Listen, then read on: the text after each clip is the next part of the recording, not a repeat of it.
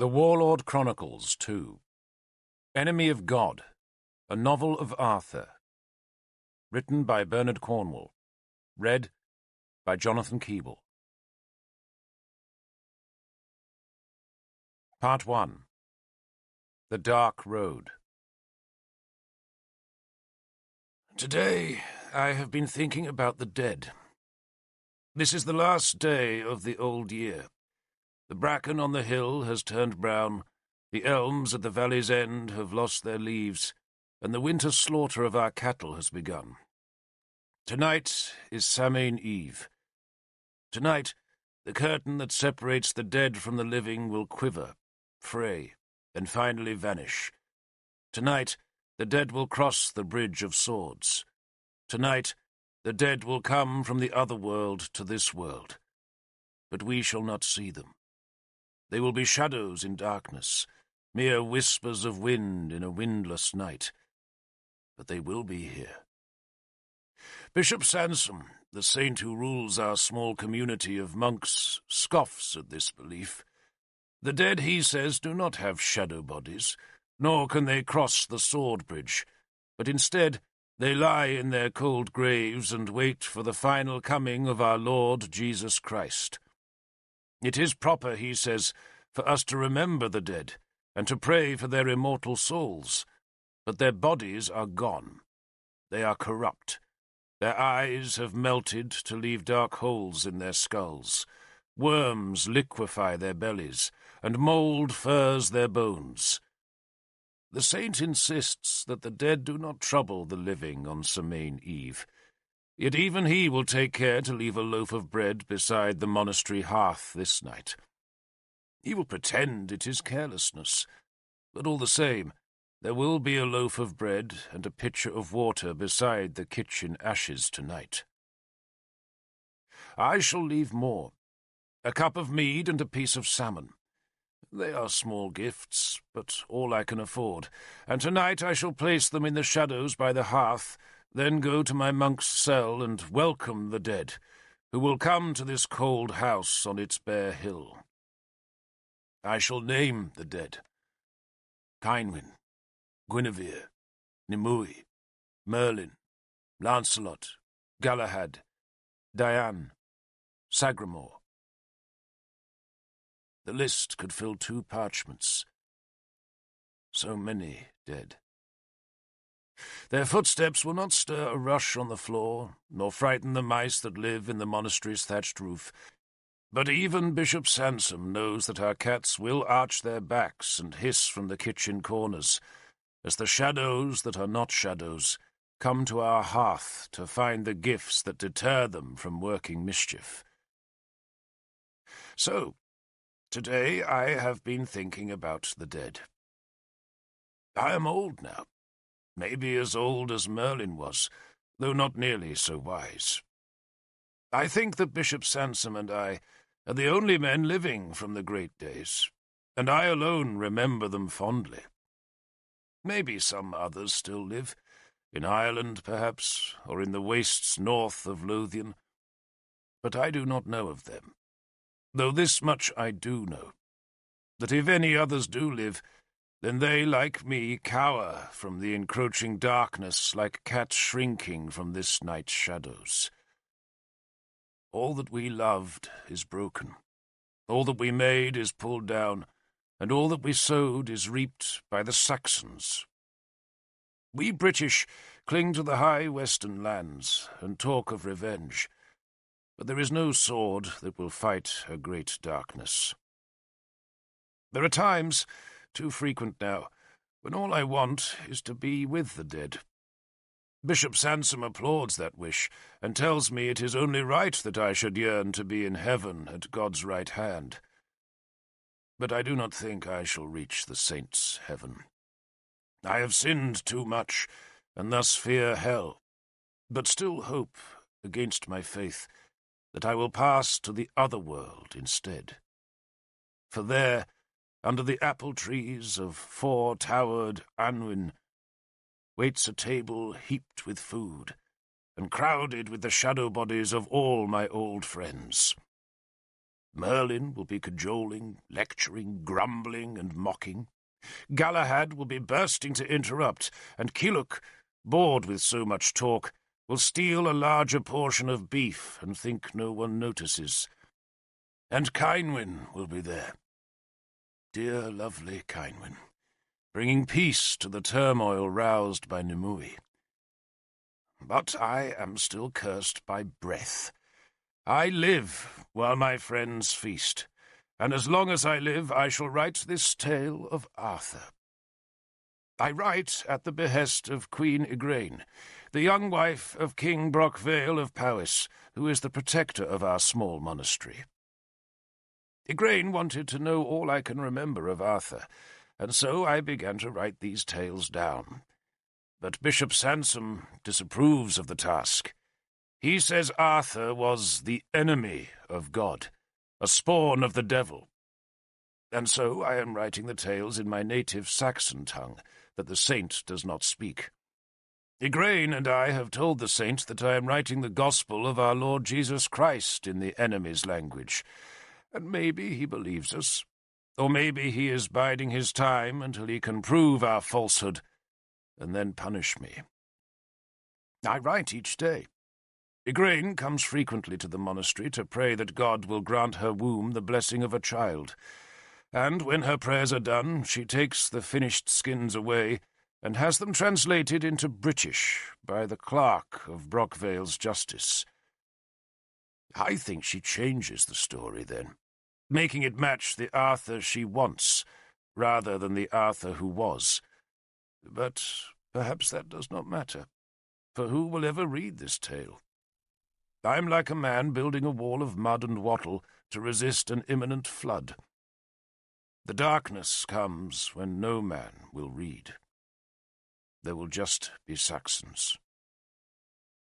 So I write about the dead, and the writing passes the time until I can join them.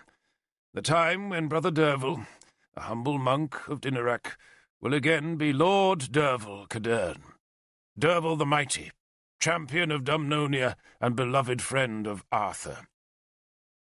But now I am just a cold old monk, scribbling memories with my one remaining hand.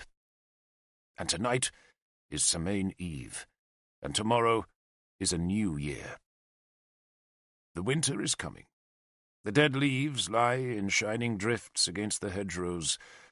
There are redwings in the stubble, gulls have flown inland from the sea, and woodcock gather under the full moon. It is a good season, Igraine tells me, to write of old things, and so she has brought me a fresh pile of skins, a flask of newly mixed ink, and a sheaf of quills. Tell me of Arthur, she says, of golden Arthur, our last and best hope, our king who never was a king, the enemy of God, and the scourge of Saxons. Tell me of Arthur. A field after battle is a dreadful thing. We had won, but there was no elation in our souls, just weariness and relief. We shivered about our fires and tried not to think of the ghouls and spirits that stalked the dark where the dead of Lugvale lay. Some of us slept, but none slept well, for the nightmares of battle's end harried us. I woke in the black hours, startled out of sleep by the memory of a spear thrust that had so nearly skewered my belly. Issa had saved me, pushing the enemy's spear away with the edge of his shield. But I was haunted by what had so nearly happened. I tried to sleep again, but the memory of that spear thrust kept me awake, and so at last, shivering and weary, I stood and drew my cloak about me. The vale was lit by guttering fires, and in the dark between the flames there drifted a miasma of smoke and river mist. Some things moved in the smoke, but whether they were ghosts or the living I could not tell. "You can't sleep, Derfel." A voice spoke softly from the doorway of the Roman building, where the body of King Gorfethid lay. I turned to see it was Arthur who watched me. "I can't sleep, Lord," I admitted. He picked his way through the sleeping warriors. He wore one of the long white cloaks that he liked so much, and in the fiery night the garment seemed to shine. There was no mud on it, or any blood, and I realized he must have kept the cloak bundled safe for something clean to wear after battle. The rest of us would not have cared if we had ended the fight stark naked so long as we lived, but Arthur was ever a fastidious man. He was bareheaded, and his hair still showed the indentations where the helmet had clasped his skull. "I never sleep well after battle," he said. "Not for a week, at least. Then comes a blessed night of rest." He smiled at me. "I am in your debt." "No, Lord," I said. Though in truth he was in my debt. Sagramore and I had held Lugvale all that long day, fighting in the shield wall against a vast horde of enemies, and Arthur had failed to rescue us. A rescue had come at last, and victory with it, but of all Arthur's battles, Lugvale was the nearest to a defeat. Until the last battle. "I, at least, will remember the debt," he said fondly, "even if you do not. It is time to make you wealthy, Derfel. You and your men." He smiled and took my elbow to lead me to a bare patch of earth, where our voices would not disturb the restless sleep of the warriors who lay closer to the smoking fires. The ground was damp, and rain had puddled in the deep scars left by the hooves of Arthur's big horses. I wondered if horses dreamed of battle, then wondered if the dead, newly arrived in the other world, still shuddered at the memory of the sword stroke or spear blow that had sent their souls across the bridge of swords. "I suppose Gunlius is dead?" Arthur interrupted my thoughts. "Dead, Lord," I confirmed. The king of Siluria had died earlier in the evening, but I had not seen Arthur since the moment when Nimue had pinched out her enemy's life. "I heard him screaming," Arthur said in a matter-of-fact voice. "All Britain must have heard him screaming," I answered, just as dryly. Nimue had taken the king's dark soul piece by piece, all the while crooning her revenge on the man who had raped her and taken one of her eyes. "So Siluria needs a king," Arthur said, then stared down the long vale to where the black shapes drifted in the mist and smoke. His clean-shaven face was shadowed by the flames, giving him a gaunt look. He was not a handsome man, but nor was he ugly. Rather, he had a singular face, long, bony, and strong. In repose, it was a rueful face, suggesting sympathy and thoughtfulness, but in conversation it was animated by enthusiasm and a quick smile. He was still young then, just 30 years old, and his short-cropped hair was untouched by grey. "Come." He touched my arm and gestured down the vale. "You'd walk among the dead." I pulled back aghast. I would have waited till dawn had chased the ghouls away, before venturing away from the protective firelight. "We made them into the dead, Derfel. You and I," Arthur said. "So they should fear us, should they not?" He was never a superstitious man, not like the rest of us who craved blessings, treasured amulets, and watched every moment for omens that might warn against dangers. Arthur moved through that spirit world like a blind man. "Come," he said, touching my arm again. So we walked into the dark. They were not all dead, those things that lay in the mist, for some called piteously for help, but Arthur, normally the kindest of men, was deaf to the feeble cries. He was thinking about Britain. "I'm going south tomorrow," he said, "to see Tudric." King Tudric of Gwent was our ally, but he had refused to send his men to Lugvale, believing that victory was impossible. The king was in our debt now, for we had won his war for him. But Arthur was not a man to hold a grudge. "I'll ask Tudric to send men east to face the Saxons," Arthur went on. "But I'll send Sagramore as well. That should hold the frontier through the winter. Your men," he gave me a swift smile, "deserve a rest. The smile told me that there would be no rest. "They will do whatever you ask," I answered dutifully. I was walking stiffly, wary of the circling shadows and making the sign against evil with my right hand.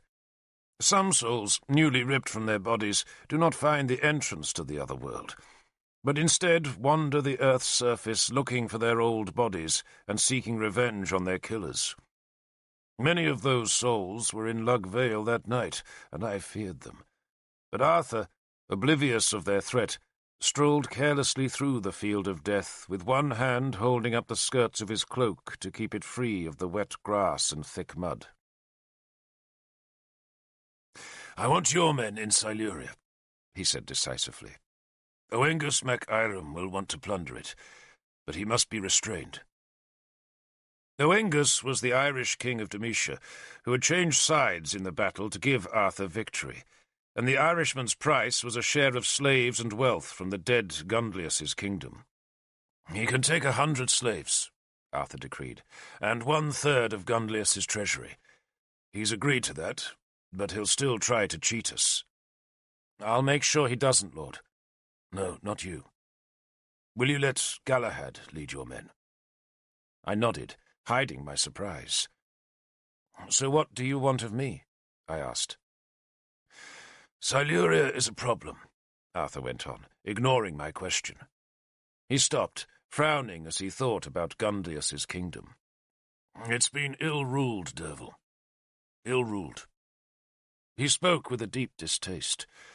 To the rest of us, corrupt government was as natural as snow in winter, or flowers in the springtime. But Arthur was genuinely horrified by it. These days, we remember Arthur as a warlord, as the shining man in polished armour who carried a sword into legend. But he would have wanted to be remembered as nothing but a good, honest, and just ruler. The sword gave him power, but he gave that power to the law. "It isn't an important kingdom," he continued, "but it will make endless trouble if we don't put it right."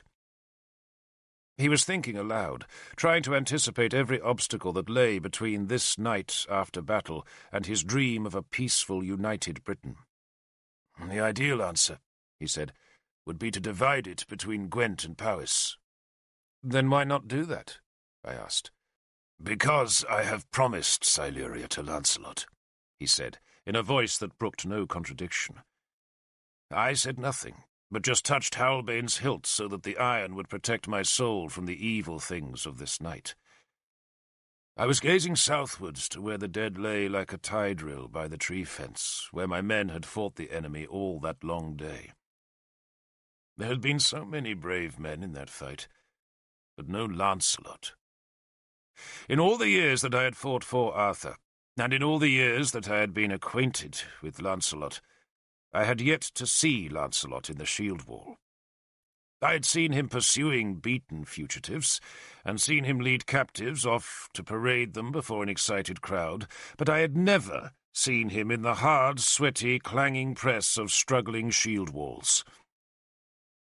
He was the exiled king of Benwick, unthroned by the horde of Franks that had erupted out of Gaul to sweep his father's kingdom into oblivion, and not once, so far as I knew, had he ever carried a spear against a Frankish warband. Yet bards throughout the length and breadth of Britain sang of his bravery. He was Lancelot, the king without land, the hero of 100 fights, the sword of the Britons, the handsome lord of sorrows, the paragon. And all of that high reputation was made by song, and none of it, so far as I knew, with a sword. I was his enemy, and he mine, but both of us were friends of Arthur, and that friendship kept our enmity in an awkward truce. Arthur knew my hostility. He touched my elbow so that we both walked on south towards the tide rill of the dead.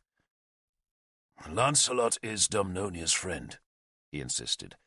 "So if Lancelot rules Siluria, then we shall have nothing to fear from it. And if Lancelot marries Cynwyn, then Powys will support him too." There. It was said. And now my hostility was brittle with anger, Yet still I said nothing against Arthur's scheme. What could I say? I was the son of a Saxon slave, a young warrior with a band of men but no land, and Cynwyn was a princess of Powys. She was called Seren, the Star, and she shone in a dull land like a spark of the sun fallen into mud. She had been betrothed to Arthur, but had lost him to Guinevere, and that loss had brought on the war that had just ended in the slaughter of Lug Vale. Now, for peace, Cynwyn must marry Lancelot, my enemy, while I, a mere nothing, was in love with her. I wore her brooch, and I carried her image in my thoughts. I had even sworn an oath to protect her, and she had not spurned the oath. Her acceptance had filled me with an insane hope that my love for her was not hopeless. But it was. Cynwyn was a princess, and she must marry a king, and I was a slave-born spearman, and would marry where I could. So I said nothing about my love for Cynwyn, and Arthur, who was disposing of Britain in this night after his victory, suspected nothing. And why should he? If I had confessed to him that I was in love with Cynwyn, he would have thought it as outrageous an ambition as a dunghill rooster wanting to mate with an eagle. "You know Cynwyn, don't you?" he asked me. "Yes, Lord." "And she likes you," he said, only half as a question. "So I dare to think," I said truthfully, remembering Cynwyn's pale, silvery beauty, and loathing the thought of it being given into Lancelot's handsome keeping. "She likes me well enough," I went on, "to have told me she has no enthusiasm for this marriage." "Why should she?" Arthur asked. "She's never met Lancelot. I don't expect enthusiasm from her, Derfel. Just obedience." I hesitated. Before the battle, when Tudric had been so desperate to end the war that threatened to ruin his land, I had gone on a peace mission to Gorfithid. The mission had failed, but I had talked with Cynwyn, and told her of Arthur's hope that she should marry Lancelot. She had not rejected the idea, but nor had she welcomed it. Back then, of course, no one believed Arthur could defeat Cynwyn's father in battle, but Cynwyn had considered that unlikely possibility, and had asked me to request one favour of Arthur if he should win. She wanted his protection, and I, falling so hard in love with her, translated that request as a plea that she should not be forced into a marriage she did not want. I told Arthur now that she had begged his protection. "She's been betrothed too often, Lord," I added, "and too often disappointed, and I think she wants to be left alone for a time." "Time?" Arthur laughed. "She hasn't got time, Derfel. She's nearly 20. She can't stay unmarried like a cat that won't catch mice. And who else can she marry?" He walked on a few paces. "She has my protection," he said, "but what better protection could she want than to be married to Lancelot and placed on a throne?" "And what about you?" he asked suddenly. "Me, Lord?" For a moment I thought he was proposing that I should marry Cynwyn, and my heart leapt. "You're nearly 30, he said, "and it's time you were married. We'll see to it when we're back in Dumnonia. But for now I want you to go to Powys." "Me, Lord? Powys?" We had just fought and defeated Powys's army, and I could not imagine that anyone in Powys would welcome an enemy warrior. Arthur gripped my arm. "The most important thing in the next few weeks, Derfel, is that Keenaglas is acclaimed king of Powys. He thinks no one will challenge him, but I want to be sure. I want one of my men in Caer Sus to be a witness to our friendship.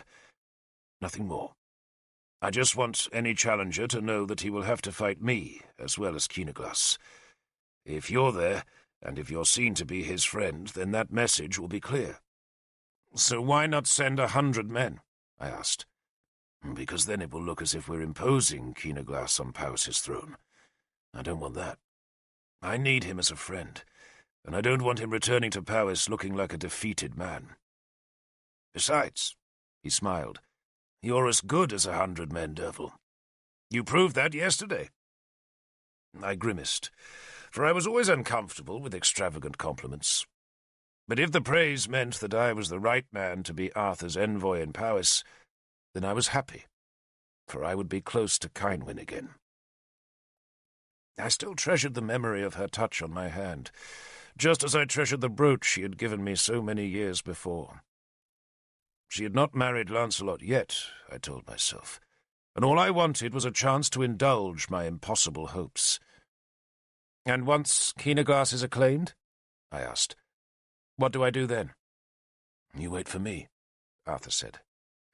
"I'm coming to Powys as soon as I can, and once we've settled the peace and Lancelot is safely betrothed, we'll go home. And next year, my friend, we'll lead the armies of Britain against the Saxons." He spoke with a rare relish for the business of making war. He was good at fighting, and he even enjoyed battle for the unleashed thrills it gave his usually so careful soul.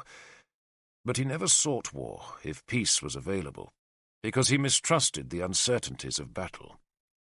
The vagaries of victory and defeat were too unpredictable, and Arthur hated to see good order and careful diplomacy abandoned to the chances of battle. But diplomacy and tact would never defeat the invading Saxons, who were spreading westwards across Britain like vermin. Arthur dreamed of a well-ordered, lawfully governed, peaceful Britain, and the Saxons were no part of that dream. "We'll march in the spring?" I asked him. "When the first leaves show." "Then I would ask one favour of you first." "Name it," he said, delighted that I should want something in return for helping to give him victory. "I want to march with Merlin, Lord," I said. He did not answer for a while. He just stared down at the damp ground where a sword lay with its blade bent almost double. Somewhere in the dark a man moaned, cried out, then was silent. "The cauldron," Arthur said at last, his voice heavy. "Yes, Lord," I said. Merlin had come to us during the battle, and pleaded that both sides should abandon the fight and follow him on a quest to find the cauldron of Clithno Ethin. The cauldron was the greatest treasure of Britain, the magical gift of the old gods, and it had been lost for centuries. Merlin's life was dedicated to retrieving those treasures, and the cauldron was his greatest prize. If he could find the cauldron, he told us, he could restore Britain to her rightful gods. Arthur shook his head. "Do you really think the cauldron of Clithno Ethin has stayed hidden all these years?" he asked me. "Through all the Roman years? It was taken to Rome, Derfel, and it was melted down for pins or brooches or coins. There is no cauldron."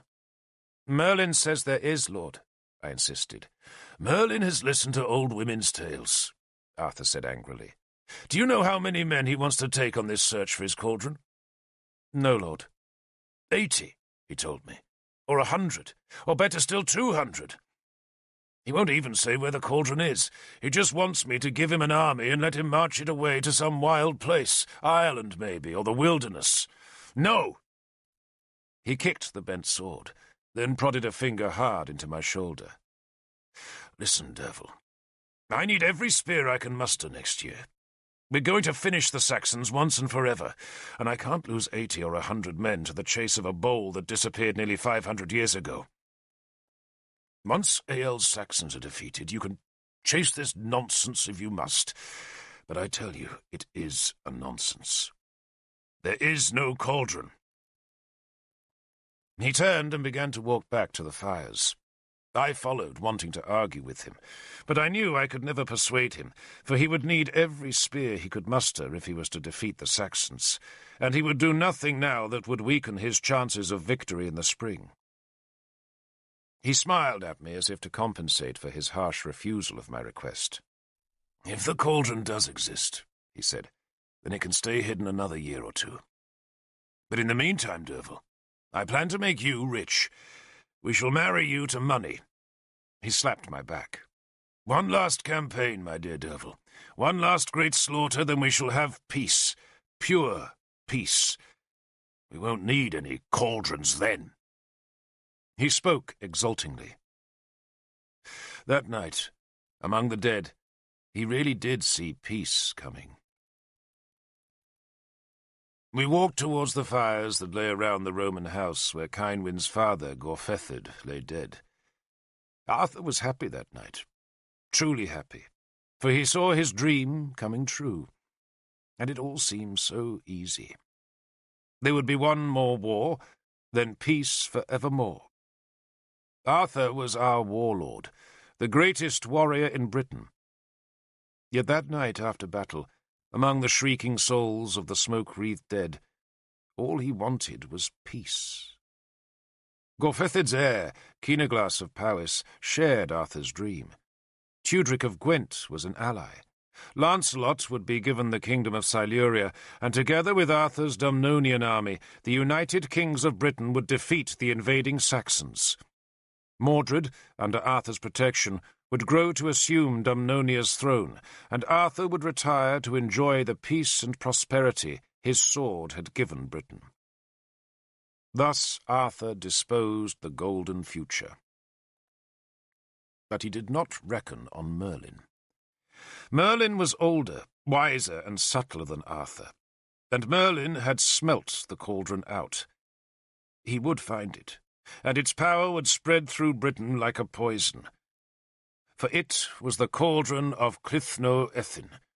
It was the cauldron that broke men's dreams. And Arthur, for all his practicality, was a dreamer. In Caersus, the leaves were heavy with the last ripeness of summer. I had travelled north with King Kynaglas and his defeated men, and so I was the only Dumnonian present when the body of King Gorfethid was burned on Dolforwin's summit. I saw the flames of his balefire gust huge in the night, as his soul crossed the Bridge of Swords to its shadow body in the other world. The fire was surrounded by a double ring of Powys's spearmen, who carried flaming torches that swayed together as they sang the death lament of Beli Mar. They sang for a long time, and the sound of their voices echoed from the near hills like a choir of ghosts. There was much sorrow in Caersus. So many in the land had been made widows and orphans, and on the morning after the old king was burned, and when his balefire was still sending a pyre of smoke towards the northern mountains, there was still more sorrow when the news of Ratai's fall arrived. Ratai had been a great fortress on Powys's eastern frontier, but Arthur had betrayed it to the Saxons to buy their peace, while he fought against Gorfethid. None in Powys knew of Arthur's treachery yet, and I did not tell them. I did not see Cynwyn for 3 days, for they were the days of mourning for Gorfethid, and no women went to the balefire. Instead, the women of Powys's court wore black wool, and were shut up inside the women's hall. No music was played in the hall, only water was given for drink, and their only food was dry bread and a thin gruel of oats. Outside the hall, the warriors of Powys gathered for the new king's acclamation, and I, obedient to Arthur's orders, tried to detect whether any man would challenge Kynaglas's right to the throne, but I heard no whisper of opposition. At the end of the 3 days, the door of the women's hall was thrown open. A maidservant appeared in the doorway and scattered rue on the hall's threshold and steps, and a moment later a billow of smoke gushed from the door, and we knew the women were burning the old king's marriage bedding. The smoke swirled from the hall's door and windows, and only when the smoke had dissipated did Cheleth, now Queen of Powys, come down the steps to kneel before her husband, King Kynaglas of Powys. She wore a dress of white linen, which, when Kynaglas raised her, showed muddy marks where she had knelt. He kissed her, then led her back into the hall. Black-cloaked Eorwith, Powys's chief druid, followed the king into the women's hall, while outside, ringing the hall's wooden walls in ranks of iron and leather, the surviving warriors of Powys watched and waited. They waited while a choir of children chanted the love duet of Gwydion and Hranrod, the song of Rhiannon, and then every long verse of Gorfanon's march of Caer Idion. And it was only when that last song was finished that Eorwith, now robed in white and carrying a black staff tipped with mistletoe, came to the door and announced that the days of mourning were at last over. The warriors cheered and broke from the ranks to seek their own women. Tomorrow, Keenaglas would be acclaimed on Dolforwin's summit, and if any man wanted to challenge his right to rule Powys, then the acclamation would provide that chance. It would also be my first glimpse of Cynwyn since the battle. Next day, I stared at Cynwyn as Eorwith performed the rites of acclamation. She stood watching her brother, and I gazed at her in a kind of wonder that any woman could be so lovely. I am old now, so perhaps my old man's memory exaggerates Princess Cynwyn's beauty. But I do not think so. She was not called the Seren, the Star, for nothing. She was of average height, but very slightly built, and that slenderness gave her an appearance of fragility that was, I later learned, a deception, for Cynwyn had, above all things, a will of steel. Her hair, like mine, was fair, only hers was pale gold and sun-bright, while mine was more like the colour of dirty straw. Her eyes were blue, her demeanour was demure, and her face as sweet as honey from a wild comb. That day she was dressed in a blue linen gown that was trimmed with the black-flecked silver-white fur of a winter stoat, the same dress she had worn when she had touched my hand and taken my oath. She caught my eye once and smiled gravely, and I swear my heart checked in its beating. The rights of Powys's kingship were not unlike our own. Keenaglas was paraded about Dolforwin's stone circle. He was given the symbols of kingship, and then a warrior declared him king, and dared any man present to challenge the acclamation. The challenge was answered by silence. The ashes of the great balefire still smoked beyond the circle, to show that a king had died. But the silence about the stones was proof that a new king reigned. Then Keenaglas was presented with gifts. Arthur, I knew, would be bringing his own magnificent present, but he had given me Gorfithid's war sword that had been found on the battlefield, and I now gave it back to Gorfithid's son as a token of Dumnonia's wish to have peace with Powys. After the acclamation there was a feast in the lone hall that stood on Dolforwin's summit. It was a meagre feast, richer in mead and ale than in food, but it was a chance for Keenaglas to tell the warriors his hopes for his reign. He spoke first of the war that had just ended. He named the dead of Lugvale, and promised his men that those warriors had not died in vain. "What they achieved," he said, "is peace between the Britons, a peace between Powys and Dumnonia." That caused some growls among the warriors, but Keenaglas stilled them with a raised hand. "Our enemy," he said, and his voice was suddenly hard, "is not Dumnonia. Our enemy is the Saxon." He paused, and this time no one growled in dissent. They just waited in silence and watched their new king, who was in truth no great warrior, but a good and honest man.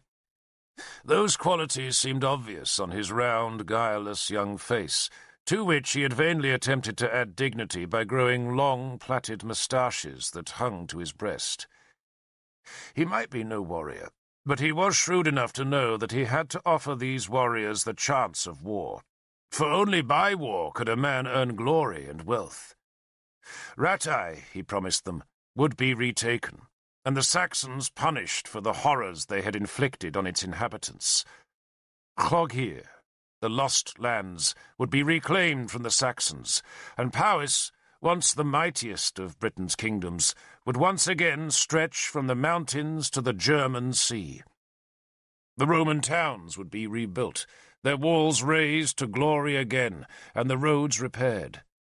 There would be farmland, booty, and Saxon slaves for every warrior in Powys. They applauded that prospect, for Keenaglas was offering his disappointed chieftains the rewards that such men always sought from their kings.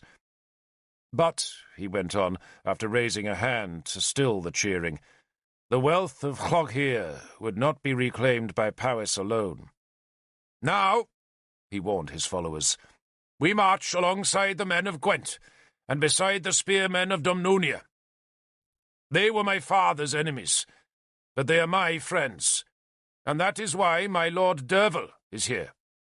He smiled at me. And that is why, he continued, under the next full moon, my dear sister will pledge her betrothal to Lancelot.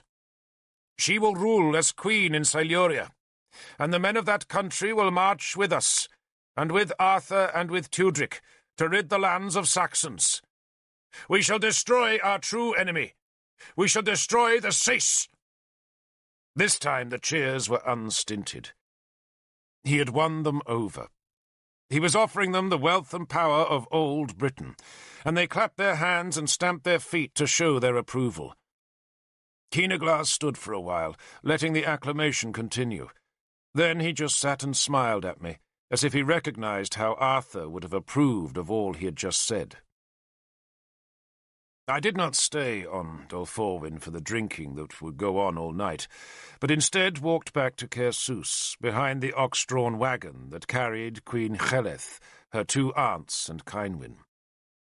The royal ladies wanted to be back in Caersws by sunset, and I went with them, not because I felt unwelcome among Keenaglas's men, but because I had found no chance to talk with Cynwyn. So, like a moonstruck calf, I joined the small guard of spearmen who escorted the wagon homewards. I dressed carefully that day, wanting to impress Cynwyn, and so I had cleaned my mail armour, brushed the mud from my boots and cloak, then woven my long fair hair into a loose plait that hung down my back. I wore her brooch on my cloak as a sign of my allegiance to her. I thought she would ignore me, for all through that long walk back to Caersws she sat in the wagon and stared away from me.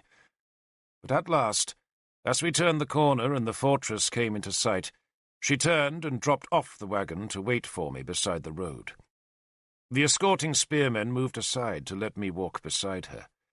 She smiled as she recognized the brooch, but made no reference to it. "We were wondering, Lord Derfel," she said instead. "What brought you here?" "Arthur wanted a Dumnonian to witness your brother's acclamation, lady," I answered. "Or did Arthur want to be sure that he would be acclaimed?" she asked shrewdly. "Well, that too," I admitted. She shrugged. "There's no one else who could be king here. My father made certain of that. There was a chieftain called Valerin who might have challenged Keenaglas for the kingship, but we hear Valerin died in the battle." "Yes, lady, he did," I said. But I did not add that it had been I who had killed Valerin in single combat by the ford at Lug Vale. "He was a brave man, and so was your father. I am sorry for you that he's dead." She walked in silence for a few paces, as Cheleth, Powys's queen, watched us suspiciously from the ox-cart. "My father," Cynwyn said after a while, "was a very bitter man, but he was always good to me." She spoke bleakly, but shed no tears. Those tears had all been wept already, and now her brother was king, and Cynwyn faced a new future. She hitched up her skirts to negotiate a muddy patch. There had been rain the night before, and the clouds to the west promised more soon. "So, Arthur comes here?" she asked. "Any day now, lady." "And brings Lancelot?" she asked. "I would think so." She grimaced. "The last time we met, Lord Derfel, I was to marry Gunlius. Now it is to be Lancelot. One king after another." "Yes, lady," I said. It was an inadequate, even a stupid answer, but I had been struck by the exquisite nervousness that ties a lover's tongue. All I ever wanted was to be with Cynwyn, but when I found myself at her side, I could not say what was in my soul. "And I am to be Queen of Siluria," Cynwyn said, without any relish at the prospect. She stopped and gestured back down the Severn's wide valley. "Just past Dolforwyn," she told me. "There's a little hidden valley with a house and some apple trees. When I was a little girl, I always used to think the other world was like that valley. A small, safe place where I could live, be happy and have children." She laughed at herself and began walking again. "All across Britain there are girls who are dreaming of marrying Lancelot and being a queen in a palace, and all I want is a small valley with its apple trees." "Lady," I said, nerving myself to say what I really wanted to say, but she immediately guessed what was on my mind and touched my arm to hush me. "I must do my duty, Lord Derfel," she said, warning me to guard my tongue. "You have my oath," I blurted out. It was as near to a confession of love as I was capable of at that moment. "I know," she said gravely. "And you are my friend, are you not?" I wanted to be more than a friend, but I nodded. "I am your friend, lady." "Then I will tell you," she said, "what I told my brother." She looked up at me, her blue eyes very serious.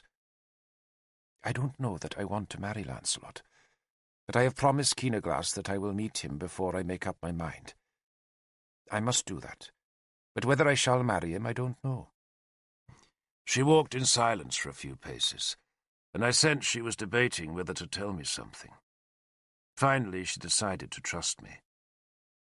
"After I saw you last," she went on, "I visited the priestess at Memesweir, and she took me to the dream cave and made me sleep on the bed of skulls.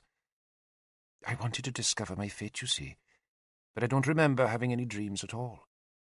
But when I woke, the priestess said that the next man who wanted to marry me would marry the dead instead." She gazed up at me. "Does that make sense?" "None, lady," I said, and touched the iron on Howelbane's hilt. Was she warning me? We had never spoken of love, but she must have sensed my yearning. "It makes no sense to me either," she confessed. "So I asked Eorwith what the prophecy meant, and he told me I should stop worrying.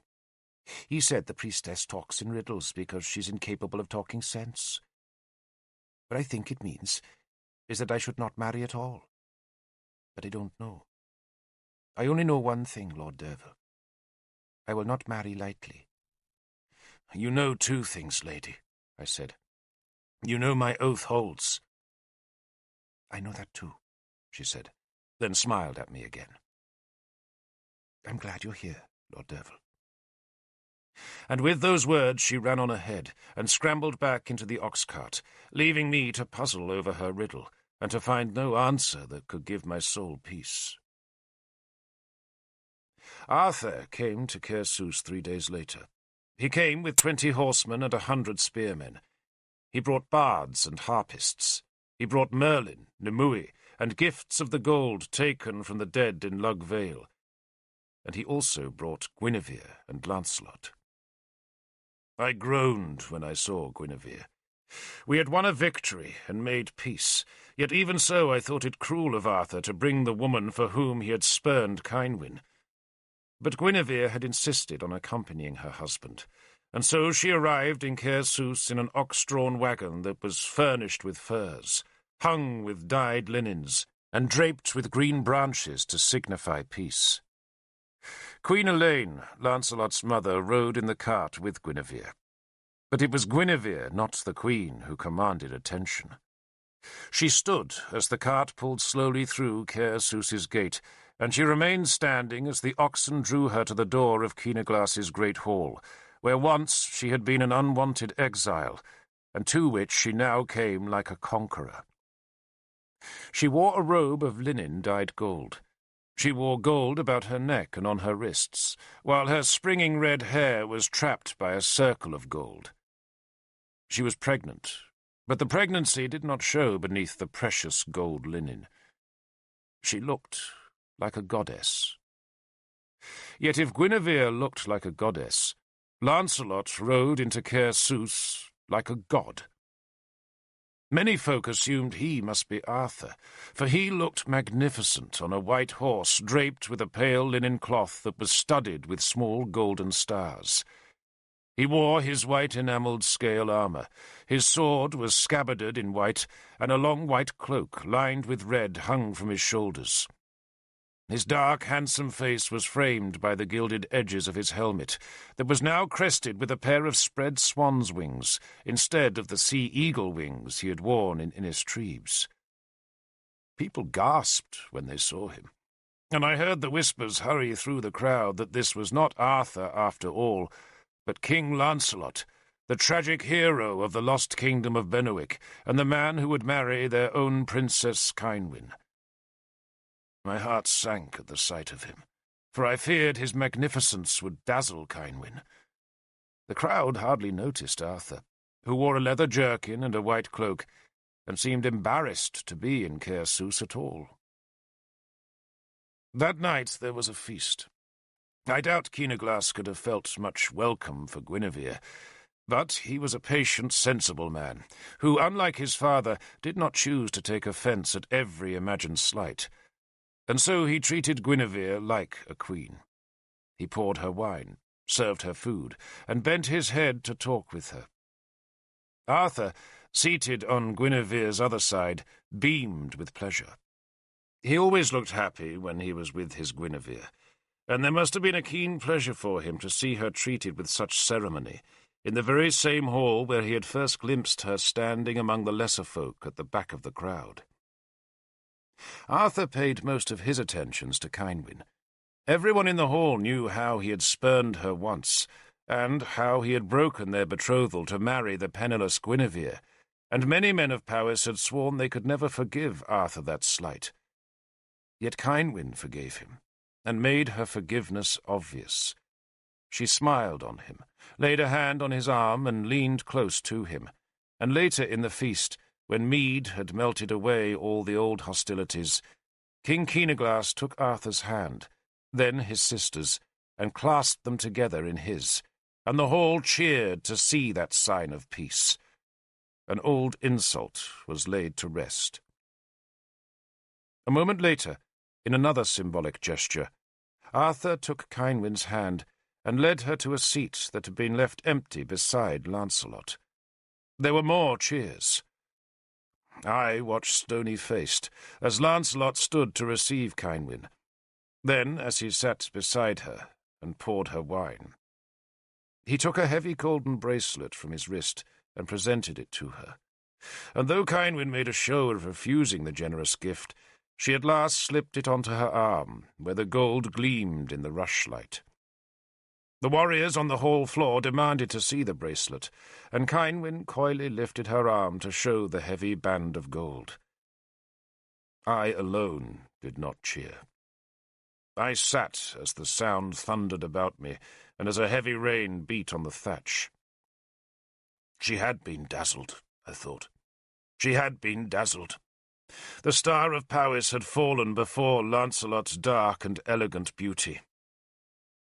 I would have left the hall there and then to carry my misery into the rain-swept night, but Merlin had been stalking the floor of the hall. At the beginning of the feast he had been seated at the high table, but he had left it to move among the warriors, stopping here and there to listen to a conversation or to whisper in a man's ear. His white hair was drawn back from his tonsure into a long plait that he had bound in a black ribbon, while his long beard was similarly plaited and bound. His face, dark as the Roman chestnuts that were such a delicacy in Dumnonia, was long, deeply lined, and amused. He was up to mischief, I thought, and I had shrunk down in my place so that he would not work that mischief on me. I loved Merlin like a father, but I was in no mood for more riddles. I just wanted to be as far from Cynwyn and Lancelot as the gods would let me go. I waited until I thought Merlin was on the far side of the hall, and that it was safe for me to leave without him spotting me. But it was just at that moment that his voice whispered in my ear. "Were you hiding from me, Derfel?" he asked. Then he gave an elaborate groan as he settled on the floor beside me. He liked pretending that his great age had made him feeble, and he made a great play of massaging his knees and groaning at the pain in his joints. Then he took the horn of mead out of my hand and drained it. "Behold the virgin princess," he said, gesturing with the empty horn towards Kynwyn, "going to her grisly fate. Let's see now." He scratched between the plaits of his beard as he thought about his next words. "A half-month till the betrothal, marriage a week or so later, then a handful of months till the child kills her. No chance of a baby coming out of those little hips without splitting her in two." He laughed. "It will be like a pussycat giving birth to a bullock. Very nasty, Derfel." He peered at me, enjoying my discomfort. "I thought," I responded sourly, "that you had made Kynwyn a charm of happiness." "So I did," he said blandly. "But what of it? Women like having babies, and if Kynwyn's happiness consists of being ripped into two bloody halves by her firstborn, then my charm will have worked, will it not?" He smiled at me. "She will never be high," I said, quoting Merlin's prophecy that he had uttered in this very hall not a month before. "And she will never be low, but she will be happy." "What a memory for trivia you do have. Isn't the mutton awful? Undercooked, you see, and it's not even hot. I can't abide cold food." Which did not stop him stealing a portion from my dish. "Do you think that being Queen of Siluria is high?" "Isn't it?" I asked sourly. "Oh, dear me, no. What an absurd idea.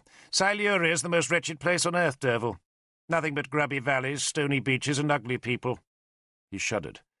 "They burn coal instead of wood, and most of the folk are black as Sagramore as a result. I don't suppose they know what washing is." He pulled a piece of gristle from his teeth and tossed it to one of the hounds that scavenged among the feasters. "Lancelot will soon be bored by Siluria. I can't see our gallant Lancelot enduring those ugly coal-blackened slugs for very long. So, if she survives childbirth, which I doubt, poor little Kynwyn will be left all alone with a heap of coal and a squalling baby. That'll be the end of her." He seemed pleased at the prospect. "Have you ever noticed, Derfel, how you find a young woman in the height of her beauty, with a face to snatch the very stars out of their heavens, and a year later you discover her stinking of milk and infant shit, and you wonder how you could ever have found her beautiful? Babies do that to women. So look on her now, Derfel. Look on her now, for she will never again be so lovely." She was lovely. And worse, she seemed happy. She was robed in white this night, and about her neck was hung a silver star looped on a silver chain. Her golden hair was bound by a fillet of silver, and silver raindrops hung from her ears. And Lancelot, that night, looked as striking as Kynwyn. He was said to be the handsomest man in Britain, and so he was if you liked his dark, thin, long, almost reptilian face. He was dressed in a black coat striped with white, wore a gold torque at his throat, and had a circle of gold binding his long black hair that was oiled smooth against his scalp before cascading down his back. His beard, trimmed to a sharp point, was also oiled.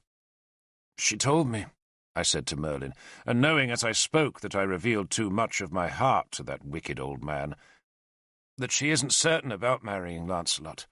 "Well, she would say that, wouldn't she?" Merlin answered, carelessly, beckoning to a slave who was carrying a dish of pork towards the high table.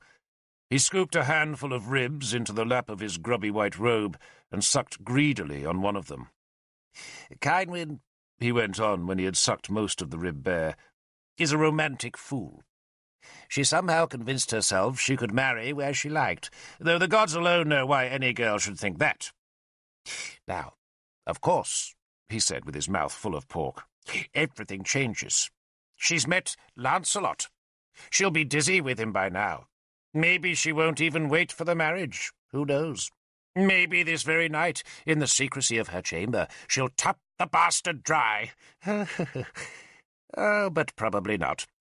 She's a very conventional girl." He said the last three words disparagingly. "Have a rib," he offered. It's time you were married." "There is no one I want to marry," I said sulkily. "Except Kynwyn, of course. But what hope did I have against Lancelot?" "Marriage is nothing to do with wanting," Merlin said scornfully. "Arthur thought it was, and what a fool for women Arthur is. What you want, Derfel, is a pretty girl in your bed, but only a fool thinks the girl and the wife have to be the same creature. Arthur thinks you should marry Gwenhwyvar." He said the name carelessly. "Gwenhwyvar?" I said too loudly. She was Guinevere's younger sister, and was a heavy, dull, pale-skinned girl whom Guinevere could not abide. I had no particular reason to dislike Gwenhwyvar, but nor could I imagine marrying such a drab, soulless, and unhappy girl. "And why ever not?" Merlin asked in pretended outrage. "A good match, Derfel. What are you, after all, but the son of a Saxon slave? And Gwenhwyvar is a genuine princess. No money, of course, and uglier than the wild sow of Clafan, but think how grateful she'll be." He leered at me. "And consider Gwenhwyvar's hips, Derfel. No danger there of a baby getting stuck. She'll spit the little horrors out like greased pips." I wondered if Arthur had really proposed such a marriage, or whether it was Guinevere's idea. More likely it was Guinevere. I watched her as she sat arrayed in gold beside Kyneglas, and the triumph on her face was unmistakable. She looked uncommonly beautiful that night. She was ever the most striking-looking woman in Britain, but on that rainy feast night in Caersus, she seemed to glow. Maybe that was because of her pregnancy, but the likelier explanation was that she was reveling in her ascendancy over these people who had once dismissed her as a penniless exile. Now, thanks to Arthur's sword, she could dispose of these people just as her husband disposed of their kingdoms. It was Guinevere, I knew, who was Lancelot's chief supporter in Dumnonia, and Guinevere who had made Arthur promise Lancelot Siluria's throne, and Guinevere who had decided that Kynwyn should be Lancelot's bride. Now, I suspected, she wanted to punish me for my hostility to Lancelot by making her inconvenient sister into my lumpen bride. "You look unhappy, Derfel," Merlin provoked me. I did not rise to the provocation. "And you, Lord?" I asked. "Are you happy?" "Do you care?" he asked airily. "I love you, Lord, like a father," I said. He hooted at that, then half choked on a sliver of pork, but was still laughing when he recovered. "Like a father. Oh, Derfel, what an absurdly emotional beast you are. The only reason I raised you was because I thought you were special to the gods. And maybe you are. The gods do sometimes choose the strangest creatures to love. So tell me, loving would-be son, does your filial love extend to service?" "What service, Lord?" I asked, though I knew well enough what he wanted. He wanted spearmen to go and seek the cauldron. He lowered his voice and leaned closer to me, though I doubt anyone could have heard our conversation in the loud, drunken hall. "Britain," he said, "suffers from two sicknesses, but Arthur and Kyneglas recognize only one." "The Saxons." He nodded. "But Britain without the Saxons will still be diseased, Derfel, for we risk losing the gods. Christianity spreads faster than the Saxons, and Christians are a bigger offence to our gods than any Saxon. If we don't restrain the Christians, then the gods will desert us utterly. And what is Britain without her gods? But if we harness the gods and restore them to Britain, then the Saxons and the Christians will both vanish. We attack the wrong disease, Derfel." I glanced at Arthur, who was listening intently to something Kyneglas was saying. Arthur was not an irreligious man, but he carried his beliefs lightly, and bore no hatred in his soul for men and women who believed in other gods. Yet Arthur, I knew, would hate to hear Merlin talk of fighting against the Christians. "And no one listens to you, Lord?" I asked Merlin. "Some," he said grudgingly. "A few, one or two. Arthur doesn't. He thinks I'm an old fool on the edge of senility. But what about you, Derfel? Do you think I'm an old fool?" "No, Lord." "And do you believe in magic, Derfel?" "Yes, Lord," I said.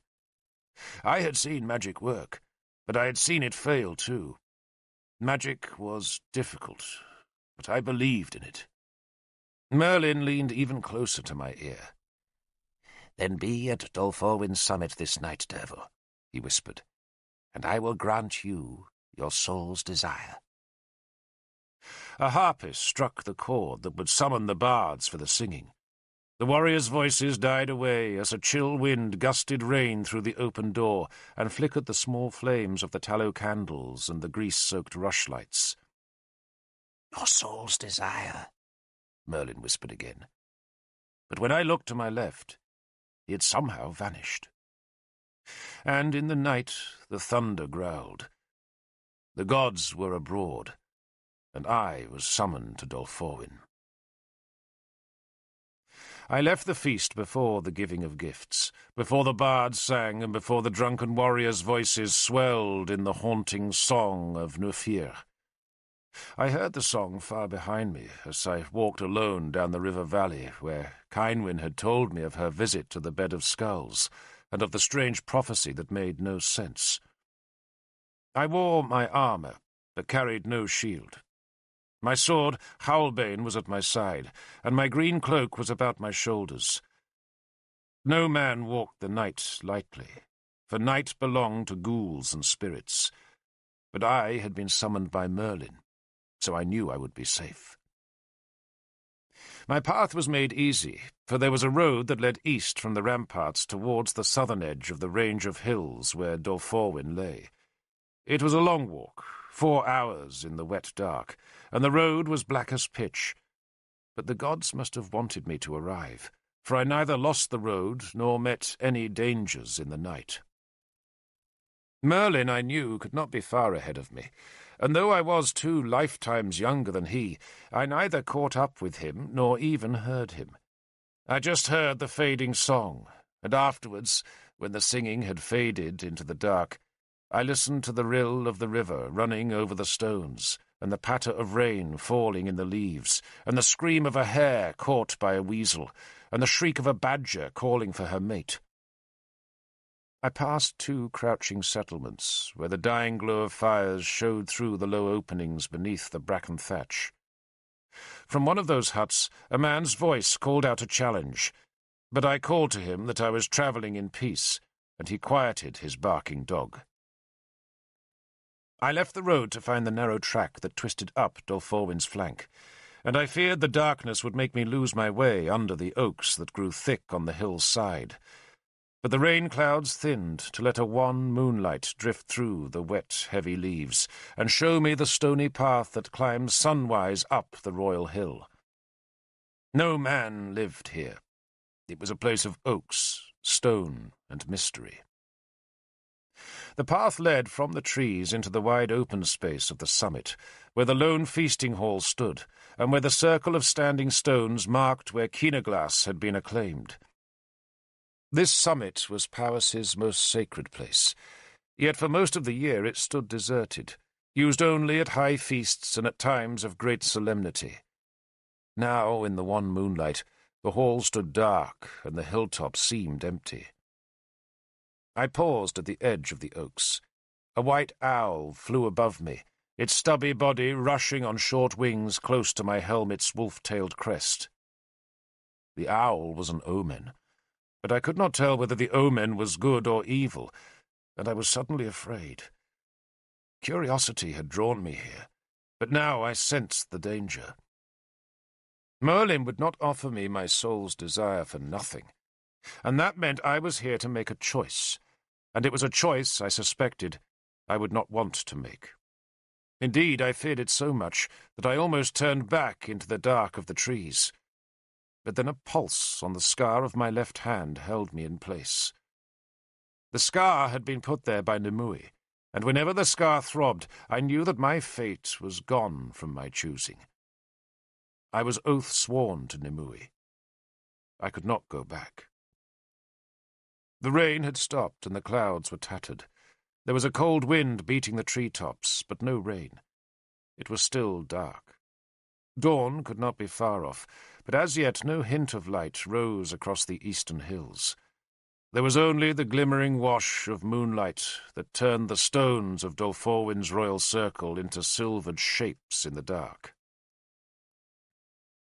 I walked towards the stone circle, and the sound of my heart seemed louder than the footfall of my heavy boots. Still no one appeared, and for a moment I wondered if this was some elaborate jest on Merlin's part. But then, in the centre of the stone ring, where the single stone of Powys's kingship lay, I saw a gleam that was brighter than any reflection of misted moonlight from rain-glossed rock. I moved closer, my heart thumping, then stepped between the circle's stones and saw that the moonlight was reflecting from a cup. A silver cup. A small silver cup, which, when I came close to the royal stone, I saw was filled with a dark, moon-glossed liquid. "Drink, Derfel?" Nimue's voice said in a whisper that barely carried above the sound of the wind in the oaks. "Drink." I turned, looking for her, but could see no one. The wind lifted my cloak and flapped some loose thatch on the hall's roof. "Drink, Derfel?" Nimue's voice said again. "Drink." I looked up into the sky and prayed to Llwch that he would preserve me. My left hand, that was now throbbing in pain, was clasped tight about Howlbane's hilt. I wanted to do the safe thing, and that I knew was to walk away and go back to the warmth of Arthur's friendship.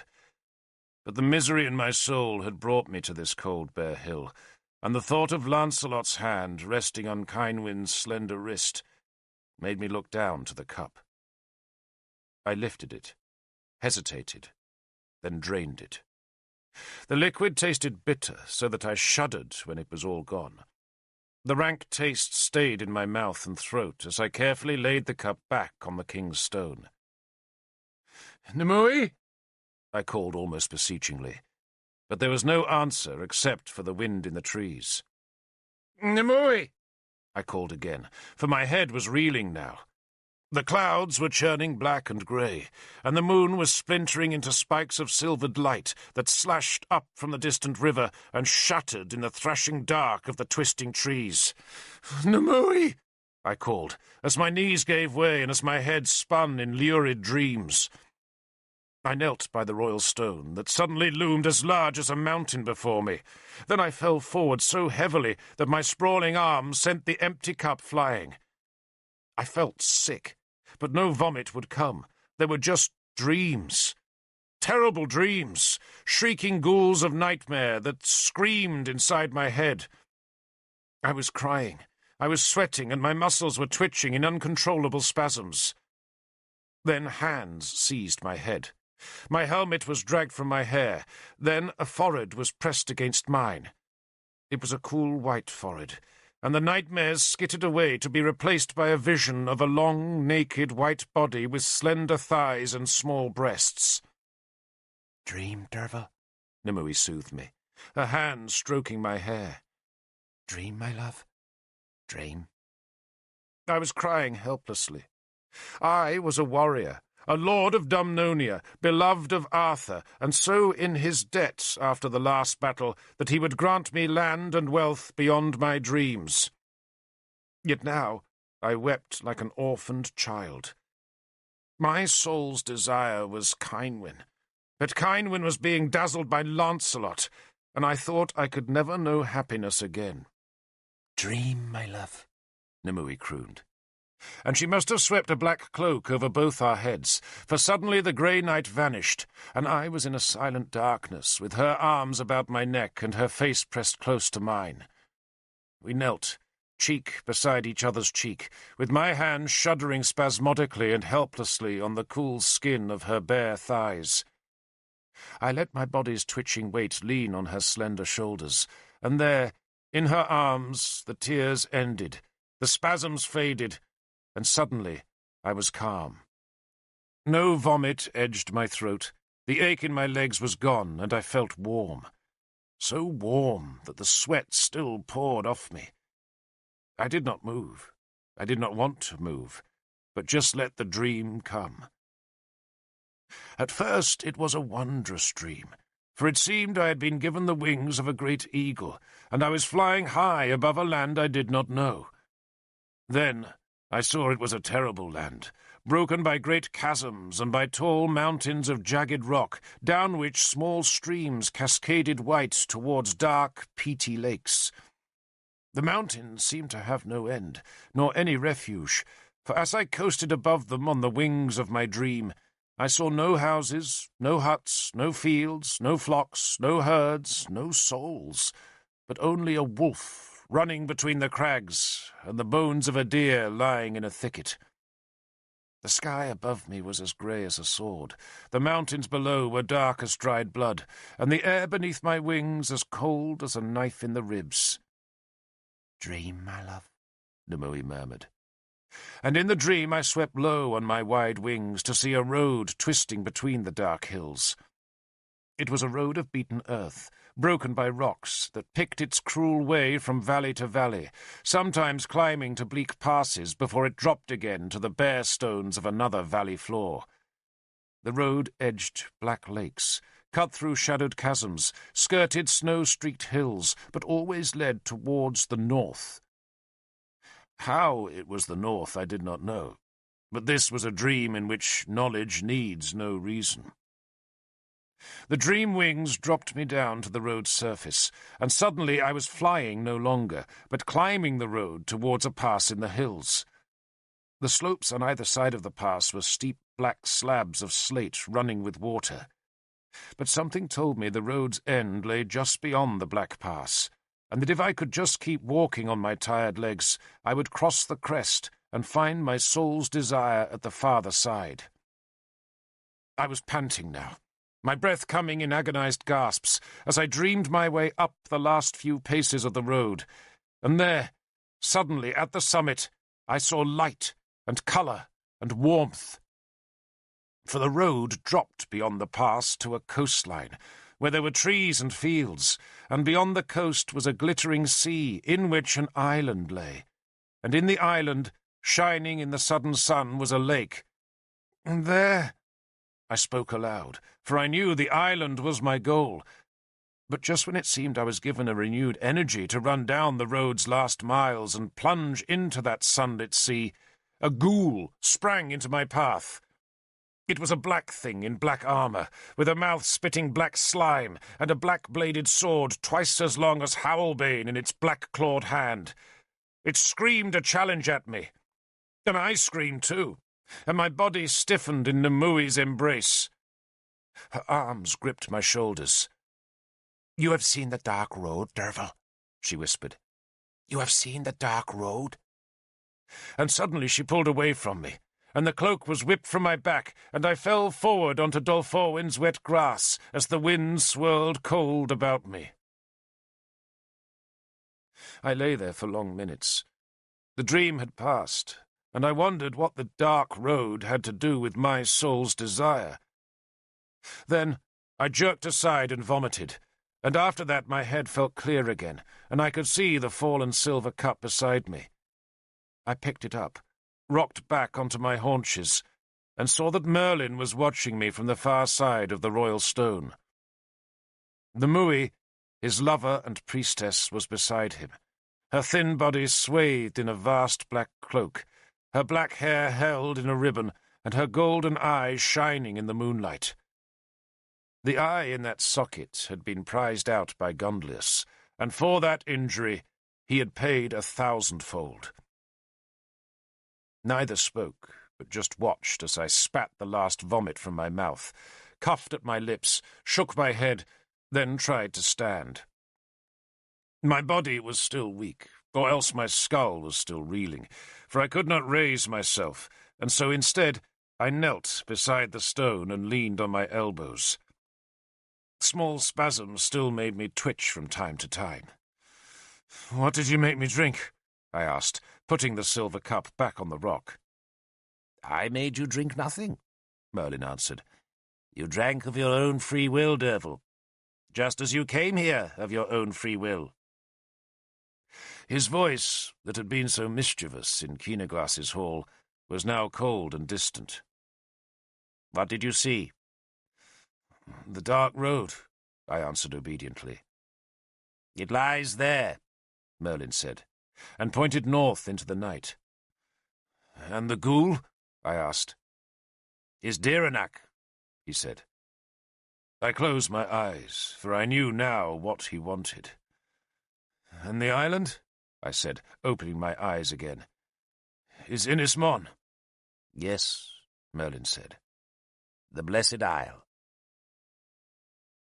Before the Romans came, and before the Saxons were even dreamed of, Britain was ruled by the gods, and the gods spoke to us from Inismon. But the island had been ravaged by the Romans, who had cut down its oaks, destroyed its sacred groves, and slaughtered its guardian druids. That black year had occurred more than 400 years before this night, yet Inismon was still sacred to the few druids who, like Merlin, tried to restore the gods to Britain. But now the Blessed Island was a part of the kingdom of Llyn, and Llyn was ruled by Diranak, the most terrible of all the Irish kings who had crossed the Irish Sea to take British land. Diranak was said to paint his shields with human blood. There was no king in all Britain more cruel or more feared, and it was only the mountains that hemmed him in, and the smallness of his army that kept him from spreading his terror south through Gwynedd. Diranak was a beast that could not be killed, a creature that lurked at the dark edge of Britain, and, by common consent, he was best left unprovoked. "You want me," I said to Merlin, "to go to Inismon?" "I want you to come with us to Inismon," he said, indicating Nimue. "With us and a virgin." "A virgin?" I asked. "Because only a virgin, Derfel, can find the cauldron of Clithno Ethin, and none of us, I think, qualifies." He added the last words sarcastically. "And the cauldron," I said slowly, "is on Inismon." Merlin nodded, and I shuddered to think of such an errand. The cauldron of Clithno Ethin was one of the 13 magical treasures of Britain that had been dispersed when the Romans had laid waste Inismon, and Merlin's final ambition of his long life was to reassemble the treasures. But the cauldron was his real prize. With the cauldron, he claimed, he could control the gods and destroy the Christians. And that was why, with a bitter-tasting mouth and a belly rank with sourness, I was kneeling on a wet hilltop in Powys. "My job," I said to Merlin, "is to fight the Saxons." "Fool!" Merlin snapped. "The war against the Sace is lost unless we regain the treasures." "Arthur doesn't agree." "Then Arthur is a fool as great as you. What do the Saxons matter, fool, if our gods have deserted us?" "I'm sworn to Arthur's service," I protested. "You are sworn to my bidding too," Nimue said, holding up her left hand to show the scar that matched mine. "But I want no man on the dark road," Merlin said, "who does not come willingly. You must choose your loyalty, Derfel. But I can help you choose." He swept the cup off the rock and put in its place a heap of the rib bones that he had taken from Keenaglass's hall. He knelt, picked up one bone and placed it in the centre of the royal stone. "This is Arthur," he said. "And this," he took another bone, "is Keenaglass. And this," he laid a third bone so that it made a triangle with the first two, "we shall speak of later. This," he laid a fourth bone across one of the triangle's corners, "is Tudric of Gwent. And this is Arthur's alliance with Tudric. And this is his alliance with Keenaglass." The second triangle was thus formed on top of the first, and the two now resembled a crude six-pointed star. "This is Elmet." He began the third layer that was parallel with the first. "And this is Siluria. And this bone," he held up the last, "is the alliance of all those kingdoms. There." He leaned back and gestured at the precarious tower of bones standing at the stone centre. "You see, Derfel, Arthur's careful scheme. Though I tell you, I promise you, that without the treasures the scheme will fail." He fell silent. I stared at the 9 bones. All of them, except for the mysterious third bone, were still hung with scraps of meat, tendon and gristle. It was just that third bone that had been scraped clean and white. I touched it very gently with my finger, taking care not to disturb the fragile balance of the squat tower. "And what is the third bone?" I asked. Merlin smiled. "The third bone, Derfel," he said, "is the marriage between Lancelot and Cynwyn." He paused. "Take it." I did not move. To take the third bone would be to collapse Arthur's fragile network of alliances that were his best, indeed his only hope of defeating the Saxons. Merlin sneered at my reluctance. Then he took hold of the third bone, but he did not pull it free. "The gods hate order," he snarled at me. "Order, Derfel, is what destroys the gods, so they must destroy order." He pulled the bone out, and the pile immediately collapsed into chaos. "Arthur must restore the gods, Derfel," Merlin said, "if he is to bring peace to all Britain." He held the bone out to me. "Take it." I did not move. "It is just a pile of bones," Merlin said.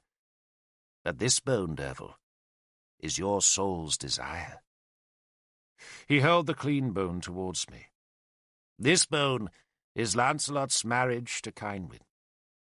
Snap this bone in two, Derfel, and the marriage will never happen.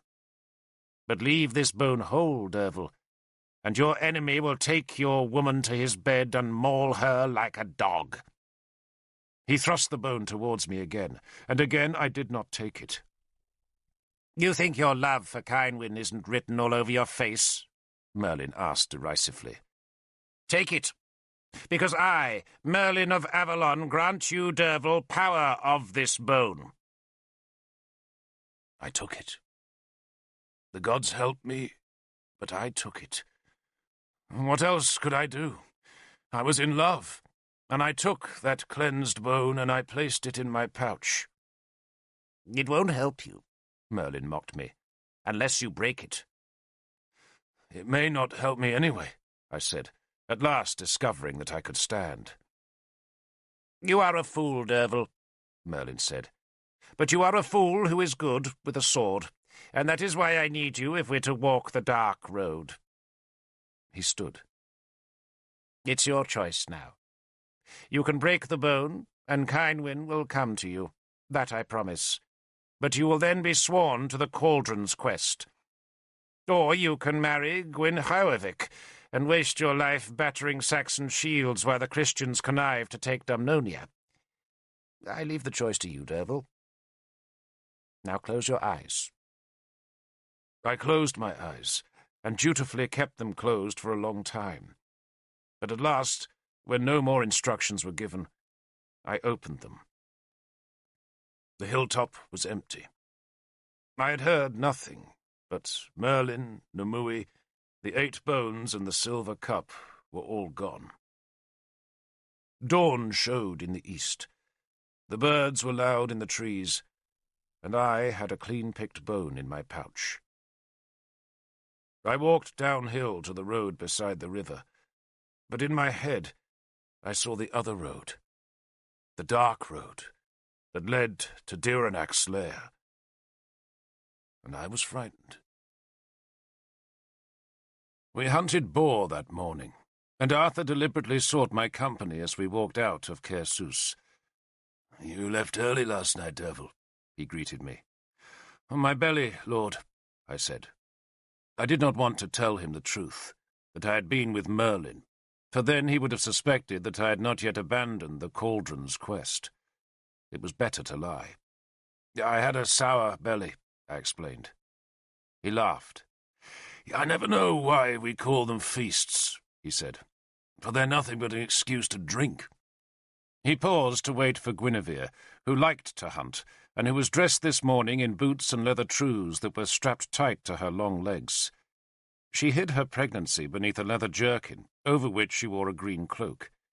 She had brought a brace of her beloved deerhounds, and she handed me their leashes so that Arthur could carry her through the ford that lay beside the old fortress.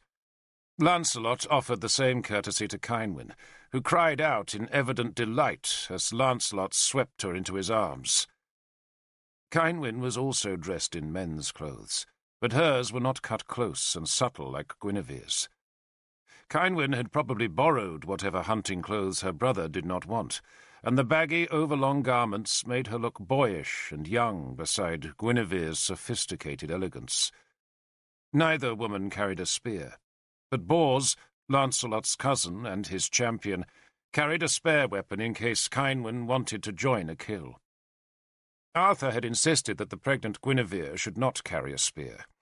"You must take care today," he said, as he restored her to her feet on the Severn's southern bank.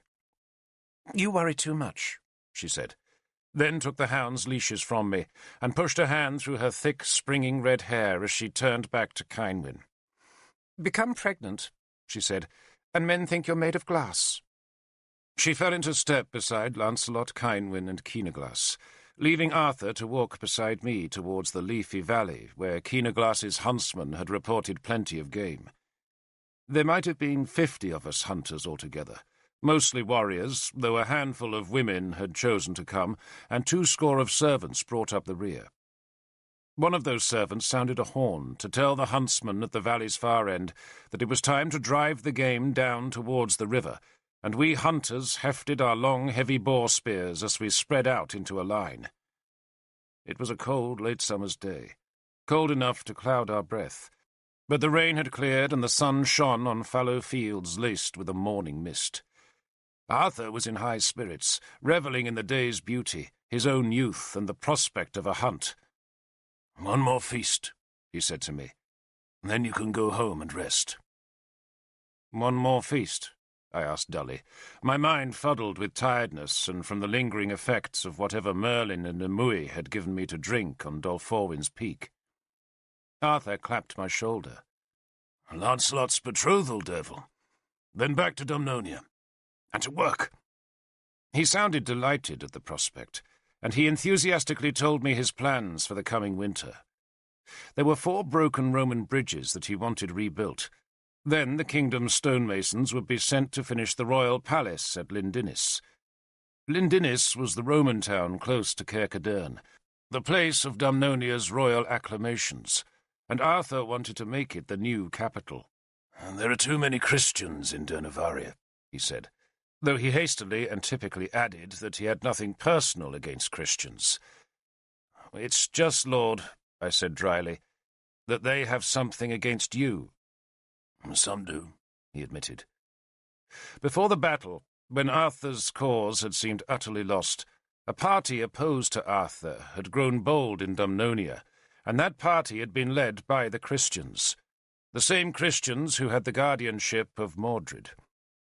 The immediate cause of their hostility had been a loan that Arthur had forced from the church to pay for the campaign that ended in Lug Vale, and that loan had sparked a bitter enmity. It was odd, I thought, how the church preached the merits of poverty, but never forgave a man for borrowing its money. "I wanted to talk to you of Mordred," Arthur said, explaining why he had sought my company on this fine morning.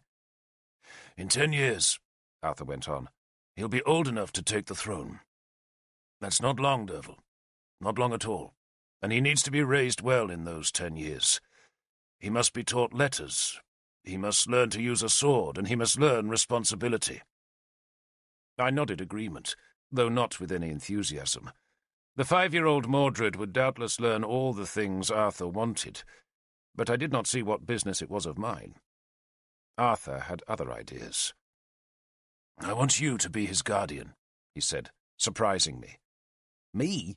I exclaimed. "Nabur cares more about his own advancement than he does about Mordred's character," Arthur said. Nabur was the Christian magistrate who was the Child King's present guardian, and it was Nabur who had plotted most vigorously to destroy Arthur's power. Nabor and, of course, Bishop Sansom.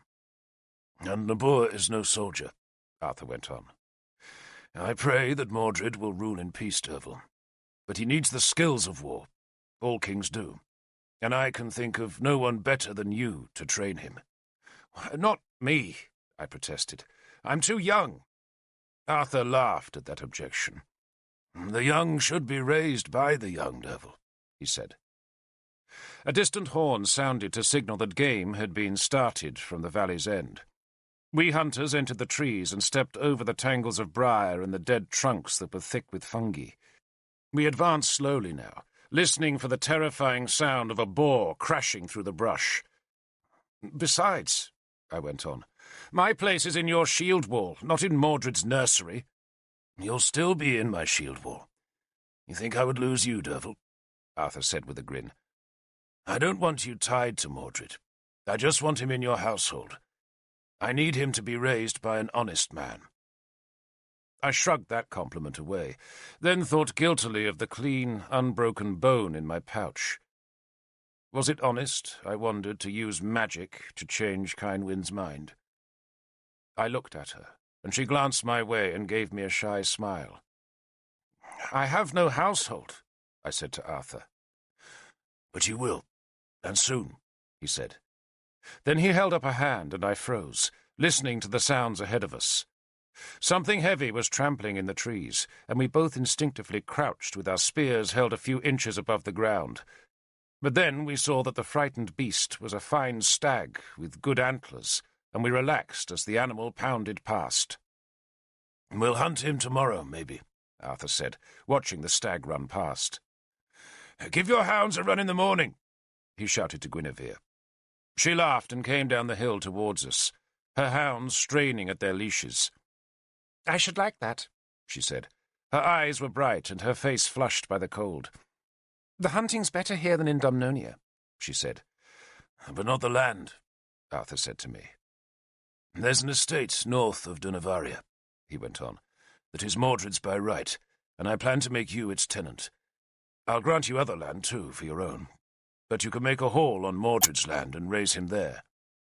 You know the estate, Guinevere said. It's the one north of Gilead's holding. I know it, I said. The estate had good riverland for crops and fine uplands for sheep. But I'm not sure I know how to raise a child, I grumbled. The horns sounded loud ahead, and the huntsman's hounds were baying.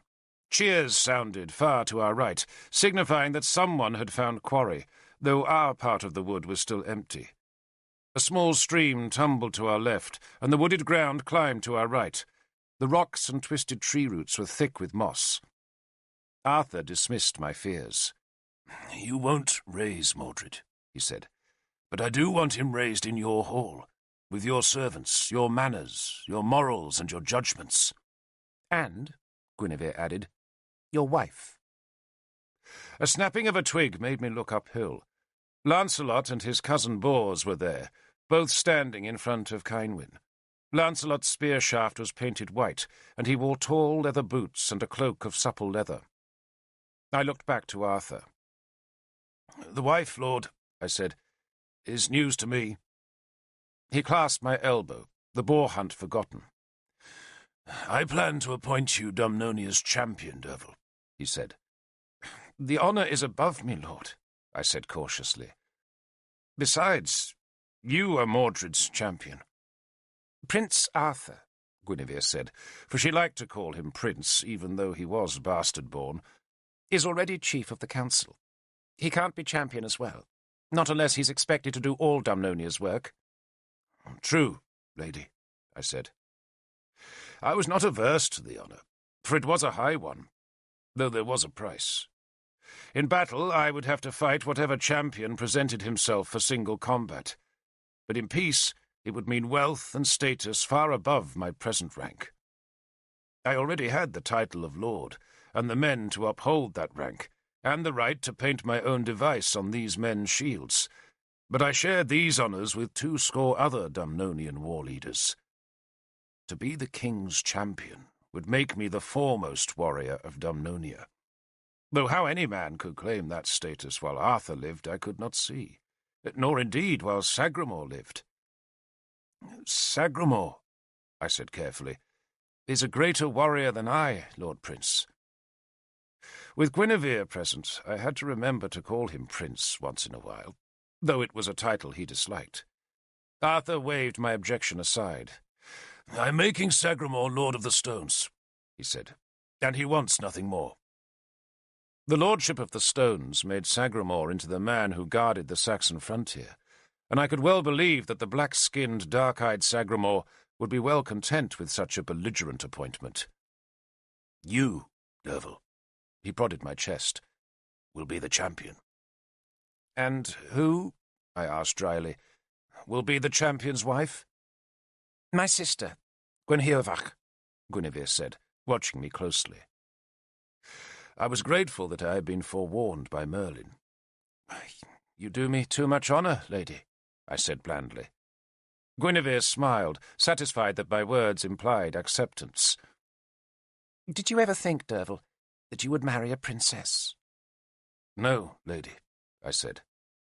Gwenhwyvarch, like Guinevere, was indeed a princess of Henisweiren, though Henisweiren was no more. That sad kingdom was now called Chréan, and was ruled by the dark Irish invader, King Diranach. Guinevere yanked the leashes to subdue her excited hounds. "You can be betrothed when we return to Dumnonia," she said. "Gwenhwyvarch has agreed."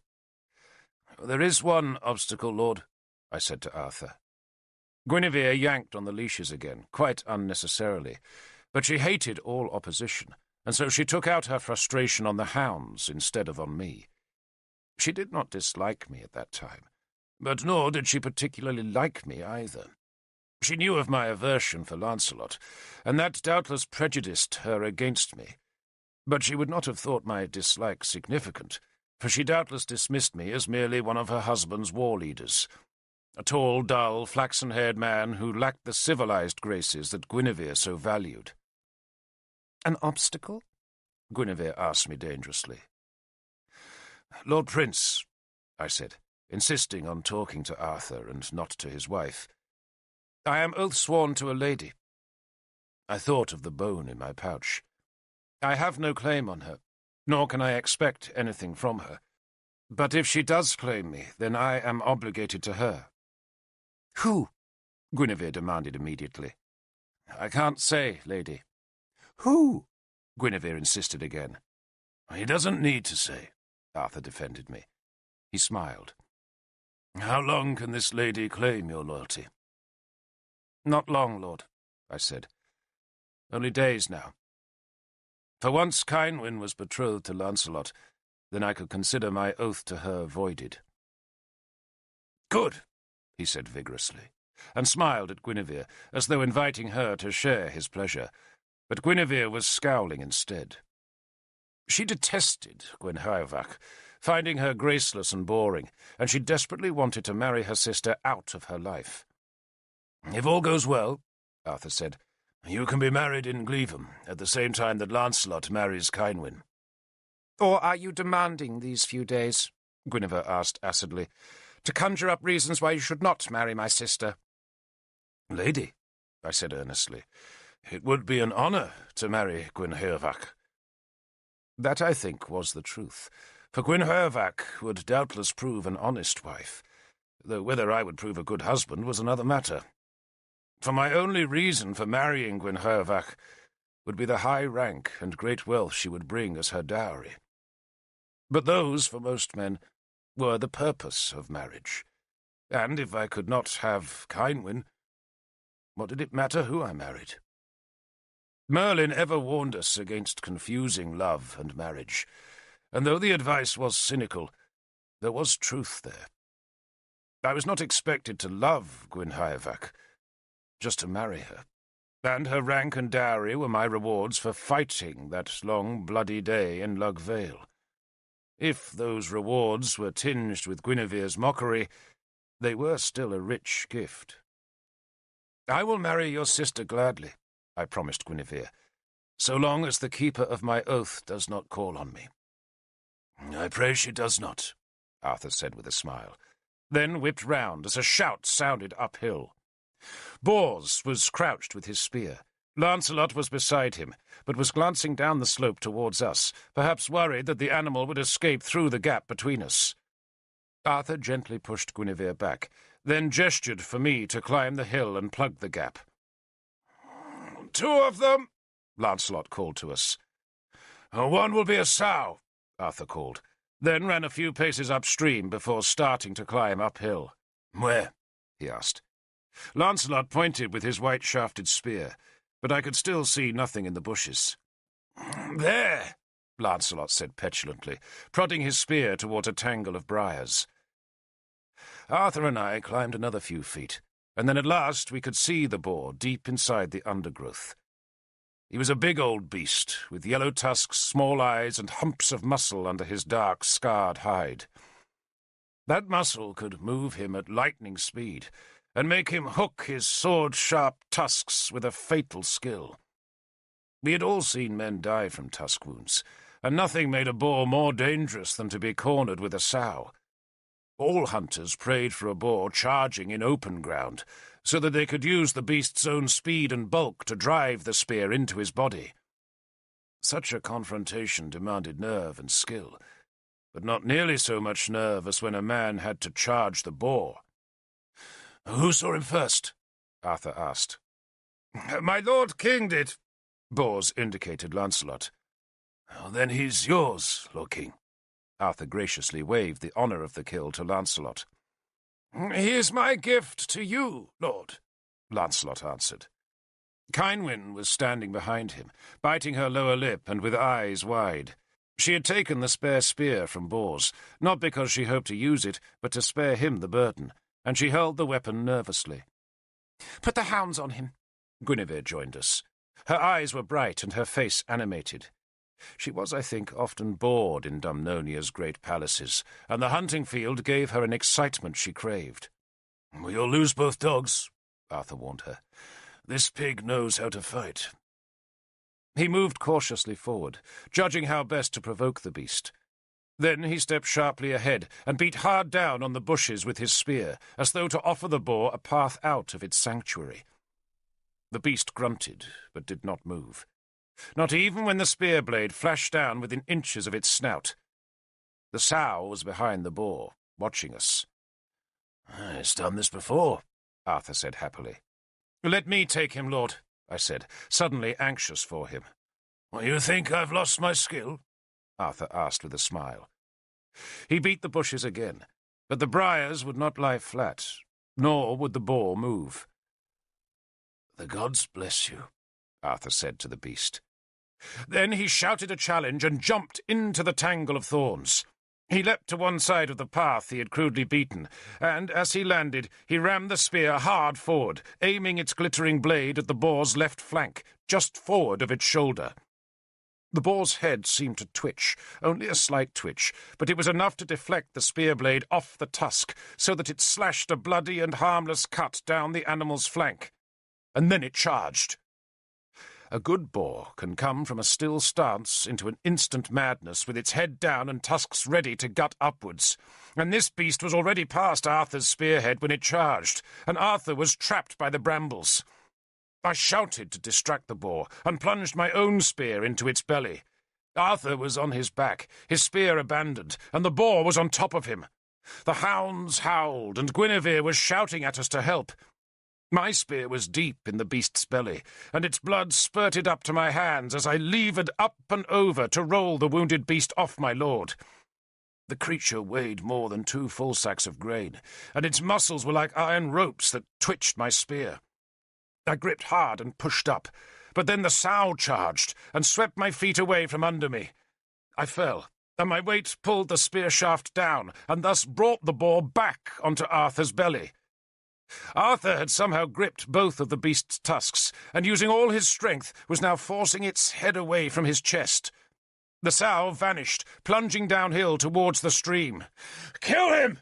Arthur shouted, though he was half laughing as well. He was just inches from death, but he was loving the moment. "Kill him!" he called again. The boar's back legs were thrusting, its spittle was spattering Arthur's face, and its blood was soaking his clothes. I was on my back, my face lacerated with thorns. I scrambled to my feet and reached for my jerking, twisting spear that was still buried in the great brute's belly. But then Bors plunged a knife into the boar's neck, and I saw the enormous strength of the animal begin to ebb, as Arthur managed to force the squat, stinking, bloody head away from his ribs. I seized my spear and twisted the blade, searching for the animal's lifeblood deep in its guts, as Bors stabbed a second time. The boar suddenly pissed on Arthur, gave one last desperate lunge of its huge neck, and then abruptly slumped down. Arthur was awash in its blood and urine, and half buried under its bulk. He cautiously let go of the tusks, then dissolved into helpless laughter. Bors and I took a tusk each, and, with a concerted heave, hauled the corpse away from Arthur. One of the tusks had caught in Arthur's jerkin, and it ripped the cloth as we tugged it away. We dropped the beast into the brambles, then helped Arthur to his feet. The three of us stood grinning, our clothes muddied and torn and covered with leaves, twigs, and the blood of the boar.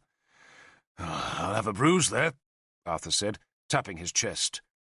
He turned to Lancelot, who had not moved to help during the struggle.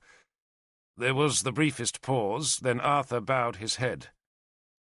"You gave me a noble gift, Lord King," he said, "and I took it most ignobly." He wiped his eyes. "But I enjoyed it all the same, and we shall all enjoy it at your betrothal feast." He looked at Guinevere, and saw that she was pale, almost trembling, and immediately he crossed to her. "Are you ill?" No, she said, and she put her arms about him and leaned her head against his bloodied chest. She was crying. It was the first time I had ever seen her cry. Arthur patted her back. "There was no danger, my love," he said. "No danger. I just made a hash of the killing." "Are you hurt?" Guinevere asked, pulling away from him and cuffing away her tears. "Only scratched." His face and hands were lacerated by thorns, but he was otherwise unwounded, except for the bruise caused by the tusk. He stepped away from her, picked up his spear, and gave a whoop. "I haven't been put on my back like that in a dozen years." King Keenaglas came running, worried about his guests, and the huntsmen arrived to truss and carry the corpse away. They must all have noted the comparison between Lancelot's unstained clothes and our dishevelled and bloody state, but no one remarked on it. We were all excited, pleased to have survived and eager to share the story of Arthur holding the brute away from his body by its tusks. The story spread, and the sound of men's laughter rang loud among the trees. Lancelot alone did not laugh. "We must find you a boar now, Lord King," I said to him. We were standing a few paces from the excited crowd that had gathered to watch as the huntsman greloshed the beast to give Guinevere's hounds a meal of its guts. Lancelot gave me a sidelong, considering glance. He disliked me every scrap as much as I disliked him. But suddenly he smiled. "A boar," he said, "would be better than a sow, I think." "A sow?" I asked, smelling an insult. "Didn't the sow charge you?" he asked, then opened his eyes guilelessly wide. "Surely you don't think I was referring to your marriage?" He offered me an ironic bow. "I must congratulate you, Lord Derfel. To marry Gwenhwyvarch." I forced my anger down, and made myself look into his narrow, mocking face with its delicate beard, dark eyes, and long hair oiled as black and shining as a raven's wing. "And I must congratulate you, Lord King, on your betrothal." "To Seren," he said, "the star of Powys." He gazed at Kynwyn, who stood with her hands clasped to her face as the huntsman's knives ripped out the long coils of the boar's intestines. She looked so young, with her bright hair drawn up at the nape of her neck. "Doesn't she look charming?" Lancelot asked me, in a voice like the purr of a cat. "So vulnerable. I never believed the stories of her beauty. for who would expect to find such a jewel among Gorfithid's whelps? But she is beautiful, and I am so very fortunate. Yes, Lord King, you are. He laughed and turned away. He was a man in his glory, a king come to take his bride, and he was also my enemy. But I had his bone in my pouch. I touched it, wondering if the struggle with the boar had broken the rib. But it was still whole, still hidden, and just waiting for my pleasure. Cavan, my second-in-command, came to Caer Sws on the eve of Cynwyn's betrothal, and brought with him 40 of my spearmen. Galahad had sent them back, reckoning that his work in Siluria could be completed by the 20 remaining men. The Silurians, it seems, had glumly accepted their country's defeat, and there had been no unrest at the news of their king's death, merely a docile submission to the exactions of the victors. Cavan told me that Oengus of Demetia, the Irish king who had brought Arthur victory at Lugvale, had taken his allotted portion of slaves and treasure, stolen as much again, and had then gone home, and the Silurians were evidently happy enough that the renowned Lancelot was now to be their king. "And I reckon the bastard's welcome to the place," Cavan said, when he found me in Keenaglass's hall, where I spread my blanket and took my meals. He scratched at a louse in his beard. "Scrubby place, Siluria." "Well, they breed good warriors," I said. "Fighting to get away from home, I wouldn't wonder." He sniffed. "What clawed your face, Lord?" "Thorns fighting a boar." "I thought you might have got married when I wasn't watching you," he said. "And that was a wedding gift." "I am to be married," I told him, as we walked out of the hall into Caer Sws' sunlight, and I described Arthur's proposal to make me Mordred's champion and his own brother-in-law. Cavan was pleased at the news of my imminent enrichment, for he was an Irish exile who had sought to turn his skills with spear and sword into a fortune in Uther's Dumnonia, but somehow the fortune had kept slipping away across the throwboard. He was twice my age, a squat man, broad-shouldered, grey-bearded, and with hands thick with the warrior rings we forged from the weapons of defeated enemies. He was delighted that my marriage would mean gold, and he was tactful about the bride who would bring that metal. "She isn't a beauty, like her sister," he said. "True," I admitted. "In fact," he said, abandoning tact, "she's as ugly as a sack of toads." "She is plain," I conceded. "But plain ones make the best wives, Lord," he declared, never having been married himself, though never lonely either. "And she'll bring us all wealth," he added happily. And that, of course, was the reason I would marry poor Gwenllyvarch. My common sense could not put faith in the pork rib in my pouch, and my duty to my men was to reward them for their fidelity. And those rewards had been few in the last year. They had lost virtually all their possessions at the fall of Innistribes, and had then struggled against Gorfithid's army at Lugvale. Now they were tired, they were impoverished, and no men had ever deserved more of their lord. I greeted my 40 men who were waiting to be assigned quarters. I was glad to see Issa among them, for he was the best of my spearmen, a young farm boy of huge strength and undying optimism, who protected my right side in battle. I embraced him, then expressed my regrets that I had no gifts for them. "But our reward is coming soon," I added, then glanced at the 24 girls they must have attracted in Siluria. "Though I am glad to see most of you have already found some rewards for yourselves."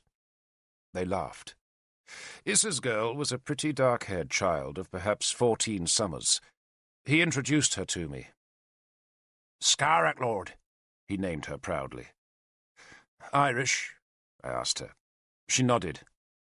"I was a slave lord to Ladwys." Scarach spoke the tongue of Ireland, a language like ours but different enough, like her name, to mark her race. I guess she had been captured by Gunlius's men in a raid on King Oengus's lands in Demetia. Most Irish slaves came from such settlements on Britain's west coast, though none, I suspected, were ever captured from Chlain. No one but a fool ventured uninvited into Duranac's territory. "Ladwys," I said. How is she?" Ladwys had been Gunlius's mistress, a dark, tall woman whom Gunlius had secretly married, though he had been ready enough to disown the marriage when Gorfythid had offered him the prospect of Kynwyn's hand. "She's dead, Lord," Scarach said happily. "We killed her in the kitchen. I put a spit in her belly." "She's a good girl," Issa said eagerly. "Evidently," I said. "So look after her." His last girl had deserted him for one of the Christian missionaries who wandered Dumnonia's roads, but somehow I doubted that the redoubtable Scarach would prove such a fool. That afternoon, using lime from Keenaglass's stores, my men painted a new device on their shields. The honour of carrying my own device had been granted to me by Arthur on the eve of the battle at Lugvale, but we had been given no time to change the shields, which till now had all carried Arthur's symbol of the bear. My men expected me to choose a wolf's mask as our symbol, to echo the wolf tails that we had begun to wear on our helmets in the forests of Benwick, but I insisted that we each painted a 5-pointed star. "A star?" Cavan growled in disappointment. He wanted something fierce, with claws and beak and teeth, but I insisted on the star. "Seren," I said, "for we are the stars of the shield wall." They liked that explanation, and none suspected the hopeless romanticism that lay behind my choice. So we first laid a coat of black pitch on the round, leather-covered willow-board shields, then painted the stars in lime, using a scabbard to get the edges straight. And when the lime wash had dried, we applied a varnish made of pine resin and egg white that would protect the stars from rain for a few months. "That's different," Cavan grudgingly allowed, when we admired the finished shields. "It's splendid," I said. And that night, when I dined in the circle of warriors who ate on the floor of the hall, Issa stood behind me as shield-bearer. The varnish was still wet, but that only made the star seem brighter. Scarach served me. It was a poor meal of barley gruel, but Caersus's kitchens could provide no better, for they were busy preparing the next night's great feast. Indeed, the whole compound was busy with those preparations. The hall had been decorated with boughs of dusk-red beech, the floor had been swept and strewn with new rushes, and from the women's quarters we heard tales of dresses being made and delicately embroidered. At least 400 warriors were now in residence at Caersus, most of them quartered in crude shelters thrown up on the fields outside the ramparts, and the warriors' women, children, and dogs thronged the fort. Half the men belonged to Keenaglass, the other half were Dumnonians. But despite the recent war, there was no trouble, not even when the news spread that Ratai had fallen to Ael's Saxon horde because of Arthur's treachery. Keenaglass must have suspected that Arthur had purchased Ael's peace by some such means, and he accepted Arthur's oath promise that the men of Dumnonia would extract vengeance for the dead of Powys who lay in the ashes of the captured fortress. I had seen neither Merlin nor Nimue since the night on Dolforwyn. Merlin had left Caersus, but Nimue, I heard, was still in the fortress, and was staying hidden in the women's quarters, where, rumour said, she was much in the Princess Kynwyn's company. That seemed unlikely to me, because Nimue and Kynwyn were so very different. Nimue was a few years older than Kynwyn, and she was dark and intense and forever trembling on the narrow divide between madness and anger, while Kynwyn was fair and gentle, and, as Merlin had told me, so very conventional. I could not imagine that either woman had much to say to the other, and so I assumed that the rumours were false, and that Nimue was with Merlin, who I believed had gone to find the men who would carry their swords into Diranac's dreaded land to seek the cauldron. But would I go with him? On the morning of Kynwyn's betrothal, I walked northwards into the great oaks that lapped around Caersus's wide valley. I sought a particular place, and Keenaglass had told me where to find it. Issa, loyal Issa, came with me, but he had no idea what business took us into the dark, deep wood. This land, the heart of Powys, had been lightly touched by the Romans. They had built forts here, like Caersus, and they had left a few roads that arrowed along the river valleys, but there were no great villas or towns like those that gave Dumnonia its gloss of a lost civilization. Nor, here in Keenaglass's heartland, were there many Christians. The worship of the old gods survived in Powys, without the rancour that soured religion in Mordred's realm, where Christian and pagan vied for royal favour, and the right to erect their shrines in the holy places. No Roman altars had replaced Powys's druid groves, and no Christian churches stood by its holy wells. The Romans had cut down some of the shrines, but many had been preserved, and it was to one of those ancient holy places that Issa and I came in the leafy twilight of the midday forest. It was a druid shrine, a grove of oaks deep within a massive wood. The leaves above the shrine had yet to fade to bronze, but soon they would turn and fall onto the low stone wall that lay in a semicircle at the grove's centre. 2 niches had been made in the wall, and 2 human skulls were set in the niches. Once there had been many such places in Dumnonia, and many more had been remade after the Romans had left. Too often, though, the Christians would come and break the skulls, pull down the dry stone walls and cut down the oaks. But this shrine in Powys might have stood among these deep woods for 1,000 years. Little scraps of wool had been pushed between the stones as markers for the prayers that folk offered in this grove. It was silent in the oaks, a heavy silence. Issa watched from the trees as I walked to the centre of the semicircle, where I unstrapped Howlbane's heavy belt. I laid the sword on the flat stone that marked the shrine's centre, and took from my pouch the clean white rib bone that gave me power over Lancelot's marriage. This I placed beside the sword. Last of all I put down on the stone the small golden brooch that Kynwyn had given me so many years before. Then I lay down flat in the leaf mould. I slept in hope of a dream that would tell me what to do, but no dream came. Maybe I should have sacrificed some bird or beast before I slept, a gift that might have provoked a god to grant me the answer I sought. But no answer came. There was just silence. I had put my sword and the power of the bone into the hands of the gods, into the keeping of Bel and Manawyddan, of Taranis and Clulor, but they ignored my gifts. There was only the wind in the high leaves, the scratching of squirrel claws on the oak branches, and the sudden rattle of a woodpecker. I lay still when I woke. There had been no dream, but I knew what I wanted. I wanted to take the bone and snap it in 2, and if that gesture meant walking the dark road into Diranac's kingdom, then so be it. But I also wanted Arthur's Britain to be whole and good and true, and I wanted my men to have gold and land and slaves and rank. I wanted to drive the Saxons from Llogir. I wanted to hear the screams of a broken shield wall and the blare of war horns as a victorious army pursued a shattered enemy to ruin. I wanted to march my starry shields into the flat eastern land that no free Briton had seen in a generation. And I wanted Kynwyn. I sat up. Issa had come to sit close beside me.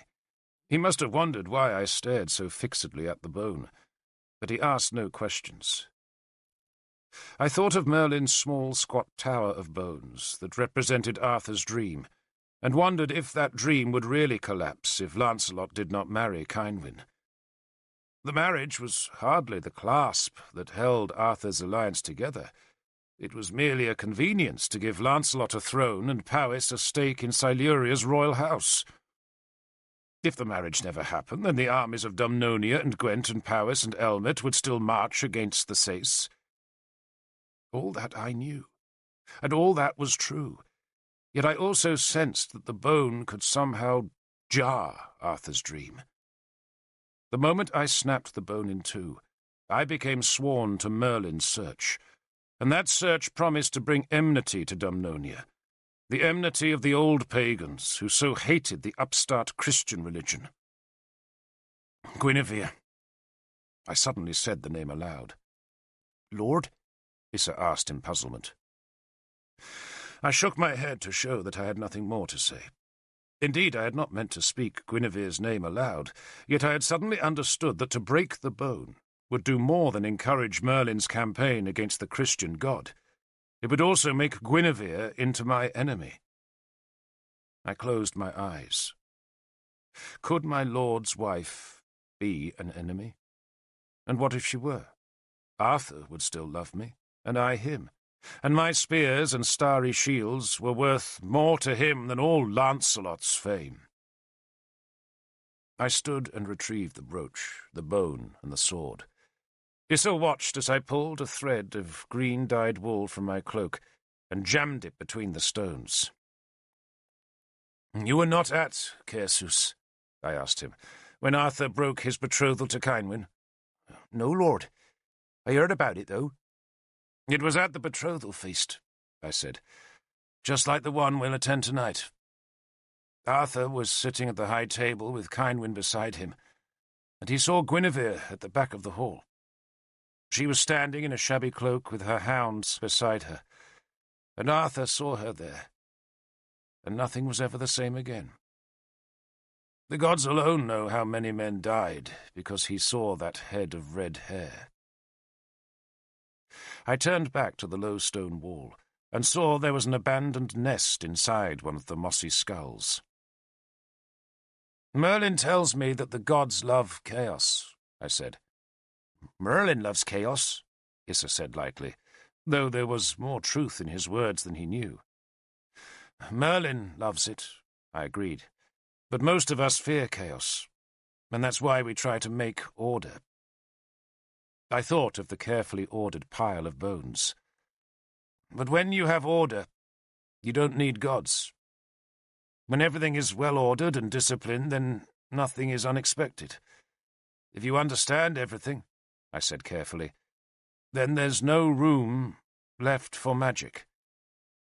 It's only when you're lost and frightened and in the dark that you call on the gods, and they like us to call on them. It makes them feel powerful, and that's why they like us to live in chaos. I was repeating the lessons of my childhood, the lessons given to us on Merlin's tour. "And now we have a choice," I told Issa. "We can live in Arthur's well-ordered Britain, or we can follow Merlin to chaos." "Well, I'll follow you, Lord, whatever you do," Issa said. I do not think he understood what I was saying, but he was content to trust me anyway. "I wish I knew what to do," I confessed. How easy it would be, I thought, if the gods just walked Britain as they used to. Then we could see them, hear them, and talk to them. But now we were like blindfolded men, seeking a clasp pin in a thorn thicket. I strapped the sword back into its place, then tucked the unbroken bone safe back in the pouch. "I want you to give a message to the men," I told Issa.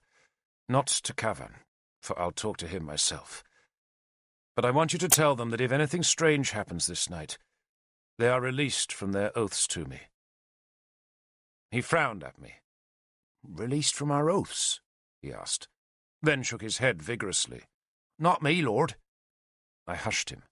"And tell them," I went on, "that if something strange does happen, and it may not, then loyalty to my oath could mean fighting against Dyranak." "Dyranak?" Issa said.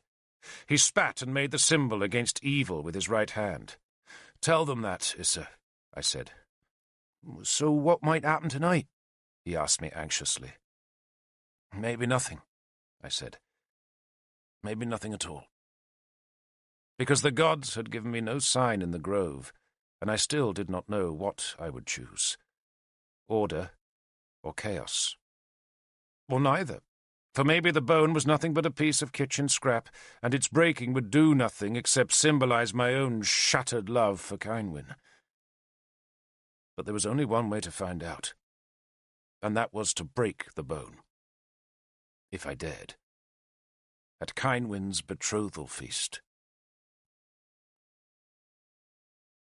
Of all the feasts of those late summer nights, the betrothal feast of Lancelot and Kynwyn was the most lavish. Even the gods seemed to favour it, for the moon was full and clear, and that was a wonderful omen for a betrothal. The moon rose shortly after sunset, a silver orb that loomed huge above the peaks where Dolforwyn lay. I had wondered if the feast would be held in Dolforwyn's hall, but Keenaglas, seeing the huge number to be fed, had decided to keep the celebrations inside Caersus. There were far too many guests for the king's hall, and so only the most privileged were allowed inside its thick wooden walls. The rest sat outside, grateful that the gods had sent a dry night. The ground was still wet from the rain earlier in the week, but there was plenty of straw for men to make dry seats. Pitch-soaked torches had been tied to stakes, and moments after the moonrise, those torches were lit so that the royal compound was suddenly bright with leaping flames. The wedding would be held in the daylight, so that Gwydion, the god of light, and Belenos, the god of the sun, would grant their blessing. But the betrothal was given to the moon's blessing. Every now and then a burning wisp from a torch would float to earth to set alight a patch of straw, and there would be bellows of laughter, screaming children, barking dogs, and a flurry of panic until the fire was extinguished. Over 100 men were guests inside Keenaglas's hall.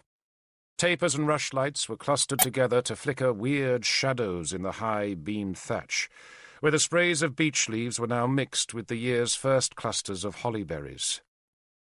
The hall's one table was set on the dais beneath a row of shields, and each shield had a taper below it to illuminate the device painted on the leather. At the centre was Keenaglas's royal shield of Powys, with its spread-winged eagle, and on one side of the eagle was Arthur's black bear, and on the other Dumnonia's red dragon. Guinevere's device of a moon-crowned stag was hung next to the bear, while Lancelot's sea-eagle flew with a fish in its claws next to the dragon. No one was present from Gwent, but Arthur had insisted that Tudric's black bull be hung along with Elmit's red horse and the fox mask of Siluria. The royal symbols marked the Great Alliance, the shield wall that would batter the Saxons back to the sea. Eorwith, Powys's chief druid, announced the moment when he was certain that the last rays of the dying sun had vanished into the far Irish Sea, and then the guests of honour took their places on the dais. The rest of us were already seated on the hall's floor, where men were calling for more of Powys's famously strong mead that had been specially brewed for this night. Cheers and applause greeted the honoured guests. Queen Elaine came first. Lancelot's mother was dressed in blue, with a gold torque at her throat and a golden chain binding the coils of her grey hair. A huge roar welcomed Keenaglas and Queen Heleth next. The king's round face beamed with pleasure at the prospect of this night's celebration, in honour of which he had tied small white ribbons to his dangling moustaches. Arthur came in sober black, while Guinevere, following him to the dais, was splendid in her gown of pale gold linen. It was cut and stitched cunningly, so that the precious fabric, skilfully dyed with soot and hive-gum, seemed to cling to her tall, straight body. Her belly barely betrayed her pregnancy, and a murmur of appreciation for her beauty sounded among the watching men.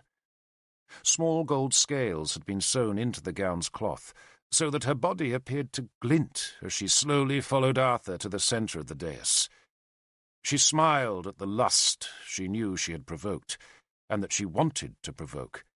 For this night, Guinevere was determined to outshine whatever Kynwyn wore. A circlet of gold held Guinevere's unruly red hair in place. A belt of golden chain links was looped around her waist, while in honour of Lancelot she wore at her neck a golden brooch depicting a sea-eagle. She kissed Queen Elaine on both cheeks, kissed Keenaglas on one, bobbed her head to Queen Heleth, then sat at Keenaglas's right hand, while Arthur slipped into the empty chair beside Heleth. 2 seats remained, But before either was filled, Keenaglass stood and rapped the table with his fist. Silence fell, and in the silence Keenaglass mutely gestured towards the treasures that were arrayed on the edge of the dais in front of the linen hanging from the table. The treasures were the gifts Lancelot had brought for Cynwyn, and their magnificence caused a storm of acclamation in the hall. We had all inspected the gifts, and I had listened sourly as men extolled the King of Benwick's generosity. There were talks of gold, talks of silver, and talks made of a mixture of gold and silver, so many talks that they merely served as the foundation on which the greater gifts were piled. There were Roman hand mirrors, flasks of Roman glass, and piles of Roman jewels. There were necklaces, brooches, ewers, pins, and clasps. There was a king's ransom in glittering metal, in enamel, coral, and precious gems, and all of it, I knew, had been rescued from burning Innistribes, when Lancelot, disdaining to carry his sword against the rampaging Franks, had fled on the first ship to escape the city's slaughter. The applause for the gifts was still sounding when Lancelot arrived in his glory. Like Arthur, he was dressed in black, but Lancelot's black clothes were hemmed by strips of rare gold cloth. His black hair had been oiled and sleeked back, so that it lay close to his narrow skull and flat against his back. The fingers of his right hand glittered with rings of gold, while his left was dull with warrior rings, none of which I sourly assumed he had earned in battle. Around his neck he wore a heavy gold torque with finials glinting with bright stones, and on his breast, in Cynwyn's honour, he wore her royal family's symbol of the spread-winged eagle. He wore no weapons, for no man was allowed to bring a blade into a king's hall, but he wore the enamelled sword belt that had been a gift from Arthur. He acknowledged the cheers with a raised hand, kissed his mother on the cheek, kissed Guinevere on the hand, bowed to Heleth, then sat. The one chair remained empty. A harpist had begun to play, her plangent notes scarcely audible above the buzz of talk. The smell of roasting meat wafted into the hall, where slave girls carried round the jugs of mead. Eorwith, the druid, bustled up and down the hall, making a corridor between the men seated on the rush-strewn floor. He pushed men aside, bowed to the king when the corridor was made, then gestured with his staff for silence. A great cheer erupted from the crowd outside.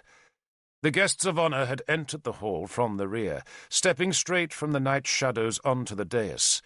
But Cynwyn would make her entrance through the large door at the front of the hall, and to reach that door she had to walk through the throng of guests waiting in the firelit compound. The cheer we heard was the sound of those guests applauding her progress from the women's hall, while inside the king's hall we waited for her in expectant silence. Even the harpist lifted her fingers from the strings to watch the door. A child entered first. It was a small girl dressed in white linen, who walked backwards up the aisle made by Eorwith for Cynwyn's passage. The child strewed dried petals of spring flowers on the newly laid rushes. No one spoke. Every eye was fixed on the door, except for mine, for I was watching the dais. Lancelot gazed at the door, a half-smile on his face. Keenaglass kept cuffing tears from his eyes, so great was his happiness. Arthur, the maker of peace, beamed. Guinevere alone was not smiling. She just looked triumphant. She had once been scorned in this hall, and now she was disposing of its daughter in marriage. I watched Guinevere, as with my right hand I took the bone from my pouch. The rib felt smooth in my grasp, and Issa, standing behind me with my shield, must have wondered what significance that piece of kitchen waste carried in this moon-bright night of gold and fire. I looked at the hall's great door, just as Cynwyn appeared, and, in the instant before the cheers began in the hall, there was a gasp of astonishment. Not all the gold in Britain, not all the queens of old could have outshone Cynwyn that night. I did not even need to look at Guinevere to know that she had been utterly outwitted on this night of beauty. This, I knew, was Cynwyn's 4th betrothal feast. She had come here once for Arthur, but he had broken that oath under the spell of Guinevere's love, and afterwards Cynwyn had been betrothed to a prince from distant Hreged, but he had died of a fever before they could marry. Then, not long ago, she had carried the betrothal halter to Gundlius of Siluria, but he had died screaming under Nimue's cruel hands. And now, for the 4th time, Cynwyn carried the halter to a man. Lancelot had given her a hoard of gold, but custom demanded that she return to him the gift of a common ox halter, as a symbol that from this day on she would submit to his authority. Lancelot stood as she entered, and the half-smile spread into a look of joy. And no wonder, for her beauty was dazzling. At her other betrothals, as befitted a princess, Cynwyn had come in jewels and silver, in gold and finery. But this night she wore only a simple bone-white gown that was belted with a pale blue cord that hung by the dress's simple skirt to end in tassels. No silver decked her hair, no gold showed at her throat. She wore no precious jewels anywhere, just the linen dress, and about her pale blonde hair a delicate blue wreath made from the last dog-violets of summer. She wore no shoes, but stepped barefoot among the petals. She displayed no sign of royalty or any symbol of wealth, but had just come to the hall dressed as simply as any peasant girl. And it was a triumph. No wonder men gasped, and no wonder they cheered as she paced slow and shy between the guests. Keenaglass was weeping for happiness. Arthur led the applause. Lancelot smoothed his oiled hair, and his mother beamed her approval. For a moment, Guinevere's face was unreadable, but then she smiled, and it was a smile of pure triumph. She might have been outshone by Cynwyn's beauty, but this night was still Guinevere's night, and she was seeing her old rival being consigned to a marriage of her own devising.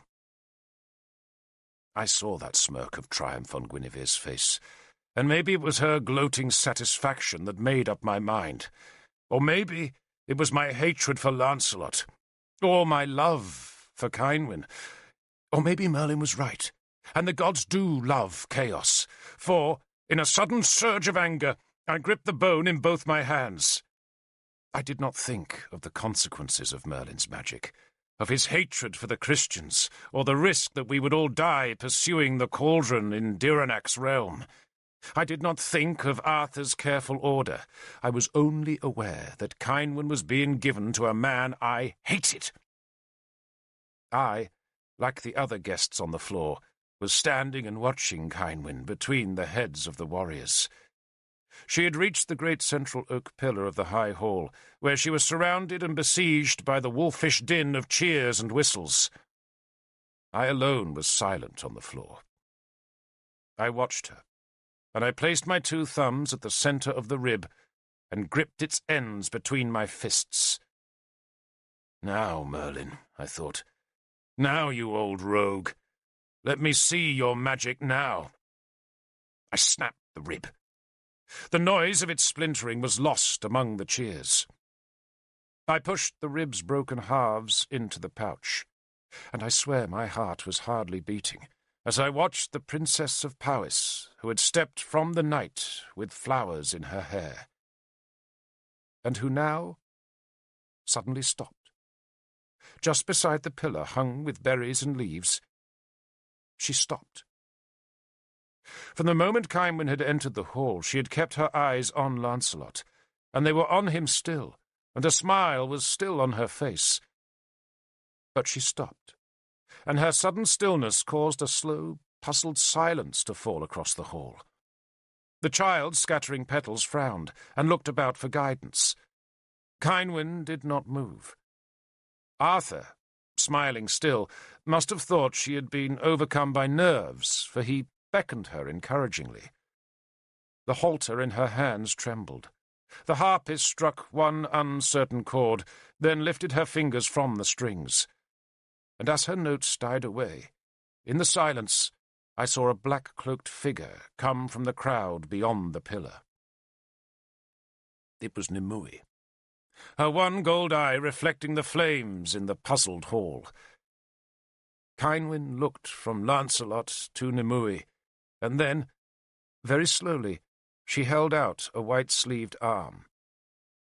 Nimue took her hand and looked into the princess's eyes with a quizzical expression. Kynwyn paused for a heartbeat, then gave the smallest nod of consent. Suddenly the hall was urgent with talk, as Kynwyn turned away from the dais and, following Nimue's lead, plunged into the crowd. The talk died away, for no one could find any explanation for what was now happening. Lancelot, left standing on the dais, could only watch. Arthur's mouth had dropped open, while Keenaglas, half risen from his seat, stared incredulously as his sister threaded the crowd that edged aside from Nimue's fierce, scarred and derisive face. Guinevere looked ready to kill. Then Nimue caught my eye and smiled, and I felt my heart beating like a trapped wild thing. Then Kynwyn smiled at me, and I had no eyes for Nimue, only for Kynwyn, sweet Kynwyn, who was carrying the ox-halter through the crowd of men towards my place in the hall. The warriors edged aside, but I seemed made of stone, unable to move or to speak, as Kynwyn, with tears in her eyes, came to where I stood. She said nothing, but just held the halter in offering to me. A babble of astonishment brewed all around us, but I ignored the voices. Instead, I fell to my knees and took the halter. Then I seized Kynwyn's hands and pressed them against my face, that, like hers, was wet with tears. The hall was erupting in anger, in protest and amazement, but Issa stood over me with his shield raised. No man carried an edged weapon into a king's hall, but Issa was holding the shield with its 5-pointed star as though he would beat down any man who challenged the astonishing moment. Nimue, on my other side, was hissing curses into the hall, daring any man to challenge the princess's choice. Kynwyn knelt so that her face was close to mine. "You swore an oath, Lord," she whispered, "to protect me." "I did, lady." "I release you from the oath, if that is your wish." "Never," I promised. She pulled away slightly. "I will marry no man, Derfel," she warned me softly, her eyes on mine. "I will give you everything but marriage." "Then you give me everything I could ever want, lady," I said, my throat full and my eyes blurred with tears of happiness. I smiled and gave her back the halter. "Yours," I said. She smiled at that gesture, then dropped the halter into the straw and kissed me softly on the cheek. "I think," she whispered mischievously in my ear, "that this feast will go better without us." Then we both stood, and hand in hand, and ignoring the questions and protests and even some cheers, we walked into the moonlit night. Behind us was confusion and anger, and in front of us was a crowd of puzzled people, through whom we walked side by side. "The house beneath Dolforwyn," Kynwyn said, "is waiting for us." "The house with the apple trees?" I asked, remembering her telling me about the little house that she had dreamed of as a child. "That house," she said. We had left the crowd gathered about the hall doors, and were walking towards Caersus's torchlit gate. Issa had rejoined me after retrieving our swords and spears, and Nimue was at Kynwyn's other side. 3 of Kynwyn's servants were hurrying to join us, as were a score of my men. "Are you certain of this?" I asked Kynwyn, as though somehow she could turn back the last few minutes and restore the halter to Lancelot. "I am more certain," Kynwyn said calmly, "than of anything I ever did before." She gave me an amused glance. "Did you ever doubt me, Derfel?" I doubted myself, I said. She squeezed my hand. I am no man's woman, she said. Only my own. And then she laughed with pure delight, let go of my hand and broke into a run. Violets fell from her hair as she ran for sheer joy across the grass. I ran after her, while behind us, from the astonished hall's doorway, Arthur called for us to come back. But we ran on. To chaos. Next day I took a sharp knife and trimmed the snapped ends of the 2 bone fragments, and then, working very carefully, I made 2 long narrow troughs in Howlbane's wooden hand grips. Issa walked to Caersus and fetched back some glue that we heated over the fire, and once we were sure that the 2 troughs exactly matched the shape of the bone fragments, we coated the troughs with the glue, then pushed the 2 scraps into the sword's hilt. We wiped off the excess glue, then bound the strips with bands of sinew to set them firmly into the wood. "It looks like ivory," Issa said admiringly when the job was done.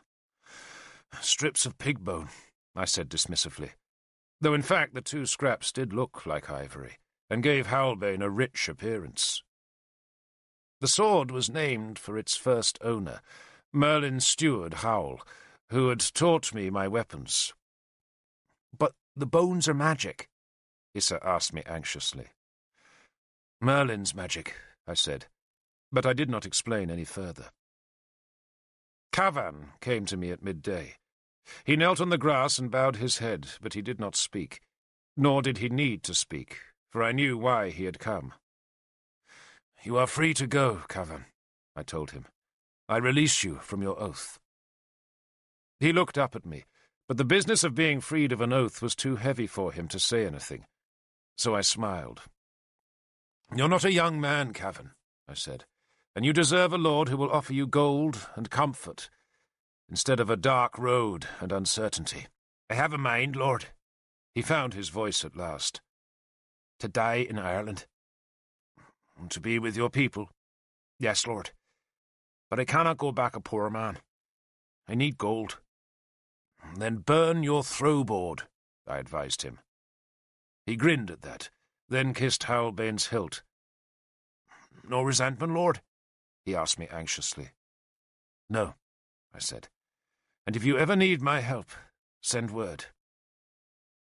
He stood and embraced me. He would go back to Arthur's service, and take with him half my men, for only 20 stayed with me. The others feared Direnak, or else were too eager to find riches, and I could not blame them.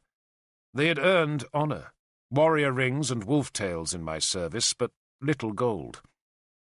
I gave them permission to keep the wolf-tails on their helmets, for those they had earned in the terrible fights in Benwick, but I made them paint out the newly made stars on their shields. The stars were for the 20 men who stayed with me, and those 20 were the youngest, the strongest, and the most adventurous of my spearmen. And the gods know they needed to be, for by snapping the bone I had committed them to the dark road. I did not know when Merlin would summon us, and so I waited in the small house to which Cynwyn had led us in the moonlight. The house lay north and east of Dolforwyn, in a small valley so steep that the shadows did not flee from the stream until the sun was halfway up its climb in the morning sky. The valley's steep sides were shrouded by oaks, though around the house was a patchwork of tiny fields, where a score of apple trees had been planted. The house had no name, nor even did the valley. It was simply called Cwm Isaf, the lower valley, and it was now our home. My men built huts among the trees on the valley's southern slope. I did not know how I was to provide for 20 men and their families, for Cwm Isaf's little farm would have been hard-pressed to feed a field mouse, let alone a warrior band. But Cynwyn had gold, and, as she promised me, her brother would not let us starve. The farm, she told me, had belonged to her father, one of the thousands of scattered tenancies that had supported Gorfethid's wealth. The last tenant had been a cousin of Caersus's Candleman, but he had died before Lugvale, and no other tenant had yet been chosen. The house itself was a poor thing, a little rectangle of stone with a roof thickly thatched with rye straw and bracken that desperately needed repair. There were 3 chambers inside. One, the central room, had been for the farm's few beasts, and that room we swept clean to give ourselves a living space. The other rooms were sleeping chambers, one for Kynwyn and the other one for me. "I have promised Merlin," she had said that first night in explanation of the 2 sleeping chambers. I felt my flesh crawl. "Promised him what?" I asked. She must have blushed, but no moonlight came into deep Cum Isaf, and so I could not see her face, but only feel the pressure of her fingers in mine. "I have promised him," she said slowly, "that I will stay a virgin till the cauldron is found." I had begun to understand then just how subtle Merlin had been. How subtle and wicked and clever. He needed a warrior to protect him while he travelled into Chane, and he needed a virgin to find the cauldron. And so he had manipulated us both. "No," I protested. "You can't go into Chane." "Only a virgin can discover the cauldron," Nimue had hissed at us from the dark. "Would you have us take a child, Derfel?" "Kynwyn cannot go to Chane," I insisted. "Quiet." Kynwyn had hushed me. "I promised. I made an oath."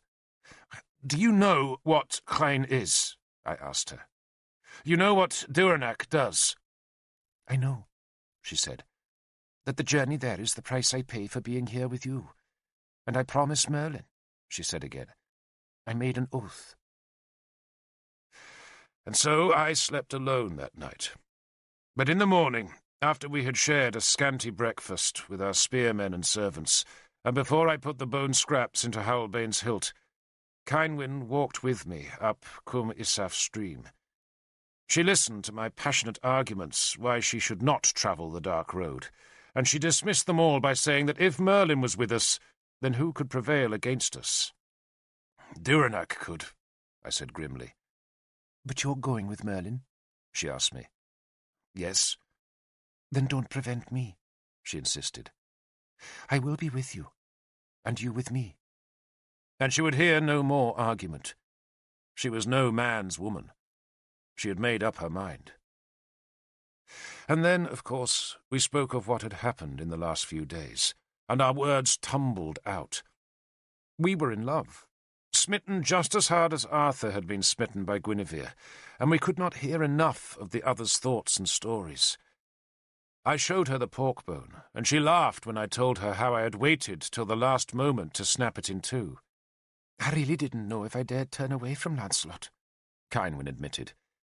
"I didn't know about the bone, of course. I thought it was Guinevere who made up my mind." "Guinevere?" I asked, surprised. "I couldn't bear her gloating. Is that awful of me? I felt as though I was her kitten, and I couldn't bear it."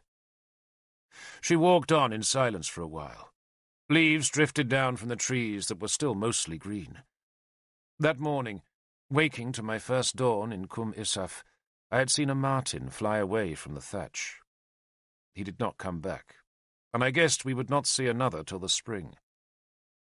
Kynwyn walked barefoot beside the stream, her hand in mine. "And I've been wondering about that prophecy of the skull bed," she went on. "And I think it means I'm not supposed to marry. I've been betrothed 3 times, Derfel. 3 times. And 3 times I've lost the man. And if that isn't a message from the gods, what is?" "I hear Nimue," I said. She laughed. "I like her." "I couldn't imagine the 2 of you liking each other," I confessed. "Why ever not? I like her belligerence. Life is for the taking, not for submission. And all my life, Derfel, I've done what people told me to do. I've always been good," she said, giving the word good a wry stress. "I was always the obedient little girl, the dutiful daughter. It was easy, of course, for my father loved me, and he loved so few people. But I was given everything I ever wanted, and in return all they ever wanted of me was that I should be pretty and obedient. And I was very obedient. Pretty, too." She dug an elbow into my ribs as reproof. A flock of pied wagtails flew up from the mist that shrouded the stream ahead of us. "I was always obedient," Kynwyn said wistfully. "I knew I would have to marry where I was told to marry, and that didn't worry me, because that's what king's daughters do. And I can remember being so happy when I first met Arthur. I thought that my whole lucky life would go on forever. I'd been given such a good man, and then suddenly he vanished." "And you didn't even notice me," I said. I had been the youngest spearman in Arthur's guard when he came to Caer Sws to be betrothed to Kynwyn. It was then that she had given me the small brooch I still wore. She had rewarded all Arthur's escort, but never knew what a fire she started in my soul that day. "I'm sure I did notice you," she said. "Who could miss such a big, awkward, straw-haired lump?" She laughed at me, then let me help her over a fallen oak. She wore the same linen dress she had worn the previous night, though now the bleached skirt was soiled with mud and moss. "Then I was betrothed to Caelgyn of Rheged," she continued her tale, "and I wasn't quite so sure I was lucky any more. He was a sullen beast, but he promised to bring father 100 spearmen and a bride price of gold, and I convinced myself I would be happy all the same, even if I did have to live in Rheged. But Caelgyn died of the fever. Then there was Gunlis." She frowned at that memory. "I realized then that I was just a throw-piece in a game of war. My father loved me, but he would even let me go to Gunlis if that meant more spears to carry against Arthur. And that was when I first understood that I would never be happy unless I made my own happiness. And it was just then that you and Galahad came to see us. Remember?" "Yeah, I remember. I had accompanied Galahad on his failed mission of peace, and Gorfithid, as an insult, had made us dine in the women's hall. There, in the candlelight, as a harpist played, I had talked to Kynwyn, and given her my oath to protect her." "And you cared whether I was happy," she said. "I was in love with you," I confessed. "I was a dog howling at a star." She smiled. "And then came Lancelot. Lovely Lancelot. Handsome Lancelot. And everyone told me I was the luckiest woman in Britain. But you know what I sensed? That I would be just another possession to Lancelot, and he seems to have so many already. But I still wasn't sure what I should do.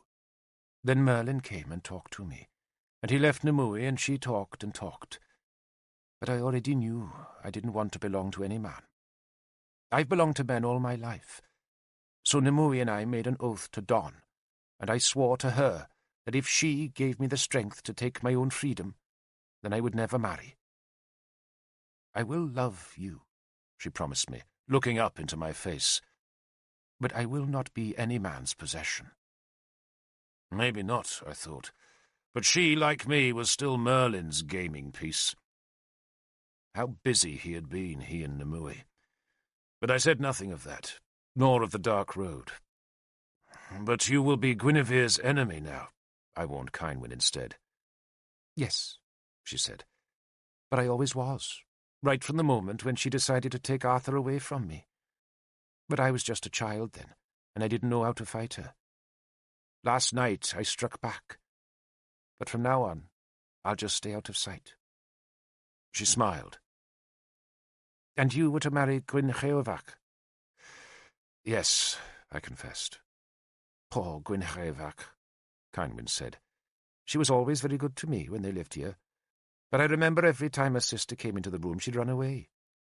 She was like a big plump mouse, and her sister was the cat." Arthur came to the lower valley that afternoon.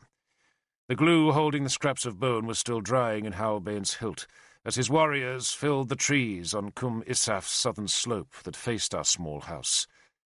The spearmen did not come to threaten us, but had merely diverted themselves from their long march home to comfortable Dumnonia. There was no sign of Lancelot, nor of Guinevere, as Arthur walked alone across the stream. He carried no sword or shield. We met him at our door. He bowed to Kynwyn, then smiled at her. "Dear lady," he said simply. "Are you angry with me, Lord?" she asked him anxiously. He grimaced. "My wife believes I am, but no." How can I be angry?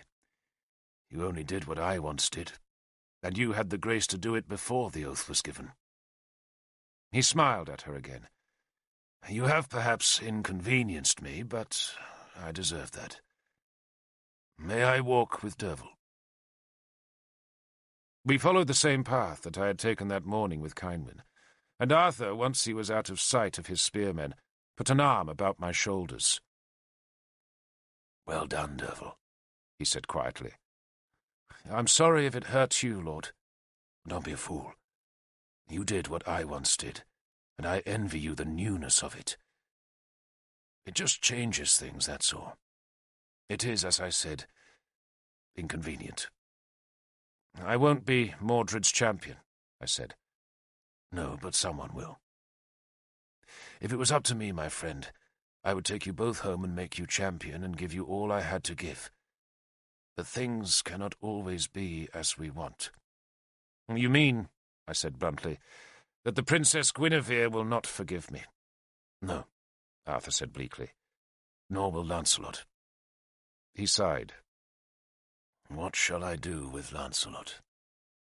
Marry him to Gwynhwyvarch, I said, and bury them both in Siluria. He laughed. If only I could. I'll send him to Siluria, certainly, but I doubt Siluria will hold him. He has ambitions above that small kingdom, Derfel. I'd hoped that Kynwyn and a family would keep him there. But now, he shrugged. I would have done better to give the kingdom to you. He took his arm from about my shoulders and faced me. I do not release you from your oaths, Lord Derfel Cadarn, he said formally. You are still my man, and when I send for you, you will come to me. Yes, Lord. That will be in the spring, he said. I am sworn to 3 months' peace with the Saxons, and I will keep that peace. And when the 3 months are up, the winter will keep our spears stacked. But in the spring, we march, and I shall want your men in my shield wall. They will be there, Lord, I promised him. He raised both hands and put them on my shoulders. Are you also sworn to Merlin? He asked, staring into my eyes. Yes, Lord, I admitted. So you'll chase a cauldron that doesn't exist? I shall seek the cauldron, yes. He closed his eyes. Such stupidity. He dropped his hands and opened his eyes. I believe in the gods, Derfel. But do the gods believe in Britain? This isn't the old Britain, he said vehemently. Maybe once we were a people of one blood, but now? The Romans brought men from every corner of the world. Sarmatians, Libyans, Gauls, Numidians, Greeks. Their blood is mingled with ours, just as it seethes with Roman blood and mixes now with Saxon blood. We are what we are, Derfel, not what we once were. We have 100 gods now, not just the old gods, and we cannot turn the years back, not even with the cauldron and every treasure of Britain. Merlin disagrees. And Merlin would have me fight the Christians just so his gods can rule. No, I won't do it, Derfel. He spoke angrily. You can look for your imaginary cauldron, but don't think I'll play Merlin's game by persecuting Christians. Merlin, I said defensively, will leave the fate of the Christians to the gods. And what are we but the gods' implements? Arthur asked. But I won't fight other Britons just because they worship another god. Nor will you, Derfel, so long as you're oath-sworn. No, Lord. He sighed. I do hate all this rancour about gods. But then Guinevere always tells me I am blind to the gods. She says it's my one fault. He smiled. If you're sworn to Merlin, Derfel, then you must go with him. Where will he take you? To Innis Mon, Lord. He stared at me in silence for a few heartbeats, then shuddered. You go to Clane? He asked incredulously. No one comes alive from Clane. I shall, I boasted. Make sure you do, Derfel. Make sure you do. He sounded gloomy. I need you to help me beat the Saxons, and after that, maybe you can return to Dumnonia. Guinevere isn't a woman to hold grudges." I doubted that, but said nothing. "So I shall summon you in the spring," Arthur went on, "and pray you survive clean." He put an arm through mine and walked me back towards the house. "And if anyone asks you, Derfel, then I have just reproved you angrily. I have cursed you, even struck you." I laughed. "I forgive you the blow, Lord. Consider yourself reproved," he said. "And consider yourself," he went on, "the second luckiest man in Britain." The luckiest in the world, I thought, for I had my soul's desire. Or I would have it, the gods preserve us, when Merlin had his. I stood and watched the spearmen go. Arthur's banner of the bear showed briefly in the trees. He waved, hoisted himself onto his horse's back, and then was gone. And we were alone. So I was not in Dumnonia to see Arthur's return. I should have liked that, for he rode back a hero to a country that had dismissed his chances of survival and had plotted to replace him by lesser creatures. Food was scarce that autumn, for the sudden flare of war had depleted the new harvest. But there was no famine, and Arthur's men collected fair taxes.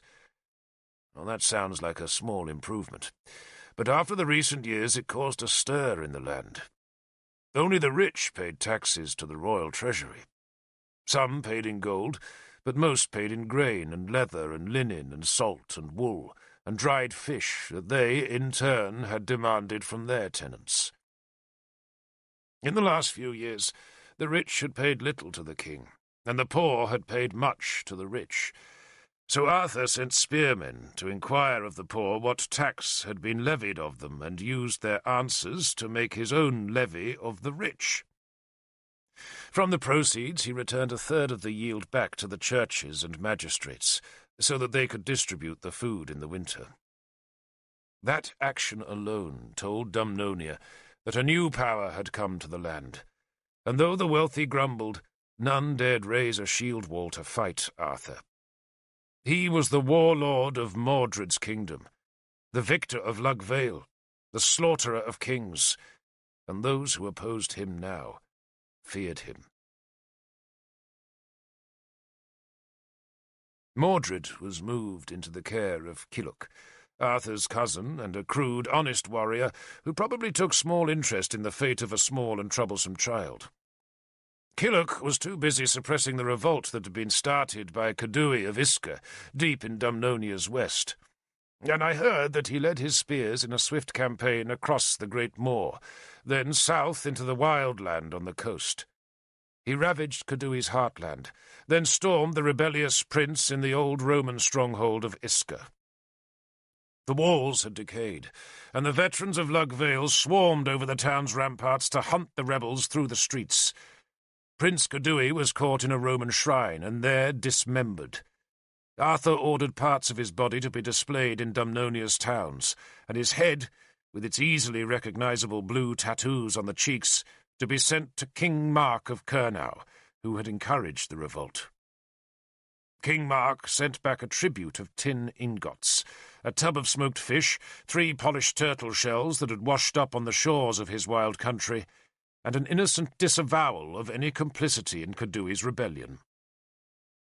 Kilhuch, in capturing Cadui's stronghold, found letters there that he sent to Arthur.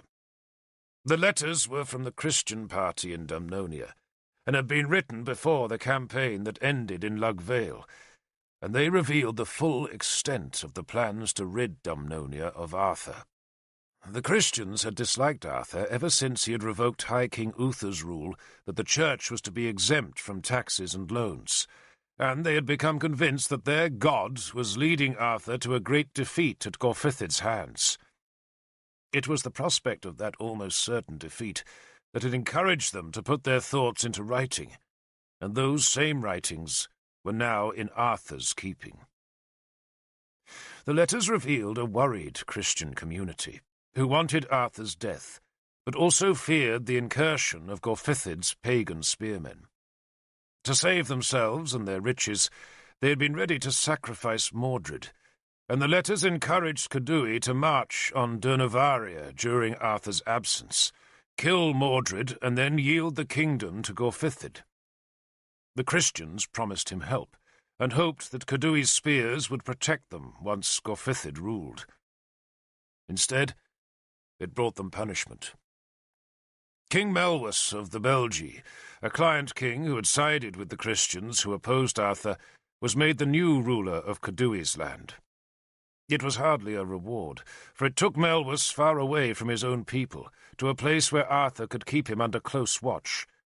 Nabur, the Christian magistrate who had held Mordred's guardianship, and who had used that guardianship to raise the party that opposed Arthur, and who was the writer of the letters suggesting Mordred's murder, was nailed to a cross in Durnovaria's amphitheatre. These days, of course, he is called a saint and martyr, but I only remember Nabur as a smooth, corrupt liar. 2 priests, another magistrate, and 2 landowners were also put to death. The last conspirator was Bishop Sansom, though he had been too clever to let his name be put into writing, and that cleverness, together with his strange friendship for Arthur's maimed pagan sister Morgan, saved Sansom's life. He swore undying loyalty to Arthur, put a hand on a crucifix, and swore he had never plotted to kill the king, and so remained as the guardian of the shrine of the Holy Thorn at Inniswydren. You could bind Sansom in iron and hold a sword to his throat, and still he would slither free. Morgan, his pagan friend, had been Merlin's most trusted priestess until the younger Nimue usurped that position. But Merlin and Nimue were both far away, and that left Morgan as virtual ruler of Merlin's lands in Avalon. Morgan, with her gold mask hiding her fire-ravaged face, and her black robe shrouding her flame-twisted body, assumed Merlin's power. Then it was she who finished the rebuilding of Merlin's hall on the Tor, and she who organized the tax collectors in the northern part of Arthur's land. Morgan became one of Arthur's most trusted advisers. Indeed, after Bishop Bedwin died of a fever that autumn, Arthur even suggested, against all precedents, that Morgan be named as a full councillor. No woman had ever sat on a king's council in Britain, and Morgan might well have been the first, but Guinevere made sure she was not. Guinevere would let no woman be a councillor if she could not be one herself, and besides, Guinevere hated anything that was ugly, and, the gods know, poor Morgan was grotesque, even with her gold mask in place. So Morgan stayed in Inniswydren, while Guinevere supervised the building of the new palace at Lindinnis. It was a gorgeous palace. The old Roman villa that Gunlius had burned was rebuilt and extended so that its cloistered wings enclosed 2 great courtyards where water flowed in marble channels. Lindinnis, close to the royal hill of Caer Cadarn, was to be Dumnonia's new capital, though Guinevere took good care that Mordred, with his twisted left foot, was allowed nowhere near the place. Only the beautiful were allowed in Lindinnis, and in its arcaded courtyards Guinevere assembled statues from villas and shrines throughout Dumnonia. There was no Christian shrine there, but Guinevere made a great dark hall for the women's goddess Isis, and she provided a lavish suite of rooms where Lancelot could stay when he visited from his new kingdom in Siluria.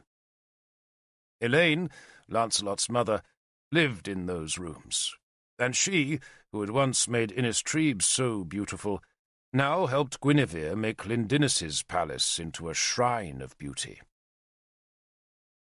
Arthur, I know, was rarely at Lindinnis. He was too busy preparing for the great war against the Saxons, to which end he began refortifying the ancient earth citadels in southern Dumnonia. Even Caer Cadarn, deep in our heartland, had its walls strengthened and new timber fighting platforms poised on its ramparts. But his greatest work was at Caer Ambra, just a half-hour's walk east of the Stones, which was to be his new base against the Sace. The old people had made a fort there, but all that autumn and winter the slaves toiled to steepen the ancient earth walls and make new palisades and fighting platforms on their summits. More forts were strengthened south of Caer Ambra to defend the lower parts of Dumnonia against the southern Saxons led by Cerdic, who were sure to attack us while Arthur assaulted Ael in the north. Not since the Romans, I dare say, had so much British earth been dug or timber split, and Arthur's honest taxes could never pay for half that labour. He therefore made a levy on the Christian churches that were plentiful and powerful in southern Britain, the same churches that had supported Nabur and Sansom's effort to topple him. That levy was eventually repaid, and it protected the Christians from the ghastly attentions of the Saxon heathens. But the Christians never forgave Arthur, nor did they notice that the same levy was taken from the handful of pagan shrines that still possessed wealth. Not all the Christians were Arthur's enemies. At least a third of his spearmen were Christians, and those men were as loyal as any pagan. Many other Christians approved of his rule, but most of the leaders of the church let their greed dictate their loyalty, and they were the ones who opposed him. They believed that their God would one day return to this earth and walk among us like a mortal man. But he would not come again until all pagans had been converted to his faith. The preachers, knowing that Arthur was a pagan, hissed curses at him, but Arthur ignored their words as he made his ceaseless tours of southern Britain. One day he would be with Sagramor on Ael's border. The next he would be fighting one of Cerdic's war bands as it probed deep into the river valleys of the south, and then he would ride north through Dumnonia and across Gwent to Isker, where he would argue with local chieftains about the number of spearmen who could be raised from western Gwent or eastern Siluria. Thanks to Lugvale, Arthur was now far more than Dumnonia's chief lord and Mordred's protector. He was Britain's warlord, the undisputed leader of all our armies, and no king dared refuse him, nor, in those days, wanted to.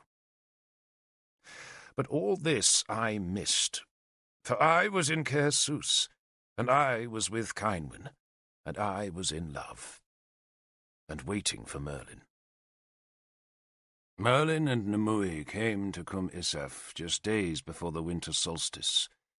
Dark clouds were pressing close above the bare oak tops on the ridges, and the morning frost had lingered well into the afternoon. The stream was a patchwork of ice ledges and trickling water. The fallen leaves were crisp, and the valley's soil as hard as stone. We had a fire in the central chamber, so our house was warm enough, though it was choking with the smoke that billowed about the untrimmed beams before finding the small hole in the roof's ridge.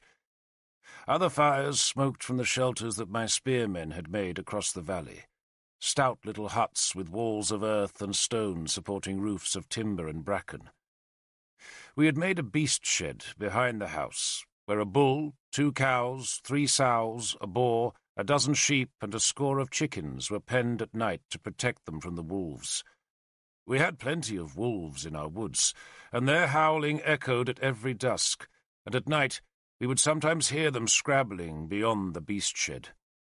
The sheep would bleat piteously, the hens would set up a cackling panic, and then Issa, or whoever else stood guard, would shout and hurl a firebrand into the wood's edge, and the wolves would skitter away. One morning, going early to fetch water from the stream, I came face to face with a big old dog-wolf. He had been drinking, but as I stepped out of the bushes, he raised a grey muzzle, stared at me, then waited for my salute before he loped silently upstream. It was, I decided, a good omen, and in those days, as we waited for Merlin, we counted the omens. We also hunted the wolves. Keenaglas gave us 3 brace of long-haired wolfhounds that were bigger and shaggier than the famous Powisian deerhounds like those Guinevere kept in Dumnonia. The sport kept my spearmen active, and even Cynwyn liked those long, cold days in the high woods. She wore leather breeches, high boots and a leather jerkin, and hung a hunter's long knife at her waist. She would braid her fair hair into a knot at the back of her head, then scramble up rocks and down gullies and over dead trees behind her brace of hounds, who were leashed on long horsehair ropes. The simplest way to hunt wolves was with a bow and arrow, but as few of us possessed that skill, we used the dogs, war spears and knives, and by the time Merlin returned we had a pile of pelts stacked in Keenaglass's store hall. The king had wanted us to move back to Caersus, but Cynwyn and I were as happy as our anticipation of Merlin's ordeal allowed us, and so we stayed in our small valley and counted the days. And we were happy in Cwm Isaf. Cynwyn took a ridiculous pleasure in doing all the things that till now had been done for her by servants, though, strangely, she was never able to wring a chicken's neck, and I always used to laugh when she killed a hen. She had no need to do it, for any one of the servants could have killed the fowl, and my spearmen would do anything for Cynwyn. But she insisted on sharing the work, though when it came to killing hens, ducks, or geese, she could not make herself do it properly. The only method she ever devised was to lay the poor creature down on the earth, put a small foot on its neck, and then, with her eyes tight closed, give the head one quick, decisive tug. She was more successful with the distaff. Every woman in Britain, save for the very richest, was forever with a distaff and spindle, for spinning wool into thread was one of those endless jobs that will presumably last until the sun has made its last turn about the earth. As soon as one year's fleeces had been turned into yarn, so the next year's fleeces came to the storehouses, and the women would collect their apronfuls, wash and comb the wool, then start spinning the thread again. They spun when they walked. They spun as they talked. They spun whenever there was no other task needing their hands. It was monotonous, mindless work, but not unskilled. At first, Cynwyn could only produce pathetic little tatters of wool, but she became better, though never as quick as those women who had spun the wool since the very first day their hands were big enough to hold the distaff. She would sit of an evening, telling me about her day, and her left hand would turn the staff, and her right would flick the weighted spindle that hung from the distaff to elongate and twist the emerging thread. When the spindle reached the floor, she would wind the thread around it, fix the spooled yarn with the bone clip on the spindle's top, and then start spinning again. The wool she made that winter was often lumpy, or else fragile, but I loyally wore one of the shirts she made from that thread until it fell apart. Keenaglass visited us often, though his wife Heleth never came. Queen Heleth was truly conventional, and she disapproved deeply of what Cynwyn had done. "She thinks it brings disgrace on the family," Keenaglass told us cheerfully. He became, like Arthur and Galahad, one of my dearest friends. He was, I think, lonely in Caersus, for other than Iorwerth and some of the younger druids, he had few men with whom he could talk of anything but hunting and war, and so I replaced the brothers he had lost. His older brother, who should have become king, had been killed in a fall from a horse. The next son had died of a fever, and the youngest had been killed fighting the Saxons. Keenaglass, like me, deeply disapproved of Cynwyn's going on the dark road, but he told me that nothing short of a sword blow would ever stop her. "Everyone always thinks she's so sweet and kind," he told me, "but there's a will of iron there. Stubborn. Can't kill chickens. I can't even imagine her trying," he laughed. "But she is happy, Derfel, and for that I thank you." It was a happy time, one of the happiest of all our happy times, but always shadowed by the knowledge that Merlin would come and demand the fulfillment of our oaths. He came on a frosty afternoon. I was outside the house, using a Saxon war-axe to split newly chopped logs that would fill our house with smoke, and Cynwyn was inside, hushing a squabble that had risen between her maidservants and the fiery Scarach, when a horn sounded across the valley. The horn was a signal from my spearmen that a stranger approached Cwm Isaf, and I lowered the axe in time to see Merlin's tall figure striding among the trees. Nimue was with him. She had stayed a week with us after the night of Lancelot's betrothal, and then, without a word of explanation, had slipped away one night. But now, dressed in black beside her lord in his long white robe, she returned. Kynwyn came from the house. Her face was smudged with soot, and her hands bloodied from a hair she had been jointing. "I thought he was bringing a warband," she said, her blue eyes fixed on Merlin. That was what Nimue had told us before she left, that Merlin was raising the army that would protect him on the Dark Road. "Or maybe he's left them at the river," I suggested. She pushed a lock of hair away from her face, adding a smudge of blood to the soot. "Aren't you cold?" she asked, for I had been stripped to the waist as I chopped the wood. "Not yet," I said, though I pulled on a wool shirt as Merlin leapt long-legged over the stream. My spearmen, anticipating news, trailed from their huts to follow him, but they stayed outside the house when he ducked his tall figure under our low lintel. He offered us no greeting, but just went past us into the house. Nimue followed him, and by the time Kynwyn and I entered, they were already squatting beside the fire. Merlin held his thin hands to the blaze, then seemed to give a long sigh. He said nothing, and neither of us wanted to ask his news. I, like him, sat on the fire's edge, while Kynwyn put the half-jointed hair into a bowl, then wiped her hands free of blood. She waved Scarach and the servants out of the house, then sat beside me. Merlin shivered, then seemed to relax. His long back was bowed as he hunched forward with his eyes closed. He stayed thus for a long time. His brown face was deeply lined, and his beard a startling white. Like all druids, he shaved the front part of his skull. But now that tonsure was smothered with a fine layer of short white hair, evidence that he had been a long time on the road without a razor or a bronze mirror. He looked so old that day, and, hunched by the fire, he even looked feeble. Nimue sat opposite him, saying nothing. She did rise once to take Howlbane from its nail hooks in the main beam, and I saw her smile as she recognized the 2 strips of bone set into the handle. She unsheathed the blade, then held it into the smokiest part of the fire, and once the steel was covered in soot, she carefully scratched an inscription into the soot with a piece of straw. The letters were not like these I write now, that both we and the Saxons employ, but were older magical letters, mere strokes slashed by bars, that only the druids and sorcerers used. She propped the scabbard against the wall and hung the sword back on its nails, but did not explain the significance of what she had written. Merlin ignored her.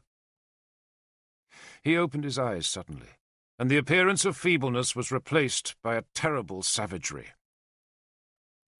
"I put a curse," he said slowly, "on the creatures of Siluria."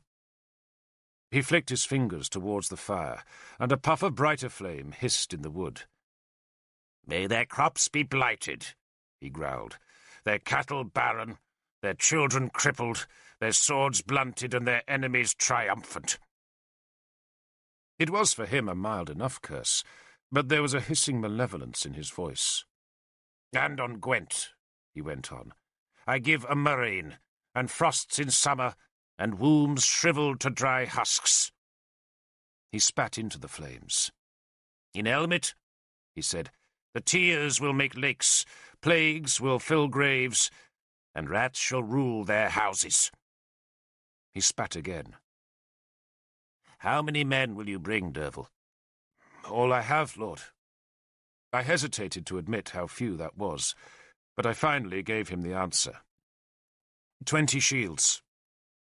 "And those of your men who are still with Galahad?" He gave me a quick glance from beneath his bushy white eyebrows. "How many of those?" "I have heard nothing from them, Lord." He sneered. "They form a palace guard for Lancelot. He insists on it. He makes his brother into a doorkeeper." Galahad was Lancelot's half-brother, and as unlike him as any man could be. It is a good thing, lady," Merlin looked at Kynwyn, "that you did not marry Lancelot." She smiled at me. "I think so, Lord." "He finds Siluria tedious. I can't blame him for that, but he'll seek Dumnonia's comforts and be a snake in Arthur's belly." He smiled. "You, my lady, were supposed to be his plaything." "I'd rather be here," Kynwyn said, gesturing at our rough stone walls and smoke-stained roof beams. "But he'll try to strike at you," Merlin warned her. "His pride climbs higher than Cthulhu's eagle, lady. And Guinevere is cursing you. She killed a dog in her temple of Isis and draped its pelt on a crippled bitch that she gave your name." Kynwyn looked pale, made the sign against evil, and spat into the fire. Merlin shrugged. "I have counted the curse, lady," he said, then stretched his long arms and bent his head back so that his ribboned plaits almost touched the rush-covered floor behind him. "Isis is a foreign goddess," he said, "and her power is feeble in this land." He brought his head forward again, then rubbed his eyes with his long hands. "I have come empty-handed," he said bleakly. "No man in Elmet would step forward, and none elsewhere. Their spears, they say, are dedicated to Saxon bellies. I offered them no gold. I offered no silver. Only a fight on behalf of the gods, and they offered me their prayers, then let their womenfolk talk to them of children and hearths and cattle and land, and so they slunk away. 80 men! That's all I wanted. Dyranak can field 200, maybe a handful more, but 80 would have sufficed. Yet there were not even 8 men who would come. Their lords are sworn to Arthur now. The cauldron, they tell me, can wait till Llogir is ours again. They want Saxon land and Saxon gold, and all I offered them was blood and cold on the dark road." There was a silence. A log collapsed in the fire to spring a constellation of sparks toward the blackened roof. "Not one man offered a spear?" I asked, shocked at the news. "A few," he said dismissively, "but none I would trust. None worthy of the cauldron." He paused, then looked tired again. "I am struggling against the lure of Saxon gold, and against Morgan. She opposes me." "Morgan?" I could not hide my astonishment. Morgan, Arthur's eldest sister, had been Merlin's closest companion until Nimue usurped her place. And though Morgan hated Nimue, I did not think that hatred extended to Merlin. "Morgan," he said flatly. "She has spread a tale through Britain. The tale says that the gods oppose my quest, and that I am to be defeated, and that my death will embrace all my companions. She dreamed the tale, and folk believe her dreams. I am old, she says, and feeble, and loose-witted." "She says," Nimue spoke softly, "that a woman will kill you, not Dyranak." Merlin shrugged. "Morgan plays her own game, and I don't yet understand it." He rooted about in a pocket of his gown and brought out a handful of dried knotted grasses. Each knotted stem looked alike to me, but he sorted through them and selected one that he held towards Kynwyn. "I release you from your oath, lady." Kynwyn glanced at me, then looked back to the knot of grass. "Will you still take the dark road, Lord?" she asked Merlin. "Yes." "But how will you find the cauldron without me?" He shrugged, but offered no answer. "How will you find it with her?" I asked, for I still did not understand why a virgin must find the cauldron, or why that virgin should have to be Kynwyn. Merlin shrugged again. "The cauldron," he said, "was ever under the guard of a virgin. One guards it now, if my dreams tell me correctly, and only another virgin can reveal its hiding place. You will dream it," he said to Kynwyn, "if you are willing to come." "I shall come, Lord," Kynwyn said, "as I promised you." Merlin pushed the grass knot back into the pocket, before rubbing his face again with his long hands. "We leave in 2 days," he announced flatly. "You must bake bread, pack dried meat and fish, sharpen your weapons, and make sure you have furs against the cold." He looked at Nimue. "We shall sleep at Kersus. Come." "You can stay here," I offered. "I must speak to Iorwerth." He stood, his head level with the rafters. "I release you both from your oaths," he said very formally. "But pray you will come anyway. But it will be harder than you know, and harder than you fear in your worst dreams, for I have pledged my life on the cauldron." He looked down at us, and his face was immensely sad.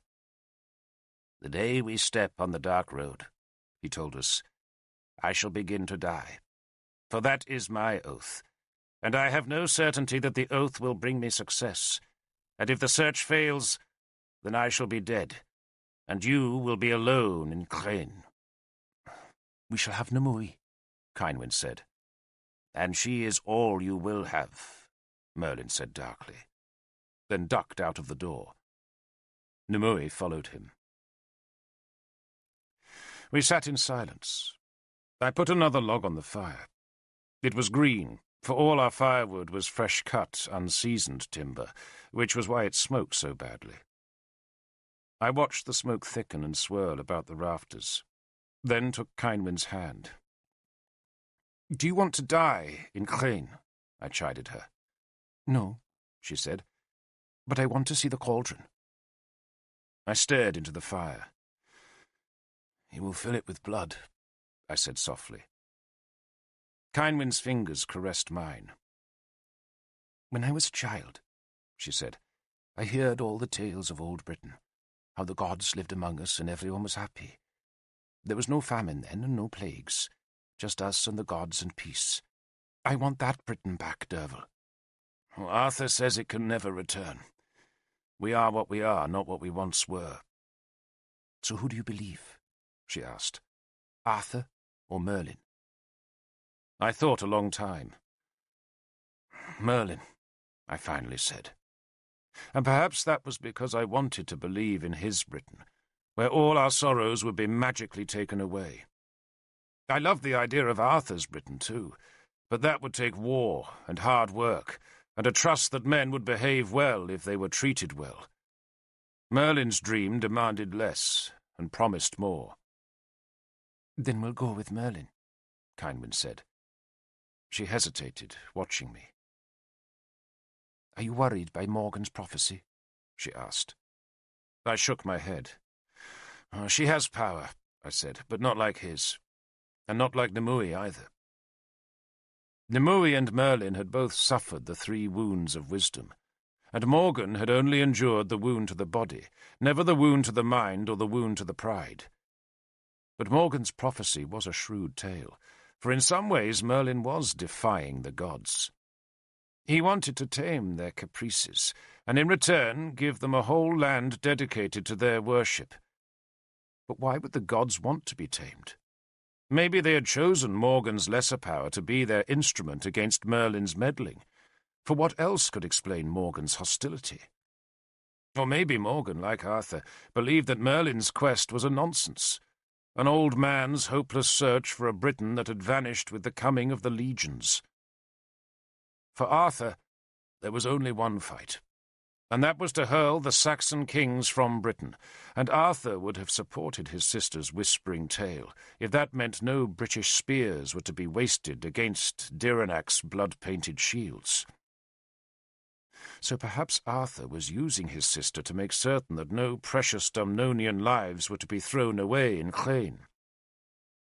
Except for my life, and my men's lives, and my beloved Kynwyn's life, for we were oath-sworn. But Merlin had released us from our oaths, and so I tried one last time to persuade Kynwyn to stay in Powys. I told her how Arthur believed that the cauldron no longer existed, how it must have been stolen by the Romans and taken to that great sink of treasure, Rome, and melted down to make hair combs or cloak pins or coins or brooches. All that I told her, And when I was done, she smiled and asked me once again who I believed, Merlin or Arthur. Merlin, I said again. And so do I, Kynwyn said. And I'm going. We baked bread, packed food, and sharpened our weapons. And the next night, the eve of our going on Merlin's quest, the first snow fell. Keenaglas gave us 2 ponies that we loaded with food and furs. Then we slung our star-painted shields on our backs and took the northern road. Eorwith gave us a blessing, and Keenaglas's spearmen accompanied us for the first few miles. But once we had passed the great ice wastes of the Duv Bog that lay beyond the hills north of Caersus, those spearmen stepped aside, and we were alone. I had promised Keenaglas that I would protect his sister's life with my own, and he had embraced me, then whispered in my ear, "Kill her, Derfel," he said, "rather than let Diranach have her." There were tears in his eyes, and they almost made me change my mind. "If you order her not to go, Lord King," I said, "she might obey." "Never," he said. "But she is happier now than she has ever been. Besides, Eorwith tells me you will return. Go, my friend." He stepped back. His parting gift had been a bag of gold ingots that we stowed on one of the ponies. The snowy road led north into Gwynedd. I had never been to that kingdom before, and found it a crude, hard place. The Romans had come here, but only to dig lead and gold. They had left few marks on the land, and given it no law.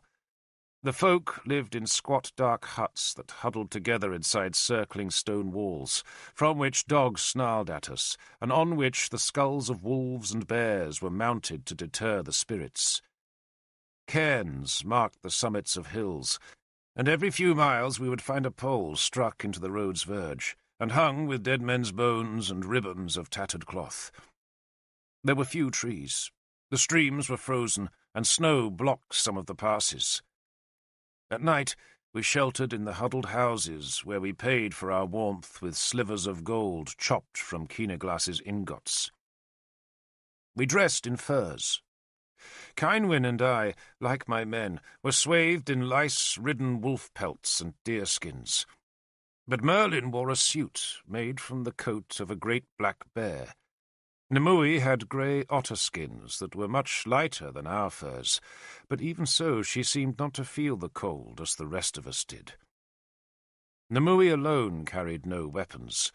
Merlin had his black staff, a fearsome thing in battle, while my men had spears and swords, and even Kynwyn carried a light spear, and had her long-bladed hunting knife scabbarded at her waist. She wore no gold, and the folk who gave us shelter had no conception of her rank. They did notice her bright hair, and assumed that she, like Nimue, was one of Merlin's adepts. Merlin they loved, for they all knew of him, and they brought their crippled children to be touched by his hand. It took us 6 days to reach Caer Gy, where Cadwallon, king of Gwynedd, was spending the winter. The Caer itself was a hilltop fort, but under the fort's shoulder there was a deep valley with tall trees growing from its steep sides, and in the valley a wooden palisade circling a timber hall, some storerooms and a score of sleeping huts, all of them ghosted white with snow, and with long icicles hanging from their eaves. Cadwallon proved to be a sour old man, while his hall was merely 1/3 the size of Keenaglas's hall, and the press of warriors meant that its earth floor was already packed tight with beds. A space was grudgingly made for us, and a corner screened for Nimue and Kynwyn.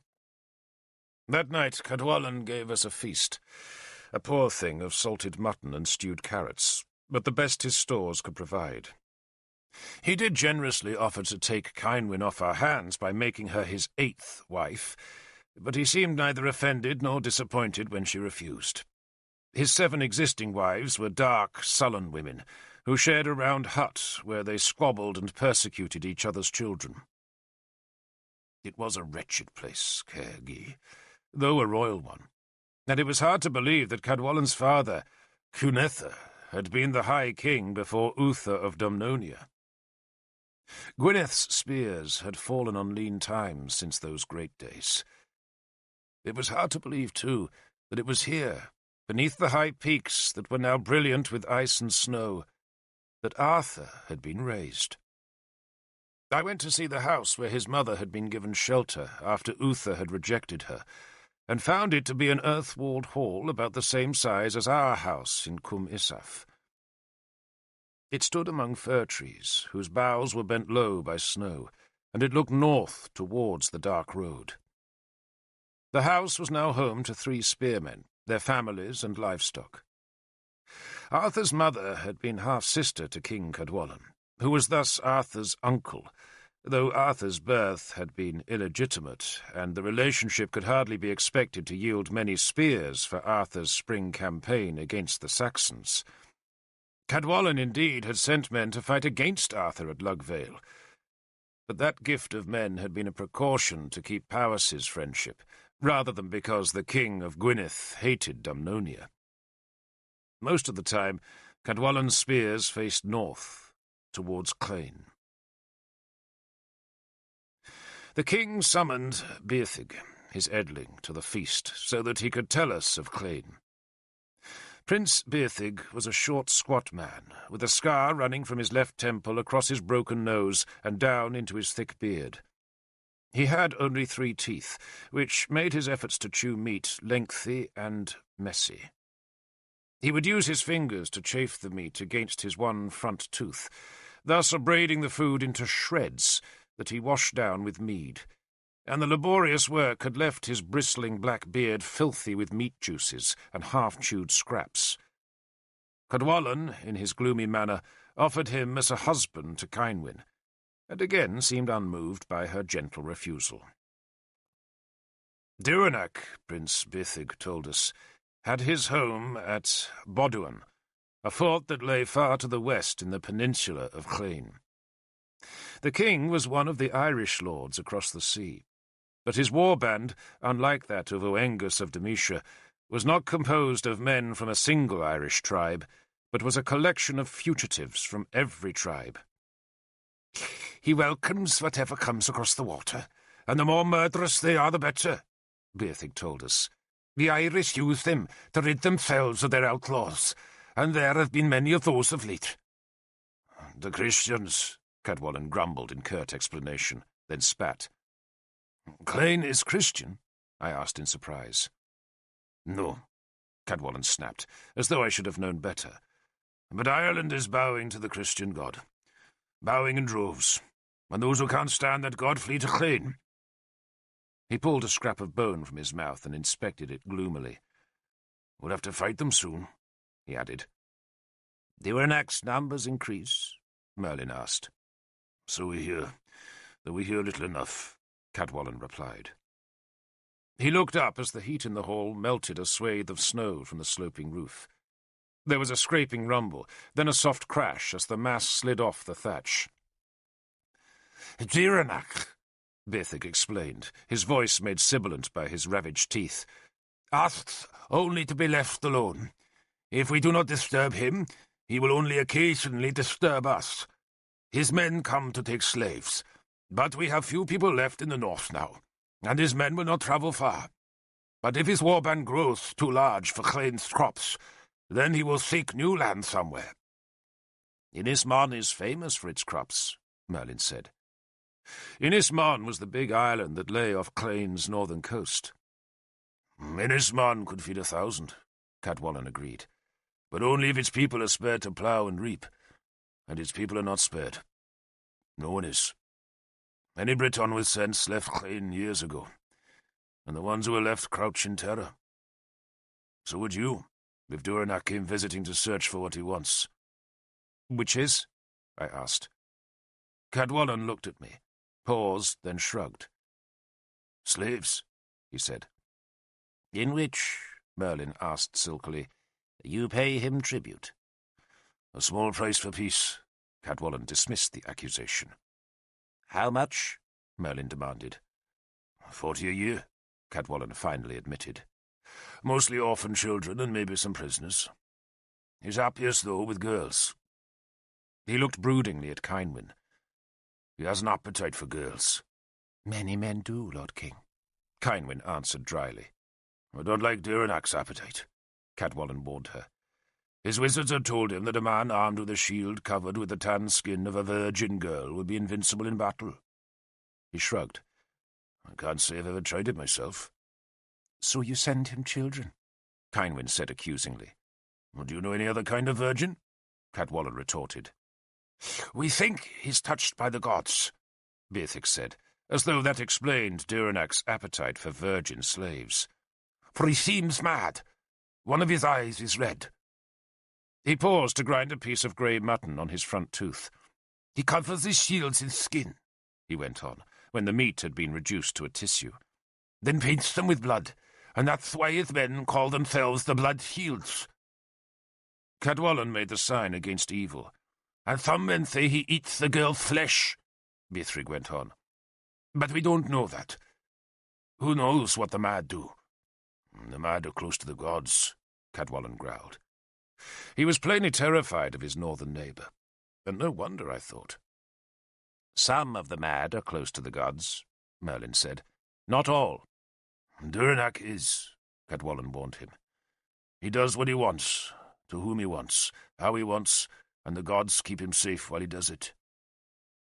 Again I made the sign against evil, and suddenly I wished I was back in far Dumnonia, where there were law courts and palaces and long Roman roads. With 200 spears, Merlin said, you could scour Direnac from Clain. You could wash him into the sea. We tried once, Cadwallon said, and 50 of our men died of the flux in 1 week, and another 50 were shivering in their own excrement, and always his howling warriors circled us on ponies, and their long spears showered out of the night. When we reached Bodwin, there was only a great wall hung with dying things that bled and screamed, and twisted on their hooks, and none of my men would scale that horror. Nor would I, he admitted. And if I had, what then? He would have fled to Innisbon, and it would have taken me days and weeks to find the ships to follow him over the water. I have neither the time, the spearmen, nor the gold to scour Direnac into the sea. So I give him children instead. It's cheaper. He shouted for a slave to bring him more mead, then gave Kynwyn a sour glance. Give her to him, he said to Merlin, and he might give you the cauldron. I will give him nothing for the cauldron, Merlin snapped. Besides, he does not even know the cauldron exists. He does now, Beatrix put in. All Britain knows why you go north, and do you think his lizards don't want to find the cauldron? Merlin smiled. Send your spearmen with me, Lord King, and we shall take both the cauldron and Clain. Cadwallon snorted at that proposal. Direnac, Merlin, teaches a man to be a good neighbour. I will let you travel my land, for I fear your curse if I don't. But not one man of mine will go with you. And when your bones are buried in Clain's sands, I shall tell Direnac that your trespass was none of my doing. Will you tell him by which road we travel? Merlin asked, for we faced 2 roads now. One led around the coast and was the usual winter road north, while the other was the dark road that most men reckoned was impassable in winter. Merlin hoped that by using the dark road we could surprise Direnac, and be gone from Innismon almost before he knew we had even come. Cadwallon smiled for the only time that night. He knows already, the king said, then glanced at Kynwyn, the brightest figure in that smoke-dark hall. And doubtless he looks forward to your coming. Did Direnac know we planned to use the dark road? Or was Cadwallon guessing? I spat anyway, to protect us all from evil. The solstice was due, the long night of the year when life ebbs, hope is bleak, and the demons have dominion of the air. And that was when we would be on the dark road. Cadwallon thought us fools. Direnac waited for us, and we wrapped ourselves in fur and slept. The sun shone next morning, making the surrounding peaks into dazzling spikes of whiteness that hurt our eyes. The sky was almost clear, and a strong wind blew snow from the ground to make clouds of glittering specks that wafted across the white land. We loaded the ponies, accepted the grudging gift of a sheepskin from Cornwell, then marched towards the dark road that began just north of Caer. It was a road without settlements, without farms, without a soul to offer us shelter. Nothing but a rugged path through the wild mountain barrier that protected Cadwallan's heartland from Dironac's blood shields. 2 poles marked the beginning of the road, and both were topped by rag-draped human skulls, from which long icicles clinked in the wind. The skulls faced north towards Dironac, 2 talismans to keep his evil beyond the mountains. I saw Merlin touch an iron amulet that hung around his neck as we passed between the twin skulls, and remembered his dreadful promise that he would begin to die the moment we reached the dark road. Now, as our boots squeaked and crunched through the road's undisturbed layer of snow, I knew that oath of death had begun its work. I watched him, but saw no signs of distress, as all that day we climbed into the hills, sliding on snow and trudging in a cloud of our own misting breath. We slept that night in an abandoned shepherd's hut that still blessedly had a ragged roof of old timbers and decaying straw, with which we built a fire that flickered feebly in the snowy darkness. Next morning, we had gone no more than a quarter mile when a horn sounded above and behind us. We stopped, turned, and shaded our eyes to see a dark line of men cresting a hill, down which we had slithered the previous evening. There were 15 of them, all with shields, swords, and spears, and when they saw they had gained our attention, they half ran and half slid down the treacherous slope of snow. Their progress made great cloudy plumes that drifted westwards on the wind.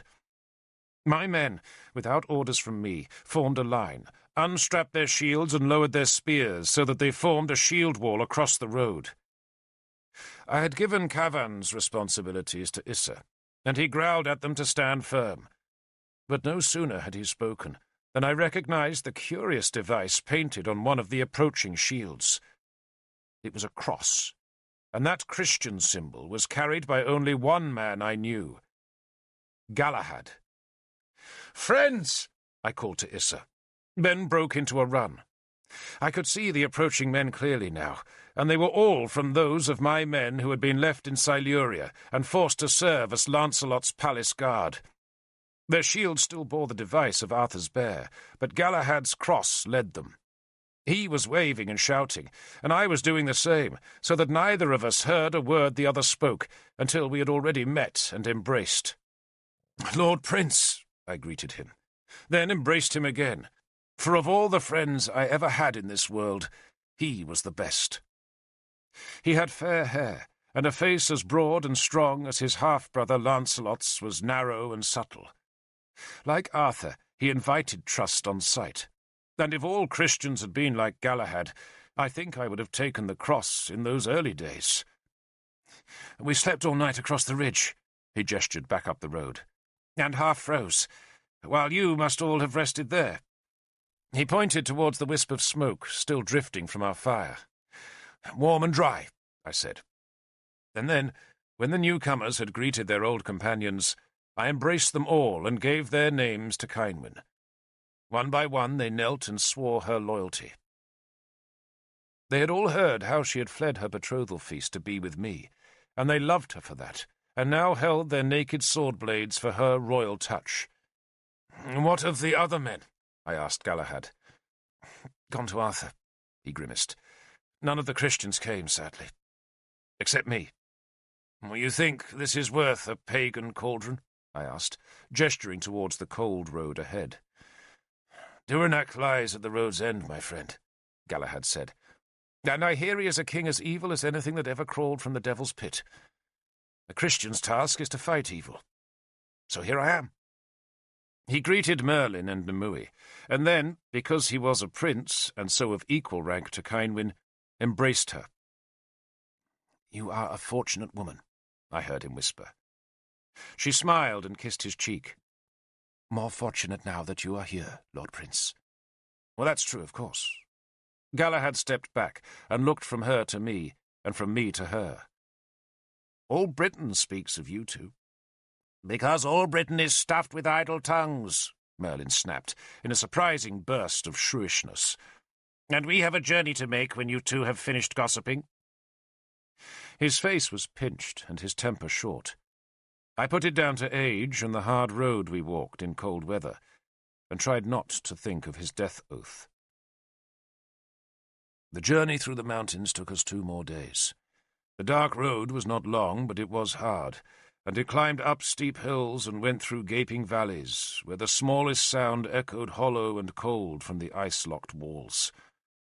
We found an abandoned settlement to spend the second night on the road, a place of round stone huts that were huddled inside a wall the height of a man, on which we set 3 guards to watch the glittering moonlit slopes. There was no fuel for a fire, and so we sat close together and sang songs and told tales and tried not to think of the blood shields. Galahad gave us news of Siluria that night.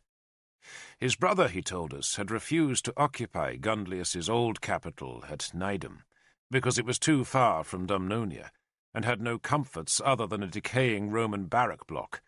So he had moved Siluria's government to Iska, the huge Roman fort that lay beside the Usk, at the very edge of Siluria's territory, and just a stone's throw from Gwent.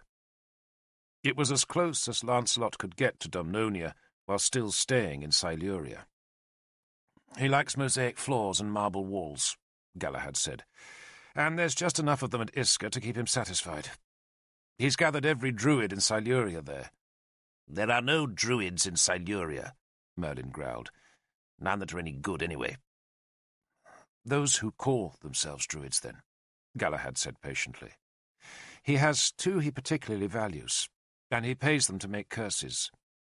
"On me?" I asked, touching the iron on Howlbane's hilt.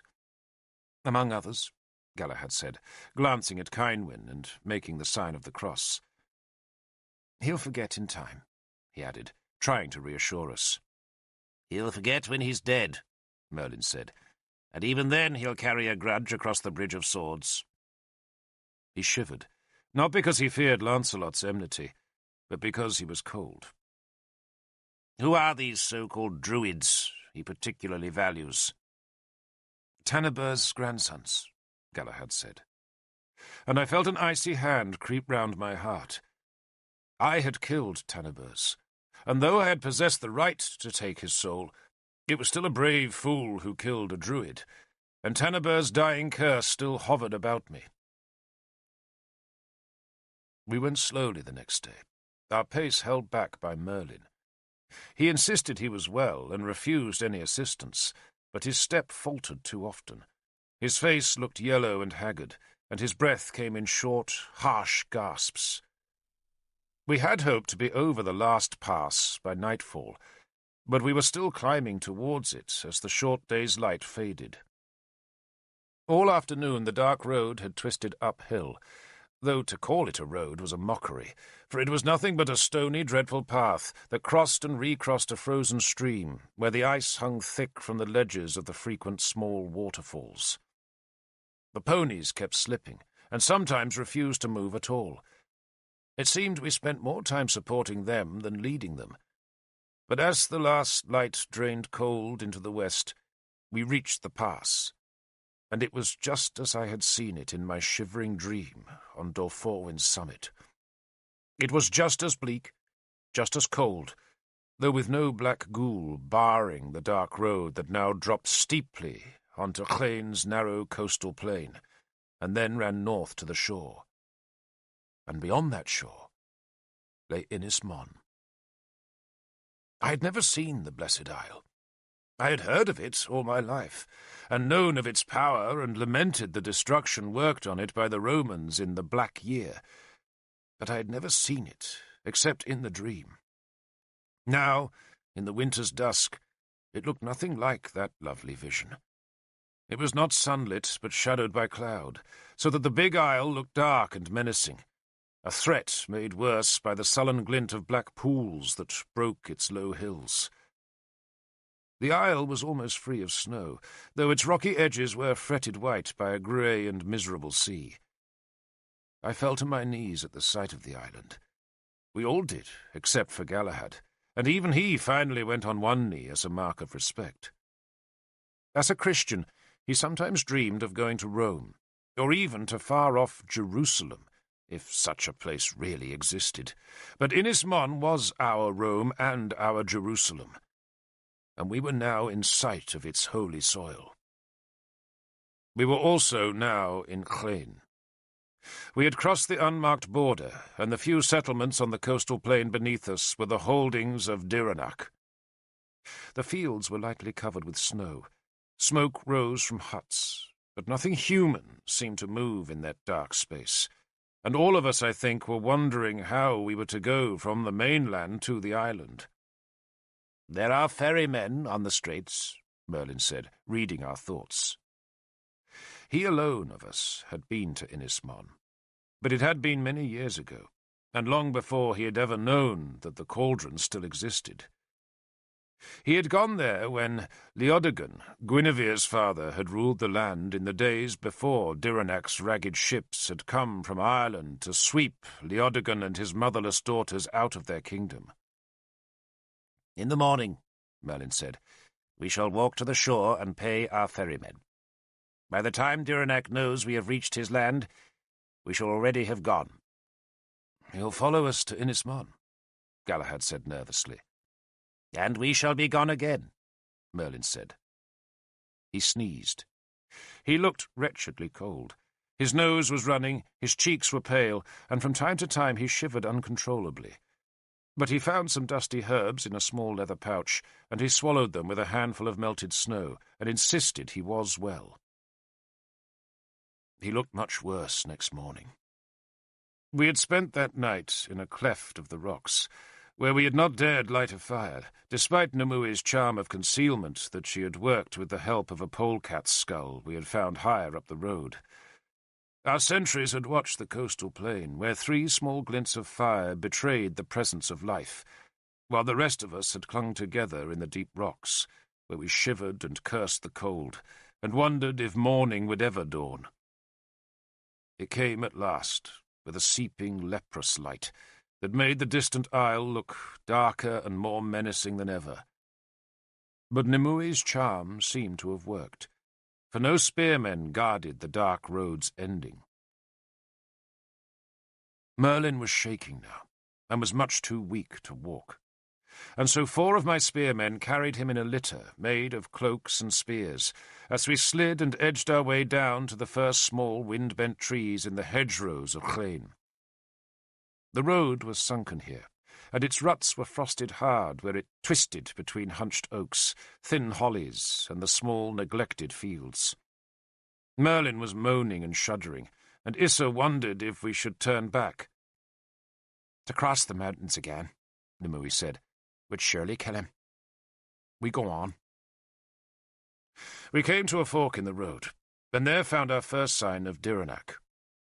It was a skeleton, bound together with horsehair ropes and hung from a pole so that its dry bones rattled in the brisk west wind.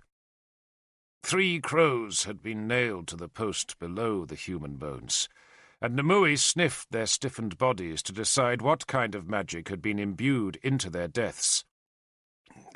"Piss! Piss!" Merlin managed to say from his litter. "Quick, girl! Piss!"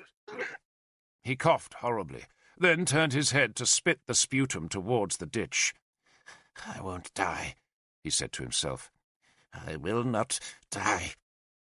He lay back as Nimue squatted by the pole. "He knows we're here," Merlin warned me.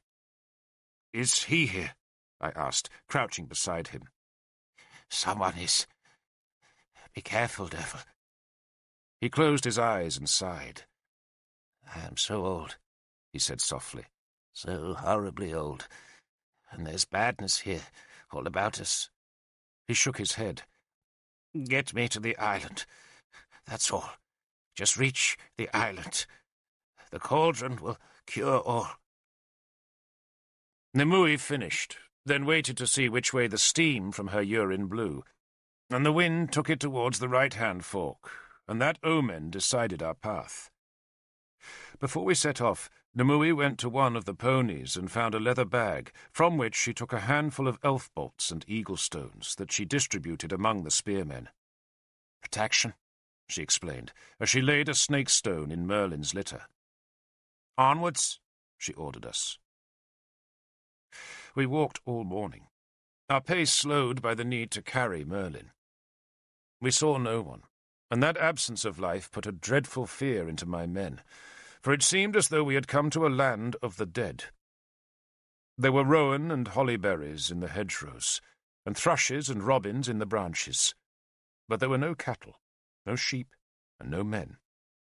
We did see one settlement from which a wisp of smoke blew in the wind, but it was far off, and no one appeared to be watching us from its circling wall. Yet men were in this dead land. We knew that when we paused to rest in a small valley where a stream trickled sluggishly between icy banks under a grove of small, black, wind-bent oaks. The intricate branches were each delicately limed with a white frost, and we rested beneath them until Gwilym, one of the spearmen who was standing guard at the rear, called to me. I went to the oak's edge to see that a fire had been set on the lower slope of the mountains. There were no flames visible, just a thick gruel of grey smoke that boiled fiercely before being snatched away by the west wind. Gwilym pointed to the smoke with his spear-blade, then spat to avert its evil. Galahad came to stand beside me. "A signal?" he asked. "Probably. So they know we're here." He crossed himself. "They know." Nimue joined us. She was carrying Merlin's heavy black staff, and she alone seemed to burn with energy in this cold, dead place.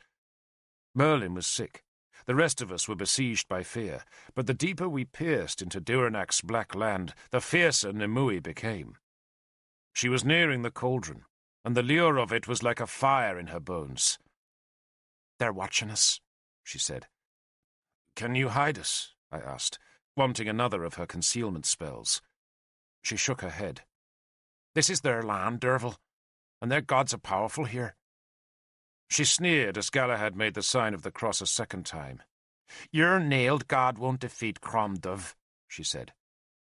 "He's here?" I asked fearfully. "Or one like him," she said. Cromdove was the black god, a crippled and malevolent horror who gave dark nightmares. The other gods, it was said, avoided Cromdove, which suggested we were alone in his power. "So we're doomed," Gwilym said flatly. "Fool," Nimue hissed at him. "We're only doomed if we fail to find the cauldron. Then we'd all be doomed anyway. Are you going to watch that smoke all morning?" she asked me. We walked on. Merlin could not speak any longer, and his teeth chattered, even though we piled him with furs. "He's dying," Nimue told me calmly. "Then we should find shelter," I said, "and build a fire." "So we can all be warm while we're slaughtered by Durinac's spearmen?" She scoffed at the idea. "He's dying, Derfel," she explained, "because he's close to his dream, and because he made his bargain with the gods." "His life for the cauldron?" Kynwyn, walking on my other side, asked the question. "Not quite," Nimue admitted. "But while you two were setting up your little house—" She made that statement sarcastically. "We went to Cader Idris. We made a sacrifice there, the old sacrifice, and Merlin pledged his life, not for the cauldron, but for the search. If we find the cauldron, he'll live, but if we fail, then he dies, and the shadow soul of the sacrifice can claim Merlin's soul for all time." I knew what the old sacrifice was, though I had never heard of it being made in our time. "Who was the sacrifice?" I asked. "No one you knew. No one we knew. Just a man." Nimue was dismissive, "But his shadow soul is here, watching us, and it wants us to fail. It wants Merlin's life." "What if Merlin dies anyway?" I asked. "He won't, you fool. Not if we find the cauldron." "If we find it," Kynwyn said nervously. "You will," Nimue said confidently. "How?" "You'll dream," Nimue said, "and the dream will lead us to the cauldron." And Duranak, I realized when we reached the straits dividing the mainland from the island, wanted us to find it. The signal fire told us his men had been watching us, but they had neither shown themselves nor tried to stop our journey. And that suggested Duranak knew of our quest, and wanted it to succeed so that he could take the cauldron for himself. There could be no other reason why he was making it so easy for us to reach Inismon. The straits were not wide, but the grey water swirled and sucked and foamed as it swept through the channel. The sea ran fast in those narrows, twisting itself into sullen whirlpools, or else breaking white on hidden rocks. But the sea was not as frightening as the far shore that stood so utterly empty and dark and bleak, almost as if it waited to suck our souls away. I shivered as I looked at that distant grassy slope. I could not help thinking of the far-off black day when the Romans had stood on this same rocky shore, and that far bank had been thick with druids who had hurled their dread curses at the foreign soldiers. The curses had failed, the Romans had crossed, and Inismon had died. And now we stood in the same place, in a last desperate attempt to wind back the years and spool back the centuries of sadness and hardship, so that Britain would be restored to its blessed state before the Romans came. It would be Merlin's Britain then, a Britain of the gods, a Britain without Saxons, a Britain full of gold and feasting halls and miracles. We walked east towards the narrowest part of the straits, and there, rounding a point of rock and beneath the earth loom of a deserted fortress, we found 2 boats hauled up on the pebbles of a tiny cove. A dozen men waited with the boats, almost as though they expected us. "The ferrymen?" Kynwyn asked me. "Duranak's boatmen," I said, and touched the iron in Halbane's hilt. "They want us to cross," I said, and I was afraid, because the king was making it so easy for us. The sailors were quite unafraid of us. They were squat, hard-looking creatures with fish scales sticking to their beards and their thick woolen clothes. They carried no weapons other than their gutting knives and fish spears.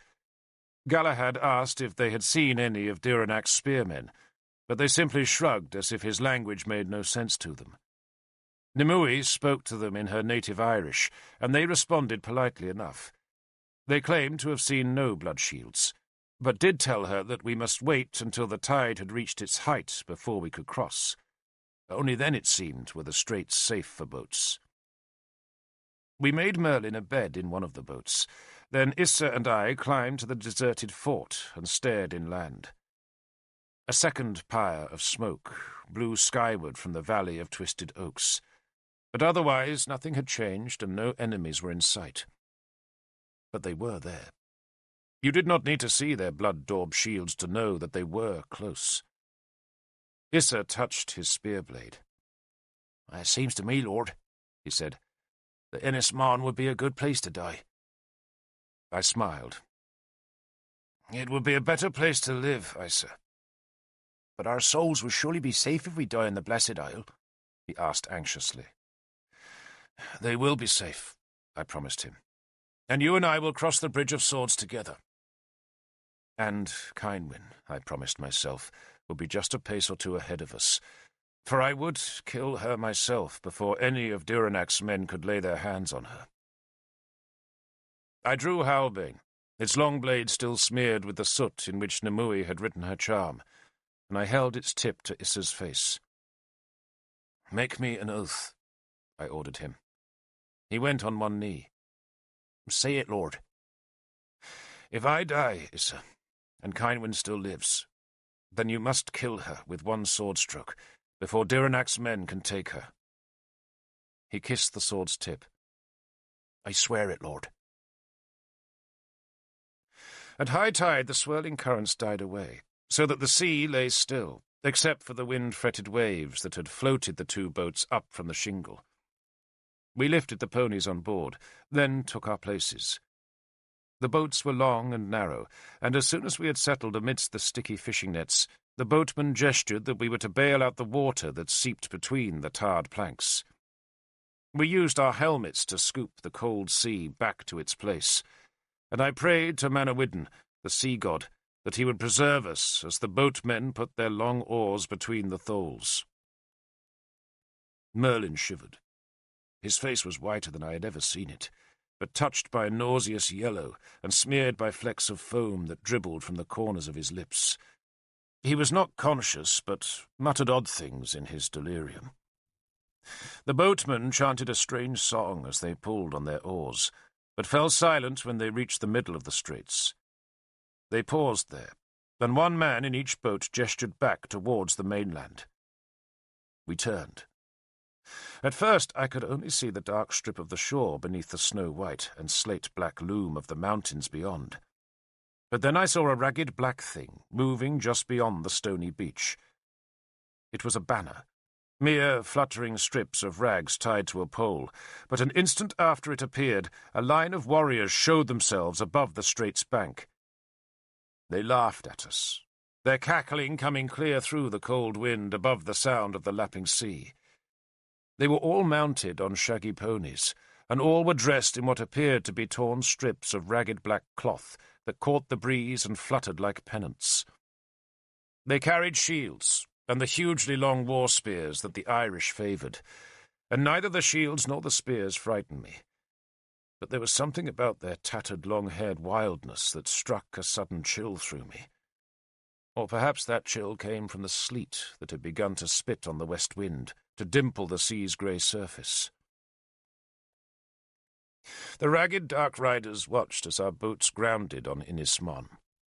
The boatmen helped us lift Merlin and the ponies safe ashore. Then they ran their boats back into the sea. "Shouldn't we have kept the boats here?" Galahad asked me. "How?" I asked. "We'd have to divide the men, some to guard the boats and some to go with Cynwyn and Nimue." "So how do we get off the island?" Galahad asked. "With the cauldron." I adopted Nimue's confidence. "All things will be possible." I had no other answer to give him, and dared not tell him the truth. That truth was that I felt doomed. I felt as though the curses of those ancient druids were even now congealing around our souls. We struck north from the beach. Gulls screamed at us, whirling around us in the flying sleet as we climbed up from the rocks into a bleak moorland broken only by outcrops of stone. In the old days, before the Romans came to destroy Inismon, the land had been thick with sacred oaks, amongst which the greatest mysteries of Britain were performed. The news of those rituals governed the seasons in Britain, Ireland, and even Gaul, for here the gods had come to earth, and here the link between man and the gods had been strongest, before it had been sundered by the short Roman stabbing swords. This was holy ground, but it was also difficult ground, for after just an hour's walking we came to a vast bog that seemed to bar our path into the island's interior. We ranged along the bog's edge, seeking a path, but there was none. So as the light began to fade, we used our spear shafts to discover the firmest passage through the spiky tussocks of grass and the sucking, treacherous patches of marsh. Our legs were soaked in freezing mud, and the sleet found its way inside our furs. One of the ponies became stuck, and the other began to panic, so we unloaded both beasts, distributed their remaining burdens amongst ourselves, then abandoned them. We struggled on, sometimes resting on our circular shields that served like shallow coracles to support our weight, until inevitably the brackish water seeped over their edges and forced us to stand again. The sleet became harder and thicker, whipped by a rising wind that flattened the marsh grass and drove the cold deep into our bones. Merlin was shouting strange words and thrashing his head from side to side, while some of my men were weakening, sapped by the cold, as well as by the malevolence of whatever gods now ruled this ruined land. Nimue was the first to reach the bog's far side. She leapt from tussock to tussock, showing us a path, and finally reached firm ground where she jumped up and down to show us that safety was close. Then, for a few seconds, she froze, before pointing Merlin's staff back the way we had come. We turned to see that the dark riders were with us, only now there were more of them. A whole horde of tattered blood shields was watching us from the bog's far side. 3 ragged banners were hoisted above them, and one of those banners was lifted in ironic salute before the riders turned their ponies eastwards. "I should never have brought you here," I said to Kynwyn. "You didn't bring me, Derfel," she said. "I came of my own will." She touched a gloved finger to my face. "And we shall leave the same way, my love." We climbed up from the bog to find, beyond a low crest, a landscape of small fields that lay between lumpish moors and sudden rock outcrops. We needed a refuge for the night, and found it in a settlement of 8 stone huts that was circled by a wall the height of a spear. The place was deserted, though people clearly lived there, for the small stone huts were swept clean, and the ashes in the hearth were still just warm to the touch. We stripped the turf roof off one hut and cut the roof timbers into shreds, with which we made a fire for Merlin, who was now shivering and raving. We set a guard, then stripped off our furs and tried to dry our sopping boots and wet leggings. Then, as the very last of the light seeped from the grey sky, I went to stand on the wall and searched all about the landscape. I saw nothing. 4 of us stood guard for the first part of the night. Then Galahad and another 3 spearmen watched through the rest of that rainy darkness, and not one of us heard anything other than the wind and the crackle of the fire in the hut. We heard nothing. We saw nothing. Yet in the morning's first wan light, there was a newly severed head of a sheep, dripping blood on one part of the wall. Nimue angrily pushed the sheep's head off the wall's coping, then screamed a challenge towards the sky. She took a pouch of grey powder and scattered it on the fresh blood, and afterwards she rapped the wall with Merlin's staff and told us the malevolence had been countered. We believed her because we wanted to believe her, just as we wanted to believe that Merlin was not dying. But he was deathly pale, breathing shallowly and making no sound. We tried to feed him with the last of our bread, but he clumsily spat the crumbs out. "We must find the cauldron today," Nimue said calmly, "before he dies." We gathered our burdens, hoisted our shields onto our backs, picked up our spears, and followed her northwards. Nimue led us. Merlin had told her all he knew of the Sacred Isle, and that knowledge took us northwards all morning long. The blood shields appeared soon after we had left our shelter, and now that we neared our goal, they became bolder, so that at any one time there were always a score in sight, and sometimes 3 times that number. They formed a loose ring about us, but took care to stay well outside the range of our spears. The sleet had stopped with the dawn, leaving just a cold, damp wind that bent the grass on the moors and lifted the black tatters of the dark riders' cloaks. It was just after midday that we came to the place Nimue called Llyn Cerrig Bach. The name means the Lake of Little Stones, and it was a dark sheet of shallow water, surrounded by bogs. Here, Nimue said, the old Britons had held their most sacred ceremonies, and here too, she told us, our search would begin. But it seemed a bleak place in which to seek the greatest treasure of Britain. To the west was a small shallow neck of the sea, beyond which lay another island.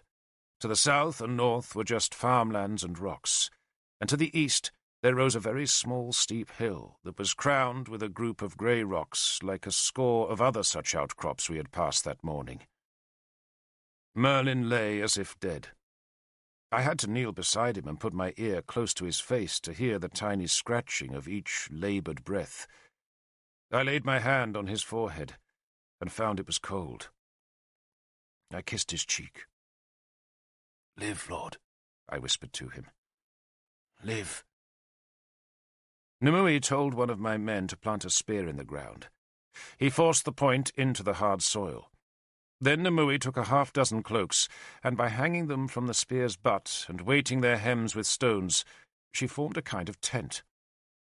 The dark riders made a ring about us, but stayed far enough away so that they could not interfere with us, nor we with them. Nimue groped under her otter-skins and brought out the silver cup from which I had drunk on Dolforwyn, and a small clay bottle stoppered with wax. She ducked under the tent and beckoned Kynwyn to follow. I waited and watched as the wind chased black ripples across the lake. Then suddenly, Kynwyn screamed. She screamed again, terribly, and I started towards the tent, only to be stopped by Issa's spear.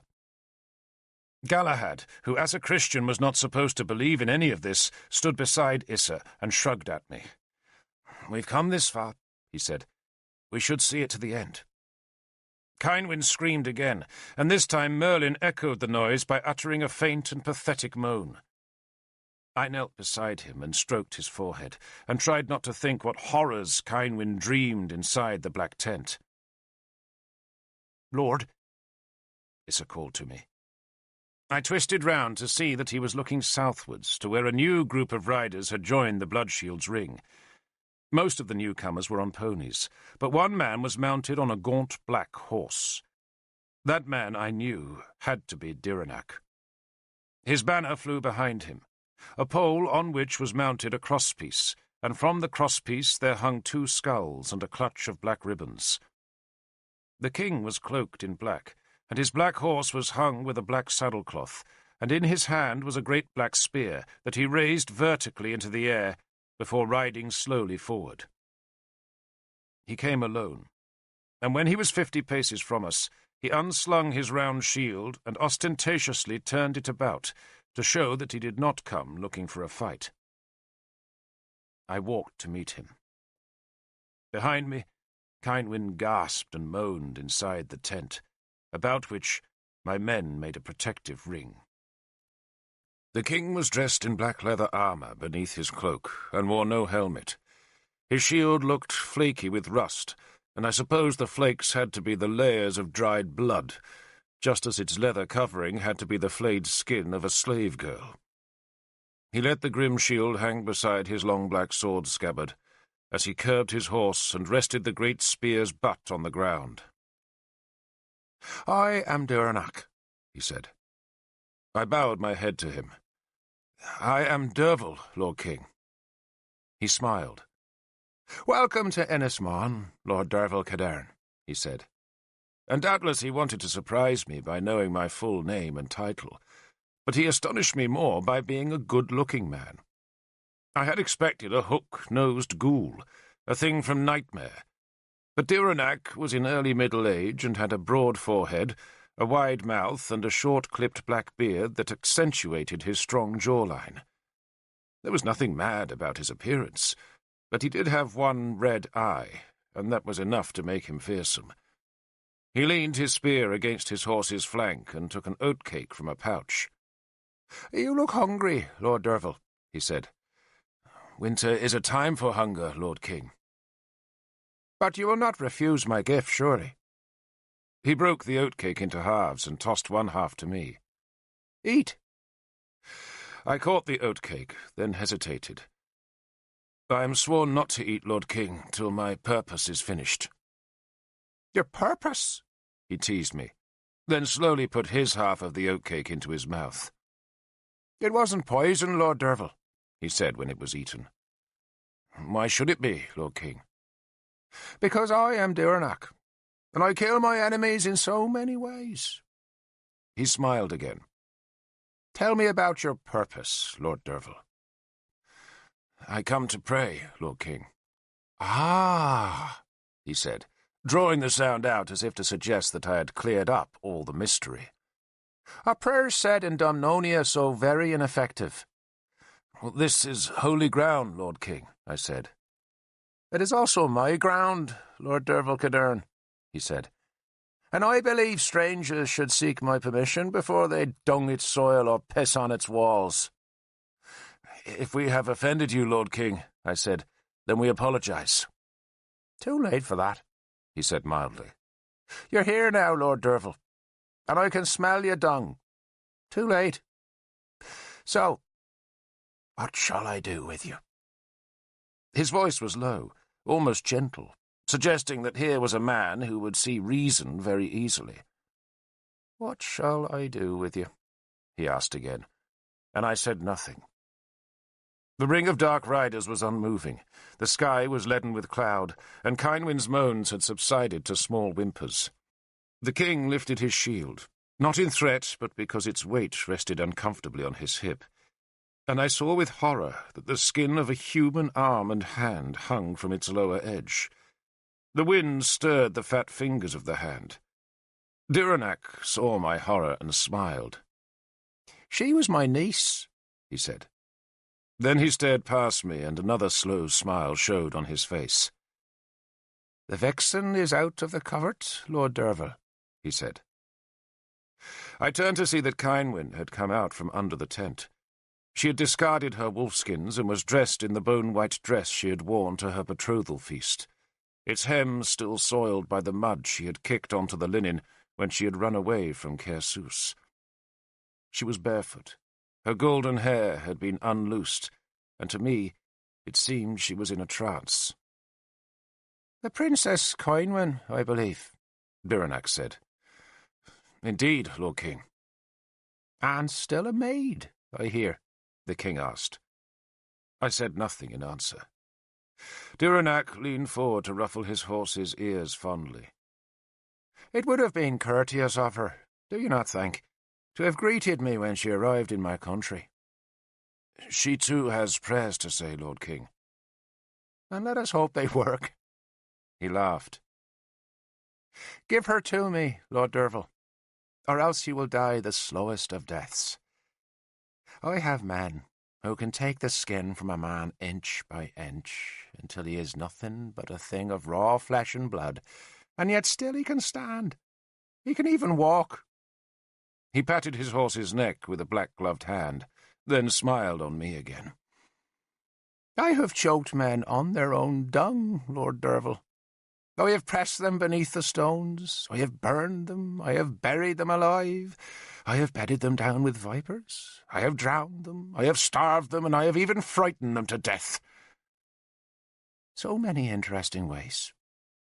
But just give the Princess Kynwyn to me, Lord Derfel, and I will promise you a death as swift as a bright star's fall." Kynwyn had started to walk westwards, and my men had snatched up Merlin's litter, their cloaks, weapons, and bundles, and were now going with her. I looked up at Dyranak. "One day, Lord King," I said, "I will put your head in a pit and bury it in slave dung." I walked away from him. He laughed. "Blood, Lord Derfel," he shouted after me. "Blood! It's what the gods feed on, and yours will make a rich brew. I'll make your woman drink it in my bed." And with that he kicked back his spurred boots and wheeled his horse towards his men. 74 of them, Galahad told me as I caught up with him. 74 men and spears. And we are 36 spears, 1 dying man and 2 women. They won't attack yet, I reassured him. They'll wait till we've discovered the cauldron. Kynwyn must have been freezing in her thin dress, and without any boots, but she was sweating as if it was a summer's day, as she staggered across the grass. She was finding it difficult to stand, let alone walk, and she was twitching, just as I had twitched on Dolforwin's summit after drinking from the silver cup. But Nimue was beside her, talking to her and supporting her, but also, oddly, tugging her away from the direction she wanted to take. Dyranak's dark riders were keeping pace with us, a moving ring of blood shields that moved across the island in a loose, wide circle that was centred on our small party. Kynwyn, despite her dizziness, was almost running now. She seemed barely conscious and was mouthing words I could not catch. Her eyes looked empty. Nimue constantly dragged her to one side, making her follow a sheep path that twisted north about the knoll that was crowned with grey stones. But the closer we came to those high and lichen-covered rocks, the more Kynwyn resisted, until Nimue was forced to use all her wiry strength to keep her on the narrow path. The front edge of the ring of dark riders had already gone past the steep knoll, so that it, like us, lay within their circle. Kynwyn was whimpering and protesting. Then she began to hit at Nimue's hands, but Nimue held her hard and dragged her on, and all the while Duranac's men moved with us. Nimue waited until the path was at its closest point to the steep crest of rocks. Then at last she let Kynwyn run free. "To the rocks!" she shrieked. "All of you! To the rocks! Run!" We ran. I saw then what Nimue had done. Duranac dared not touch us until he knew where we were going, and if he had seen Kynwyn heading for the rocky knoll, he would surely have sent a dozen spearmen to garrison its summit, then sent the rest of his men to capture us. But now, thanks to Nimue's cleverness, we would have the steep jumble of huge boulders to protect us. The same boulders, if Kynwyn was right, that had protected the cauldron of Clithno Ethin through more than 4.5 centuries of gathering darkness. "Run!" Nimue screamed, and all about us the ponies were being whipped inwards as the ring of dark riders closed to cut us off. "Run!" Nimue shrieked again. I was helping to carry Merlin. Kynwyn was already clambering up the rocks, and Galahad was shouting at men to find themselves places where they could stand amidst the stones and use their spears. Issa stayed with me, his spear ready to cut down any dark rider who came close. Gwilym and 3 others snatched Merlin from us and carried him to the foot of the rocks, just as the 2 leading bloodshields reached us. They shrieked a challenge as they kicked their ponies up the hill, but I knocked the first man's long spear aside with my shield, then swung my own spear so that its steel blade cracked like a club across the pony's skull. The beast screamed and fell sideways, and Issa slid his spear into the rider's belly, while I slashed my spear back at the second rider. His spear shaft clattered on mine. Then he was past me, but I managed to seize a handful of his long, tattered ribbons, and so dragged him backwards off the small beast. He flailed at me as he fell. I put a boot on his throat, raised the spear, and rammed it hard down at his heart. There was a leather breastplate beneath his ragged tunic, but the spear cut through both, and suddenly his black beard was frothing with a bloody foam. "Back!" Galahad shouted at us. And Issa and I tossed our shields and spears to the men already safe on the high rock summit, then clambered up ourselves. A black-shafted spear clattered on the rocks beside me. Then a strong hand reached down, grasped my wrist, and hauled me up. Merlin had been similarly dragged up the rocks, then unceremoniously dropped in the summit's centre, where, like a cup crowned by the ring of vast boulders, there was a deep, stony hollow. Kynwyn was in that hollow, scrabbling like a frantic dog at the little stones that filled the cup. She had vomited, and her hands obliviously scratched among the mix of vomit and small cold stones. The knoll was ideal for defence. Our enemy could only climb the rocks with hands and feet, while we could shelter in the clefts of the summit's crown to deal with them as they appeared. A few tried to reach us, and those men screamed as the blades slashed into their faces. A shower of spears was thrown at us, but we held our shields aloft, and the weapons clattered harmlessly away. I put 6 men down in the central hollow, and they used their shields to shelter Merlin, Nimue, and Kynwyn, while the other spearmen guarded the summit's outer rim. The bloodshields, their ponies abandoned, made one more rush, and for a few moments we were busy stabbing and lunging. One of my men took a spear cut on his arm during that brief fight, but otherwise we were unhurt, while the Dark Riders carried 4 dead and 6 wounded men back to the knoll's foot. "So much," I told my men, "for shields made of virgin skins." We waited for another attack, but none came. Instead, Duranac walked his horse up the slope alone. "Lord Derfel," he called in his deceptively pleasant voice, and when I showed my face between 2 rocks, he offered me his placid smile. "My price has risen," the king said. "Now, in return for your swift death, I demand the Princess Kynwyn and the cauldron." It is the cauldron that you've come for, is it not? It is all Britain's cauldron, Lord King, I said. Ah, and you think I would be an unworthy guardian? He shook his head sadly. Lord Derfel, you don't insult a man so very easily. What was it to be? My head in a pit being dung by slaves? What a paltry imagination you do have. Mine, I fear, sometimes seems excessive, even to me. He paused and glanced towards the sky as if judging how much daylight remained. I have few enough warriors, Lord Derfel, he went on in his reasonable voice, and I do not want to lose any more of them to your spears. But sooner or later, you must come out of the rocks, and I shall wait for you. And as I wait, I shall let my imagination rise to new heights of achievement. Give the Princess Cornwell my greetings, and tell her I so look forward to a closer acquaintance. He raised his spear in mocking salute, then rode back to the ring of dark riders, who now had the knoll entirely surrounded. I let myself down into the bowl in the knoll's centre, and saw that whatever we found here would prove too late for Merlin. Death was plain on his face. His jaw was hanging open, and his eyes were as empty as the space between the worlds. His teeth chattered once to show he was still alive, but that life was a thread now, and it was fraying fast.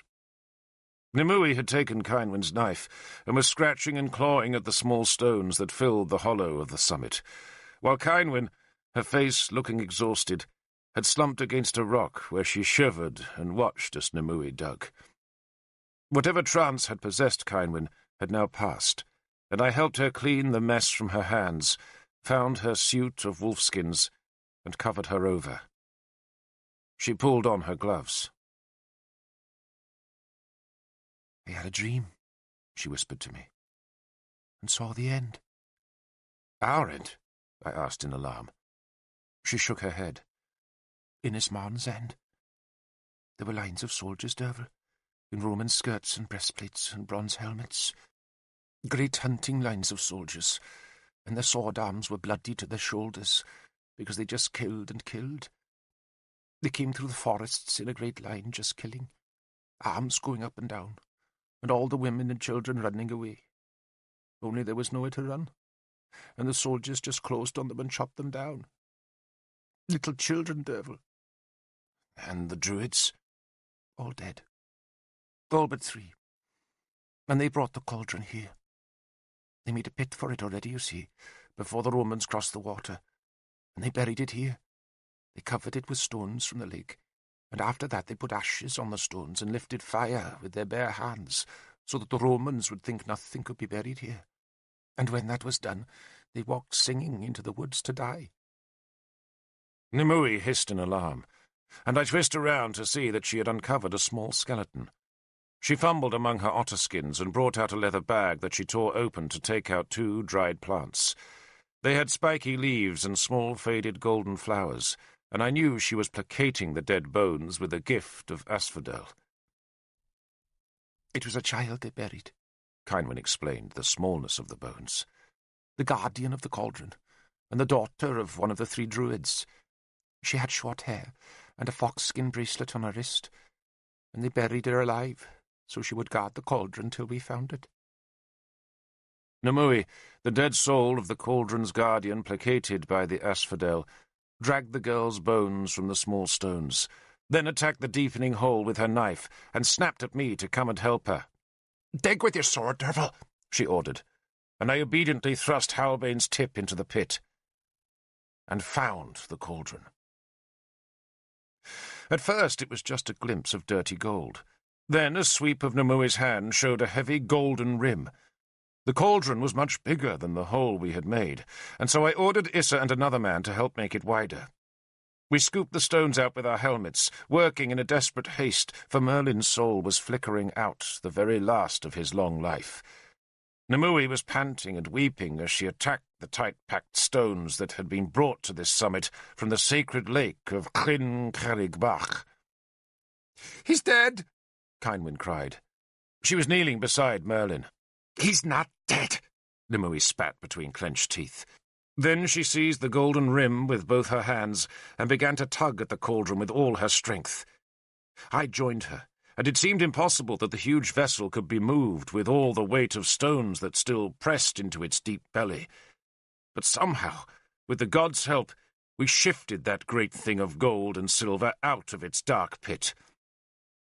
And thus we brought the lost cauldron of Clithno Ethen into the light. It was a great bowl, as wide as a man's outstretched hands, and as deep as the blade of a hunting knife.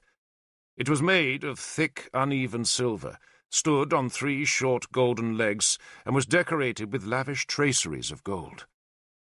3 golden hoops were fixed to its rim, so that it could be hung above a fire.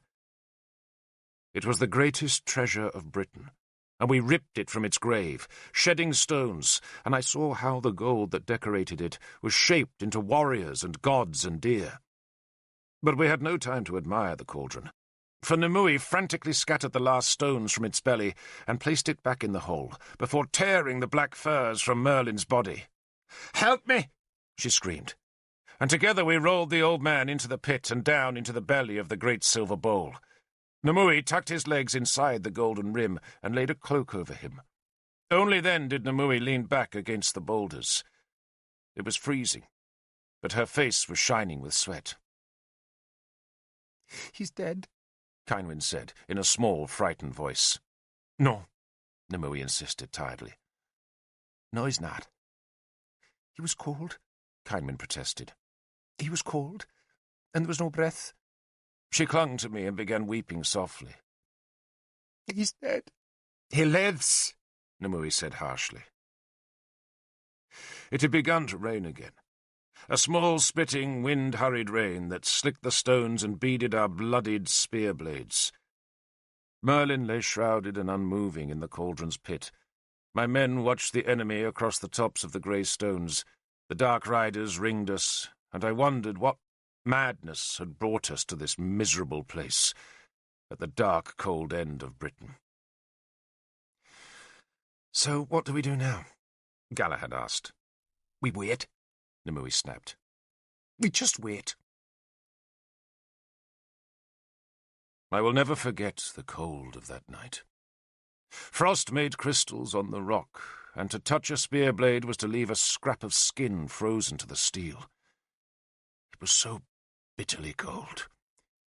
The rain turned to snow at dusk, then stopped, and after the snow's passing the wind dropped, and the clouds sailed off to the east to reveal an enormous moon rising full above the sea. It was a moon full of portent, a great swollen silver ball that was hazed by a shimmer of distant cloud above an ocean crawling with black and silver waves. The stars had never seemed so bright. The great shape of Bel's chariot blazed above us, eternally chasing the constellation we called the Trout. The gods lived among the stars, and I sent a prayer winging up through the cold air in the hope that it would reach those far, bright fires. Some of us dozed, but it was the shallow sleep of weary, cold, and frightened men. Our enemies, ringing the knoll with their spears, had made fires. Ponies brought the blood shield's fuel, and the flames burned vast in the night to spew sparks into the clear sky.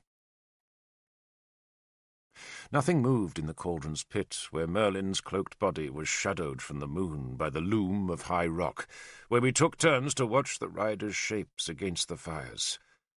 At times a long spear would fly out of the night, and its head would glitter in the moonlight before the weapon clattered harmlessly against the stones. "So what will you do with the cauldron now?" I asked Nimue. "Nothing, till Semaine," she said dully. She lay crumpled near the heap of discarded bundles that had been thrown into the summit's hollow, her feet resting on the spoil we had scrabbled so desperately from the pit. "Everything has to be right, Derfel. The moon must be full, the weather right, and all the 13 treasures assembled." "Tell me of the treasures," Galahad said from the hollow's farther side. Nimue spat. "So you can mock us, Christian?" she challenged him. Galahad smiled. "There are thousands of folk, Nimue, who mock you.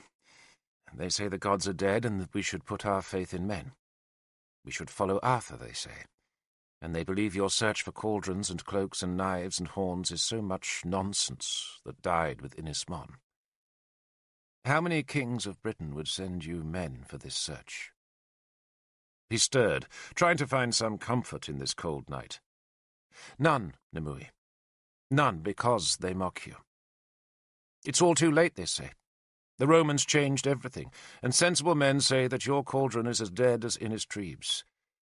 The Christians say you are doing the devil's work. But this Christian, dear Nimue, carried his sword to this place. And for that, dear lady, you owe me at least civility." Nimue was not used to being reprimanded, except perhaps by Merlin, and she stiffened at Galahad's mild rebuke. But then, at last, she relented. She pulled Merlin's bearskin about her shoulders and hunched forward. "The treasures," she said, "were left to us by the gods. It was long ago, when Britain was quite alone in all the world. There were no other lands, just Britain and a wide sea that was covered by a great mist. There were 12 tribes in Britain then, and 12 kings, and 12 feasting halls, and just 12 gods. Those gods walked as we do on the land, and one of them, Bel, even married a human. Our lady here," she gestured towards Kynwyn, who was listening as avidly as any of the spearmen, "is descended from that marriage." She paused as a shout sounded from the ring of fires, but the shout presaged no threat, and silence fell on the night again as Nimue went on with her tale. "But other gods who were jealous of the 12 who ruled Britain came from the stars and tried to take Britain from the 12 gods, and in the battles the 12 tribes suffered. One spear stroke from a god could kill 100 people, and no earthly shield could stop a god's sword. So the 12 gods, because they loved Britain, gave the 12 tribes 12 treasures. Each treasure was to be kept in a royal hall, and the presence of the treasure would keep the spears of the gods from falling on the hall or any of its people. They were not grand things. If the 12 gods had given us splendid things, then the other gods would have seen them, guessed their purpose, and stolen them for their own protection. So the 12 gifts were just common things. A sword, a basket, a horn, a chariot, a halter, a knife, a whetstone, a sleeved coat, a cloak, a dish, a throw-board, and a warrior ring.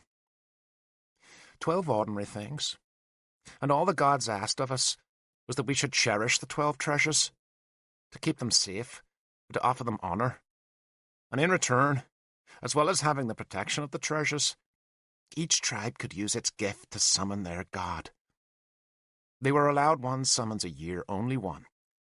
But that summons gave the tribe some power in the terrible war of the gods."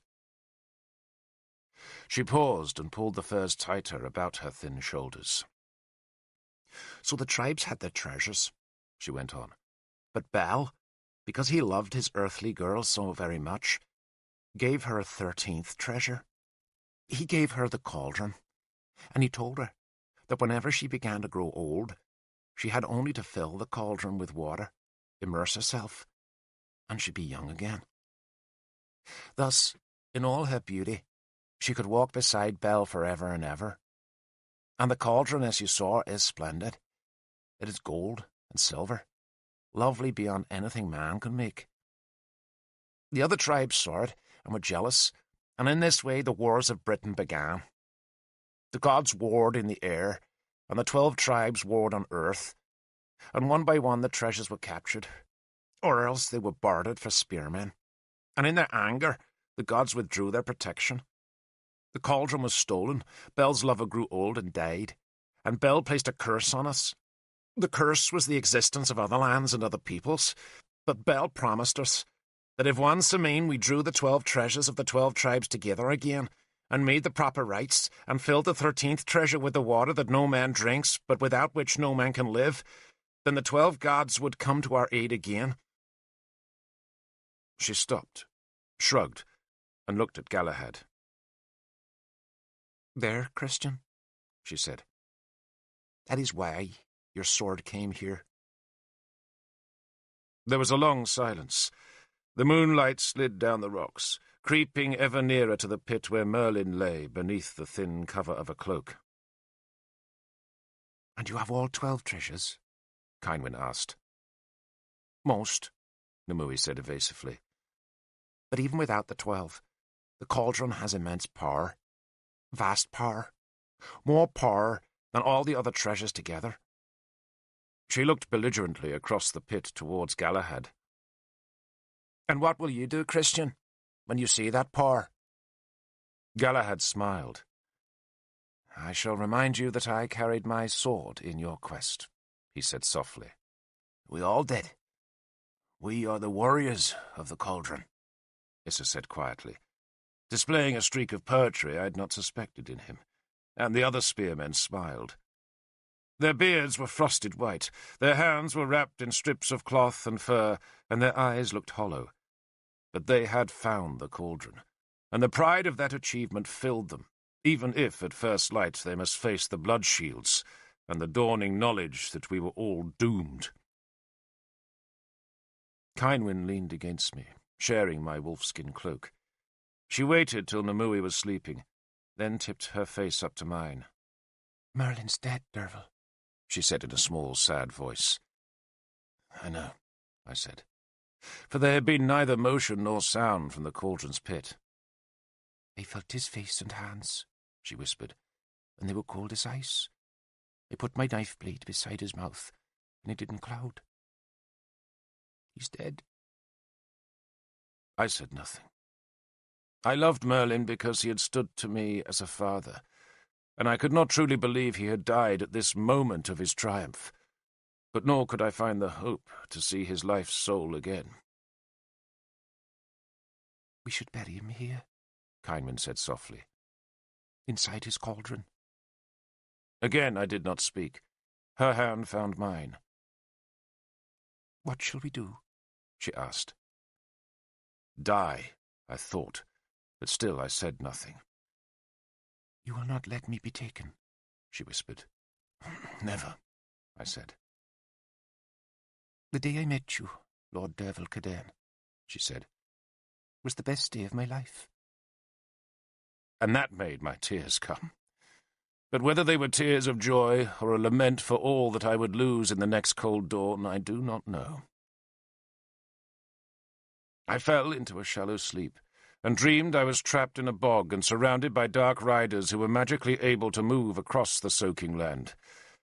And then I found I could not raise my shield arm, and saw the sword coming down on my right shoulder, and I woke with a start, reaching for my spear, only to see that it was Gwillem, who had inadvertently touched my shoulder as he clambered up the rock to take over guard duty. "Sorry, Lord," he whispered. Cynwyn slept in the crook of my arm, and Nimue was huddled on my other side. Galahad, his fair beard whitened by frost, was snoring gently, and my other spearmen either dozed or else lay in cold stupefaction. The moon was almost above me now, its light slanting down to show the stars painted on my men's stacked shields, and on the stony side of the pit we had scrabbled in the summit's hollow. The mist that had shimmered the moon's swollen face when it had hung just above the sea was gone, and now it was a pure, hard, clear, cold disk, etched as sharp as a newly minted coin. I half remembered my mother telling me the name of the man in the moon, but I could not pin the memory down. My mother was a Saxon, and I had been in her belly when she had been captured in a Dumnonian raid. I had been told she was still alive in Siluria, but I had not seen her since the day the druid Tanaburs had snatched me from her arms and tried to kill me in the death pit. Merlin had raised me after that, and I had become a Briton, a friend of Arthur, and the man who had taken the Star of Powys from her brother's hall. What an odd thread of life, I thought. And how sad that it would be cut short here, on Britain's sacred isle. "I don't suppose," Merlin said, "that there is any cheese." I stared at him, thinking I must still be dreaming. "The pale sort, Derfel," he said anxiously, "that crumbles, not the hard, dark yellow stuff. I can't abide that hard, dark yellow cheese." He was standing in the pit and peering earnestly at me, with the cloak that had covered his body now hanging about his shoulders like a shawl. "Lord," I said in a tiny voice. "Cheese, Derfel. Did you not hear me? I am hungry for cheese. We did have some. It was wrapped in linen. And where is my staff? A man lies down for a small sleep, and immediately his staff is stolen. Is there no honesty left? It's a terrible world. No cheese, no honesty, and no staff." "Lord!" "Stop shouting at me, Derfel. I'm not deaf, just hungry." "Oh, Lord!" "Now you're weeping. I do hate blubbing. All I ask is a morsel of cheese, and you start weeping like a child. Ah, there's my staff. Good." He plucked it from beside Nimue, and used it to hoist himself out of the pit. The other spearmen were awake now, and gaping at him. Then Nimue stirred, and I heard Kynwyn gasp. "Yeah, I suppose, Derfel," Merlin said as he began rummaging in the piled bundles to find his cheese, "that you've landed us in a predicament. Surrounded, are we?" "Yes, Lord." "Outnumbered?" "Yes, Lord." "Oh, dear me, Derfel, dear me. And you call yourself a lord of warriors?" "Cheese! Here it is. I knew we had some. Wonderful." I pointed a tremulous finger at the pit. "The cauldron, Lord." I wanted to know whether the cauldron had performed a miracle, but I was too confused with wonder and relief to be coherent. "And a very nice cauldron it is, Derfel. Capacious, deep, full of the qualities one wants in a cauldron." He bit a hunk of the cheese. "I am famished." He took another bite, then settled back against the rocks and beamed at us all. "Outnumbered and surrounded. Well, well, whatever next?" He crammed the last of the cheese into his mouth and then brushed the crumbs from his hands. He bestowed a special smile on Kynwyn, then held out a long arm for Nimue. "All well?" he asked her. "All well," she said calmly, as she settled into his embrace. She alone did not seem surprised by his appearance, or by his evident health. "Except that we are surrounded and outnumbered," he said mockingly. "What shall we do? Usually the best thing to do in an emergency is to sacrifice someone." He peered expectantly about the stunned circle of men. His face had recovered its colour, and all his old mischievous energy had returned. "Derfel, perhaps." "Lord!" Kynwyn protested. "Lady, not you. No. You've done enough." "No sacrifice, Lord," Kynwyn pleaded. Merlin smiled. Nimue appeared to have gone to sleep in his arm, but for the rest of us there could be no more sleep. A spear clattered on the lower rocks, and the sound made Merlin hold his staff out to me. "Climb to the top, Derfel, and hold my staff to the west. To the west, remember, not the east. Try and do something right for a change, will you? Of course, if you want a job done properly, then you should always do it yourself, but I don't want to wake Nimue. Off you go." I took the staff and clambered up the rocks to stand on the highest point of the knoll, and there, following Merlin's instructions, I pointed it towards the distant sea. "Don't prod with it," Merlin called up to me. "Point it. Feel its power. It isn't an ox goad, boy. It's a druid's staff." I held the staff westward. Duranek's dark riders must have scented magic, for his own sorcerers suddenly howled, and a pack of spearmen scuttled up the slope to hurl their weapons at me. "Now," Merlin called as the spears fell beneath me, "give it power, Derfel. Give it power." I concentrated on the staff, but truly felt nothing, though Merlin seemed satisfied with my effort. "Bring it down now," he said, "and get some rest. We have a fair walk to make in the morning. Oh, is there any more cheese? I could eat a sackful." We lay in the cold. Merlin would not discuss the cauldron, nor his illness, but I sensed the change of mood in all of us. We were suddenly hopeful. We would live, and it was Kynwyn who first saw the way of our salvation. She prodded my side, then pointed up at the moon, and I saw that what had been a clear, clean shape was now hazed by a talk of shimmering mist. That misty talk looked like a ring of powdered gems. So hard and bright did those tiny points shine about the full silver moon. Merlin did not care about the moon. He was still talking of cheese. There used to be a woman in Dunsilo who made the most wonderful soft cheese, he told us. She wrapped it in nettle leaves, as I remember, then insisted it spent 6 months sitting in a wooden bowl that had been steeped in ram's urine. Ram's urine! Some people do possess the most absurd superstitions, but all the same, her cheese was very good. He chuckled. She made her poor husband collect the urine. How did he do it? I never like to ask. Grasp it by the horns and tickle, do you think? Or maybe he used his own and never told her. I would have done. Is it getting warmer, do you think? The glittering ice mist about the moon had faded, but the fading had not made the moon's edges any duller. Instead, they were being diffused by a gentler mist that was now being wafted on a small west wind that was indeed warmer. The bright stars were hazed, the crystal frost on the rocks was melting to a wet sheen, and we had all stopped shivering. Our spear points could be touched again. A fog was forming. The Dumnonians, of course, insist their cheese is the very finest in Britain, Merlin said earnestly, as though none of us had anything better to do than listen to a lecture on cheese. And admittedly, it can be good, but too often it is hard. I remember Uther broke a tooth once on a piece of cheese from a farm near Lindinnis. Clean in two. Poor fellow was in pain for weeks. He never could abide having a tooth pulled. He insisted I work some magic, but it's a strange thing. Magic never works with teeth.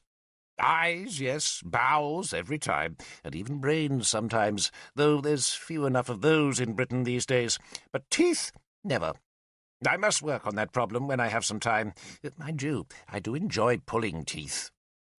He smiled extravagantly, showing off his own rare set of perfect teeth.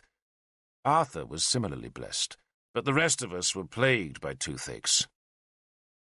I looked up to see that the topmost rocks were almost hidden by the fog that was thickening by the minute. It was a druid's fog, brewing dense and white beneath the moon and smothering the whole of Inis Mon in its thick cloak of vapour. In Siluria, Merlin said, they serve a pale bowl of slops and call it cheese. It's so repellent that even the mice won't eat it. But what else does one expect of Siluria? Was there something you wished to say to me, Derfel? You look excited. Fog, Lord, I said. Oh, what an observant man you are, he said admiringly. So, perhaps you would pull the cauldron from the pit? It's time we went, Derfel. It's time we went. And so we did. Part 2. The Broken War. No, Igraine protested, when she looked at the last parchments in the pile. No? I asked politely. You can't just leave the story there, she said. What happened? We walked out, of course. Oh, Derfel. She threw the parchment down. There are scullions who know how to tell a tale better than you. Tell me how it happened, I insist. So I told her.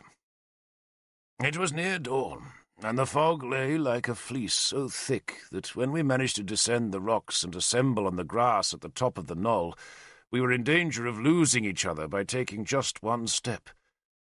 Merlin made us form a chain, each person holding the cloak of the one in front, and then, with the cauldron tied on my back, we crept downhill in single file. Merlin, with his staff held at arm's length, led us clean through the surrounding blood shields, and not one of them saw us. I could hear Diranak shouting at them, telling them to spread out, but the Dark Riders knew it was a wizard's fog, and they preferred to stay close by their fires. Yet those first few steps were the most dangerous part of our journey. But the stories, my queen insisted, say that you all disappeared.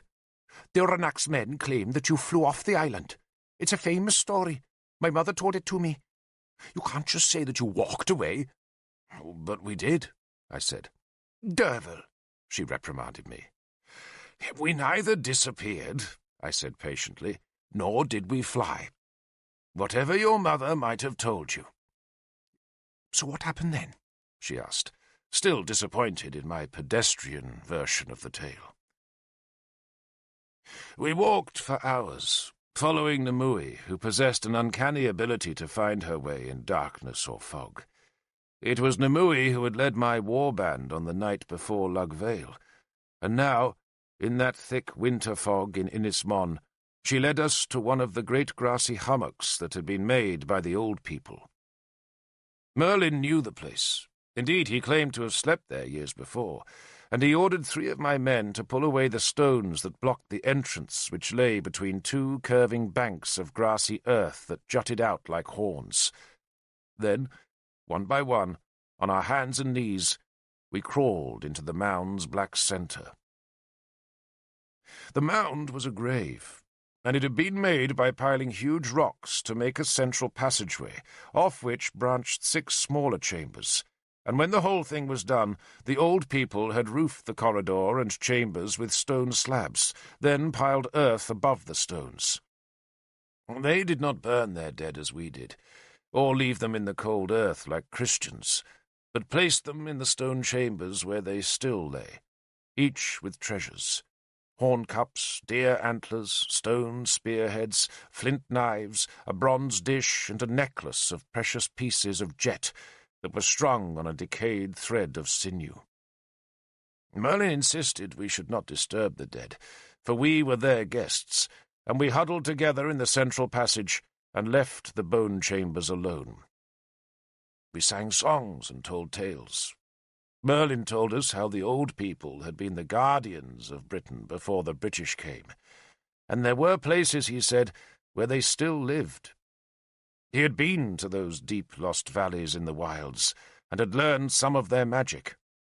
He told us how they would take the first lamb born in the year, bind it in wicker, and bury it in a pasture to ensure that the other lambs would be born healthy and strong. "We still do that," said Issa. "Because your ancestors learned from the old people," Merlin said. "In Benwick," Galahad said, "we used to take the skin of the first lamb and nail it to a tree." "That works too." Merlin's voice echoed in the cool, dark passage. "Poor lambs," Kynwind said, and everyone laughed. The fog lifted, but deep in the mound we had little sense of night or day, except when we unblocked the entrance so that some of us could creep out. We had to do that from time to time if we were not to live in our own dung, and if it was daylight when we pulled down the stones, then we would hide between the mound's earth horns and watch the dark riders searching the fields, caves, moors, rocks, cabins, and small woods of wind-bent trees.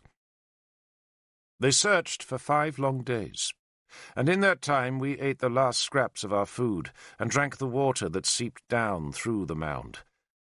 But at last, Diranak decided that our magic was superior to his, and abandoned his search.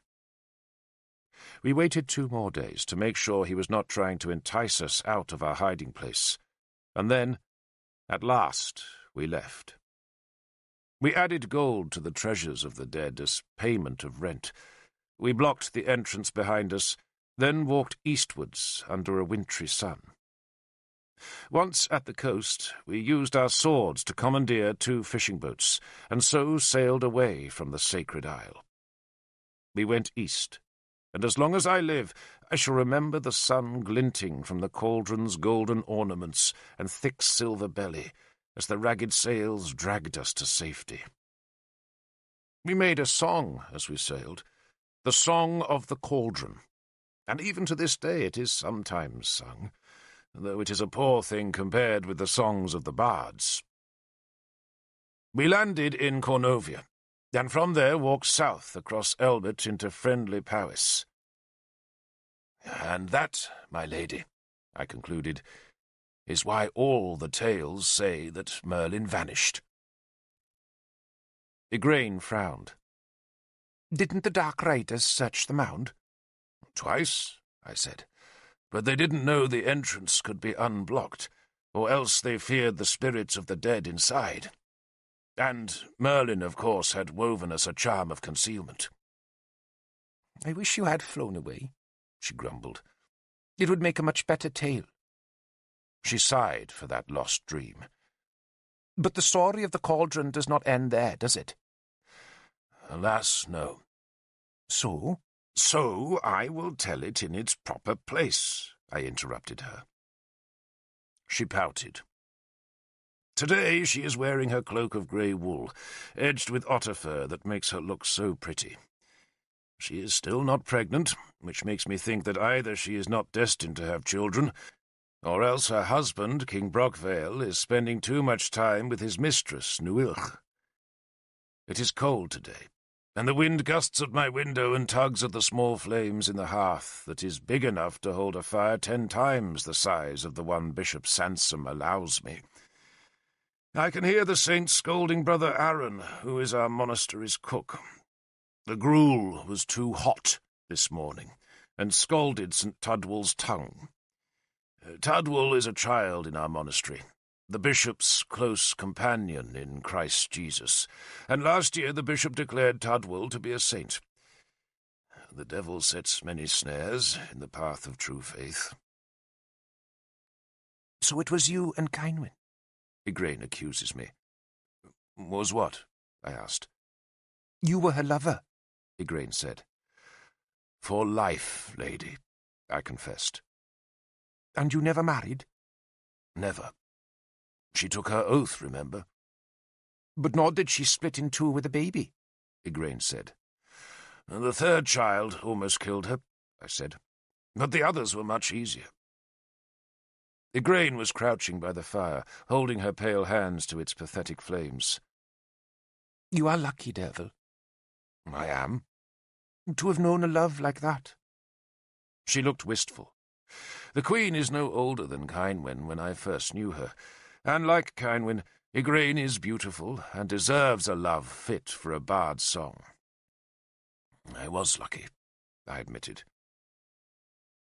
Outside my window, Brother Maelgwyn is finishing the monastery's log pile, splitting the trunks with a maul and hammer, and singing as he goes about his business. His song tells the love story of Ritherch and Morag, which means he will be reprimanded as soon as St. Sansom has finished humiliating Aaron. We are brothers in Christ, the saint tells us, united in love. Wasn't Keenaglass angry with his sister for running away with you? Igraine asks me. Not even a bit? Not in the least, I said. He wanted us to move back to Kersus, but we both liked it in Cum Isaf. And Kynwyn never really liked her sister-in-law. Cheleth was a grumbler, you see, and she had 2 aunts who were very tart, and they all disapproved of Kynwyn, and they were the ones who started all the stories of scandal. But we were never scandalous. I paused, remembering those early days. Most people were very kind, in fact, I went on. In Powys, you see, there was still some resentment about Slug Vale. Too many people had lost fathers, brothers, and husbands, and Kynwyn's defiance was a kind of recompense to them. They enjoyed seeing Arthur and Lancelot embarrassed, so, other than Cheleth and her ghastly aunts, no one was unkind to us. And Lancelot didn't fight you for her? Asked Igraine, shocked. I wish he had, I said dryly. I would have enjoyed that. And Kynwyn just made up her own mind?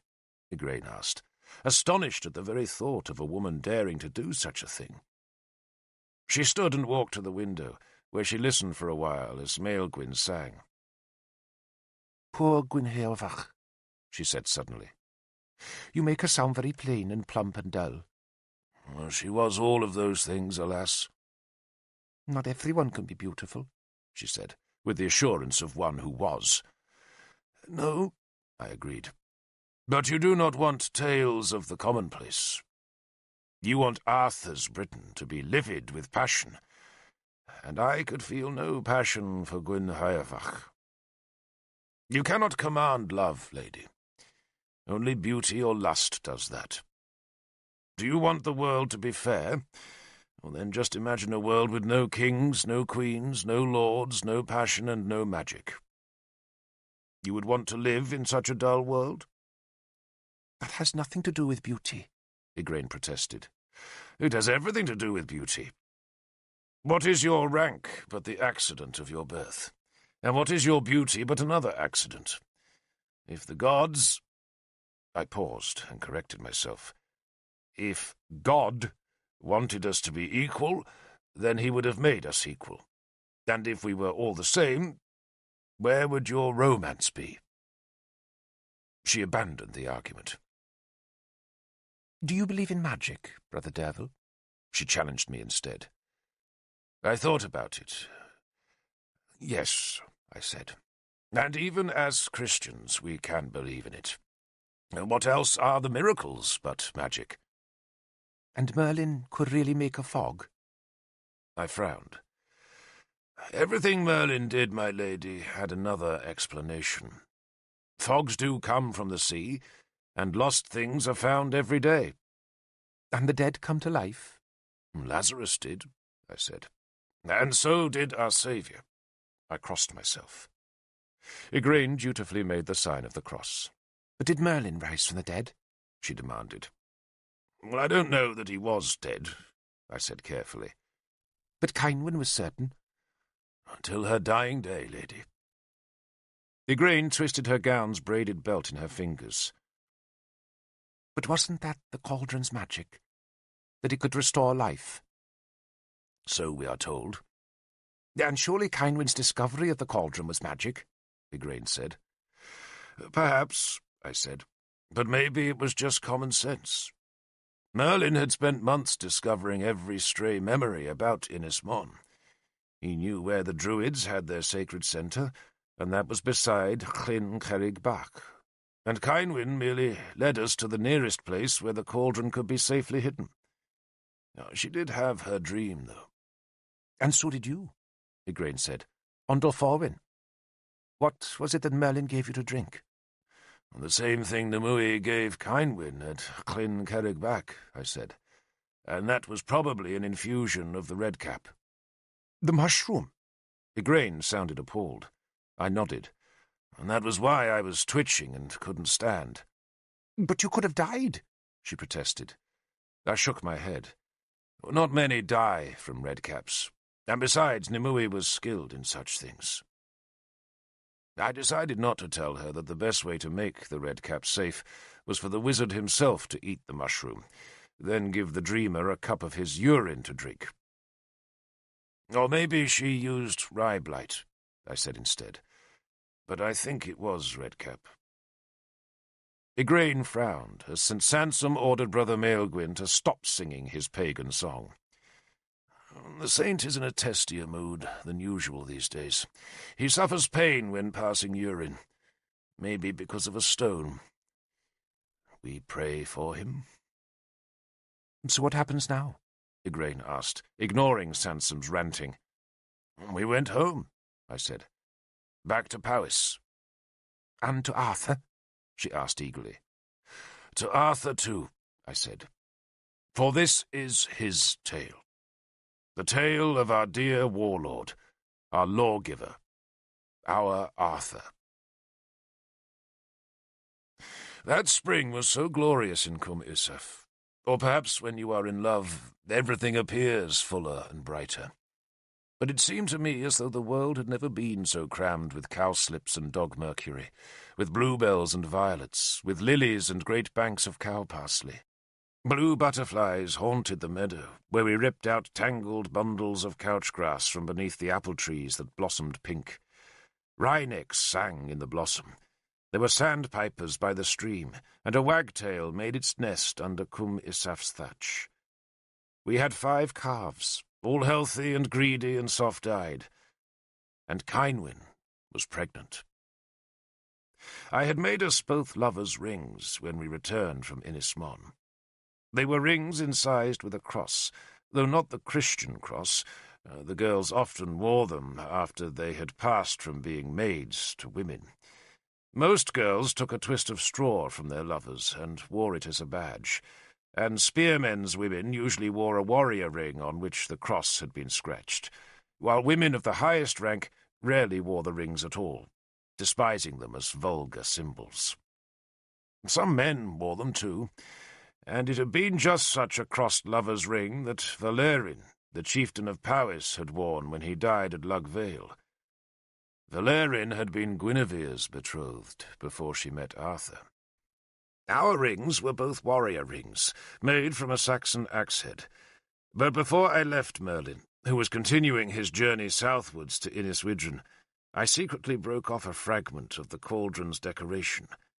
It was a miniature golden spear carried by a warrior, and it came off easily.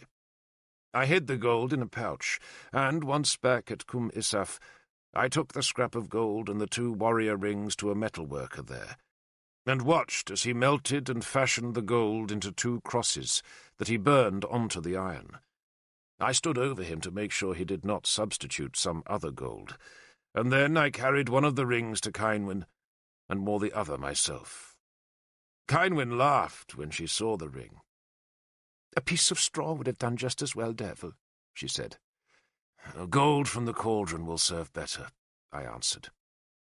We wore the rings always, much to Queen Cheleth's disgust.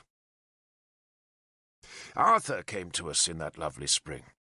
He found me stripped to the waist and pulling couch grass, a job as unending as spinning wool. He hailed me from the stream, then strode uphill to greet me.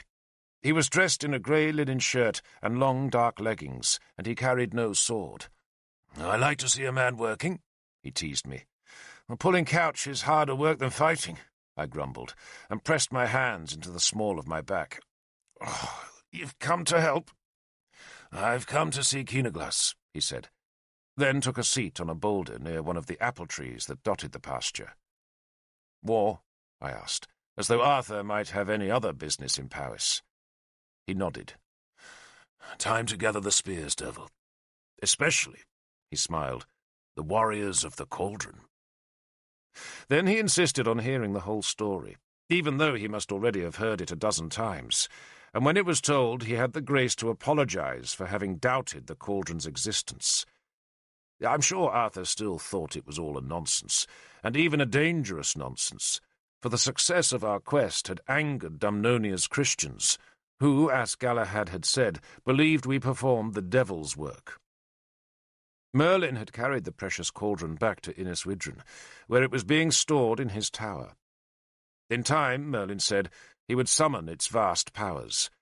But even now, just by being in Dumnonia, and despite the hostility of the Christians, the cauldron was giving the land a new confidence. "Though I confess," Arthur told me, "that I take more confidence from seeing spearmen gathered. Keenaglas tells me he will march next week. Lancelot's Silurians are gathering at Iska, and Tudric's men are ready to march. And it will be a dry year, Derfel. A good year for fighting." I agreed. The ash trees had turned green before the oaks, and that signified a dry summer to come. And dry summers meant firm ground for shield walls. "So where do you want my men?" I asked. "With me, of course," he said, then paused before offering me a sly smile. "I thought you would have congratulated me, Derfel." "You, Lord?" I asked, pretending ignorance so he could tell me the news himself. His smile grew broader. "Guinevere gave birth a month ago. A boy. A fine boy." "Lord!" I exclaimed, pretending he had surprised me with the news, though a report of the birth had reached us a week before. "He's healthy and hungry. A good omen." He was plainly delighted, but he was always inordinately pleased with the commonplace things of life. He yearned for a sturdy family within a well-built house surrounded by properly tended crops. "We call him Gwyddra," he said, and repeated the name fondly. "Gwyddra." "A good name, Lord," I said. Then told him of Cynwyn's pregnancy. And Arthur immediately decreed that her child must be a daughter, and, of course, would marry his Gwyddra when the time came. He put an arm round my shoulder and walked me up to the house, where we found Cynwyn skimming cream from a dish of milk. Arthur embraced her warmly, then insisted she leave the cream-making to her servants and come into the sunlight to talk. We sat on a bench Issa had made under the apple tree that grew beside the house door. Cynwyn asked him about Guinevere. Was it an easy birth? She asked. It was. He touched an iron amulet that hung at his neck. It was indeed. And she's well. He grimaced. She worries a little that having a child will make her look old, but that's nonsense. My mother never looked old, and having a child will be good for Guinevere. He smiled, imagining that Guinevere would love a son as much as he would himself. Gwyddra, of course, was not his first child. His Irish mistress, Eileen, had given him twin boys, Amhar and Loholt, who were now old enough to take their places in the shield wall. But Arthur was not looking forward to their company. They're not fond of me, he admitted when I asked about the twins. But they do like our old friend Lancelot. He offered us both a ruefully apologetic glance at the mention of that name. And they will fight with his men, he added. Fight? Kynwyn asked warily. Arthur gave her a gentle smile. I come to take Derfel away from you, my lady. Bring him back to me, lord, was all she said. With riches enough for a kingdom, Arthur promised. But then he turned and looked at Cum Isaf's low walls, and the bulging heap of thatch that kept us warm, and the steaming dung heap that lay beyond the gable's end. It was not as big as most farmhouses in Dumnonia, but it was still the kind of croft a prosperous freeman of Powys might own, and we were fond of it. I thought Arthur was about to make some comment comparing my present humble state with my future wealth, and I was ready to defend Cum Isaf against such a comparison. But instead he looked rueful. I do envy you this, Derfel. It's yours for the taking, lord, I said, hearing the yearning in his voice. I am doomed to marble pillars and soaring pediments. He laughed the moment away. I leave tomorrow, he said. Keenaglas will follow within 10 days. Would you come with him? Or earlier, if you can, and bring as much food as you can carry. To where? I asked. Corinium, he replied, then stood and gazed up the Cum before smiling down at me. One last word, he requested. I must be sure Scarach isn't scalding the milk, Kynwyn said, taking his broad hint. I wish you victory, lord, she said to Arthur, then stood to give him a parting embrace. Arthur and I walked up the Cum, where he admired the newly pleached hedges, the trimmed apple trees, and the small fish pool we had dammed into the stream. Don't become too rooted in this soil, Derfel, he told me. I want you back in Dumnonia. Nothing would give me more pleasure, lord, I said, knowing it was not Arthur who kept me from my homeland, but his wife and her ally Lancelot. Arthur smiled, but said nothing more of my return. Kynwyn, he said instead, seems very happy. She is. We are. He hesitated a second. You might discover, he said with the authority of a new father, that pregnancy will make her turbulent. Not so far, lord, I said, though these are early weeks. You are fortunate in her, he said softly. And looking back, I think that was the very first time I ever heard him utter the faintest criticism of Guinevere. Childbirth is a stressful time, he added in hasty explanation, and these preparations for war don't help. Alas, I can't be at home as much as I'd like. He stopped beside an ancient oak that had been riven by lightning, so that its fire-blackened trunk was split in two, though even now the old tree was struggling to put out new green shoots. I have a favour to ask of you, he said softly. Anything, lord. Don't be hasty, Derfel. You don't know the favour yet. He paused, and I sensed the request would be hard, for he was embarrassed to be making it. For a moment or two he could not make the request at all, but instead stared towards the woods on the southern side of the Cum, and muttered something about deer and bluebells. Bluebells? I asked, thinking I must have misheard him. I was just wondering why deer never eat bluebells, he said evasively. They eat everything else. I don't know, lord. He hesitated a heartbeat, then looked into my eyes. I have asked for a gathering of Mithras at Corinium, he finally admitted.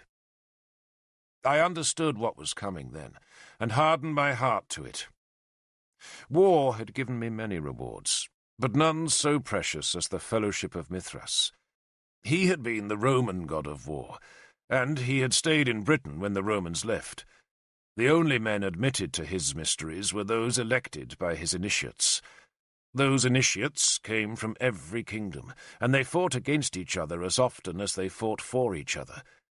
But when they met in Mithras's hall, they met in peace, and they would only elect the bravest of the brave to be their fellows. To be an initiate of Mithras was to receive the praise of Britain's finest warriors, and it was an honour that I would not give lightly to any man. No women, of course, were permitted to worship Mithras. Indeed, if a woman ever saw the mysteries, she would be killed. "I have called the gathering," Arthur said, "because I want us to admit Lancelot to the mysteries." I had known that was the reason. Guinevere had made the same request of me the year before, and in the months that followed I had hoped her idea would fade away. But here, on the eve of war, it had returned. I gave a politic answer. "Would it not be better, Lord," I asked, "if King Lancelot were to wait until the Saxons are defeated? Then surely we will have seen him fight." None of us had yet seen Lancelot in the shield wall, and to be truthful, I would be astonished to see him fight in this coming summer. But I hoped the suggestion would delay the terrible moment of choice for a few further months. Arthur offered a vague gesture as though my suggestion was somehow irrelevant. "There is pressure," he said vaguely, "to elect him now." "What pressure?" I asked. "His mother is unwell." I laughed. "There's hardly a reason to elect a man to Mithras, Lord." Arthur scowled, knowing his arguments were feeble. "He is a king, Derfel," he said, "and he leads a king's army to our wars. He doesn't like Siluria, and I can't blame him. He yearns for the poets and harpists and halls of Innistribes. But he lost that kingdom because I could not fulfill my oath and bring my army to his father's aid.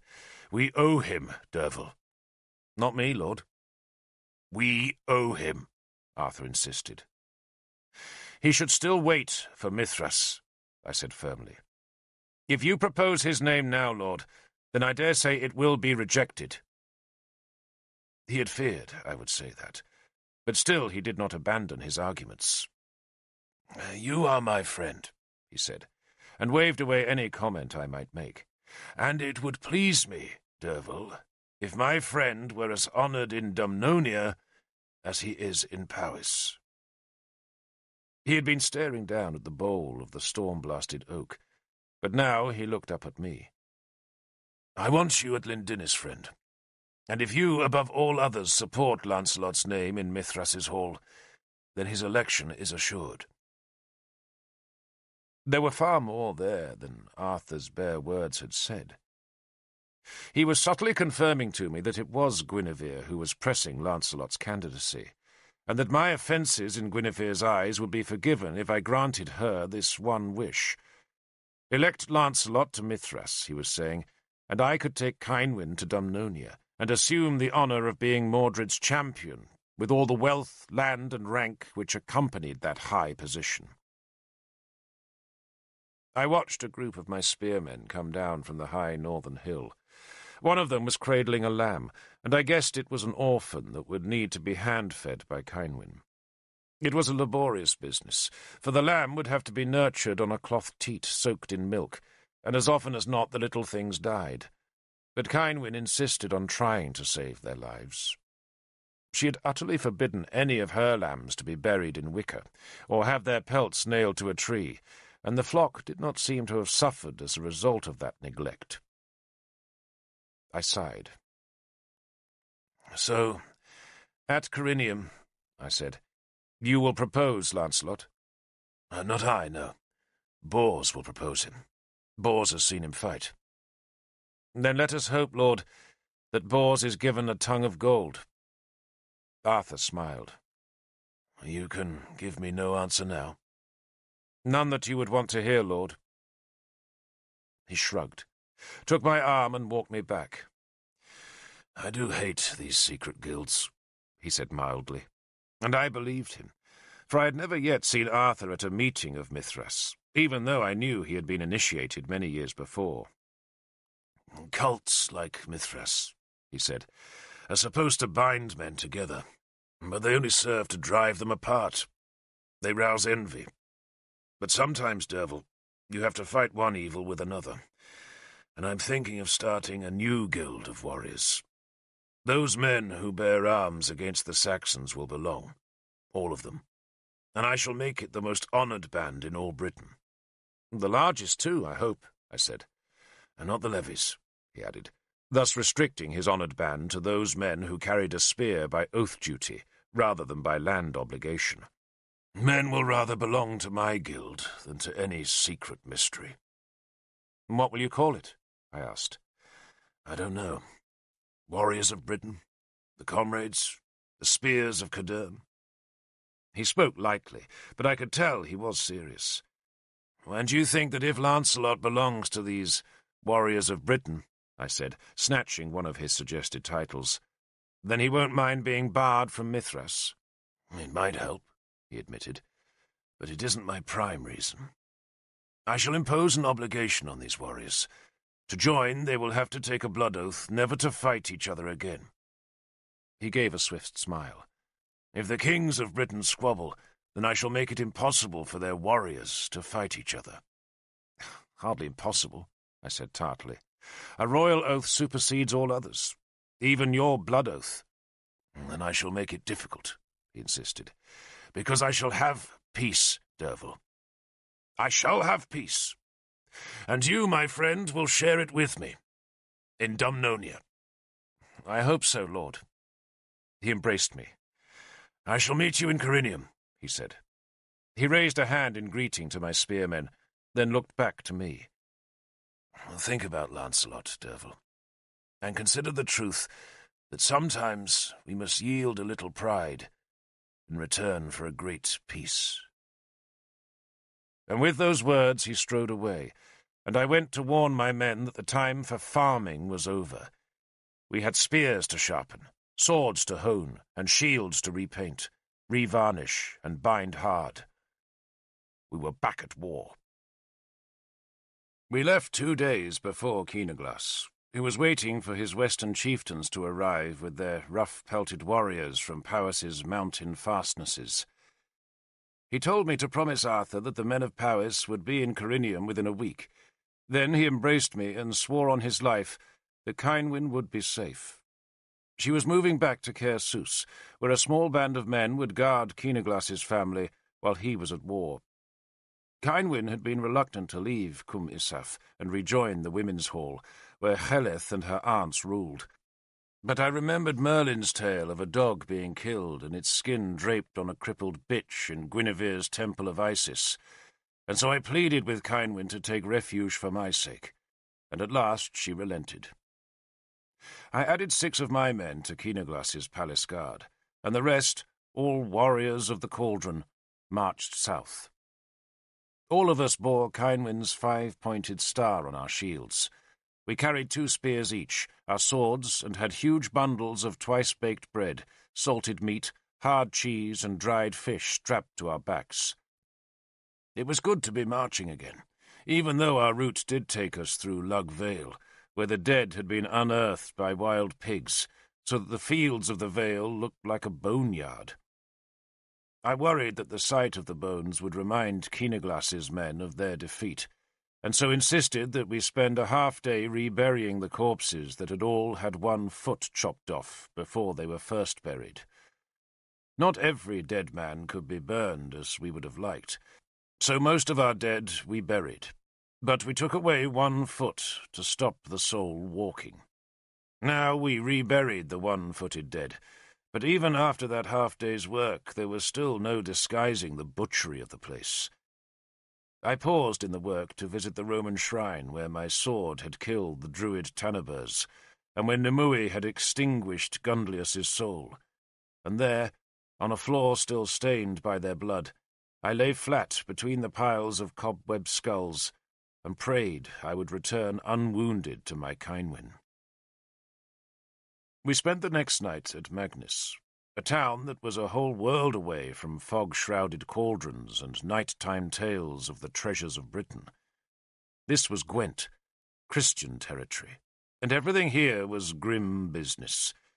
The blacksmiths were forging spearheads, the tanners were making shield covers, scabbards, belts, and boots, while the town's women were baking the hard, thin loaves that could keep for weeks on a campaign. King Tudric's men were in their Roman uniforms of bronze breastplates, leather skirts, and long cloaks. 100 such men had already marched to Corinium. Another 200 would follow, though not under the command of their king, for Tudric was sick. His son, Murig, the Edling of Gwent, would be their titular leader, though in truth Agricola would command them. Agricola was an old man now, but his back was straight and his scarred arm could still wield a sword. He was said to be more Roman than the Romans, and I had always been a little scared of his severe frown. But on that spring day outside Magnus, he greeted me as an equal. His close-cropped grey head ducked under the lintel of his tent. Then, dressed in his Roman uniform, he strode towards me, and, to my astonishment, greeted me with an embrace. He inspected my 34 spearmen. They looked shaggy and unkempt beside his clean-shaven men, but he approved of their weapons, and approved even more of the amount of food we carried.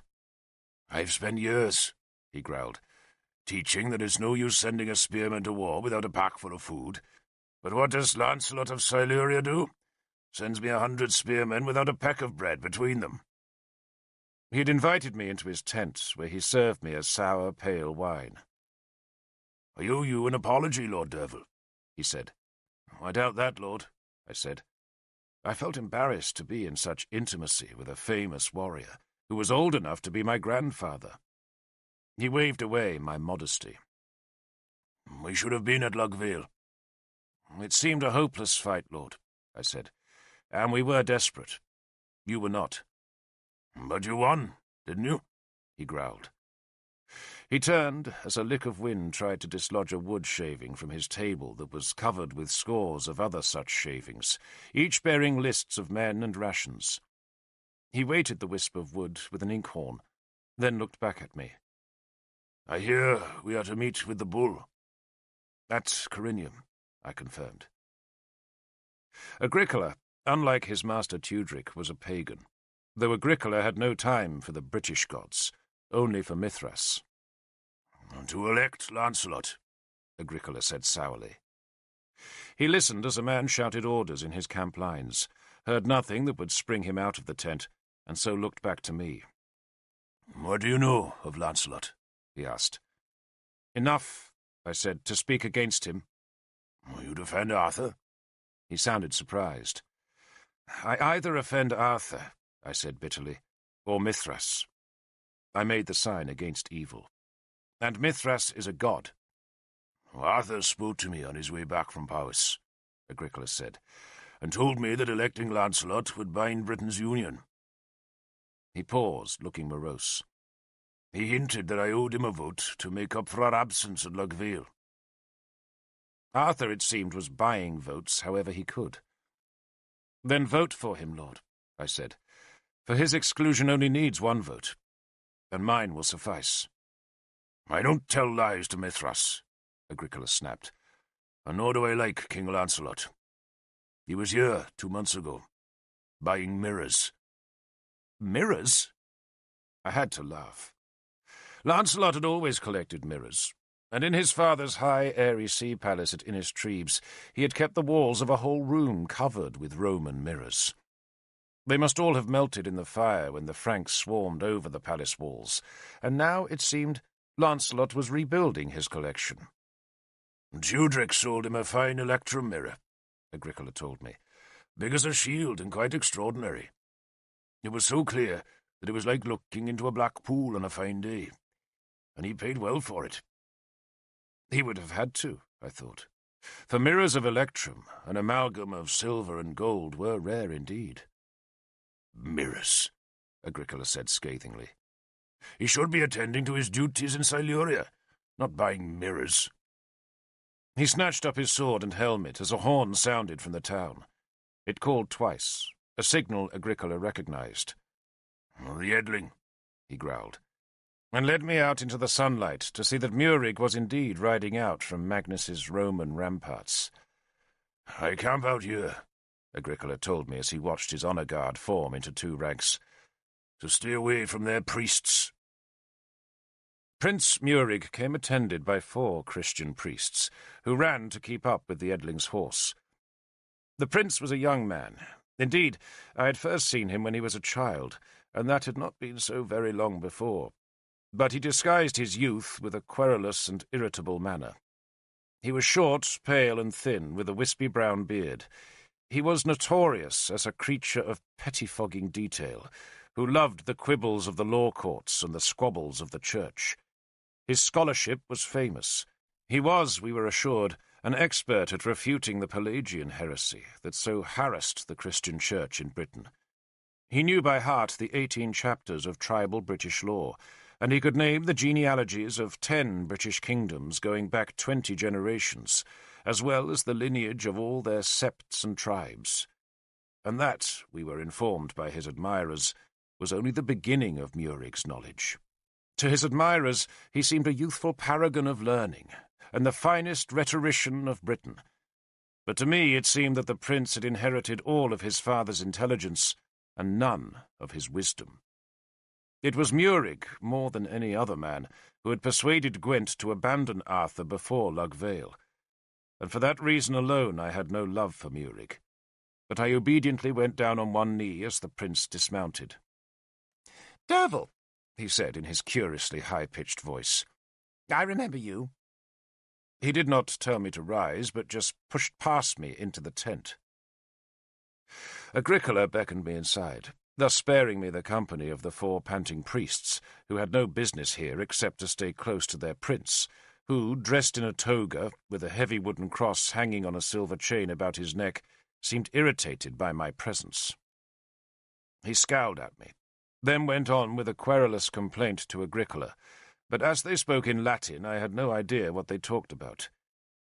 Murig was buttressing his argument with a sheet of parchment that he waved in front of Agricola, who endured the harangue patiently. Murig at last abandoned his argument, rolled up the parchment and thrust it into his toga. He turned to me. "You will not," he said, speaking British again, "be expecting us to feed your men?" "We carry our own food, Lord Prince," I said, then inquired after his father's health. "The king suffers from fistula in the groin," Murig explained in his squeaking voice. "We have used poultices, and the physicians are bleeding father regularly, but alas, God has not seen fit to requite the condition." "Send for Merlin, Lord Prince," I suggested. Murig blinked at me. He was very short-sighted, and it was those weak eyes, perhaps, that gave his face its permanent expression of ill temper. He uttered a short snaffle of mocking laughter. "You, of course, if you will forgive the remark," he said snidely, "are famous as one of the fools who risked Dyranak to bring a bowl back to Dumnonia. A mixing bowl, yes?" "A cauldron, Lord Prince." Murig's thin lips flickered in a quick smile. "You did not think, Lord Derfel, that our smiths could have hammered you a dozen cauldrons in as many days?" "I shall know where to come for my cooking pots next time, Lord Prince," I said. Murig stiffened at the insult, but Agricola smiled. "Did you understand any of that?" Agricola asked me when Murig had left. "I have no Latin, Lord." "He was complaining because a chieftain hasn't paid his taxes. The poor man owes us 30 smoked salmon and 20 cartloads of cut timber, and we've had no salmon from him and only 5 carts of wood. But what Murig won't grasp is that poor Chillig's people have been struck by the plague this last winter. The River Wye's been poached empty, and Chillig is still bringing me 24 spearmen." Agricola spat in disgust. 10 times a day, he said. 10 times a day the prince will come out here with a problem that any half-witted treasury clerk could solve in 20 heartbeats. I just wish his father would just strap up his groin and get back on the throne." "How sick is Tudrick?" Agricola shrugged.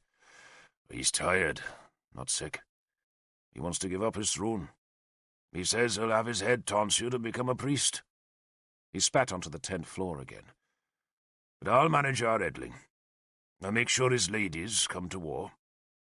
Ladies? I asked, made curious by the ironic twist Agricola had put on the word. He might be as blind as a worm, Lord Derfel, but he can still spot a girl like a hawk seeing a shrew. He likes his ladies, Murik does, and plenty of them. And why not? That's the way of princes, isn't it? He unstrapped his sword belt and hung it on a nail driven into one of the tent poles.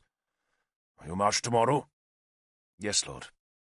Dine with me tonight, he said, then ushered me out of the tent and squinted up at the sky. It will be a dry summer, Lord Derfel. A summer for killing Saxons. A summer to breed great songs, I said enthusiastically. I often think that the trouble with us Britons, Agricola said gloomily, is that we spend too much time singing and not enough killing Saxons. Not this year, I said. Not this year. For this was Arthur's year, the year to slaughter the Sais, the year, I prayed, of total victory. Once out of Magnus, we marched on the straight Roman roads that tied Britain's heartland together. We made good time, reaching Corinium in just 2 days, and we were all glad to be back in Dumnonia. The 5-pointed star on my shield might have been a strange device, but the moment the country folks heard my name, they knelt for a blessing. For I was Derfel Cadarn, the holder of Lugvale and a warrior of the Cauldron, and my repute, it seemed, soared high in my homeland. At least among the pagans it did. In the towns and larger villages, where the Christians were more numerous, we were more likely to be met by preaching.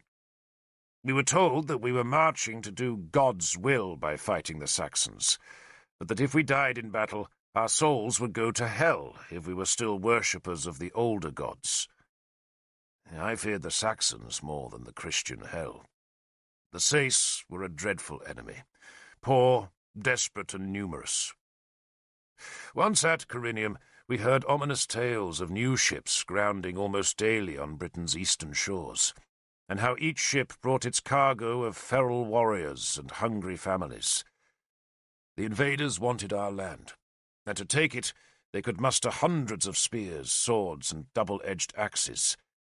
Yet still we had confidence. Fools that we were, we marched almost blithely to that war. I suppose, after the horrors of Lugvale, we believed we could never be beaten. We were young, we were strong, we were loved by the gods, and we had Arthur. I met Galahad in Corinium. Since the day we had parted in Powys, he had helped Merlin carry the cauldron back to Inniswydran.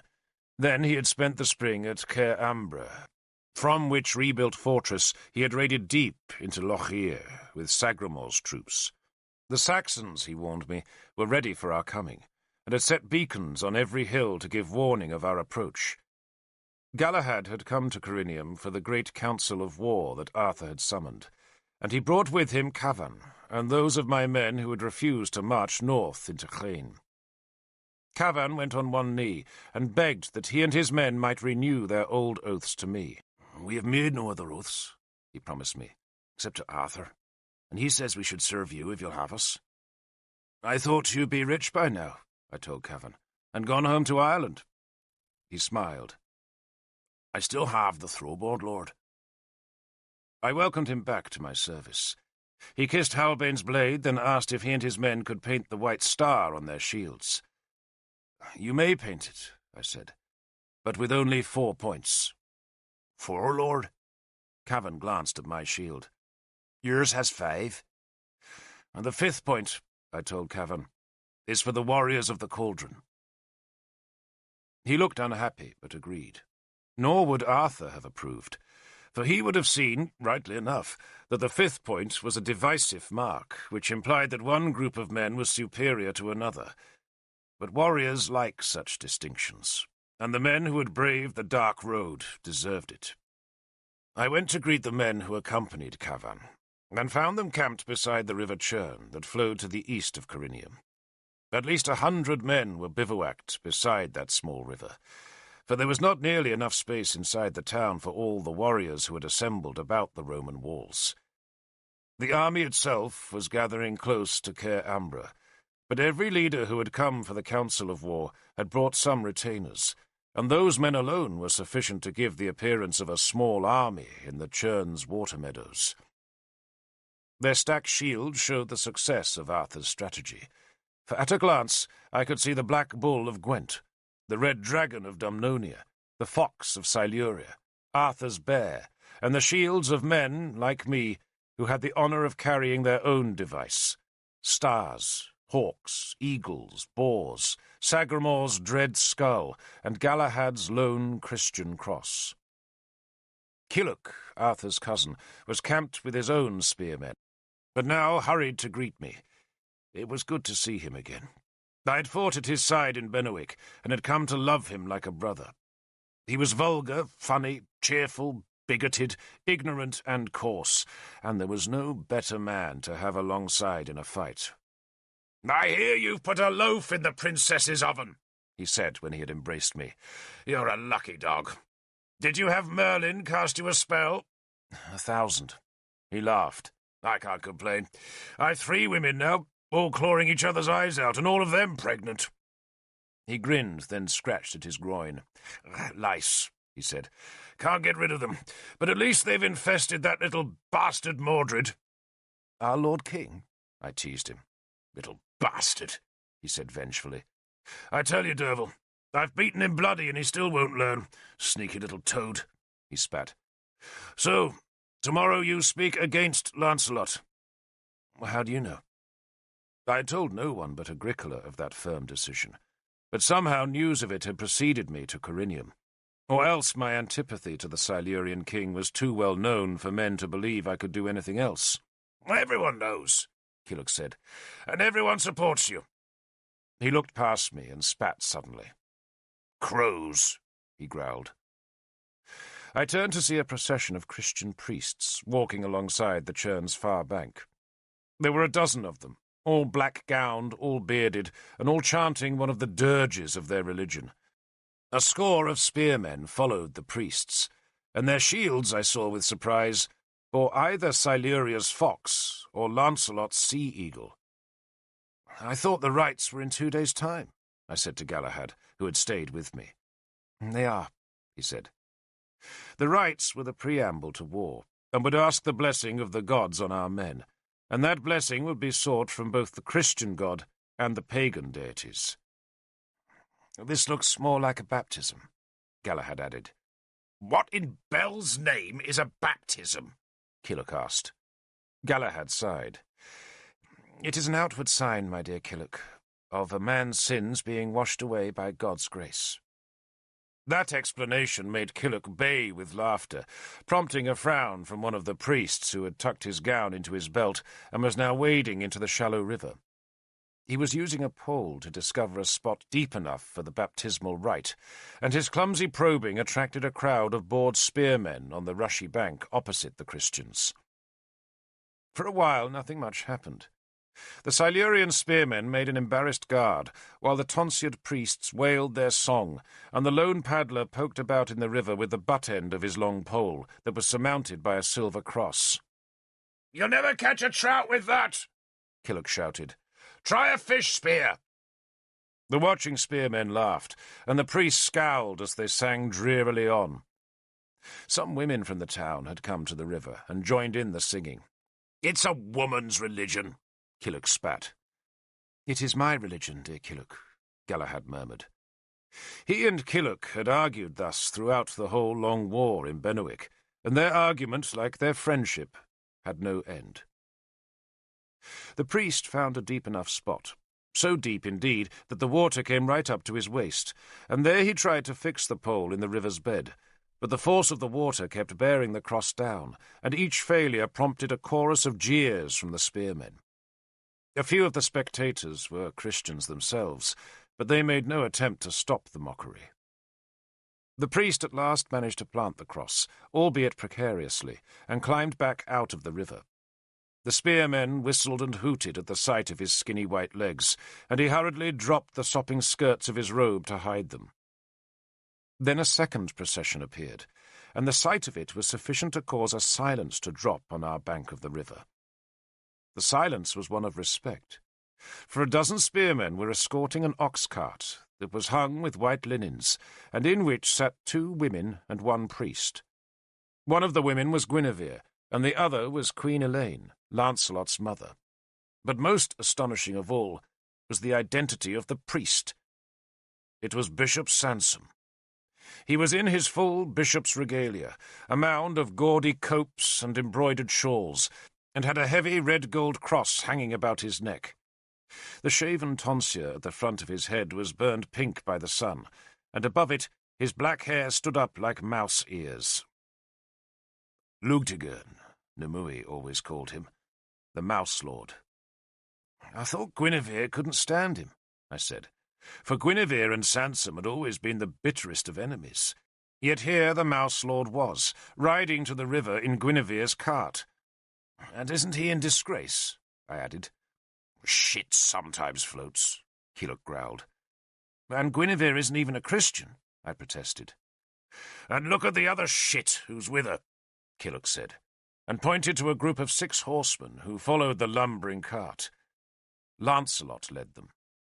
He was mounted on a black horse, and wore nothing but a simple pair of trews and a white shirt. Arthur's twin sons, Amhar and Loholt, flanked him, and they were dressed in full war gear with plumed helmets, mail coats, and long boots. Behind them rode 3 other horsemen, one in armour, and the other 2 in the long white robes of druids. Druids, I said. At a baptism? Galahad shrugged, no more able to find an explanation than I. The 2 druids were both muscular young men, with dark, handsome faces, thick black beards, and long, carefully brushed black hair that grew back from their narrow tonsures. They carried black staffs tipped with mistletoe, and, unusually for druids, had swords scabbarded at their sides. The warrior who rode with them, I saw, was no man but a woman, a tall, straight-backed, red-haired woman, whose extravagantly long tresses cascaded from beneath her silver helmet to touch the spine of her horse. "Aid, she's called," Killock told me. "Who is she?" I asked. "Who do you think? His kitchen maid? She keeps his bed warm." Killock grinned. "Does she remind you of anyone?" She reminded me of Ladwis, Gunglius's mistress. Was it the fate of Silurian kings, I wondered, always to have a mistress who rode a horse and wore a sword like a man? Aid had a long sword at her hip, a spear in her hand, and the sea-eagle shield on her arm. Gunglius's mistress, I told Killock. "With that red hair?" Killock said dismissively. "Guinevere," I said. And there was a distinct resemblance between Aid and the haughty Guinevere, who sat next to Queen Elaine in the cart. Elaine was pale, but otherwise I could see no evidence of the sickness that was rumoured to be killing her. Guinevere looked as handsome as ever, and betrayed no sign of the ordeal of childbirth. She had not brought her child with her, but nor would I have expected her to. Gwyddra was doubtless in Lyndinis, safe in a wet nurse's arms, and far enough away so that his cries could not disturb Guinevere's sleep. Arthur's twins dismounted behind Lancelot. They were still very young, only just old enough indeed to carry a spear to war. I had met them many times, and did not like them, for they had none of Arthur's pragmatic sense. They had been spoiled since childhood, and the result was a pair of tempestuous, selfish, greedy youths, who resented their father, despised their mother Eileen, and took revenge for their bastardy on people who dared not fight back against Arthur's progeny. They were despicable. The 2 druids slid off their horses' backs and stood beside the ox-cart. It was Killock who first understood what Lancelot was doing. "If he's baptized," he growled to me, "then he can't join Mithras, can he?" "Bedwin did," I pointed out, "and Bedwin was a bishop." "Dear Bedwin," Killock explained to me, "played both sides of the throwboard. When he died, we found an image of Bel in his house, and his wife told us he'd been sacrificing to it. No, you see if I'm not right. This is how Lancelot evades being rejected from Mithras. Maybe he has been touched by God, Galahad protested. Then your god must have filthy hands by now, Killock responded. Begging your pardon, seeing as he's your brother. Half-brother, Galahad said, not wanting to be too closely associated with Lancelot. The cart had stopped very close to the riverbank.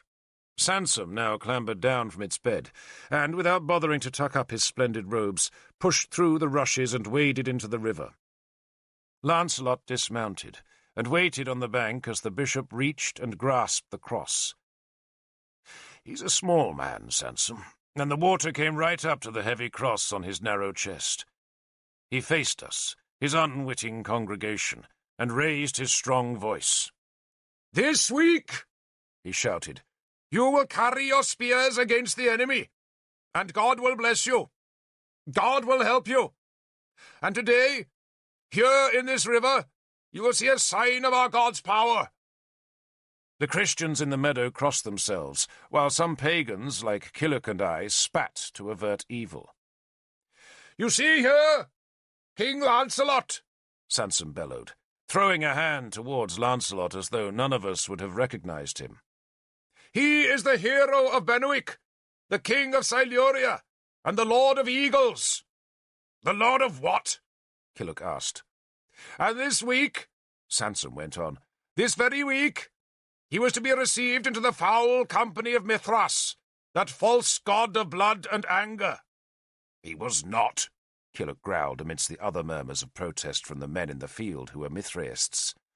"But yesterday," Sansom's voice beat down the protest, "this noble king received a vision. A vision! Not some belly-given nightmare spawned by a drunken wizard, but a pure and lovely dream sent on golden wings from heaven. A saintly vision." "Aid lifted her skirts," Killock muttered. "The holy and blessed Mother of God came to King Lancelot," Sansom shouted. "It was the Virgin Mary herself, that Lady of Sorrows, from whose immaculate and perfect loins was born the Christ-child, the Saviour of all mankind. And yesterday, in a burst of light, in a cloud of golden stars, she came to King Lancelot and touched her lovely hand to Tancladwyr." He gestured behind him again, and Aid solemnly drew out Lancelot's sword that was called Tancladwyr, which meant bright killer, and held it aloft. The sun slashed its reflection off the steel, blinding me for an instant. "With this sword," Sansom shouted, "our blessed lady promised the king that he would bring Britain victory. This sword, our lady said, has been touched by the nail-scarred hand of the sun and blessed by the caress of his mother. From this day on, our lady decreed, this sword shall be known as the Christ blade, for it is holy." Lancelot, to give him credit, looked exquisitely embarrassed at this sermon. Indeed, the whole ceremony must have embarrassed him, for he was a man of vast pride and fragile dignity. But even so, it must have seemed better to him to be dunked in a river than publicly humiliated by losing election to Mithras. The certainty of his rejection must have prompted him to this public repudiation of all the pagan gods. Guinevere, I saw, pointedly stared away from the river, gazing instead towards the war banners that had been hoisted on Corinium's earth and wooden ramparts. She was a pagan, a worshipper of Isis. Indeed, her hatred of Christianity was famous. Yet that hatred had clearly been overcome by the need to support this public ceremony that spared Lancelot from Mithras's humiliation. The two druids talked softly with her, sometimes making her laugh. Sansom turned and faced Lancelot.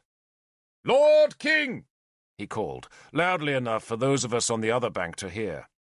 "Come now. Come now to the waters of life. Come now as a little child to receive your baptism into the blessed church of the one true God." Guinevere slowly turned to watch as Lancelot walked into the river. Galahad crossed himself. The Christian priests on the far bank had their arms spread wide in an attitude of prayer, while the townswomen had fallen to their knees as they gazed ecstatically at the handsome, tall king who waded out to Bishop Sansom's side. The sun glittered on the water and slashed gold from Sansom's cross. Lancelot kept his eyes lowered, as though he did not want to see who witnessed this humiliating rite. Sansom reached up and put his hand on the crown of Lancelot's head. "Do you," he shouted so we could all hear, "embrace the one true faith, the only faith, the faith of Christ who died for our sins?" Lancelot must have said yes, though none of us could hear his response. "And do you," Sansom bellowed even louder, "hereby renounce all other gods, and all other faiths, and all the other foul spirits and demons and idols and devil's spawn, whose filthy acts deceive this world?" Lancelot nodded and mumbled his assent. "And do you," Sansom went on with relish, "denounce and deride the practices of Mithras, and declare them to be, as indeed they are, the excrement of Satan and the horror of our Lord Jesus Christ?" "I do." That answer of Lancelot's came clear enough to us all. "Then in the name of the Father," Sansom shouted, "and of the Son, and of the Holy Ghost, I pronounce you Christian."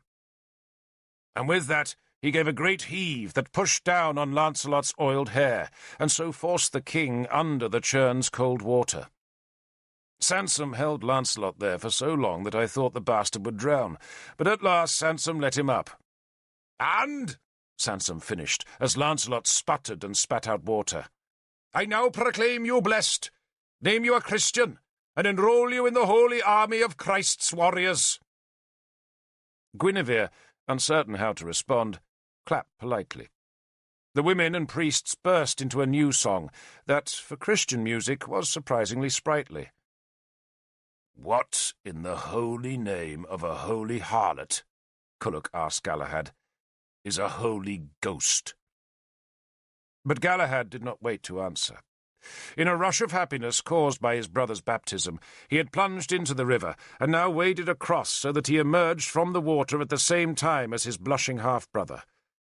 Lancelot had not expected to see him, and for a second he stiffened, doubtless thinking of Galahad's friendship for me.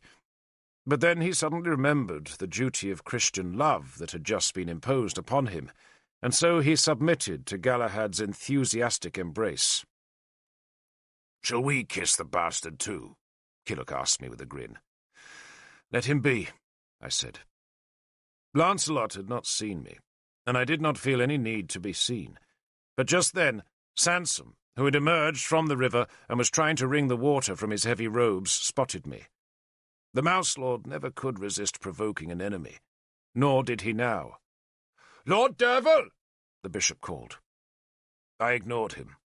Guinevere, on hearing my name, looked up sharply.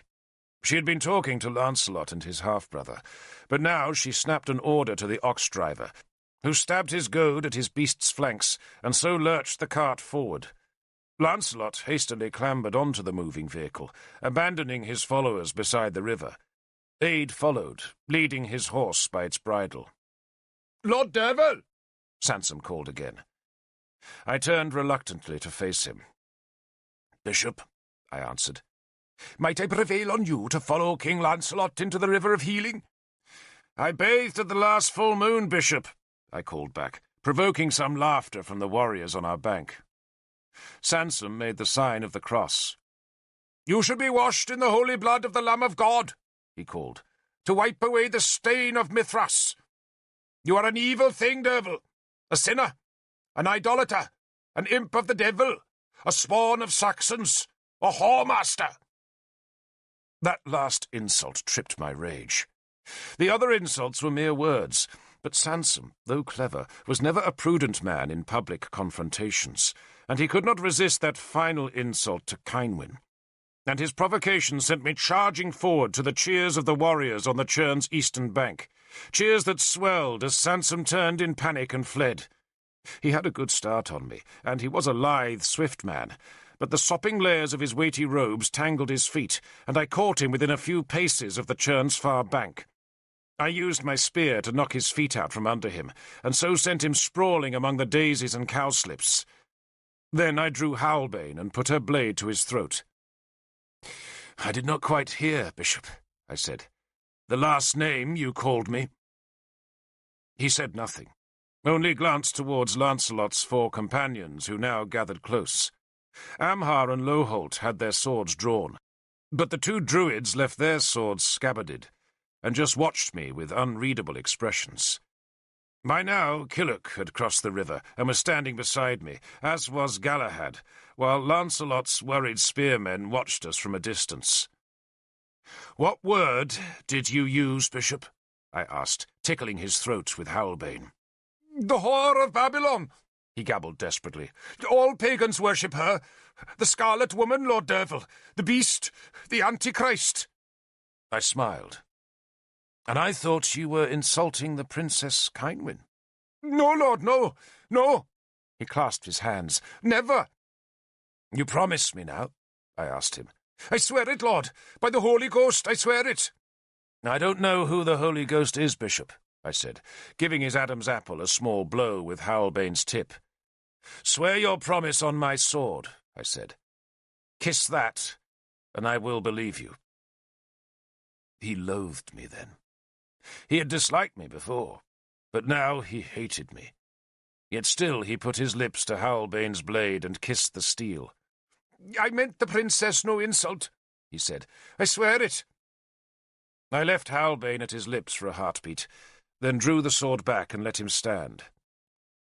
"I thought, Bishop," I said, "that you had a holy thorn to guard in Inniswydran." He brushed grass off his wet robes. "God calls me to higher things," he snapped. "Tell me of them." He looked up at me, hate in his eyes, but his fear overcame his hate. "God called me to King Lancelot's side, Lord Derfel," he said, "and his grace served to soften the Princess Guinevere's heart. I have hopes that she may yet see his everlasting light." I laughed at that. "She has the light of Isis, Bishop, and you know it, and she hates you, you foul thing. So what did you bring her to change her mind?" "Bring her, Lord?" he asked disingenuously. "What have I to bring a princess? I have nothing. I am made poor in God's service. I am but an humble priest." "You are a toad, Sansom," I said, sheathing Howlbane. "You are dirt beneath my boots." I spat to avert his evil. I guessed from his words that it had been his idea to propose baptism to Lancelot, and that idea had served well enough to spare the Silurian king his embarrassment with Mithras. But I did not believe the suggestion would have been sufficient to reconcile Guinevere to Sansom and his religion. He must have given her something, or promised her something, but I knew he would never confess it to me. I spat again, and Sansom, taking the spittle as his dismissal, scuttled off towards the town. "A pretty display," one of the 2 druids said caustically. "And the Lord Derfel Cadarn," the other said, "does not have a reputation for prettiness." He nodded when I glared at him. "Dinas," he said, introducing himself. "And I am Lavain," said his companion. They were both tall young men, both built like warriors and both with hard, confident faces. Their robes were dazzling white, and their long black hair was carefully combed, betraying a fastidiousness that was made somehow chilling by their stillness.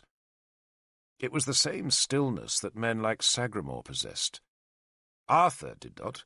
He was too restless, but Sagramor, like some other great warriors, had a stillness that was chilling in battle. I never fear the noisy men in a fight, but I take care when an enemy is calm, for those are the most dangerous men, and these 2 druids had that same calm confidence. They also looked very alike, and I supposed them to be brothers. "We are twins," Dinas said, perhaps reading my thoughts. "Like Amhar and Loholt," Lavain said, gesturing towards Arthur's sons, who still had their swords drawn. "But you can tell us apart." "I have a scar." "Here," Lavain said, touching his right cheek, where a white scar buried itself in his bristling beard. "Which he took at Lugvale," Dinas said. Like his brother, he had an extraordinarily deep voice, a grating voice that did not match his youth. "I saw Tanabers at Lugvale," I said, "and I remember Iorwith. But I recall no other druids in Gorfethid's army." Dinas smiled. "At Lugvale," he said, "we fought as warriors." "And killed our share of Dumnonians," Levane added. "And only shaved our tonsures after the battle," Dinas explained. He had an unblinking and unsettling gaze.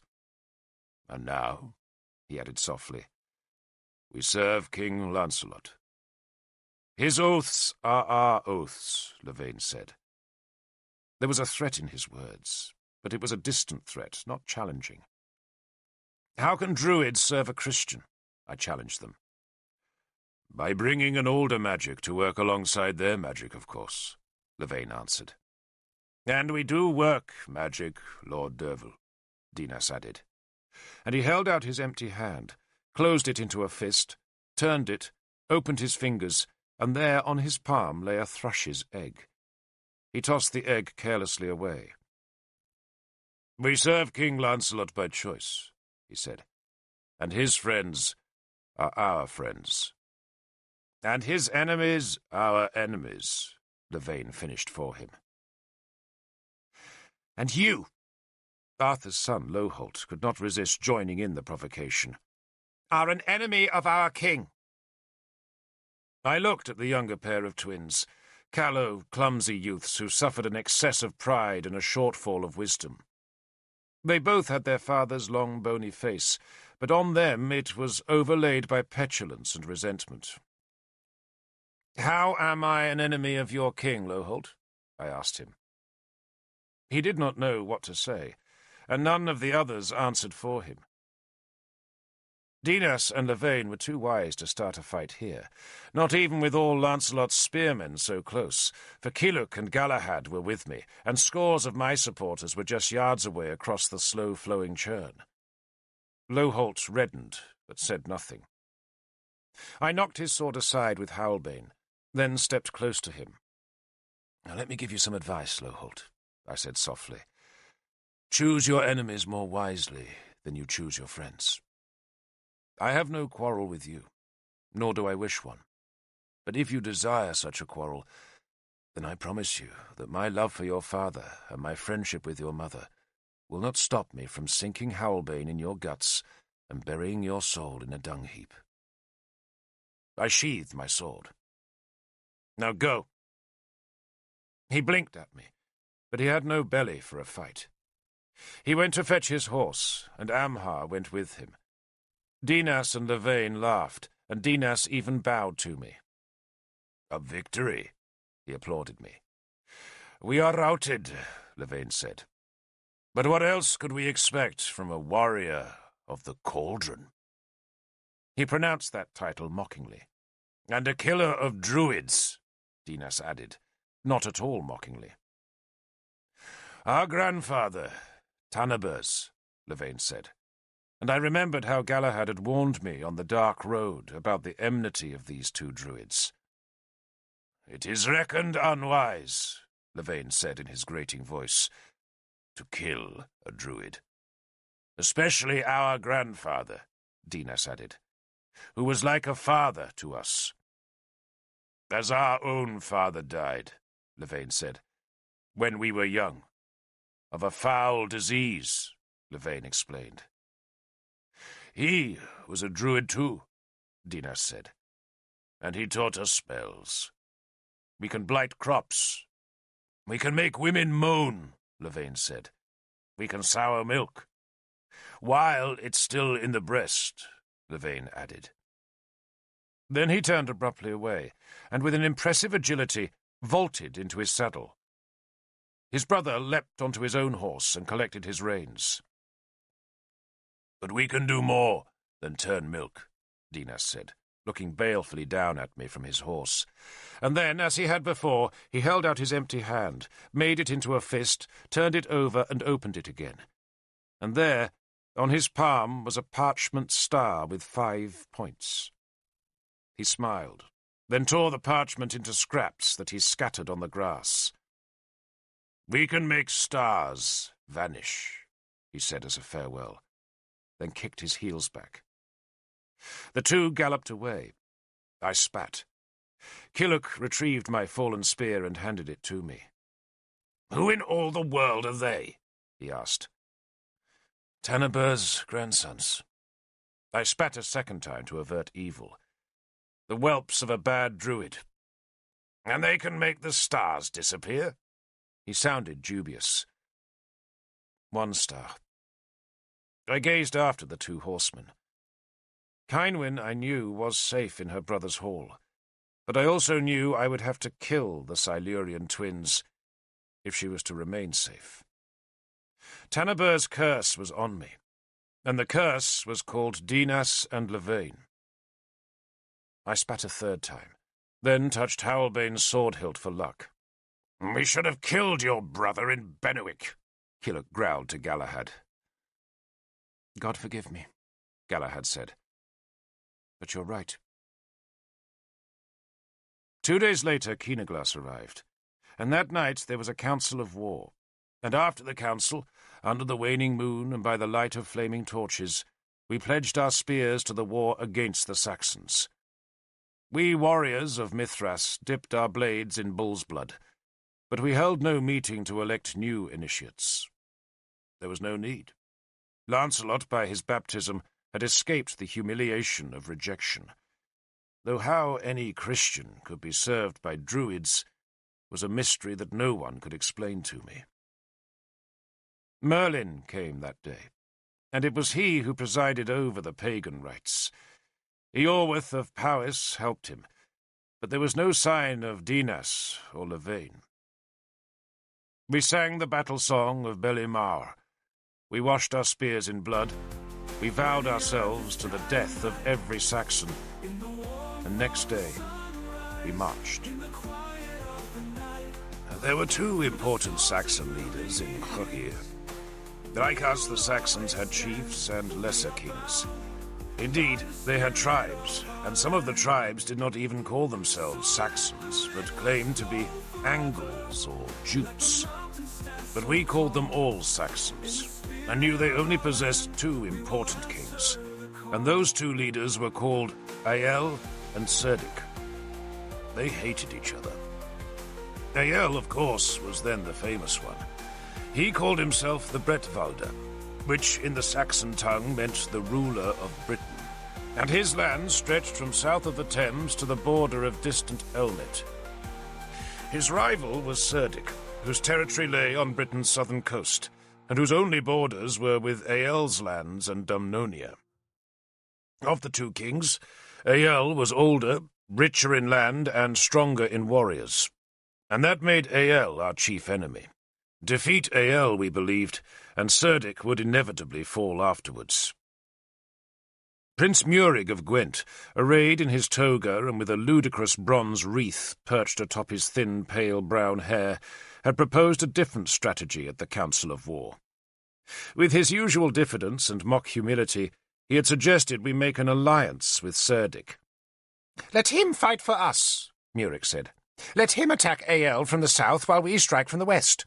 I know, no strategist." He paused to simper, inviting one of us to contradict him, but we all bit our tongues. "But it seems clear, even surely to the meanest of intelligences, that to fight one enemy is better than two." "But we have two enemies," Arthur said plainly. "Indeed we do. I have made myself master of that point, Lord Arthur. But my point, if you can seize it in turn, is to make one of those enemies our friend." He clasped his hands together and blinked at Arthur. "An ally," Murig added, in case Arthur had still not understood him. "Cerdic," Sagramore growled in his atrocious British, "has no honour. He will break an oath as easily as a magpie breaks a sparrow's egg. I will make no peace with him." "You fail to understand," Murig protested. "I will make no peace with him." Sagramore interrupted the prince, speaking the words very slowly, as though he spoke to a child. Murig reddened and went silent. The Edling of Gwent was scared half to death of the tall Numidian warrior, and no wonder, for Sagramore's reputation was as fearsome as his looks. The Lord of the Stones was a tall man, very thin and quick as a whip. His hair and face were as black as pitch, and that long face, cross-hatched from a lifetime of war, bore a perpetual scowl that hid a droll and even generous character. Sagramore, despite his imperfect grasp of our language, could keep a campfire enthralled for hours with his tales of far-off lands, but most men only knew him as the fiercest of all Arthur's warriors.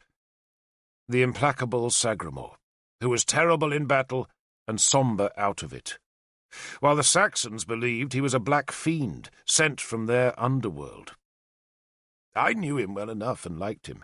Indeed, it had been Sagramore who had initiated me into Mithras's service, and Sagramore who had fought at my side all that long day in Lug Vale.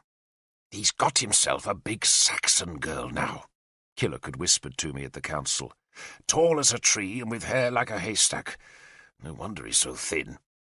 "Your 3 wives keep you solid enough," I said, poking him in his substantial ribs.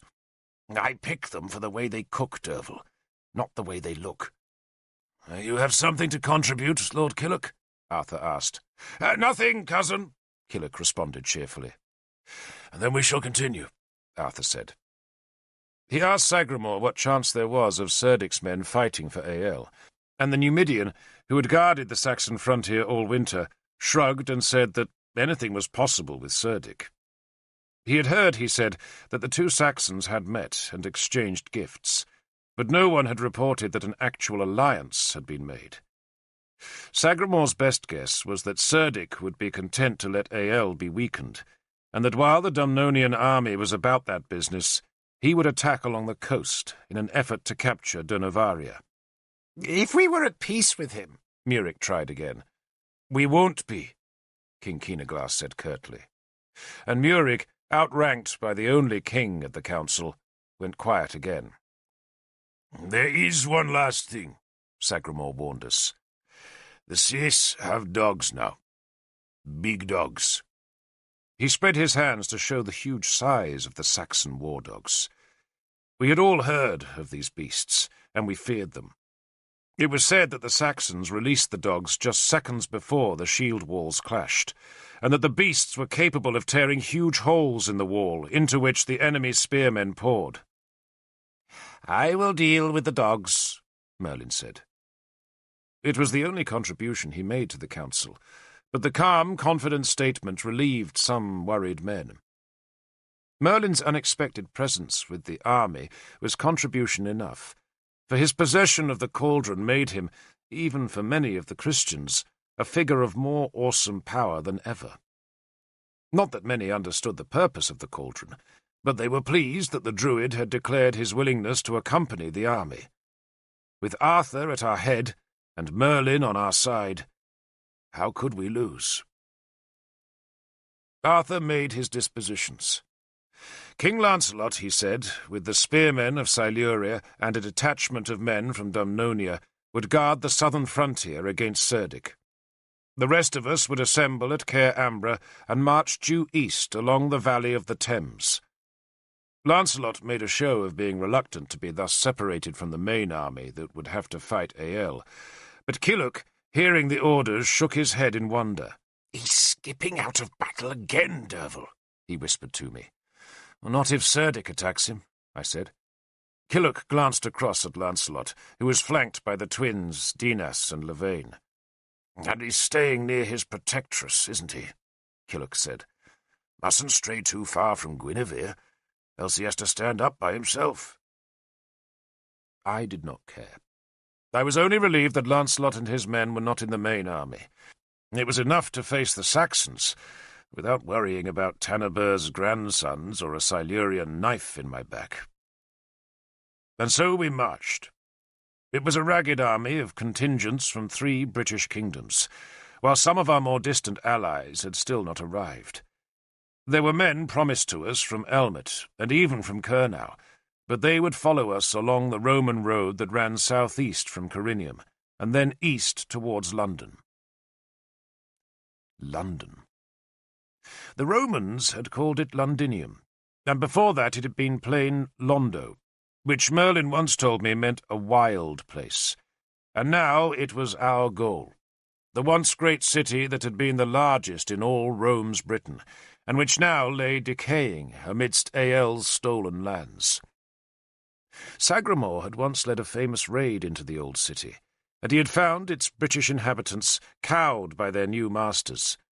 But now, we hoped, we would take them back. That hope spread like wildfire through the army, though Arthur consistently denied it. Our task, he said, was to bring the Saxons to battle, and not be lured by the ruins of a dead city. But in this, Arthur was opposed by Merlin. "I'm not coming to see a handful of dead Saxons," he told me scornfully. "What use am I in killing Saxons?" "Well, every use, Lord," I told him. "Your magic frightens the enemy." "Don't be absurd, Derfel. Any fool can hop about in front of an army, making faces and hurling curses. Frightening Saxons isn't skilled work. Even those ludicrous druids of Lancelot's could just about manage that. Not that they're real druids." "Well, they're not." "Of course they're not. To be a real druid, you have to study. You have to be examined. You have to satisfy other druids that you know your business. And I never heard of any druid examining Dinas and Lavain. Unless Tanabers did. And what kind of druid was he? Not a very good one, plainly, else he'd never have let you live. I do deplore inefficiency." "They can make magic, Lord," I said. "Make magic?" He hooted at that. "One of the wretches produces a thrush's egg, and you think that's magic? Thrushes do it all the time. Now, if he'd made a sheep's egg, I'd take some notice." "He produced a star, too, Lord." "Derfel! What an absurdly credulous man you are," he exclaimed. "A star made of scissors and parchment. Don't worry. I heard about that star, and your precious Kynwyn isn't in any danger. Nimue and I made sure of that by burying 3 skulls. You don't need to know the details, but you can rest assured that if those frauds go anywhere near Kynwyn, they'll be changed into grass snakes. Then they can lay eggs forever." I thanked him for that, then asked him just why he was accompanying the army, if not to help us against Ael. "Because of the scroll, of course," he told me, and patted a pocket of his dirty black robe to show me the scroll was safe. "Calethin's scroll?" I asked. "Is there another?" he countered. Calethin's scroll was the treasure Merlin had brought from Innistribes, and in his eyes it was as valuable as all the treasures of Britain. And no wonder, for the secret of those treasures was described in the ancient document.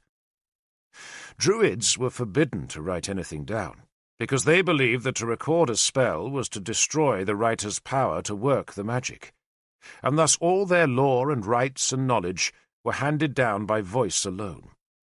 Yet the Romans, before they attacked Inismon, had so feared the British religion that they had suborned a druid named Calethin, and had persuaded him to dictate all he knew to a Roman scribe.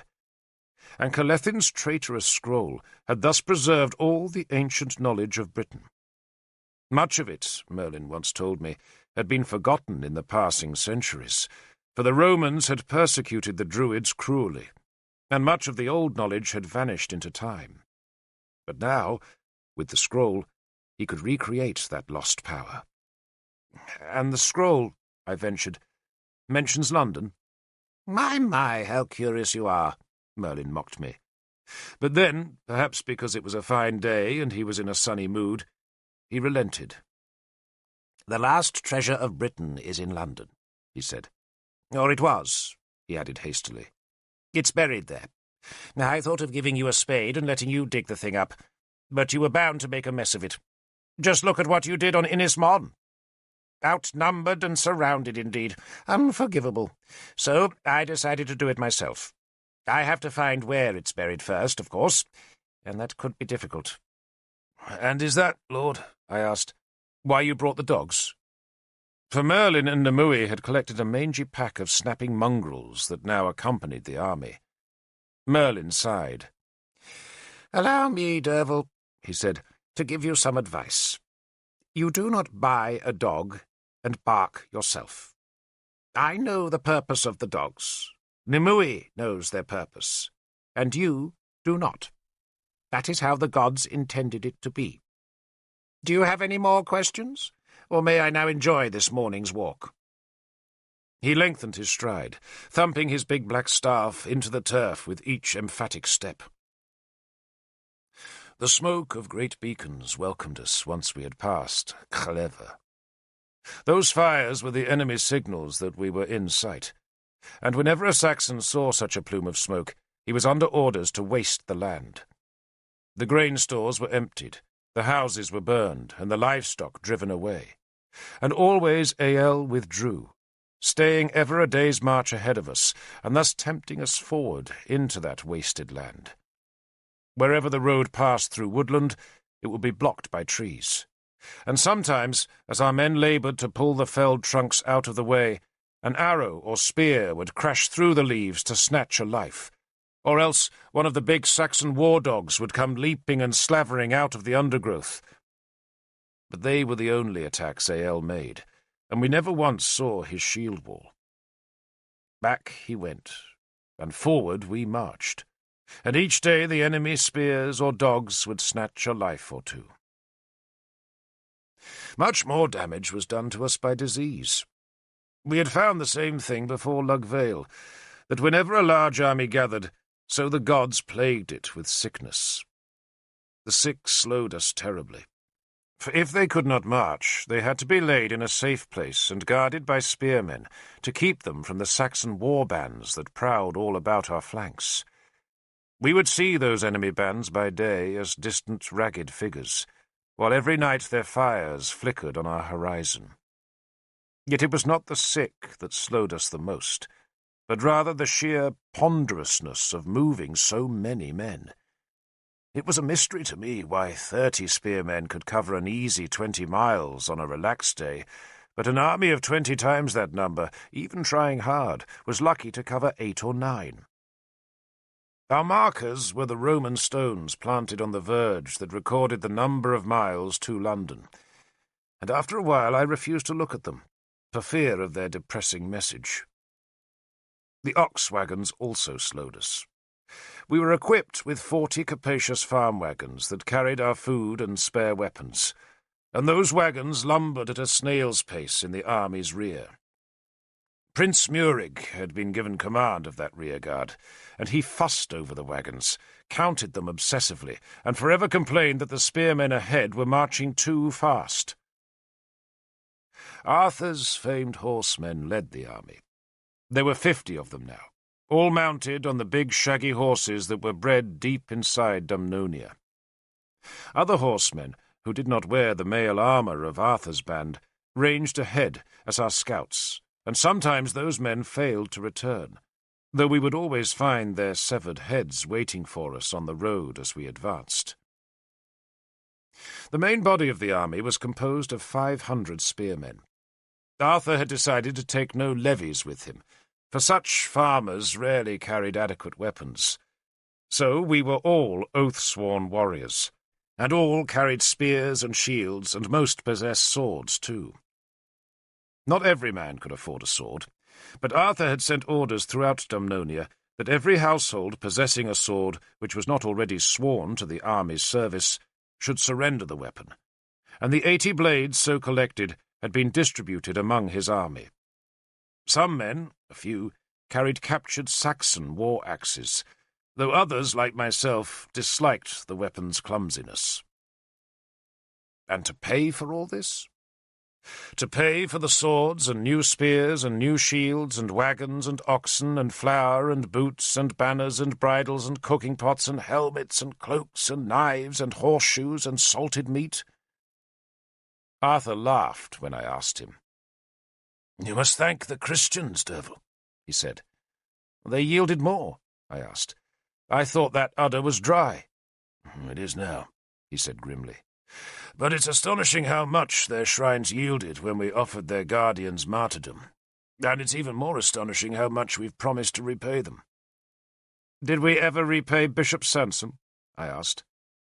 His monastery at Inniswydren had provided the fortune that had purchased Ael's peace during the autumn campaign that had ended at Lugvale. Arthur shook his head.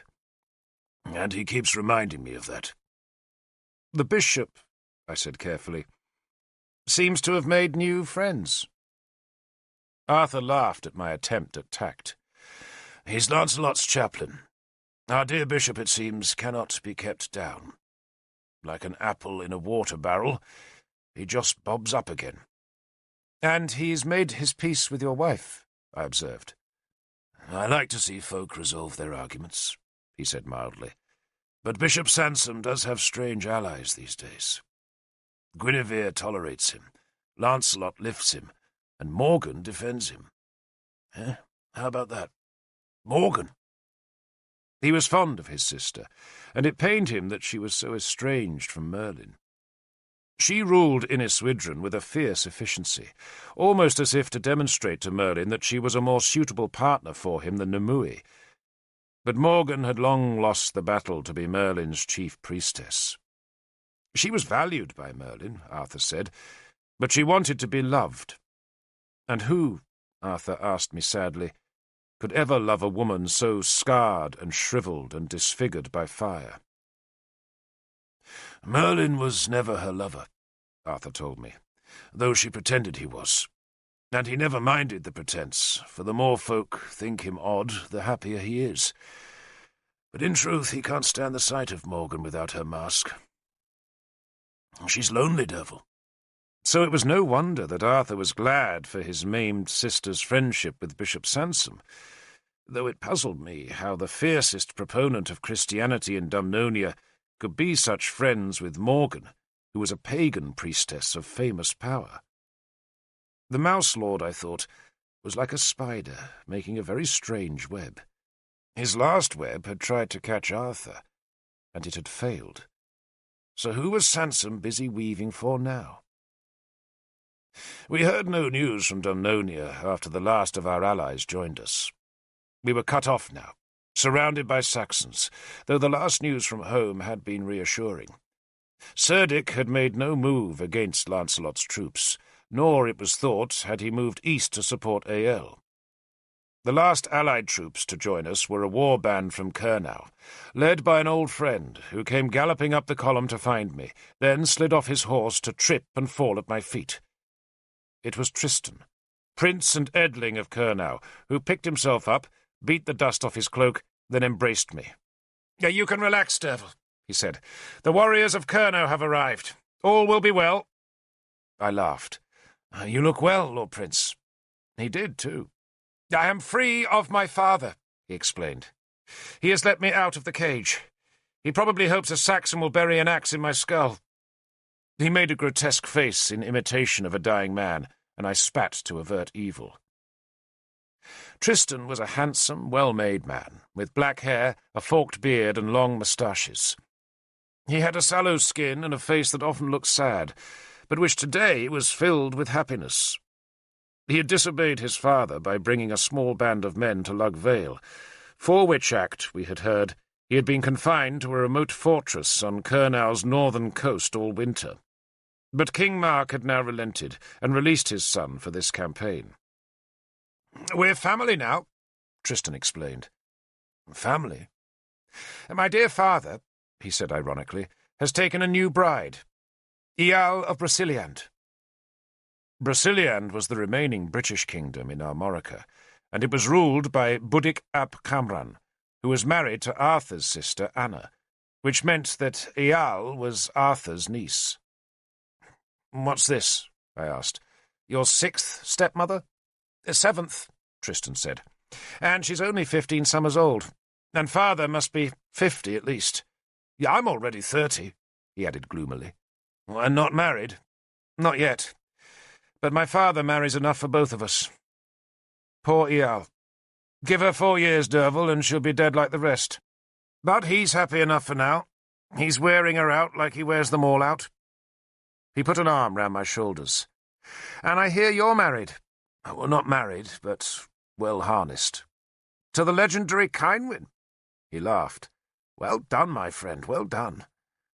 "One day I'll find my own Kynwyn." "May it be soon, Lord Prince." "It'll have to be. I'm getting old, ancient. I saw a white hair the other day, here, in my beard." He poked at his chin. "See it?" he asked anxiously. "It?" I mocked him. "You look like a badger." There might have been 3 or 4 grey strands among the black, but that was all. Tristan laughed, then glanced at a slave who was running beside the road with a dozen leashed dogs. "Emergency rations?" he asked me. "Merlin's magic, and he won't tell me what they're for." The druid's dogs were a nuisance. They needed food we could not spare, kept us awake at night with their howling, and fought like fiends against the other dogs that accompanied our men. On the day after Tristan joined us, we reached Pontis, where the road crossed the Thames on a wondrous stone bridge made by the Romans.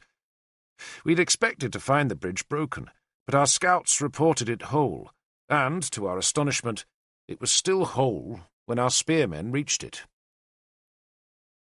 That was the hottest day of the march. Arthur forbade anyone to cross the bridge until the wagons had closed up on the main body of the army, and so our men sprawled by the river as they waited. The bridge had 11 arches, 2 on either bank, where they lifted the roadway onto the 7-arch span that crossed the river itself. Tree trunks and other floating debris had piled against the upstream side of the bridge, so that the river to the west was wider and deeper than to the east, and the makeshift dam made the water race and foam between the stone pilings.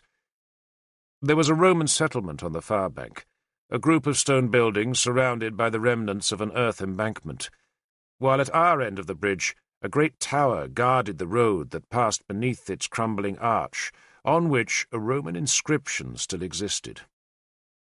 Arthur translated it for me, telling me that the Emperor Adrian had ordered the bridge to be built. "Imperator," I said, peering up at the stone plaque. "Does that mean emperor?" "It does." "And an emperor is above a king?" I asked. "An emperor is a lord of kings," Arthur said. The bridge had made him gloomy. He clambered about its landward arches, then walked to the tower and laid a hand on its stones as he peered up at the inscription.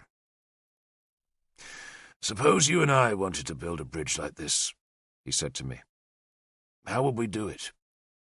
I shrugged. "Make it from timber, Lord. Good elm pilings, the rest from split oak." He grimaced. "And would it still be standing when our great-great-grandchildren live?" "Well, they can build their own bridges," I suggested. He stroked the tower. "We have no one who can dress stone like this. No one who knows how to sink a stone pier into a riverbed. No one who even remembers how. We're like men with a treasure hoard, Derfel, and day by day it shrinks, and we don't know how to stop it or how to make more." He glanced back and saw the first of Murig's wagons appearing in the distance. Our scouts had probed deep into the woods that grew either side of the road, and they had reported neither sight nor smell of any Saxons. But Arthur was still suspicious. "If I was them, I'd let our army cross, then attack the wagons," he said. So instead he had decided to throw an advance guard over the bridge, cross the wagons into what remained of the settlement's decaying earth wall, and only then bring the main part of his army over the river. My men formed the advance guard. The land beyond the river was less thickly wooded, and though some of the remaining trees grew close enough to hide a small army, no one appeared to challenge us. The only sign of the Saxons was a severed horse's head waiting at the bridge's centre. None of my men would pass it until Numui came forward to dispel its evil. She merely spat at the head. Saxon magic, she said, was feeble stuff, and once its evil had been dissipated, Issa and I heaved the thing over the parapet. My men guarded the earth wall as the wagons and their escort crossed. Galahad had come with me, and the two of us poked about the buildings inside the wall. Saxons, for some reason, were loath to use Roman settlements, preferring their own timber and thatched halls, though some folk had been living here till recently, for the hearths contained ashes and some of the floors were swept clean. "It could be our people," Galahad said, "for plenty of Britons lived among the Saxons, many of them as slaves, but some as free people who had accepted the foreign rule." The buildings appeared to have been barracks once, but there were also 2 houses, and what I took to be a huge granary, which, when we pushed open its broken door, proved to be a beast house where cattle were sheltered overnight to protect them from wolves. The floor was a deep mire of straw and dung that smelt so rank that I would have left the building there and then, but Galahad saw something in the shadows at its far end, and so I followed him across the wet, viscous floor. The building's far end was not a straight gabled wall, but was broken by a curved apse. High on the apse's stained plaster, and barely visible through the dust and dirt of the years, was a painted symbol that looked like a big X, on which was superimposed a P.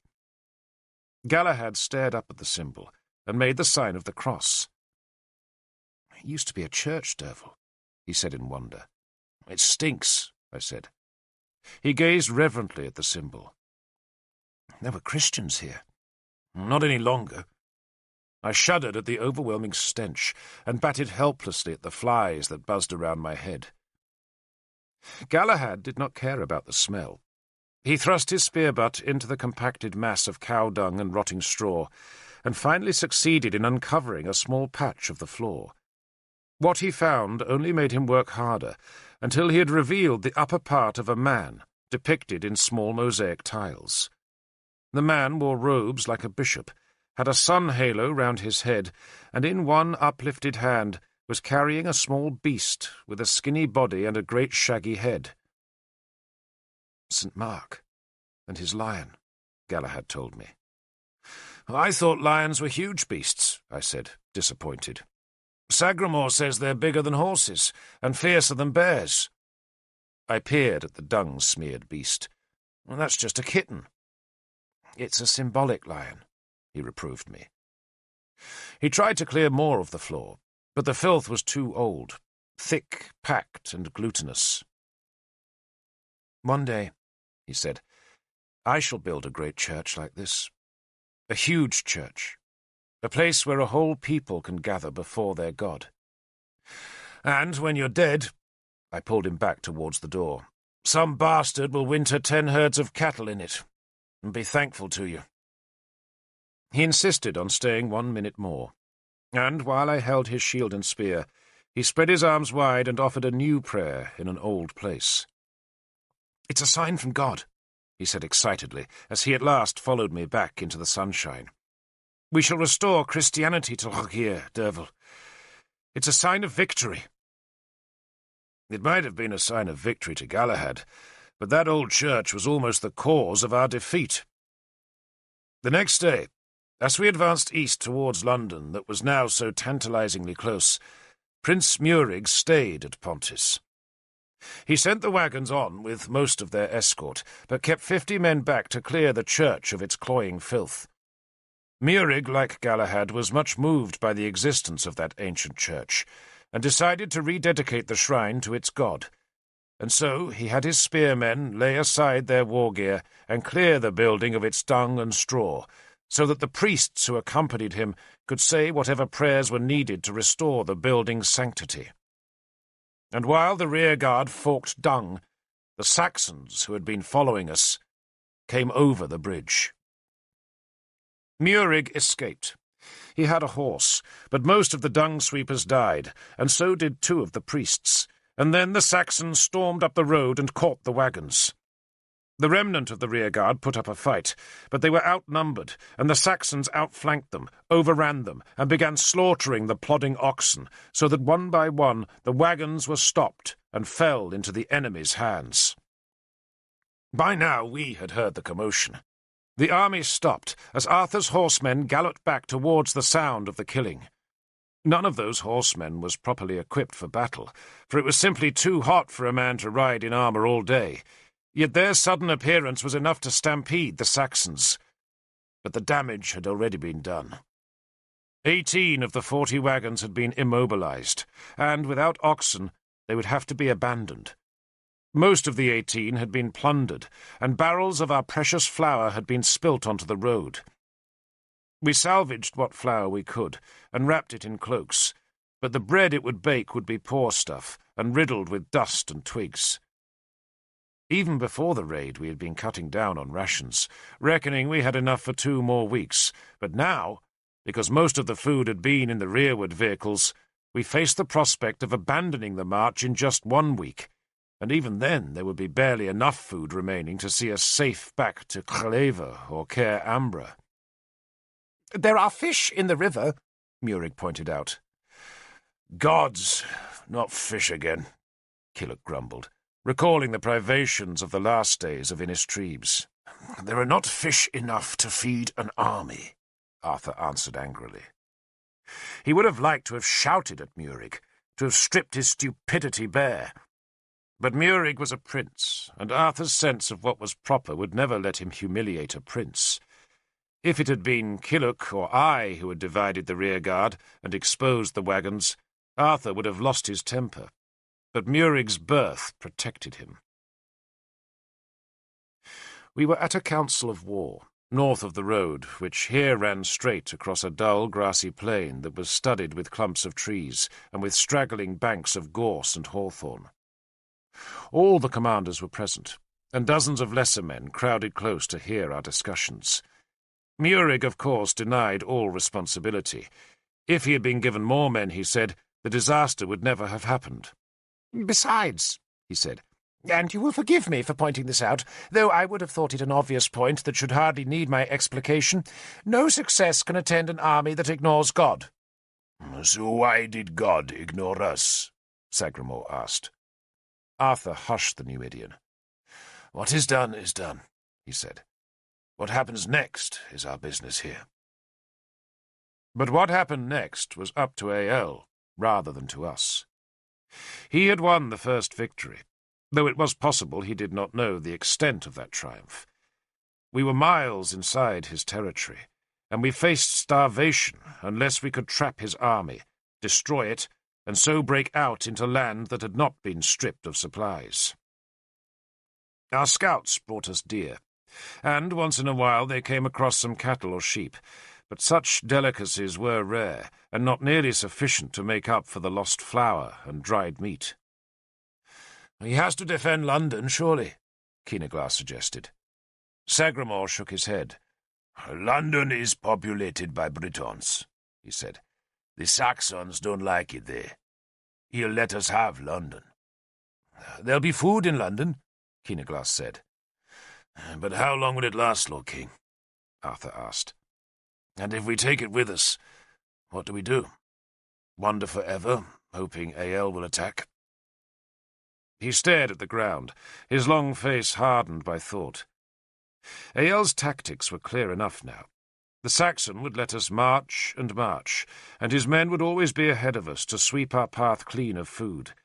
And once we were weakened and dispirited, the Saxon horde would swarm around us. "What we must do," Arthur said, "is draw him onto us." Murig blinked rapidly. "How?" he inquired, in a tone suggesting Arthur was being ridiculous.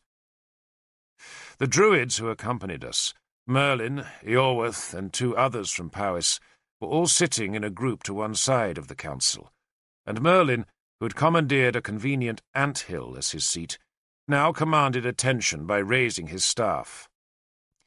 "What do you do?" he asked mildly, "when you want something valuable?" "Take it," Agravain growled.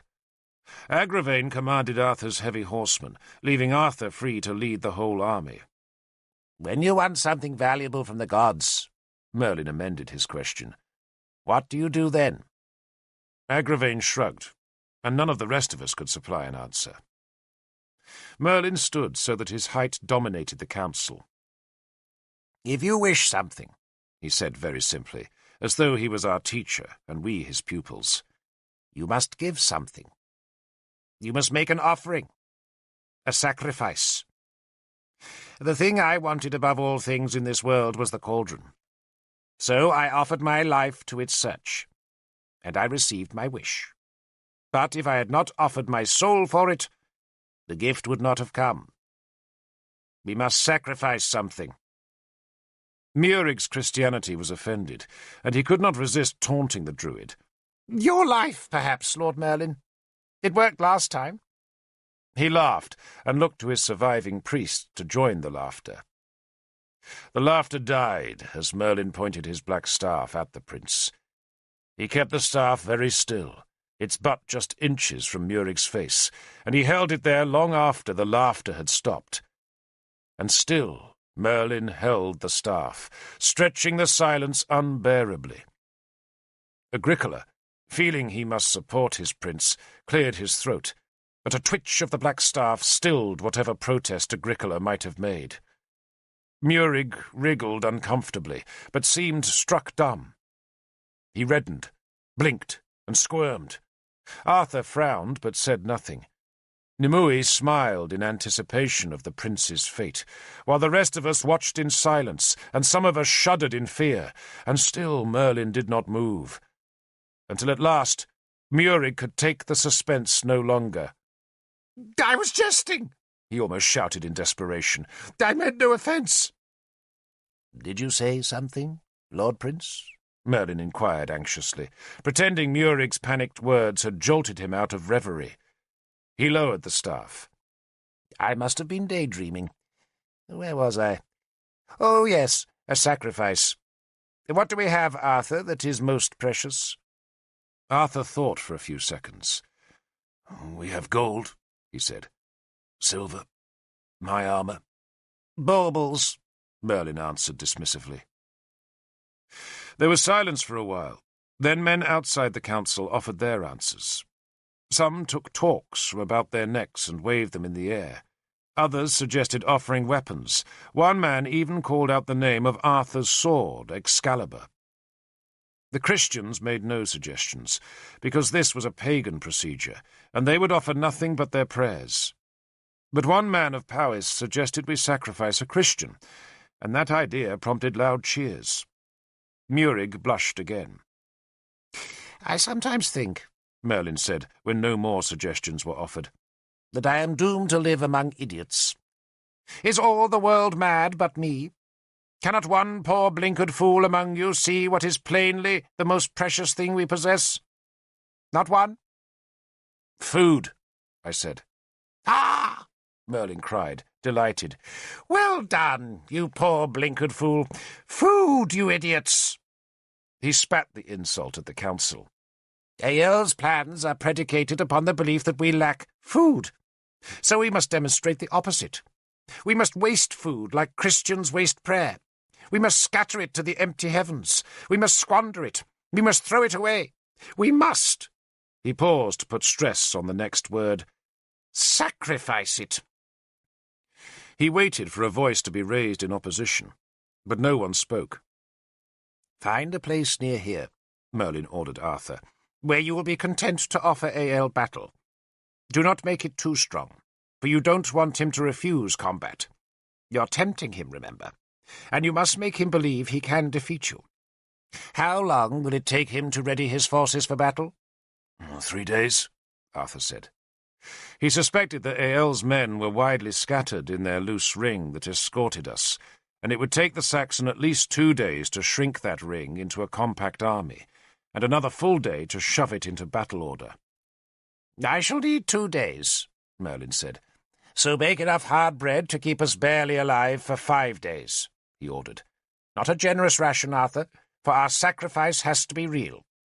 Then find your battleground and wait. Leave the rest to me. But I want Derfel and a dozen of his men to do some labouring work. And do we have any men here?" He raised his voice so that all the men crowding about the council could hear, "who have skills in carving wood?" He chose 6 men. 2 were from Powys. 1 bore the hawk of Cornwell on his shield, and the others were from Dumnonia. They were given axes and knives, but nothing to carve until Arthur had discovered his battleground. He found it on a wide heath that rose to a gentle summit, crowned by a scattered grove of yew and whitebeam. The slope was nowhere steep, but we would still have the high ground, and there Arthur planted his banners, and round the banners there grew an encampment of thatched shelters made from branches cut from the grove. Our spearmen would make a ring about the banners, and there, we hoped, face Eorl. The bread that would keep us alive as we waited for the Saxons was baked in turf ovens. Merlin chose his spot to the north of the heath. There was a meadow there, a place of stunted alders and rank grass, edging a stream that curled south towards the distant Thames. My men were ordered to fell 3 oaks, then strip the trunks of their branches and bark, and afterwards dig 3 pits, into which the oaks could be set up as columns. Though first he ordered his 6 carvers to make the oak trunks into 3 ghoulish idols.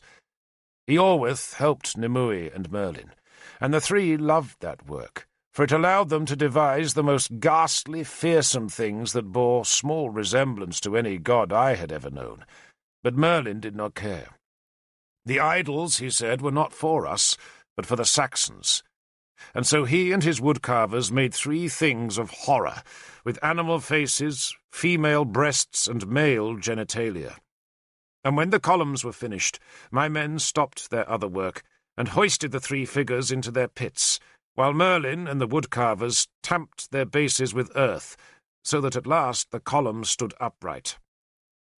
"The Father," Merlin capered in front of the idols, "the Son, and the Holy Ghost," he laughed. My men, meanwhile, had been making a great stack of wood in front of the pits, and onto that wood we now piled what remained of our food. We killed the remaining oxen, and heaved their heavy corpses onto the pile, so that their fresh blood trickled down through the layers of timber, and onto the oxen we heaped everything they had hauled: dried meat, dried fish, cheese, apples, grain, and beans. And on top of those precious supplies, we put the carcasses of 2 newly caught deer and a freshly slaughtered ram. The ram's head, with its twin horns, was cut off and nailed to the central pillar. The Saxons watched us work. They were on the stream's far bank, and once or twice, on the first day, their spears had hurtled over the water. But after those first futile efforts to interfere with us, they had been content to just watch and see exactly what strange things we did. I sensed that their numbers grew. On the first day we had glimpsed only a dozen men among the far trees, but by the second evening there were at least a score of fires smoking behind the leaf screen. "Now," Merlin said that evening, "we give them something to watch." We carried fire in cooking pots down from the heath's low summit to the great pile of wood, and thrust it deep into the tangle of branches. The wood was green, but we had stacked heaps of dry grass and broken twigs into the centre, and by nightfall the fire was raging fiercely. The flames lit our crude idols with a lurid glare. The smoke boiled in a great plume that drifted towards London, and the smell of roasting meat wafted tantalizingly towards our hungry encampment. The fire crackled and collapsed, exploding streams of sparks into the air, and in its fierce heat the dead beasts twitched and twisted as the flame shrank their sinews and exploded their skulls. Melting fat hissed in the blaze, then flared up white and bright to cast black shadows on the 3 hideous idols. All night that fire seethed, burning our last hopes of leaving Llogir without victory. And in the dawn we watched as the Saxons crept out to investigate its smoking remnants. Then we waited. We were not entirely passive. Our horsemen rode east to scout the London road, and came back to report bands of marching Saxons. Others of us cut timber and used it to begin constructing a hall beside the shrinking grove on the heath's summit. We had no need of such a hall, but Arthur wanted to give the impression that we were establishing a base deep in Llogir, from which we would harass Eäl's lands. That belief, if it convinced Eäl, would surely provoke him to battle. We made the beginnings of an earthen rampart, but lacking the proper tools, we made a poor showing of the wall, though it must have helped the deception. We were busy enough, but that did not stop a rancorous division showing in the army. Some, like Murig, believed we'd adopted the wrong strategy from the start. It would have been better, Murig now said, if we had sent 3 or more smaller armies to take the Saxon fortresses on the frontier. We should have harassed and provoked, but instead we were growing ever hungrier in a self-made trap deep in Chogir. Maybe he's right, Arthur confessed to me on the third morning. No, Lord, I insisted. And to prove my point, I gestured north, towards the wide smear of smoke that betrayed where a growing horde of Saxons was gathering beyond the stream. Arthur shook his head. Eäl's army is there, right enough, he said.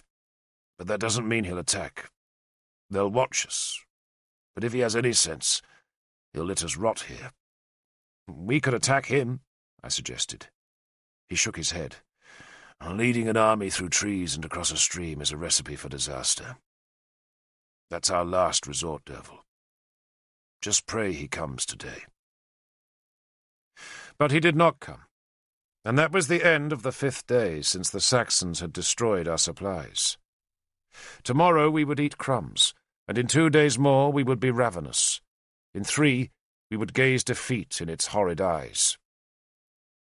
Arthur displayed no concern, whatever doom the grumblers in the army suggested. And that evening, as the sun drifted down over distant Dumnonia, Arthur beckoned for me to climb and join him on the growing wall of our crudely constructed hall. I clambered up the logs and pulled myself onto the top of the wall. "Look," he said, pointing east.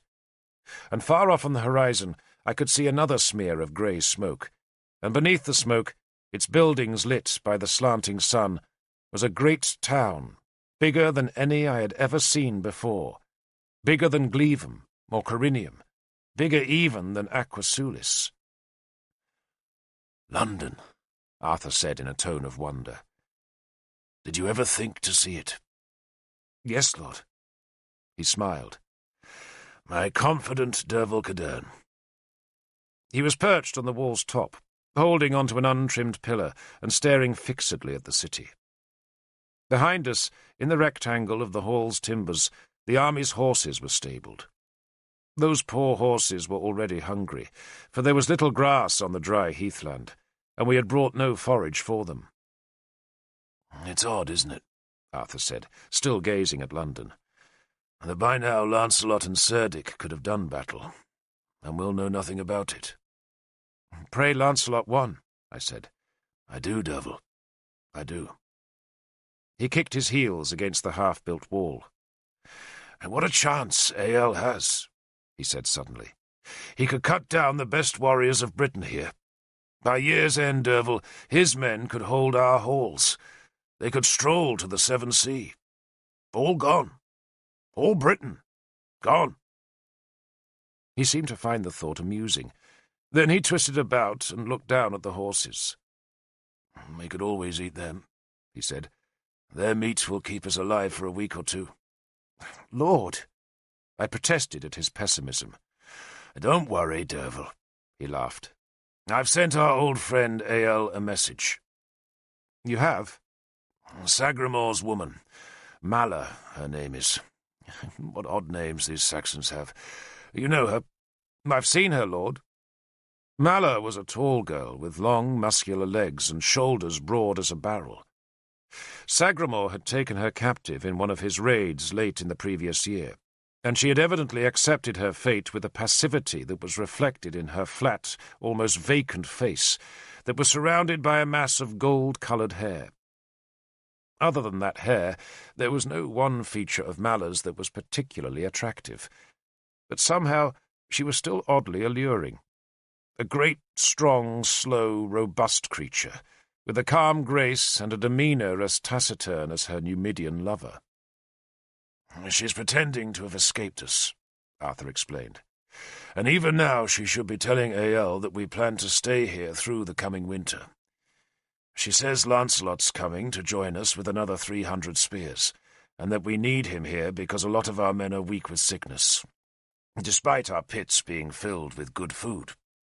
He smiled. "She's spinning endless nonsense to him. Or I hope she is."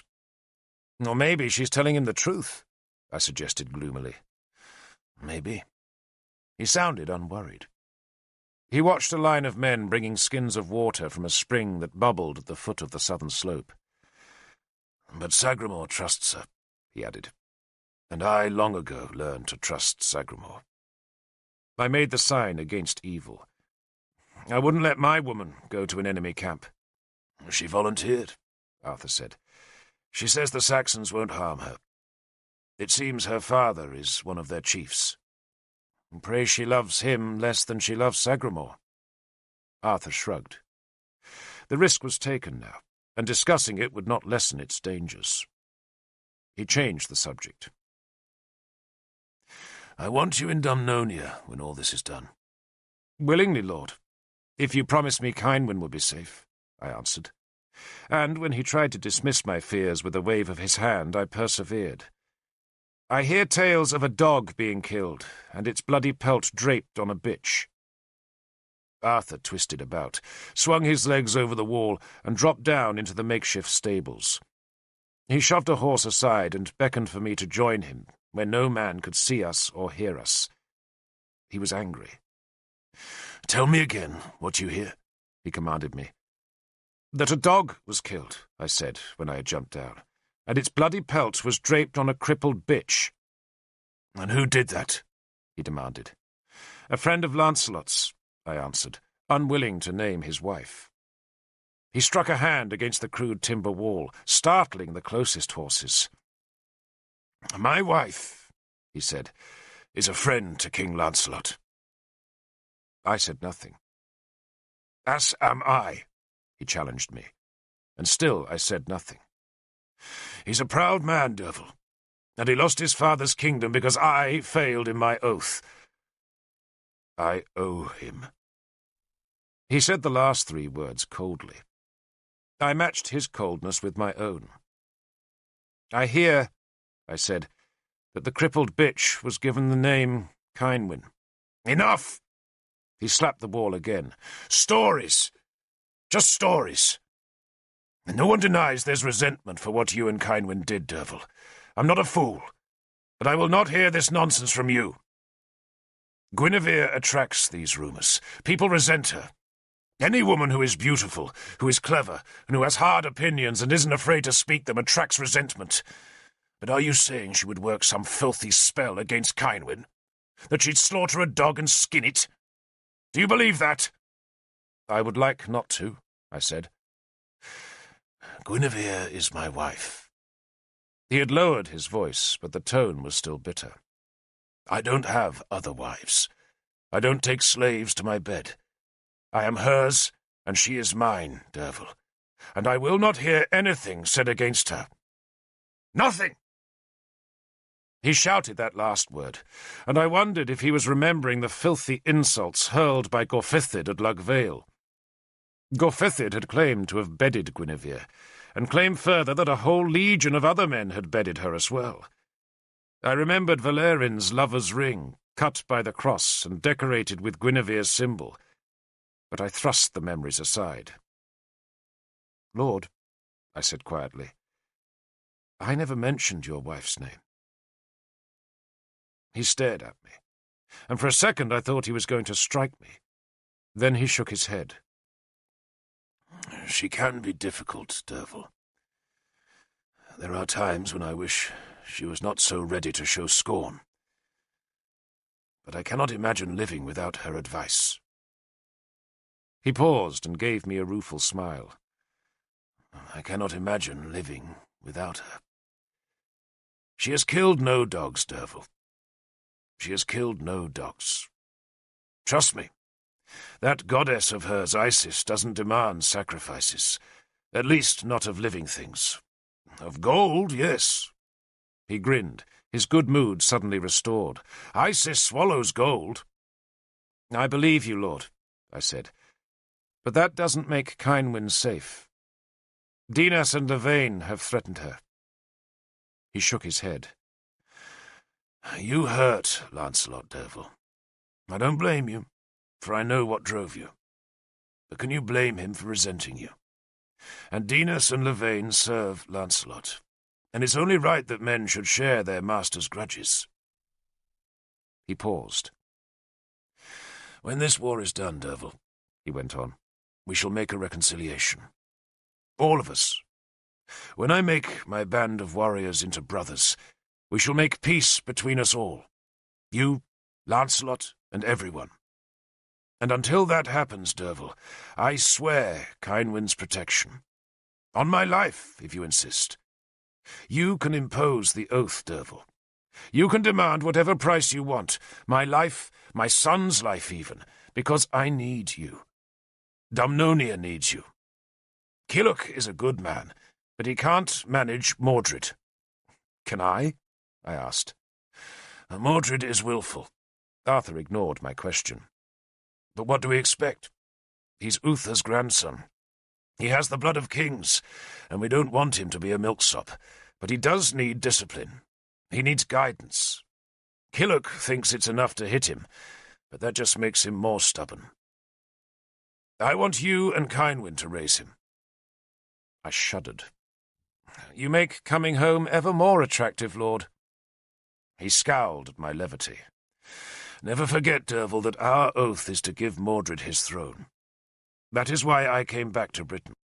That is my first duty in Britain, and all who are sworn to me are sworn to that oath. No one said it would be easy, but it will be done. 9 years from now we shall acclaim Mordred on Caer Cadarn. On that day, Derfel, we are all released from the oath, and I pray to every god who will listen to me, that on that day I will be able to hang up Excalibur and never fight again. But till that good day comes, whatever the difficulties, we shall cleave to our oath. Do you understand that? Yes, Lord, I said humbly. Good. Arthur pushed a horse aside. Heir will come tomorrow, he said confidently as he walked away. So sleep well. The sun sank over Dumnonia, drowning it in red fire. To the north, our enemy chanted war songs, and about our campfires we sang of home. Our sentinels gazed into the darkness. The horses whinnied, Merlin's dogs howled, and some of us slept. At dawn we saw that Merlin's 3 pillars had been thrown down during the night. A Saxon wizard, his hair dunged into spikes and his naked body barely hidden by the tattered scraps of wolfskin hanging from a band at his neck, whirled in a dance where the pillars had stood. The sight of that wizard convinced Arthur that Ael was planning his assault. We deliberately made no show of readiness. Our sentinels stood guard. Other spearmen just lazed on the forward slope as if they expected another uneventful day. But behind them, in the shadows of the shelters and under the remains of the white beam and yew, and inside the walls of the half-built hall, the mass of our men made ready. We tightened shield straps, honed swords and blades that were already ground to a wicked edge. Then we hammered spearheads tight onto their staffs. We touched our amulets. We embraced each other. We ate what little bread we had left, and prayed to whatever gods we believed would help us this day. Merlin, Iorwerth, and Numui wandered among the shelters, touching blades and distributing sprigs of dried vervain to offer us protection. I donned my battle gear. I had heavy knee-length boots with strips of iron sewn to protect my calves from the spear stroke that comes under the shield's edge. I wore the woolen shirt, made from Kynwyn's crudely spun wool, and over it a leather coat, on which I had pinned Kynwyn's little golden brooch that had been my protective talisman all these long years. Over the leather I hauled a coat of chainmail, a luxury I had taken from a dead Powisian chief at Lugvale. It was an ancient coat of Roman make, and had been forged with a skill that no man now possesses, and I often wondered what other spearmen had worn that knee-length coat of linked iron rings. The Powisian warrior had died in it, cut down through the skull by Howlbane, but I suspected at least one other of the coat's wearers had been killed wearing the mail, for its rings had a deep rent over the left breast. The shattered mail had been crudely repaired with links of iron chain. I wore warrior rings on my left hand, for in battle they served to protect the fingers, but I put none on my right, for the iron rings made gripping a sword or spear more difficult. I strapped leather greaves on my forearms. My helmet was of iron, a simple bowl shape lined with cloth-padded leather, but at the back of it there was a thick flap of hog leather to protect my neck, and earlier in the spring I had paid a smith at Caersus to rivet 2 cheek pieces onto its flanks. The helmet was surmounted by an iron knob, from which hung a wolf tail, taken in the deep woods of Benwick. I belted Hauerbein at my waist, pushed my left hand through the leather loops of my shield, and hefted my war spear. The spear was taller than a man, its shaft thick as Kynwyn's wrist, and at its head was a long, heavy, leaf-shaped blade. The blade was razor-sharp, and the steel's butt ends were rounded smooth, so that the blade could not be trapped in an enemy's belly or armour. I wore no cloak, for the day was too hot. Cadarn, dressed in his armour, came to me and knelt. "If I fight well, Lord," he asked, "can I paint a 5th point on my shield?" "I expect men to fight well," I said. "So why should I reward them for doing what is expected of them?" "Then if I bring you a trophy, Lord," he suggested, "a chieftain's axe, gold." "Bring me a Saxon chief, Cadarn," I said, "and you can paint 100 points on your star." "5 will suffice, Lord," he said. The morning passed slowly. Those of us in metal armour sweated heavily in the heat. From beyond the northern stream, where the Saxons were shrouded by trees, it must have looked as if our encampment was asleep, or else peopled by sick, unmoving men. But that illusion did not serve to bring the Saxons through the trees. The sun climbed higher. Our scouts, the lightly armed horsemen who rode with only a sheaf of throwing spears as weapons, trotted out of the camp. They would have no place in a battle between shield walls, and so they took their nervous horses south towards the Thames. They could come back quickly enough, though if disaster struck, they were under orders to ride westwards and to take a warning of our defeat to distant Dumnonia. Arthur's own horsemen donned their heavy armour of leather and iron, and then, with straps that they draped about their horses' withers, they hung the clumsy leather shields that protected their horses' breasts. Arthur, hidden with his horsemen inside the half-built hall, was wearing his famous scale armour, that was a Roman suit made of thousands of small iron plates sewn onto a leather jerkin, so that the scales overlapped like fish scales. There were silver plates among the iron, so that the suit seemed to shimmer as he moved. He wore a white cloak, and Excalibur, in its magical cross-hatched scabbard that protected its wearer from harm, hung at his left hip, while his servant, Higwyth, held his long spear, his silver-grey helmet with its plume of goose feathers, and his round shield with its mirror-like coating of silver. In peace, Arthur liked to dress modestly, but in war he was flamboyant. He liked to think his reputation was made by honest government, but the dazzling armour and polished shield betrayed that he knew the real source of his fame. Killoch had once ridden with Arthur's heavy horsemen, but now, like me, he led a band of spearmen, and at midday he sought me out and dropped beside me in the small shade of my turf shelter. He wore an iron breastplate, a leather jerkin, and had greaves of Roman bronze on his bare calves. "Bastard isn't coming," he grumbled.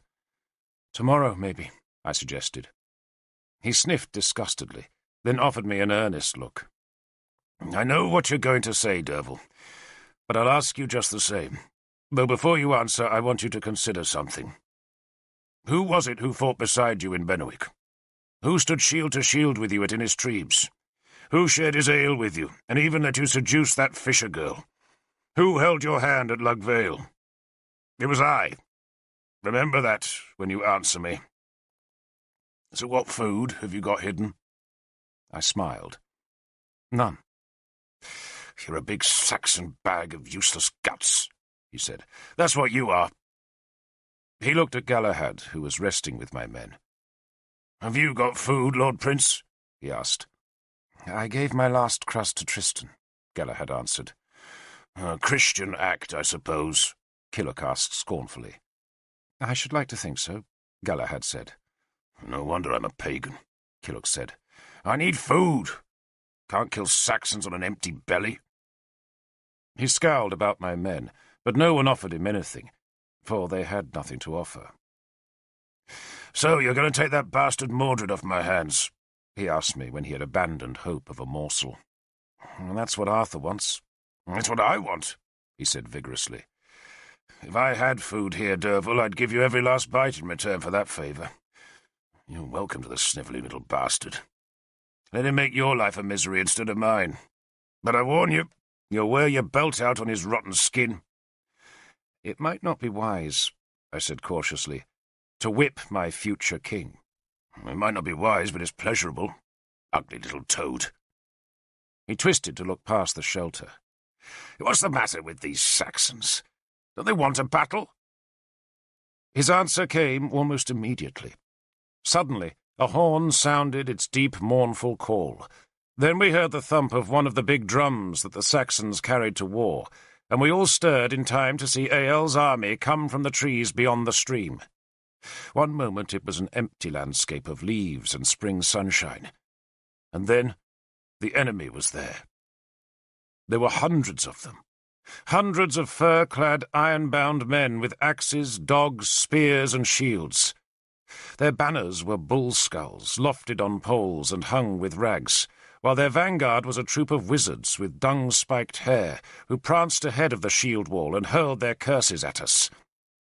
Merlin and the other druids went down the slope to meet the wizards. They did not walk, but like all druids before battle, they hopped on one leg, and kept their balance with their staffs, while holding their free hands in the air. They stopped 100 paces from the nearest wizards, and returned their curses, while the army's Christian priests stood at the top of the slope, and spread their hands and gazed into the sky as they called for their god's aid. The rest of us were scrambling into line. Agricola was on the left with his Roman uniformed troops. The rest of us made up the centre, and Arthur's horsemen, who for the moment remained hidden in the crude hall, would eventually form our right wing.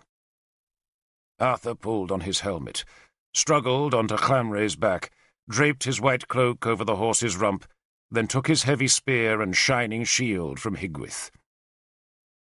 Sagramor, Keenaglas, and Agricola led the footmen. For the moment, and only until Arthur's horsemen appeared, my men had the right-hand end of the line, and I saw we were likely to be outflanked, as the Saxon line was much wider than ours. They outnumbered us. The bards will tell you there were thousands of the vermin at that battle, but I suspect Eäl had no more than 600 men. The Saxon king, of course, possessed far more spearmen than those we saw in front of us, though he, like us, had been forced to leave strong garrisons in his border fortresses. But even 600 spearmen was a large army, and there were just as many followers behind the shield wall, mostly women and children who would take no part in the battle, but who doubtless hoped to pick our corpses clean when the fighting was done. Our druids laboriously hopped back up the slope. Sweat poured down Merlin's face into the strapped plaits of his long beard. "No magic," he told us. "Their wizards don't know real magic. You're safe." He pushed between our shields, going to seek Nimue. The Saxons marched slowly towards us.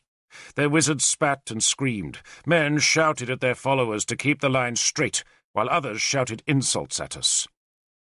Our war horns had begun to blare their challenge, and our men now began to sing. At our end of the shield wall, we were singing the great battle song of Beli Mar, that is a triumphant howl of slaughter that puts fire into a man's belly. 2 of my men were dancing in front of the shield wall, stepping and leaping over their swords and spears that were laid crosswise on the ground. I called them back into the wall, because I thought the Saxons would keep marching straight up the shallow hill and thus precipitate a quick, bloody clash. But instead, they stopped 100 paces away from us, and realigned their shields to make the continuous wall of leather-strengthened timber. They fell silent as their wizards pissed towards us. Their huge dogs barked and jerked at their leashes. The war drums pounded on, and every now and then a horn would make its sad wail. But otherwise, the Saxons remained silent, except to beat their spear butts against their shields in time to the drum's heavy beat. "First Saxons I've seen," Tristan had come to my side, and was staring at the Saxon army with its thick fur armour, double-bladed axes, dogs, and spears. "Well, they die easily enough," I told him.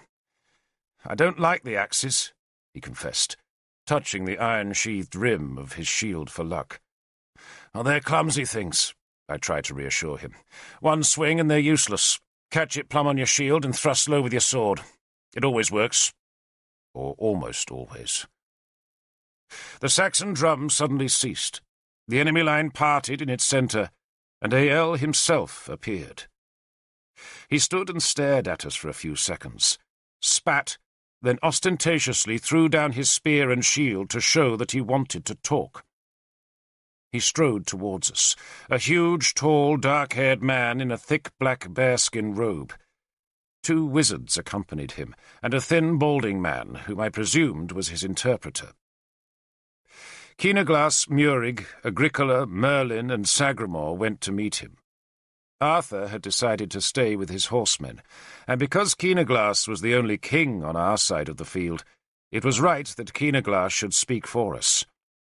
But he invited the others to accompany him, and beckoned me forward as his interpreter. It was thus that I met Ael for the second time. He was a tall, broad-chested man, with a flat, hard face and dark eyes. His beard was full and black, his cheeks were scarred, his nose broken, and there were 2 fingers missing from his right hand. He was dressed in a suit of mail and boots of leather, and he wore an iron helmet, on which 2 bull's horns had been mounted. There was British gold at his throat and on his wrists. The bearskin robe that covered his armour must have been swelteringly uncomfortable on that hot day, but such a rich pelt could stop a sword blow as well as any iron armour. He glared at me. "I remember you, Worm," he said. "A Saxon turncoat." I bowed my head briefly. "Greetings, Lord King." He spat. "You think, because you are polite, that your death will be easy?" "My death has nothing to do with you, Lord King," I said, "but I expect to tell my grandchildren of yours." He laughed, then cast a mocking glance at the 5 leaders. "5 of you, and only 1 of me. And where's Arthur? Voiding his bowels in terror?" I named our leaders to Ael. Then Keenaglas took up the dialogue that I translated for him. He began, as was customary, by demanding Ael's immediate surrender. We would be merciful, Keenaglas said.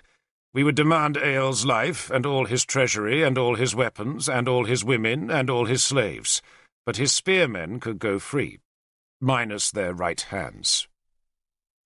Ael, as was customary, sneered at the demand, revealing a mouth of rotting, discoloured teeth. "Does Arthur think," he demanded, "that because he stays hidden, we do not know he is here with his horses?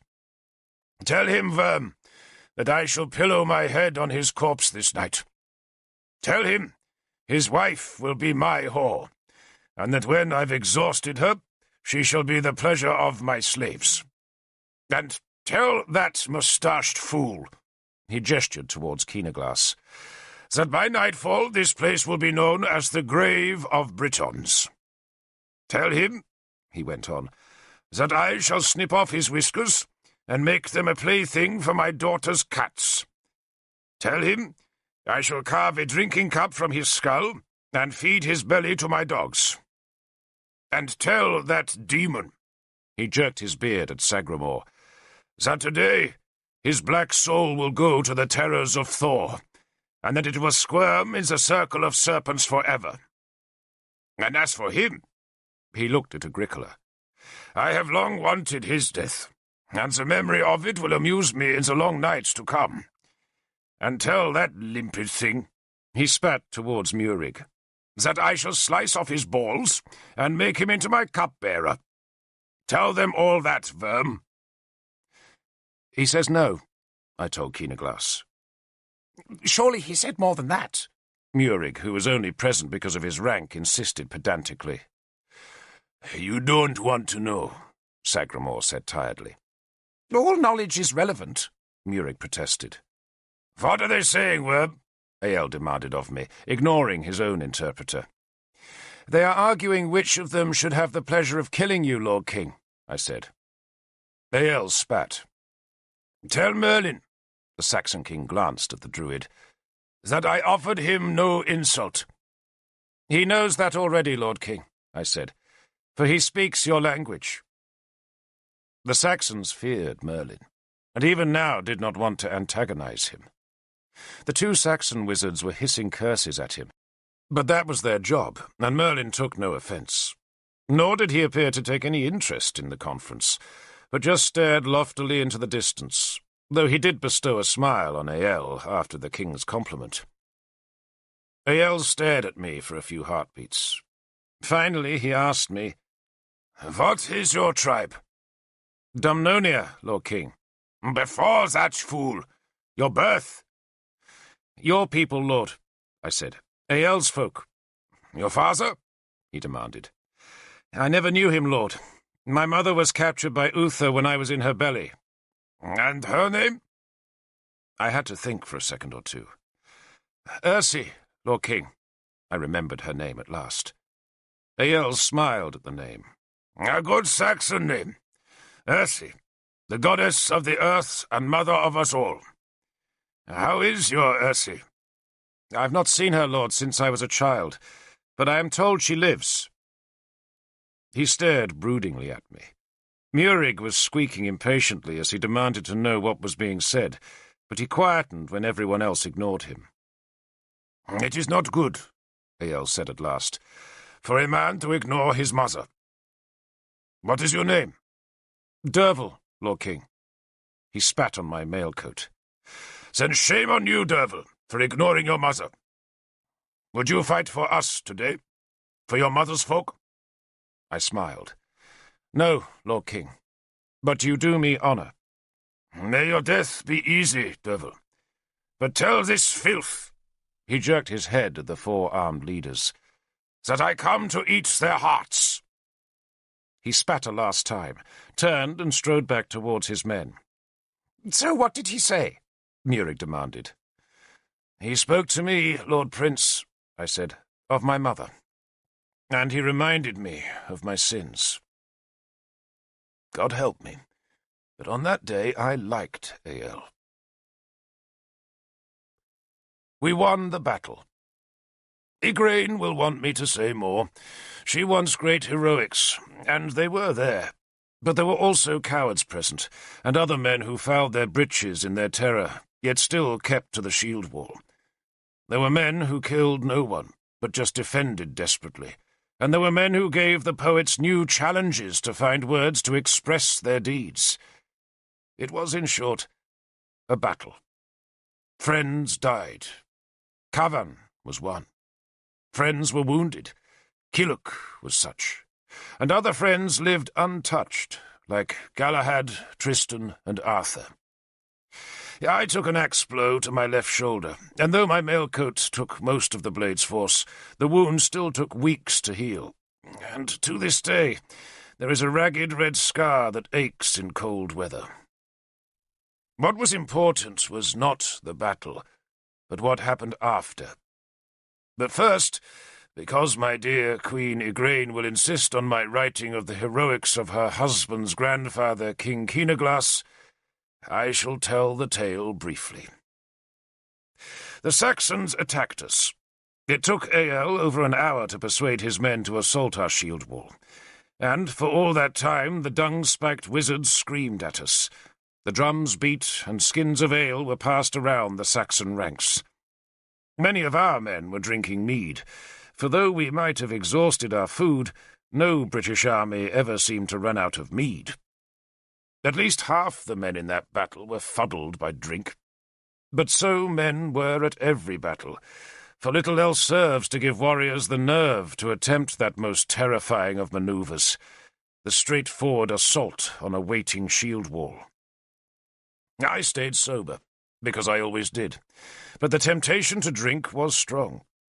Some Saxons tried to provoke us into an ill-timed charge by coming close to our line and flaunting themselves without shields or helmets, but all they received for their trouble were some ill-aimed spears.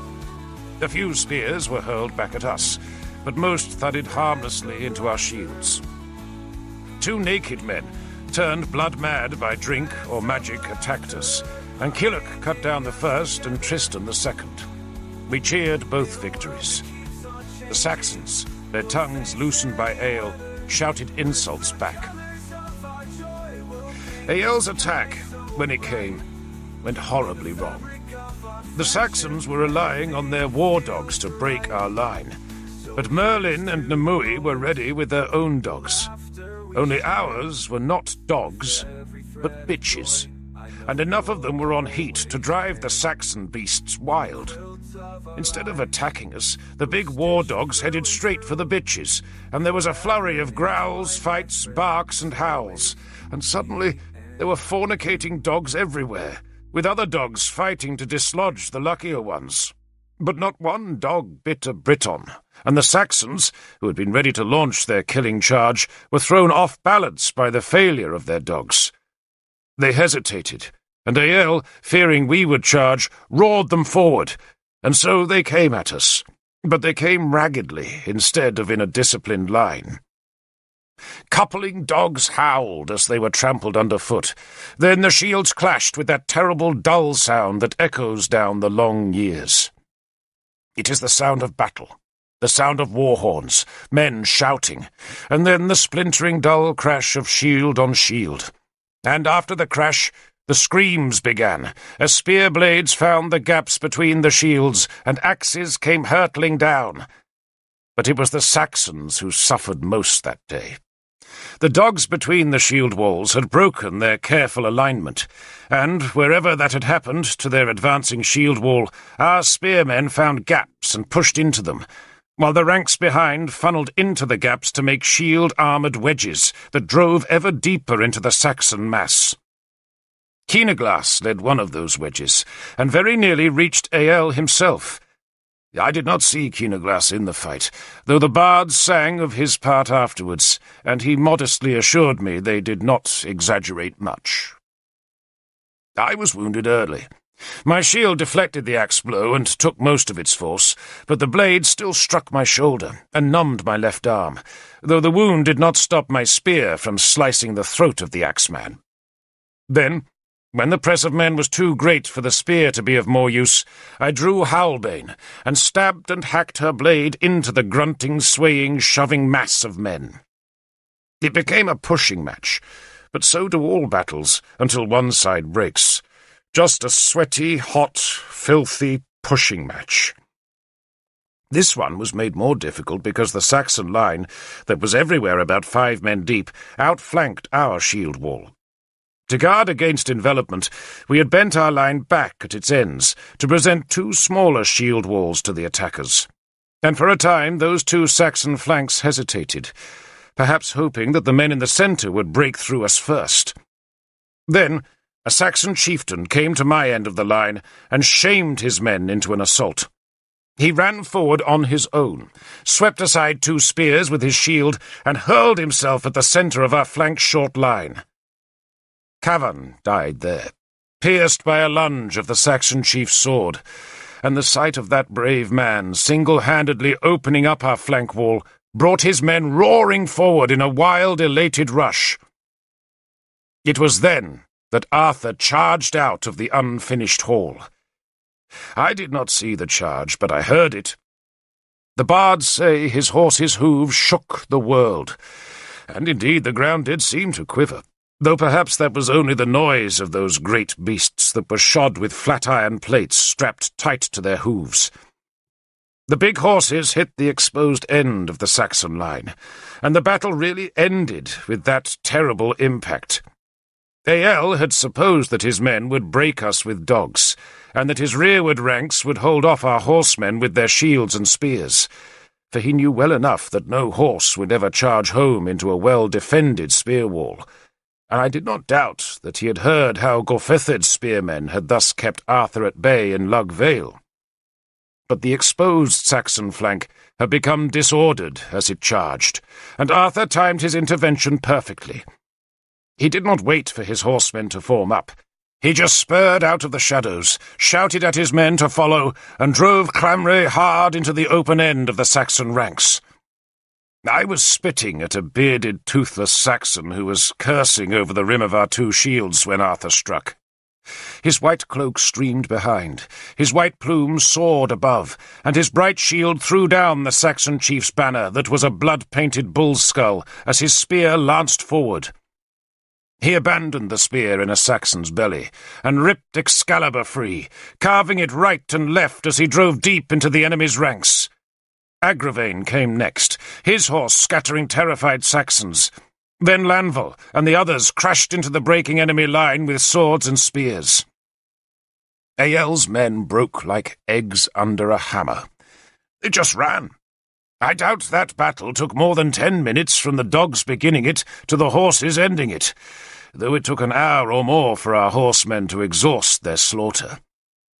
Our light horsemen raced screaming across the heath as they carried their spears towards the fleeing enemy, and Arthur's heavier horses drove among the scattered men, killing and killing, while the spearmen ran after, eager for every scrap of plunder. The Saxons ran like deer. They threw away cloaks, armour, and weapons in their eagerness to escape. Eyell tried to check them for a moment, then saw the task was hopeless, and so cast off his bearskin cloak and ran with his men. He escaped into the trees just a bare moment before our light horsemen plunged after him. I stayed among the wounded and the dead. Injured dogs howled in pain. Killock was staggering with a bleeding thigh, but he would live, and so I ignored him and crouched by Cavan. I had never seen him weep before, but his pain was terrible, for the Saxon chief's sword had gone right through his belly. I held his hand, wiped his tears, and told him that he had killed his enemy with his counter-thrust. Whether that was true I did not know nor care. I only wanted Cavan to believe it, and so I promised him he would cross the Bridge of Swords with a 5th point on his shield. "You will be the first of us to reach the other world," I told him. "So you will make a place for us." "I will, Lord." "And we shall come to you." He gritted his teeth and arched his back, trying to suppress a scream, and I put my right hand round his neck and held my cheek against his. I was weeping. "Tell them in the other world," I said in his ear, "that Derfel Cadarn salutes you as a brave man." "The cauldron," he said. "I should have—" "No," I interrupted him. "No." And then, with a mewing sound, he died. I sat beside his body, rocking back and forth because of the pain in my shoulder and the grief in my soul. Tears ran down my cheeks. Issa stood beside me, not knowing what to say, so saying nothing. "He always wanted to go home to die," I said. "To Ireland." And after this battle, I thought, he could have done that with so much honour and wealth. "Lord," Issa said to me. I thought he was trying to comfort me, but I did not want comfort. The death of a brave man deserves tears, and so I ignored Issa and held Cavan's corpse instead, while his soul began its last journey to the Bridge of Swords that lies beyond Cruachan's cave. "Lord," Issa said again, and something in his voice made me look up. I saw he was pointing east towards London, but when I turned in that direction, I could see nothing because the tears were blurring my view. I cuffed them angrily away. And then I saw that another army had come to the field. Another fur-swathed army beneath banners of skulls and bullhorns. Another army with dogs and axes. Another Saxon horde. For Cerdic had come. I realized later that all the ruses we had devised to make Eyell attack us, and all that good food we had burned to entice his assault, had been so much wasted effort. For the Bretwalder must have known that Cerdic was coming, and that he was not coming to attack us, but to attack his fellow Saxon. Cerdic indeed was proposing to join us, and Eyell had decided that his best chance of surviving the combined armies was to beat Arthur first and deal with Cerdic afterwards. Eyel lost that gamble. Arthur's horsemen broke him, and Cerdic arrived too late to join the fight, though surely, for a few moments at least, the treacherous Cerdic must have been tempted to attack Arthur. One swift attack would have broken us, and a week's campaigning would certainly have finished off Eyel's shattered army, and Cerdic would then have been the ruler of all southern Britain. Cerdic must have been tempted, but he hesitated. He had fewer than 300 men, plenty enough to have overwhelmed what Britons remained on the heath's low summit. But Arthur's silver horn sounded again and again, and the horn call summoned enough of the heavily armoured cavalry from the trees to make a brave show on Cerdic's northern flank. Cerdic had never faced those big horses in battle, and the sight of them gave him pause long enough for Sagramore, Agricola, and Keenaglass to assemble a shield wall on the heath's summit. It was a perilously small wall, for most of our men were still too busy pursuing Eyel's warriors or sacking his encampment in search of food. Those of us on the low hilltop readied ourselves for battle, and it promised to be a grim business, because our hurriedly assembled shield wall was much smaller than Cerdic's line. At that time, of course, we still did not know it was Cerdic's army. At first we assumed these new Saxons were Eyel's own reinforcements come late to the battle, and the banner they were displaying, a wolf skull painted red and hung with the tanned skin of a dead man, meant nothing to us. Cerdic's usual banner was a pair of horsetails attached to a thigh bone, mounted crosswise on a pole. But his wizards had devised this new symbol, and it momentarily confused us. More men straggled back from their pursuit of Eyel's defeated remnant to thicken our wall, as Arthur led his horsemen back to our hilltop. He trotted clamray down our ranks, and I remember that his white cloak was spotted and streaked with blood. "They'll die like the rest," he encouraged us as he trotted past, the blood-stained Excalibur in his hand. "They'll die like the rest." Then, just as Eyel's army had parted to let Eyel emerge from the ranks, so this new Saxon force divided, and their leaders came towards us. 3 of them walked, but 6 came on horseback, curbing their mounts to keep pace with the 3 men on foot. One of the men on foot carried the gruesome wolf-skull banner. Then one of the horsemen raised a second banner, and a gasp of astonishment ran down our army. The gasp made Arthur wheel his horse and stare aghast at the approaching men. For the new banner showed a sea-eagle with a fish in its claws. It was Lancelot's flag, and now I could see that Lancelot himself was one of the 6 horsemen. He was splendidly arrayed in his white enamelled armour and his swan-winged helmet, and he was flanked by Arthur's twin sons, Amhar and Loholt. Dinas and Lavaine in their druid's robes rode behind, while Aed, Lancelot's red-haired mistress, carried the Silurian king's banner. Sagramore had come to stand beside me, and he glanced at me to make certain that I was seeing what he was seeing, and then he spat onto the heath. "Is Mala safe?" I asked him. "Safe and unharmed," he said, pleased I had asked. He looked back at the approaching Lancelot. "Do you understand what's happening?" No. None of us did. Arthur sheathed Excalibur and turned to me. "Derfel!" he called, wanting me as a translator. Then he beckoned to his other leaders, just as Lancelot broke away from the approaching delegation and spurred excitedly up the gently sloping hill towards us. "Allies!" I heard Lancelot shout. He waved back at the Saxons. "Allies!" he shouted again as his horse drew near to Arthur. Arthur said nothing. He just stood his horse as Lancelot struggled to quieten his big black stallion. "Allies!" Lancelot said a third time. "It's Cerdic," he added excitedly, gesturing towards the Saxon king who was walking slowly towards us. Arthur asked quietly, "What have you done?" "I've brought you allies," Lancelot said happily, then glanced at me. "Cerdic has his own translator," he said dismissively. Derfel stays! Arthur snapped, with a sudden and terrifying anger in his voice. Then he remembered that Lancelot was a king, and sighed. "What have you done, Lord King?" he asked again. Dinas, who had spurred ahead with the other riders, was foolish enough to answer for Lancelot. "We've made peace, Lord," he said in his dark voice. Go! Arthur roared, shocking and astonishing the druid pair with his anger. They had only ever seen the calm, patient, peacemaking Arthur, and did not even suspect that he contained such fury. This anger was nothing to the rage that had consumed him at Lug Vale, when the dying Gorfithid had called Guinevere a whore, but it was a terrifying anger all the same. Go! He shouted at Tanaber's grandsons. This meeting is for lords, and you two! He pointed at his sons. Go!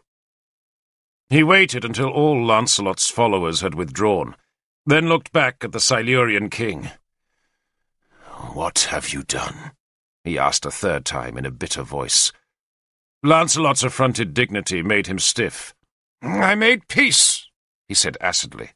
I kept Cerdic from attacking you. I did what I could to help you. "What you did," Arthur said in an angry voice, but so low that no man in Cerdic's approaching entourage could hear him, "is fight Cerdic's battle. We've just half destroyed Ael, so what does that make Cerdic? It makes him twice as powerful as before. That's what it does. The gods help us." With that he tossed his reins to Lancelot, a subtle insult, then slid off his horse's back, twitched his bloody cloak straight, and stared imperiously at the Saxons. That was the first time I met Cerdic, and though all the bards make him sound like a fiend with cloven hooves and a serpent's bite, in truth he was a short, slightly built man, with thin fair hair that he combed straight back from his forehead and tied in a knot at the nape of his neck. He was very pale-skinned, and had a broad forehead and a narrow, clean-shaven chin. His mouth was thin-lipped, his nose sharp-boned, and his eyes as pale as dawn-misted water. Ael wore his emotions on his face, but even at a first glance I doubted whether Cerdic's self-control would ever allow his expression to betray his thoughts. He wore a Roman breastplate, woolen trews, and a cloak of fox fur. He looked neat and precise. Indeed, if it had not been for the gold at his throat and wrists, I might have mistaken him for a scribe, except that his eyes were not those of a clerk. Those pale eyes missed nothing, and gave nothing away. I am Cerdic, he announced himself in a soft voice. Arthur stepped aside so that Keenaglass could name himself. Then Murig insisted on being a part of the conference. Cerdic glanced at both men, dismissed them as unimportant, then looked back to Arthur.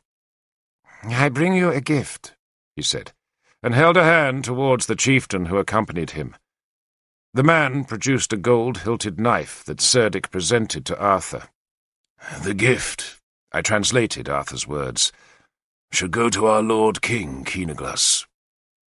Cerdic put the naked blade onto his left palm and closed his fingers about it. His eyes never left Arthur's, and when he opened his hand, there was blood on the blade. The gift is for Arthur, he insisted. Arthur took it. He was uncharacteristically nervous, maybe fearing some magic in the bloody steel, or else fearing that acceptance of the gift made him complicit in Cerdic's ambitions. Tell the king, he told me, that I have no gift for him. Cerdic smiled. It was a wintry smile, and I thought of how a wolf must appear to a stray lamb. Tell Lord Arthur that he has given me the gift of peace, he told me.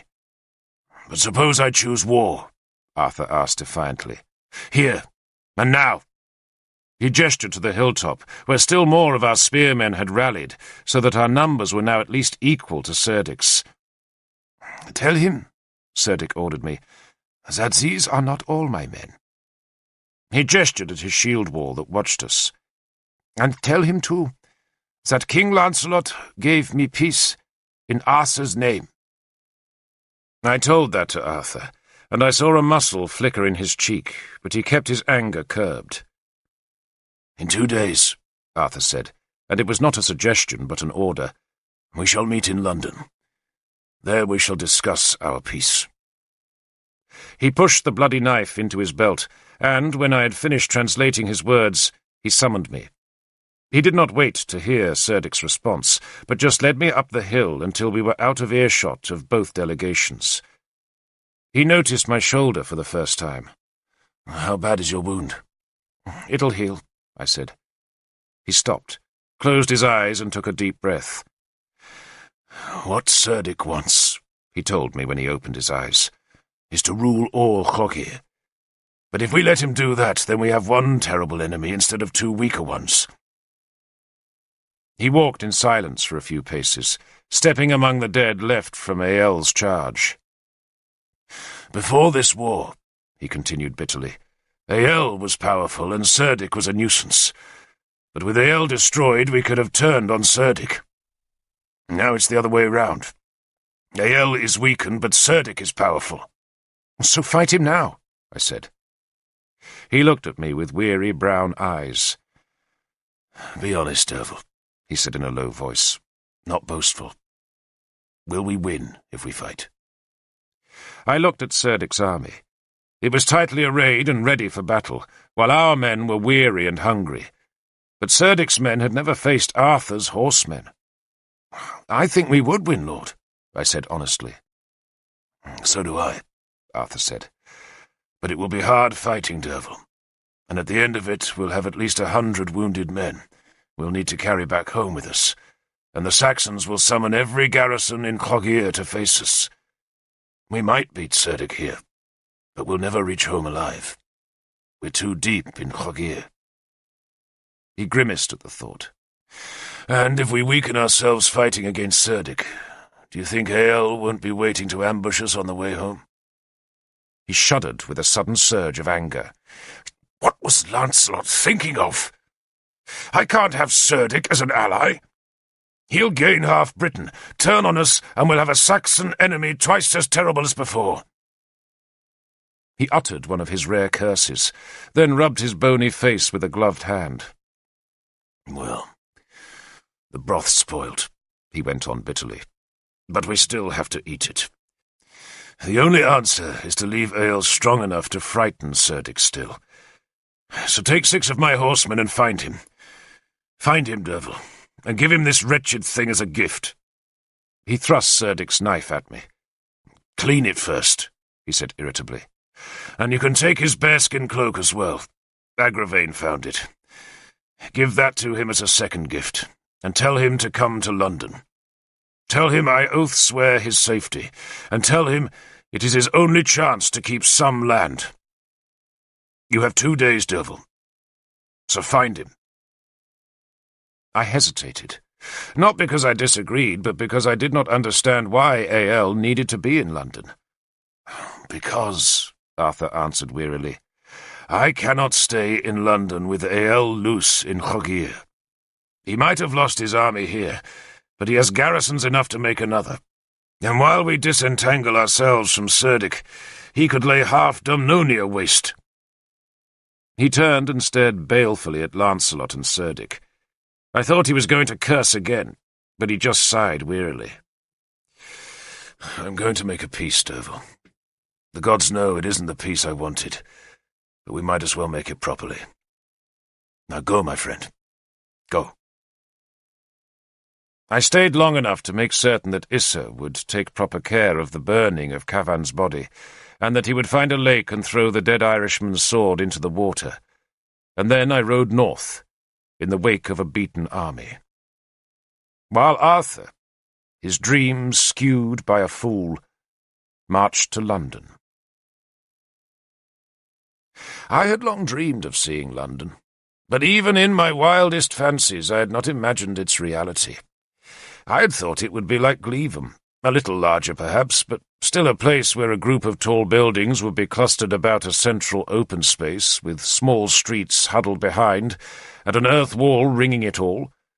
But in London there were 6 such open spaces, all with their pillared halls, arcaded temples, and brick-built palaces. The ordinary houses, that in Glevum or Durnavaria were low and thatched, were here built 2 or 3 stories high.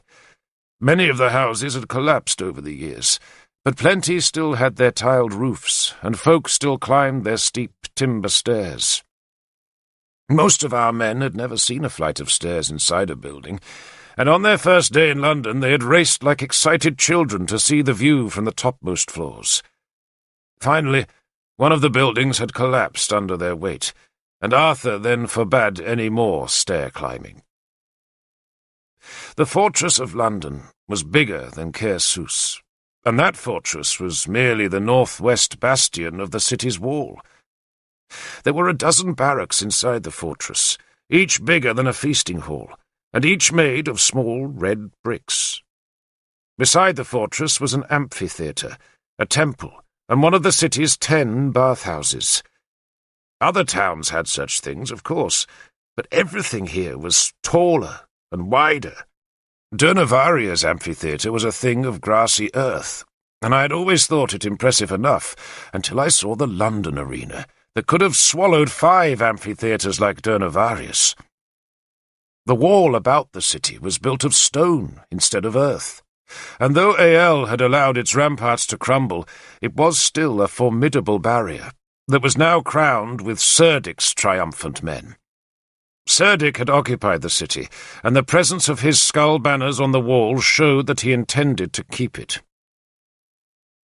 The riverbank also possessed a stone wall that had first been built against the Saxon pirates. Gaps in that wall led to quays, and one gap opened into a canal that ran into the heart of a great garden, about which a palace was built. There were still busts and statues in the palace, and long tiled corridors, and a great pillared hall where I assumed our Roman rulers had once met in government. Rainwater now trickled down the painted walls. The floor tiles were broken, and the garden was a mass of weeds. But the glory was still there, even if it was only a shadow. The whole city was a shadow of its old glory. None of the city's bathhouses still functioned. Their pools were cracked and empty, their furnaces were cold, and their mosaic floors had heaved and cracked under the assault of frost and weeds.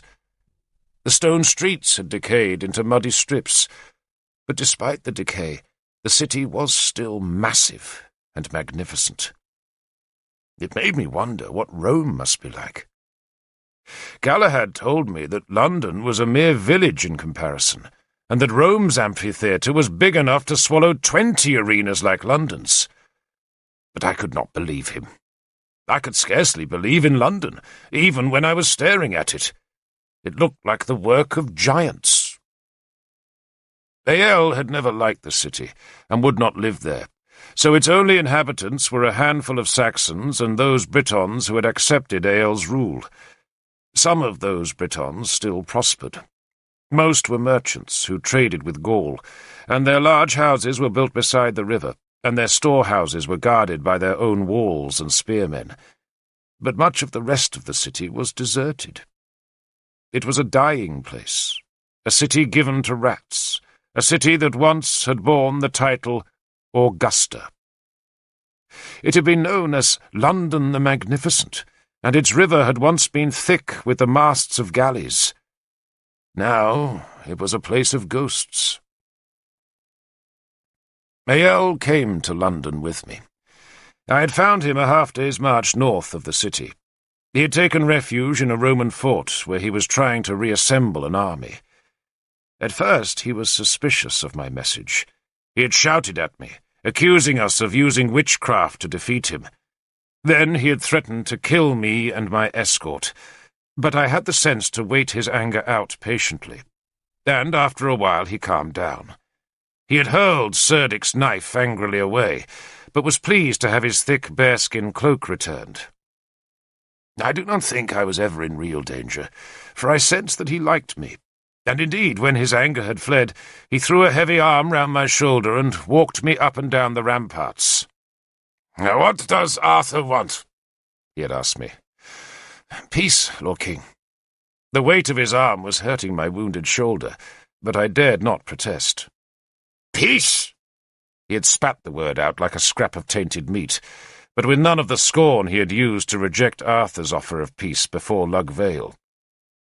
Then Ael had been stronger and could afford to ask a higher price. Now he was humbled, and he knew it. "We Saxons," he said, "are not meant to be at peace. We feed ourselves on our enemies' grain. We clothe ourselves with their wool. We pleasure ourselves on their women. What does peace offer us?" "A chance to rebuild your strength, Lord King, or else Cerdic will be feeding on your grain and dressing in your wool." Ael had grinned. "He likes the women too." He had taken his arm from my shoulder and stared northwards across the fields. "I'll have to yield land," he grumbled. "But if you choose war, Lord King," I said, "the price will be higher. You'll face Arthur and Cerdic, and might finish with no land at all except the grass above your grave." He had turned and given me a shrewd look. "Arthur only wants peace so that I can fight Cerdic for him." "Of course, Lord King," I answered. He laughed at my honesty. "And if I do not come to London," he said, "you will hunt me down like a dog." "Like a great boar, Lord King, whose tusks are still sharp." "You talk like you fight, Derfel. Well." He had ordered his wizards to make a poultice from moss and spiders' webs that they put on my wounded shoulder while he consulted his council. The consultation did not last long, for Ael knew he had little choice. So next morning I marched with him down the Roman road that led back to the city. He insisted on taking an escort of 60 spearmen. "You may trust Cerdic," he told me, "but there isn't a promise he's made that he hasn't broken. Tell that to Arthur." "You tell him, Lord King." Ael and Arthur met secretly on the night before they were due to negotiate with Cerdic, and that night they wrangled their own separate peace. Ael gave up much. He gave up great swathes of land on his western frontier, and agreed to repay Arthur all the gold that Arthur had given him the year before, and more gold besides. In return, Arthur promised 4 whole years of peace, and his support for Ael if Cerdic would not agree to terms the next day. They embraced when the peace was made, and afterwards, as we walked back to our encampment outside the city's western wall, Arthur shook his head sadly. "You should never meet an enemy face to face," he said to me. "Not if you know that one day you'll have to destroy him. Either that, or the Saxons must submit to our government. And they won't. They won't." "Maybe they will." He shook his head. "Saxon and Briton, Derfel. They don't mix." "I mix, Lord," I said. He laughed. "But if your mother had never been captured, Derfel, you'd have been raised a Saxon, and you'd probably have been in Ael's army by now. You'd be an enemy. You'd worship his gods, you'd dream his dreams, and you'd want our land. They need a lot of space, these Saxons." But we had at least penned Ael in, and next day, in the great palace by the river, we met Cerdic. The sun shone that day, sparkling on the canal where the governor of Britain had once moored his river barge. The sparkling sun motes hid the scum and mud and dirt that now clogged the canal, but nothing could hide the stench of its sewage. Cerdic held a council meeting first, and while he debated, we Britons met in a room that stood above the river wall and overlooked the water so that the ceiling, which was painted with curious beings that were half women and half fish, was dappled by shimmers of rippling light. Our spearmen guarded every door and window to make certain we could not be overheard. Lancelot was there, and had been allowed to bring Dinas and Lavaine. The 3 men still insisted that their peace with Cerdic had been wise, but Murig was their only supporter, and the rest of us were angry in the face of their sullen defiance. Arthur listened to our protests for a while, then interrupted to say that nothing would be solved by arguing about the past. "What's done is done," he said. "But I do need one assurance. He looked at Lancelot. "Promise me," he said, "that you made no promises to Cerdic." "I gave him peace," Lancelot insisted, "and suggested he help you fight Ael. That is all." Merlin was seated in the window above the river. He had adopted one of the palace's stray cats, and now petted the animal on his lap. "What did Cerdic want?" he asked mildly. "Ael's defeat." "Just that?" Merlin asked, not bothering to hide his disbelief. "Just that," Lancelot insisted. "Nothing more." We all watched him. Arthur, Merlin, Keenaglass, Murig, Agricola, Sagramor, Galahad, Killock, and myself. None of us spoke, but just watched him. "He wanted nothing more," Lancelot insisted, and to me he looked like a small child telling plain lies.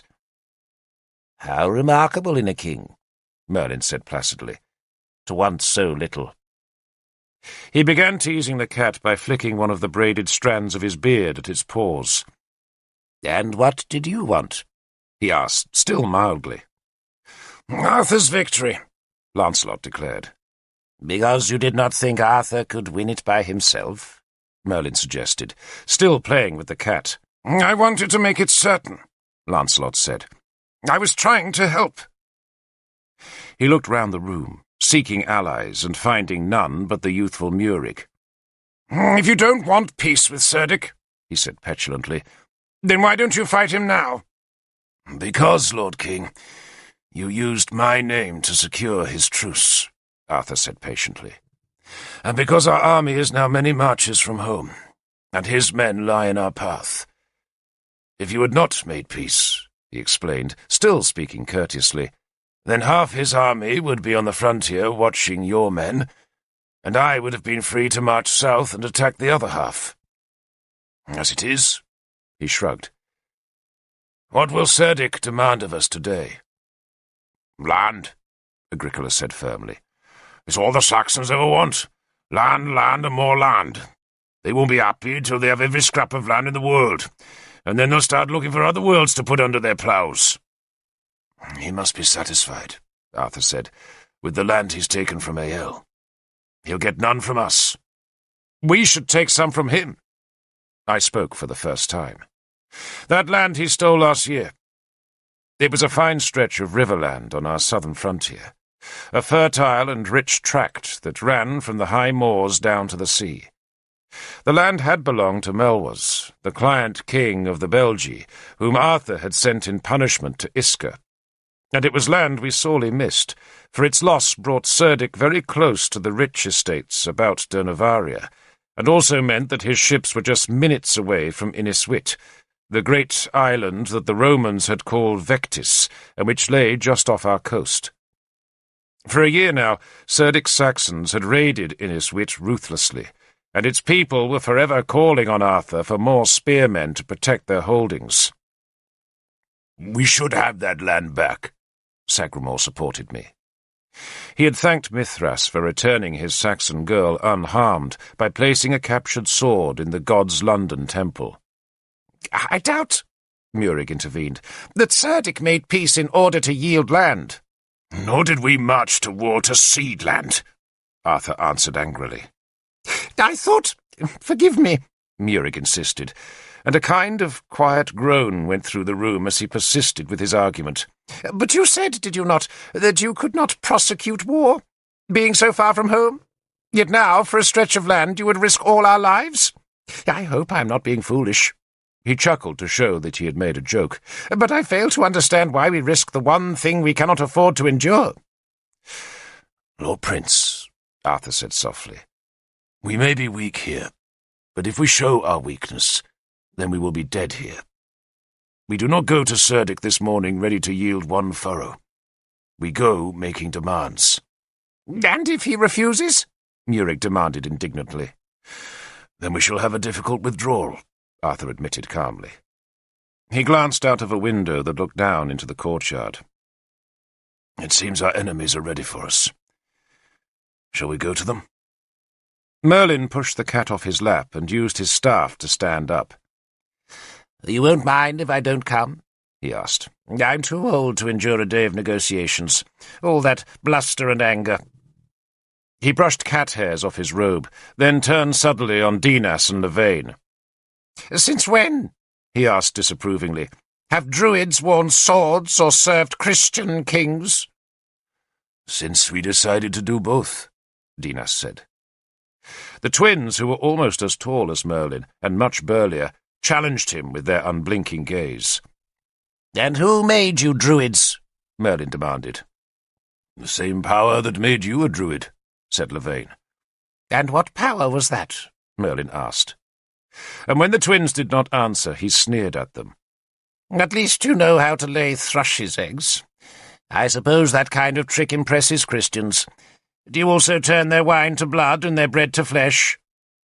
"We use our magic," Dinas said. "And theirs too. It's not the old Britain now, but a new Britain, and it has new gods. We blend their magic with the old. You could learn from us, Lord Merlin." Merlin spat to show his opinion of that advice, then, without another word, stalked from the room. Dinas and Levane were unmoved by his hostility. They possessed an extraordinary self-confidence.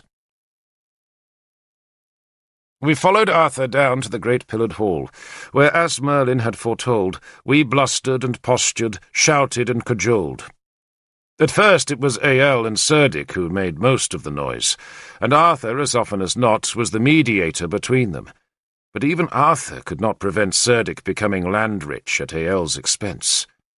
He kept possession of London and gained the valley of the Thames and great stretches of fertile land north of the Thames.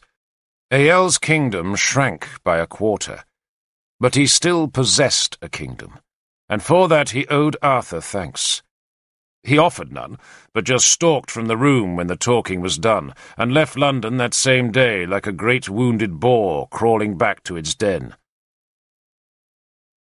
It was mid-afternoon when Ael left, and Arthur, using me as an interpreter, now raised the matter of the Belgic land Cerdic had captured the year before, and he went on demanding the return of that land long after the rest of us would have given up the effort.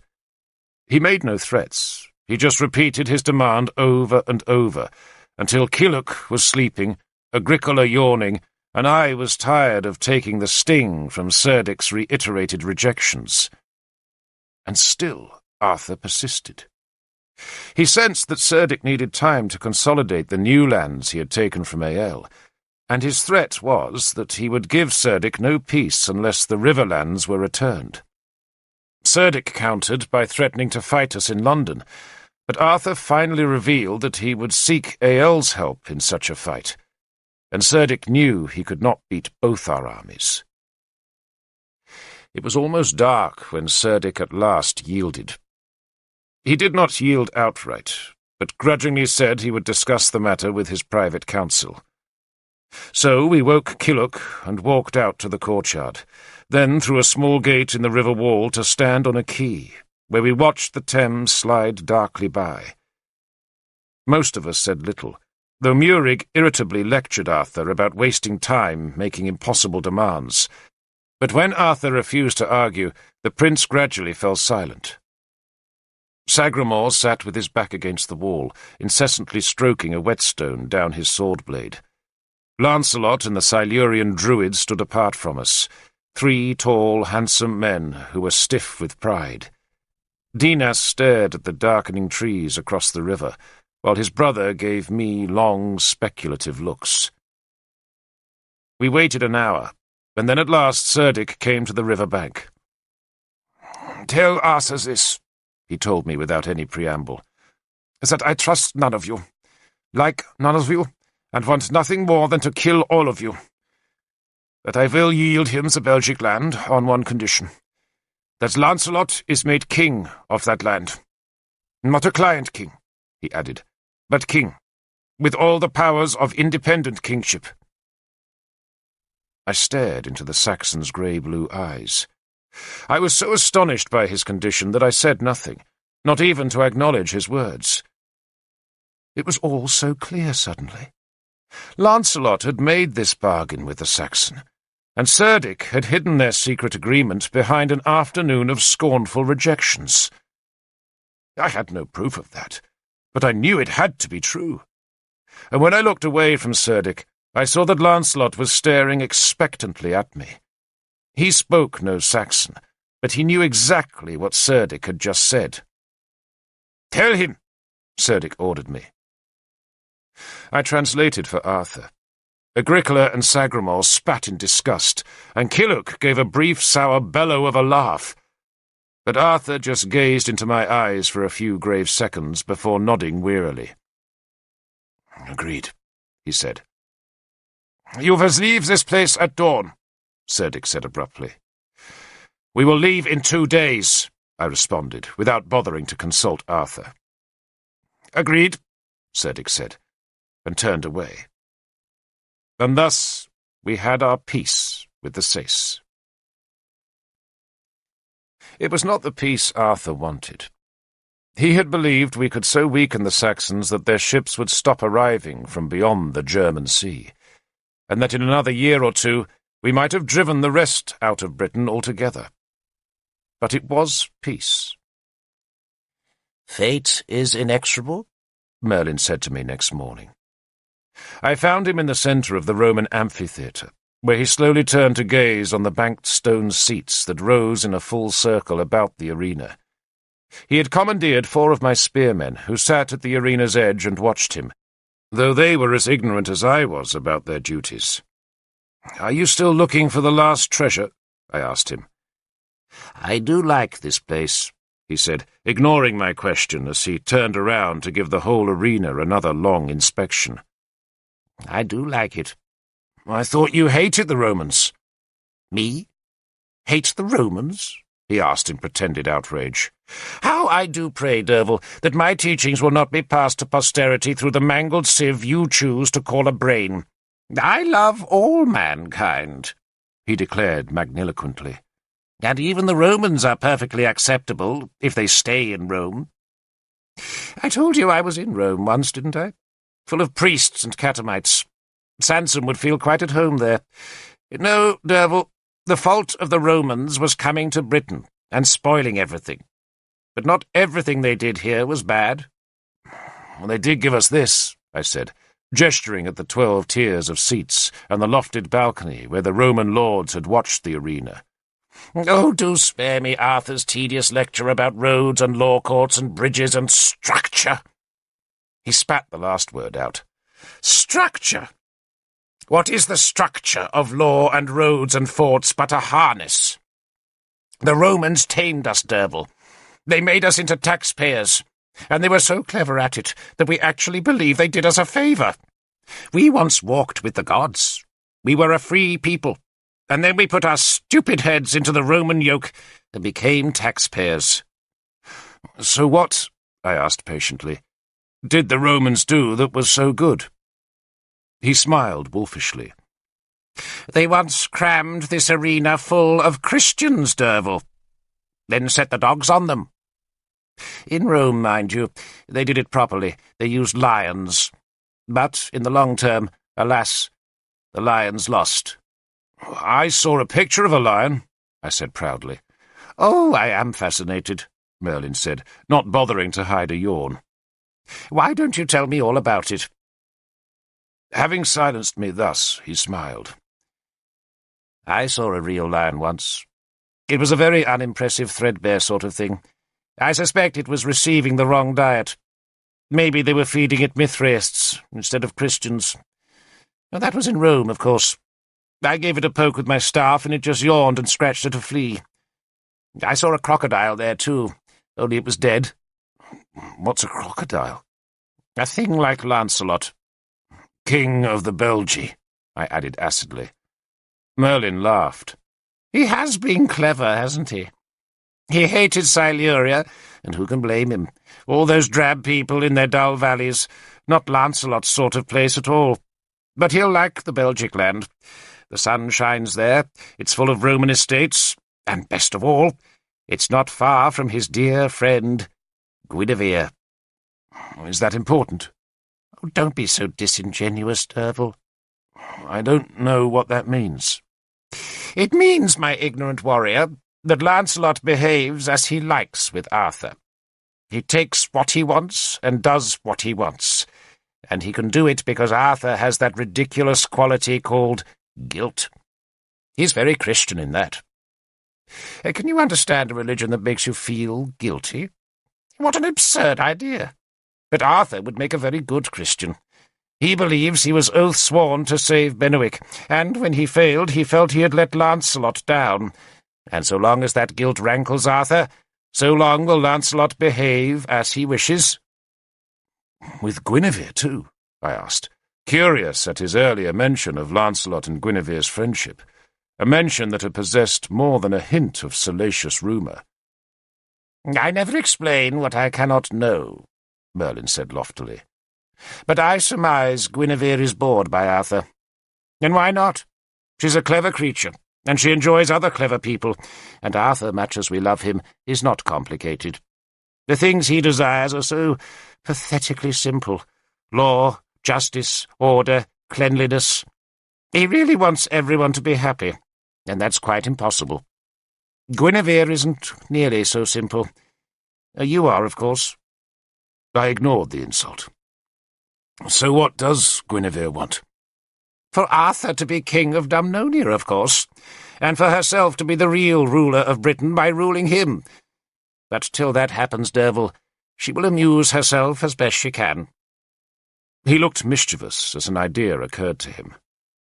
If Lancelot becomes the Belgic king, he said happily, then just you watch Guinevere decide that she doesn't want her new palace in Lindinis after all. She'll find somewhere much closer to Venta. You see if I'm not right. He chuckled at that thought. They were both so very clever, he added admiringly. Guinevere and Lancelot. Don't be so obtuse, Derfel. Who on earth was talking about Guinevere? Really, your appetite for gossip is quite indecent. I mean Cerdic and Lancelot, of course. That was a very subtle piece of diplomacy. Arthur does all the fighting. Ael gives up most of the land. Lancelot snatches himself a much more suitable kingdom, and Cerdic doubles his own power and gets Lancelot instead of Arthur as his neighbour on the coast. Very neatly done. How the wicked do prosper. I like to see that. He smiled, then turned as Nimue appeared from one of the two tunnels that led under the seats into the arena. She hurried over the weed-strewn turf with a look of excitement on her face. Her gold eye, that so frightened the Saxons, gleamed in the morning sun. "Derfel," she exclaimed, "what do you do with the bull's blood?" "Don't confuse him," Merlin said. "He's being more than usually stupid this morning." "In Mithras," she said excitedly. "What do you do with the blood?" "Nothing," I said. "They mix it with oats and fat," Merlin said, "and make puddings." "Tell me," Nimue insisted. "It's secret," I said, embarrassed. Merlin hooted at that. "Secret? Secret? Oh, great Mithras!" he boomed, in a voice that echoed from the tiered seats, "whose sword is sharpened on the mountain peaks, and whose spearhead was forged in the ocean deeps, and whose shield doth shadow the brightest stars, hear us!" "Shall I go on, dear boy?" he asked me. He had been reciting the invocation with which we began our meetings, and which was supposed to be a part of our secret rituals. He turned from me in scorn. "They have a pit, dear Nimue," he explained, "covered with an iron grill, and the poor beast gushes its life away into the pit, and then they all dip their spears into the blood, get drunk, and think they've done something significant." "I thought so," Nimue said, then smiled. "There's no pet." "Oh, dear girl," Merlin said admiringly. "Dear girl. To work." He hurried away. "Where are you going?" I called after him. But he just waved and walked on, beckoning to my lounging spearmen. I followed anyway, and he made no attempt to stop me. We went through the tunnel and so out into one of the strange streets of tall buildings, then west towards the great fortress that formed the northwest bastion of the city's walls, and just beside the fort, built against the city wall, was a temple. I followed Merlin inside. It was a lovely building, Long, dark, narrow, and tall, with a high painted ceiling supported by twin rows of 7 pillars. The shrine was evidently used as a storehouse now, for bales of wool and stacks of leather hides were piled high on one side aisle. Yet some folk must still have worshipped in the building, for a statue of Mithras, wearing his odd floppy hat, stood at one end, and smaller statues were arrayed in front of the fluted pillars.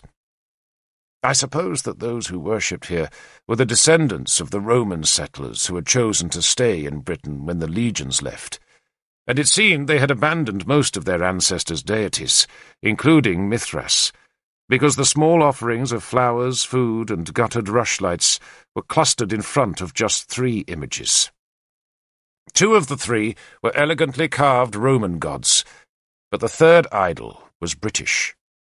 A smooth, phallic stump of stone, with a brutal, wide-eyed face carved into its tip, and that statue alone was drenched in old, dried blood, while the only offering beside Mithras's statue was the Saxon sword that Sagramor had left in thanks for Mala's return. It was a sunny day, but the only light inside the temple came through a patch of broken roof where the tiles had vanished.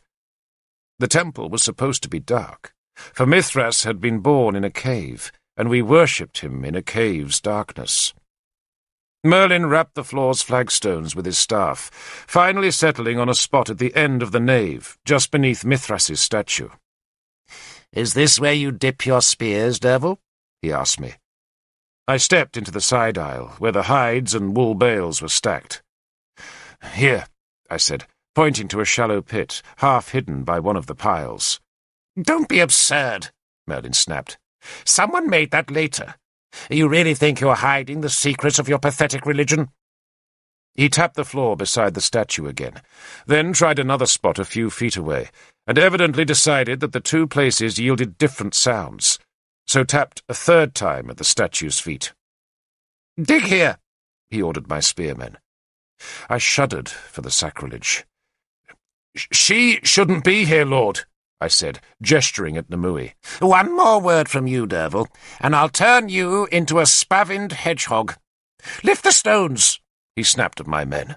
"Use your spears as levers, idiots. Come on, work." I sat beside the British idol, closed my eyes and prayed to Mithras that he would forgive me the sacrilege. Then I prayed that Kynwyn was safe, and that the babe in her belly was still alive. And I was still praying for my unborn child when the temple door scraped open and boots sounded loud on the stones. I opened my eyes, turned my head, and saw that Cerdic had come to the temple. He had come with 20 spearmen, his interpreter, and, more surprisingly, with Dinas and Lavaine. I scrambled to my feet and touched the bones in Howlbane's handle for luck as the Saxon king walked slowly up the nave. "This is my city," Cerdic announced softly, "and everything within its walls is mine." He stared for a moment at Merlin and Nimue, then looked at me. "Tell them to explain themselves," he ordered. "Tell the fool to go and douse his head in a bucket," Merlin snapped at me. He spoke Saxon well enough, but it suited him to pretend otherwise. "That is his interpreter, Lord," I warned Merlin, gesturing to the man beside Cerdic. "Then he can tell his king to douse his head," said Merlin. The interpreter duly did, and Cerdic's face flickered in a dangerous smile. "Lord King," I said, trying to undo Merlin's damage, "my Lord Merlin seeks to restore the temple to its old condition." Cerdic considered that answer as he inspected what was being done. My 4 spearmen had levered up the flagstones to reveal a compact mass of sand and gravel, and they were now scooping out that heavy mass that lay above a lower platform of pitch-soaked timbers. The king stared into the pit, then gestured for my 4 spearmen to go on with their work. "But if you find gold," he said to me, "it is mine." I began to translate to Merlin, but Cerdic interrupted me with a wave of his hand.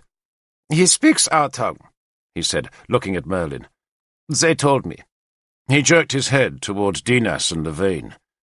I looked at the baleful twins, then back to Cerdic. "You keep strange company, Lord King," I said. "No stranger than you," he answered, glancing at Nemui's gold eye. She levered it out with a finger, and gave him the full horrid effect of the shriveled bare socket, but Cerdic seemed quite unmoved by the threat, asking me instead to tell him what I knew about the temple's different gods. I answered him as best I could, but it was plain he was not really interested.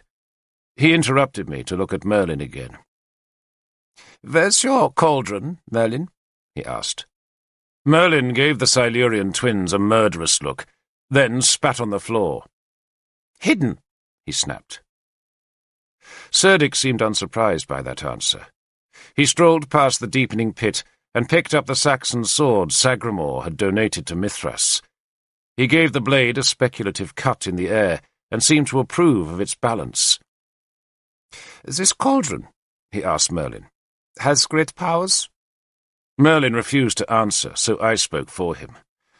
"So it is said, Lord King." "Powers?" Cerdic stared at me with his pale eyes. "That will rid Britain of us Saxons?" "That is what we pray for, Lord King," I answered. He smiled at that, then turned back to Merlin. "What is your price for the cauldron, old man?" Merlin glared at him. "Your liver, Cerdic." Cerdic stepped close to Merlin and stared up into the wizard's eyes. I saw no fear in Cerdic, none. Merlin's gods were not his. Ael might have feared Merlin, but Cerdic had never suffered from the druid's magic, and, so far as Cerdic was concerned, Merlin was merely an old British priest with an inflated reputation. He suddenly reached out and took hold of one of the black-wrapped plaits of Merlin's beard. "I offer you a price of much gold, old man," he said. "I have named my price," Merlin answered. He tried to step away from Cerdic, but the king tightened his grip on the plait of the druid's beard. "I will pay you your own weight in gold," Cerdic offered. "Your liver," Merlin countered the offer. Cerdic raised the Saxon blade and sawed fast with its edge, and so severed the beard plait. He stepped away. "Play with your cauldron, Merlin of Avalon," he said, tossing the sword aside. "But one day I will cook your liver in it, and serve it to my dogs." Nemui stared white-faced at the king. Merlin was too shocked to move, let alone speak, while my 4 spearmen simply gaped. "Get on with it, fools," I snarled at them. "Work!" I was mortified. I had never seen Merlin humiliated, and never wanted to either. I had not thought it was even possible. Merlin rubbed his violated beard. "One day, Lord King," he said quietly, "I shall have my revenge." Cerdic shrugged away that feeble threat and walked back to his men. He gave the severed beard plait to Dinas, who bowed his thanks. I spat, for I knew the Silurian pair could now work a great evil. Few things are so powerful in the making of spells as the discarded hair or nail clippings of an enemy, which is why, to prevent such things falling into malevolent hands, we all take such good care to burn them. Even a child can make mischief with a hank of hair. "You want me to take the plait back, Lord?" I asked Merlin. "Don't be absurd, Derfel," he said wearily, gesturing at Cerdic's 20 spearmen. "You think you could kill them all?" He shook his head, then smiled at Nemui. "You see how far we are from our gods," he said, trying to explain his helplessness. "Dig!" Nemui snarled to my men, though now the digging was over, and they were trying to lever up the first of the great bulks of timber. Cerdic, who had plainly come to the temple because Dinas and Lavain had told him that Merlin was looking for treasure, ordered 3 of his own spearmen to help. The 3 leapt into the pit and rammed their spears under the timber's lip, and slowly forced it up until my men could seize it and drag it free. The pit was the blood pit, the place where the dying bull's life drained into Mother Earth. But at some time the pit had been cunningly disguised with the timbers, sand, gravel, and stone. "It was done," Merlin told me out of earshot of all Cerdic's people, "when the Romans left." He rubbed his beard again. "Lord," I said awkwardly, saddened by his humiliation. "Don't worry, Derfel." He touched my shoulder in reassurance. You think I should command fire from the gods? Make the earth gape and swallow him? Summon a serpent from the spirit world?" "Yes, Lord," I answered miserably. He lowered his voice even more. "You don't command magic, Derfel. You use it. And there's none here to use. That's why we need the treasures. At Semaine, Derfel, I shall collect the treasures and unveil the cauldron. We shall light fires, and then work a spell that will make the sky shriek and the earth groan. That I promise you. I have lived my whole life for that moment, and it will bring the magic back to Britain." He leaned against the pillar and stroked the place where his beard had been cut. "Our friends from Siluria," he said, staring at the black-bearded twins, "think to challenge me. But one lost strand of an old man's beard is nothing to the cauldron's power. One strand of beard will hurt no one but me. But the cauldron, Derfel, the cauldron will make all Britain shudder, and bring those two pretenders crawling on their knees for my mercy. But till then, Derfel, till then you must see our enemies prosper. The gods go further and further away. They grow weak, and we who love them grow weak too. But it will not last. We shall summon them back, and the magic that is now so weak in Britain will become as thick as that fog on Inismon." He touched my wounded shoulder again. "I promise you that." Cerdic watched us.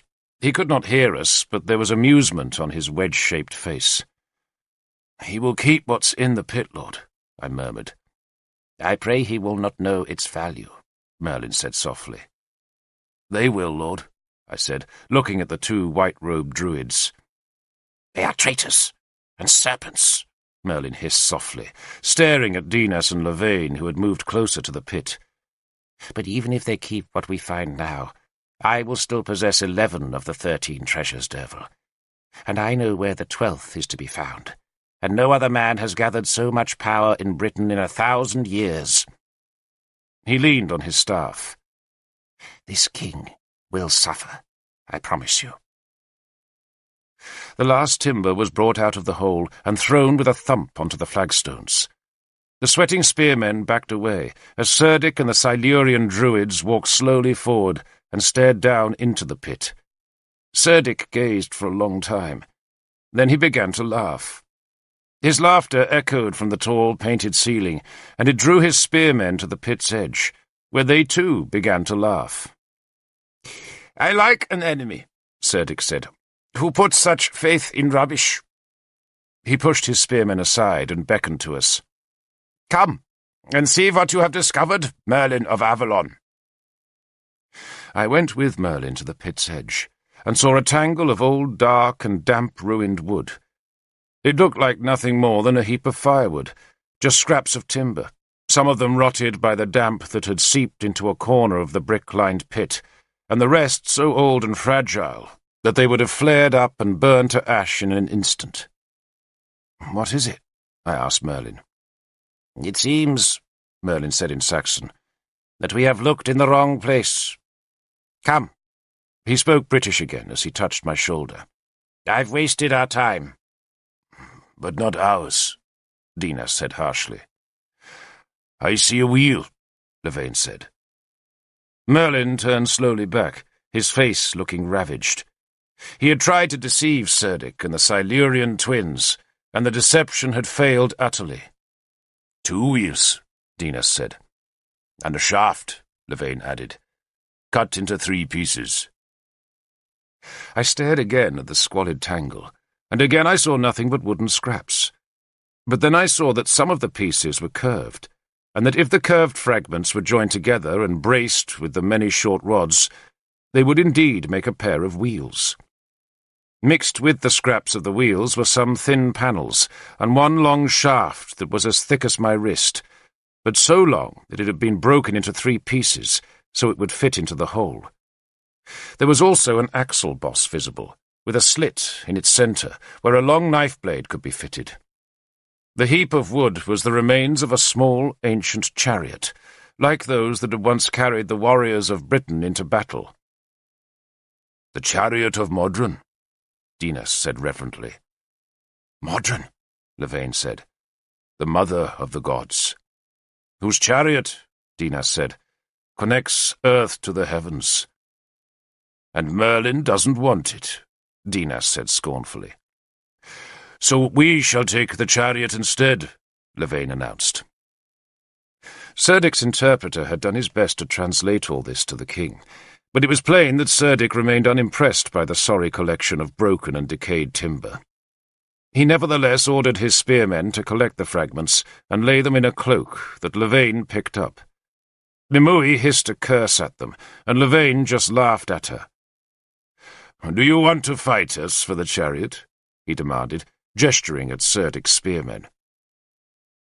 "You can't shelter behind Saxons forever," I said, "and the time will come when you'll have to fight." Dinas spat into the empty pit.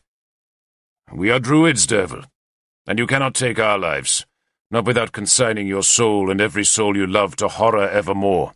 "I can kill you," Nimue spat at them. Dinas stared at her, then extended a fist towards her. Nimue spat at the fist to avert its evil, but Dinas just turned it over, opened his palm, and showed her a thrush's egg. He tossed it to her. "Something to fill your eye socket, woman," he said dismissively, then turned and followed his brother and Serdic out of the temple. "I'm sorry, Lord," I said to Merlin when we had been left alone. "For what, Derfel? You think you could have beaten 20 spearmen?" He sighed and rubbed at his violated beard. "You see how the powers of the new gods fight back. But so long as we possess the cauldron, we possess the greater power. Come."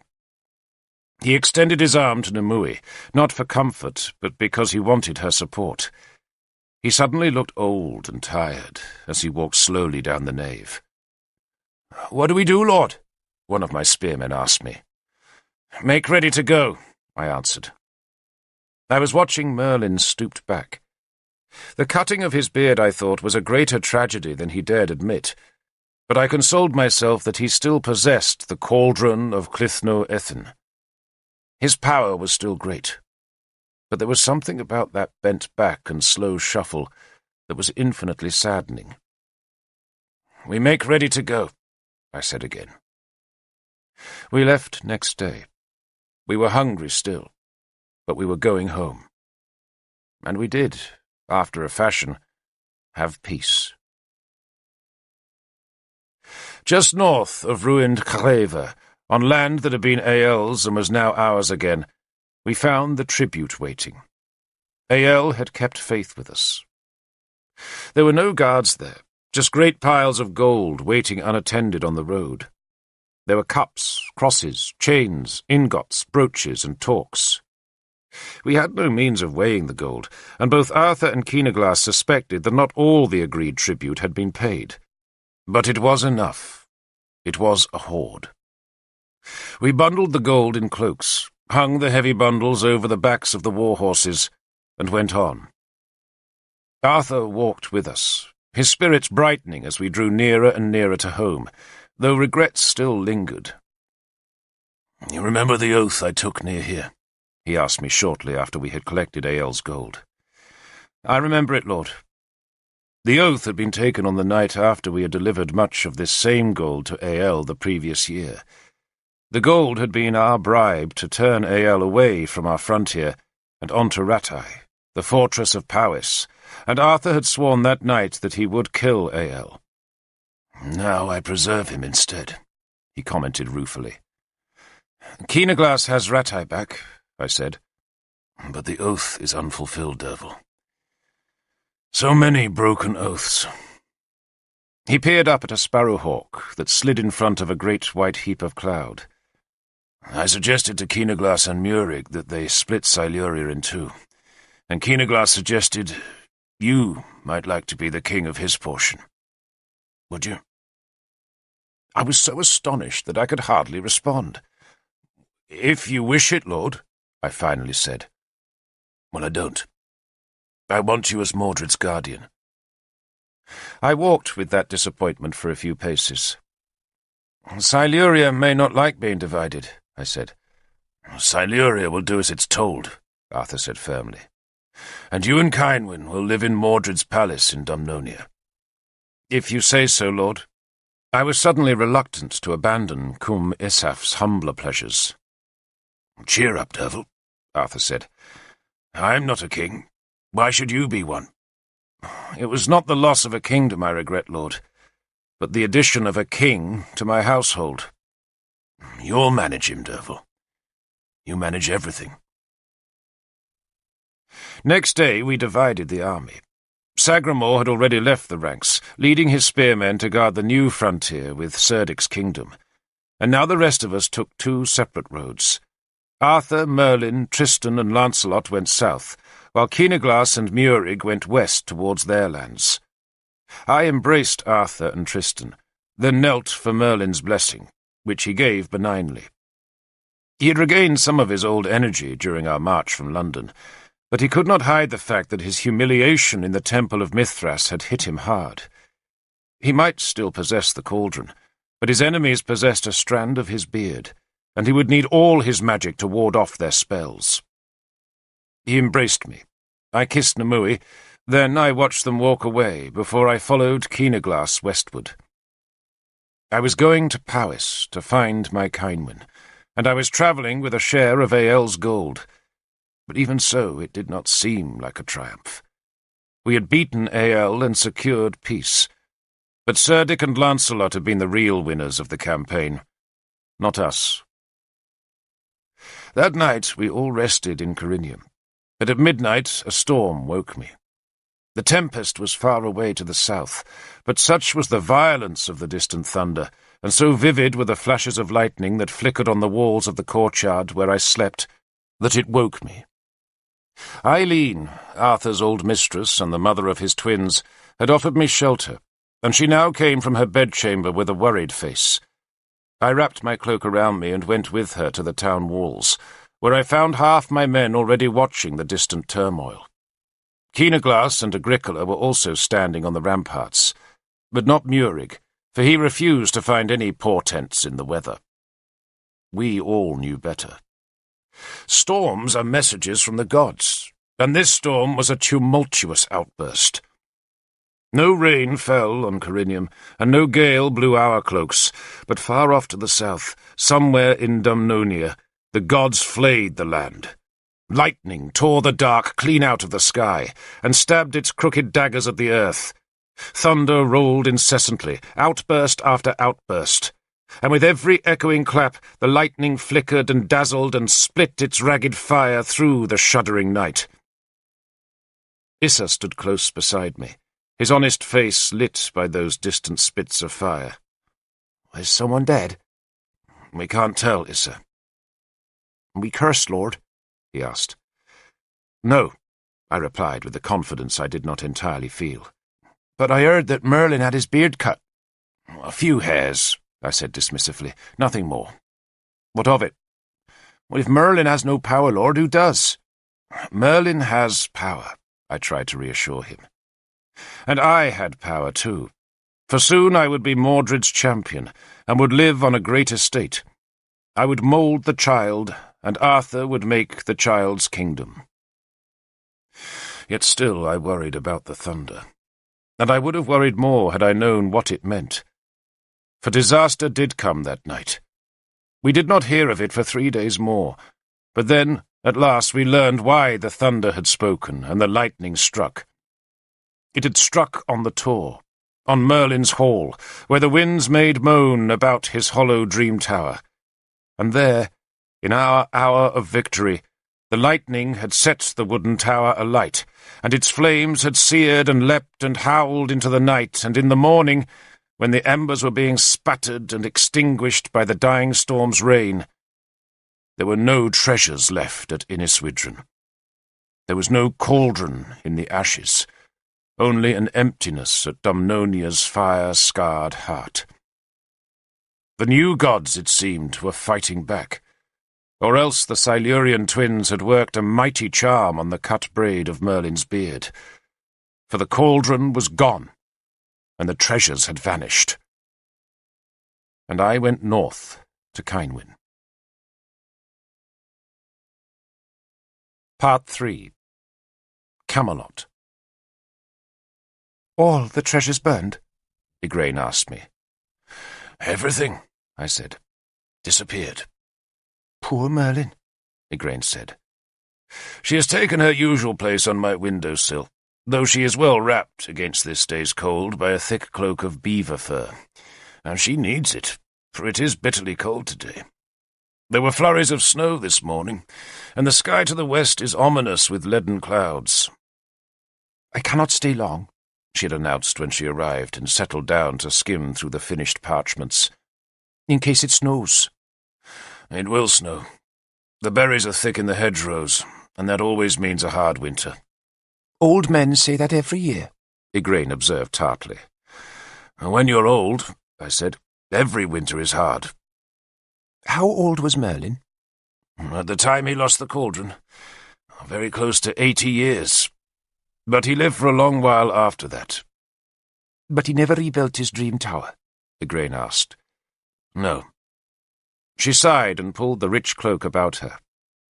I should like a dream tower. I would so like to have a dream tower. Well, then have one built, I said. You're a queen. Give orders, make a fuss. It's quite simple. Nothing but a four-sided tower with no roof and a platform halfway up. Once it's built, no one but you can go inside. And the trick of it is to sleep on the platform and wait for the gods to send you messages. Merlin always said it was a horribly cold place to sleep in winter. And the cauldron? Igraine guessed. Had been hidden on the platform? Yes. But it wasn't burned, was it, Brother Derfel? She insisted. The cauldron story goes on, I admitted. But I won't tell it now. She stuck her tongue out at me. She is looking startlingly beautiful today. Perhaps it's the cold that has put the colour into her cheeks, and the spark into her dark eyes. Or maybe the beaver pelts suit her. But I suspect she is pregnant. I could always tell when Kynwyn was with child, and Igraine shows that same surge of life. But Igraine has said nothing, so I will not ask her. She has prayed hard enough, God knows, for a child, and maybe our Christian God does hear prayers. We have nothing else to give us hope, for our own gods are dead, or fled, or careless of us. The bards, Igraine said, and I knew from her tone that another of my shortcomings as a storyteller was about to be aired. Say that the battle near London was terrible.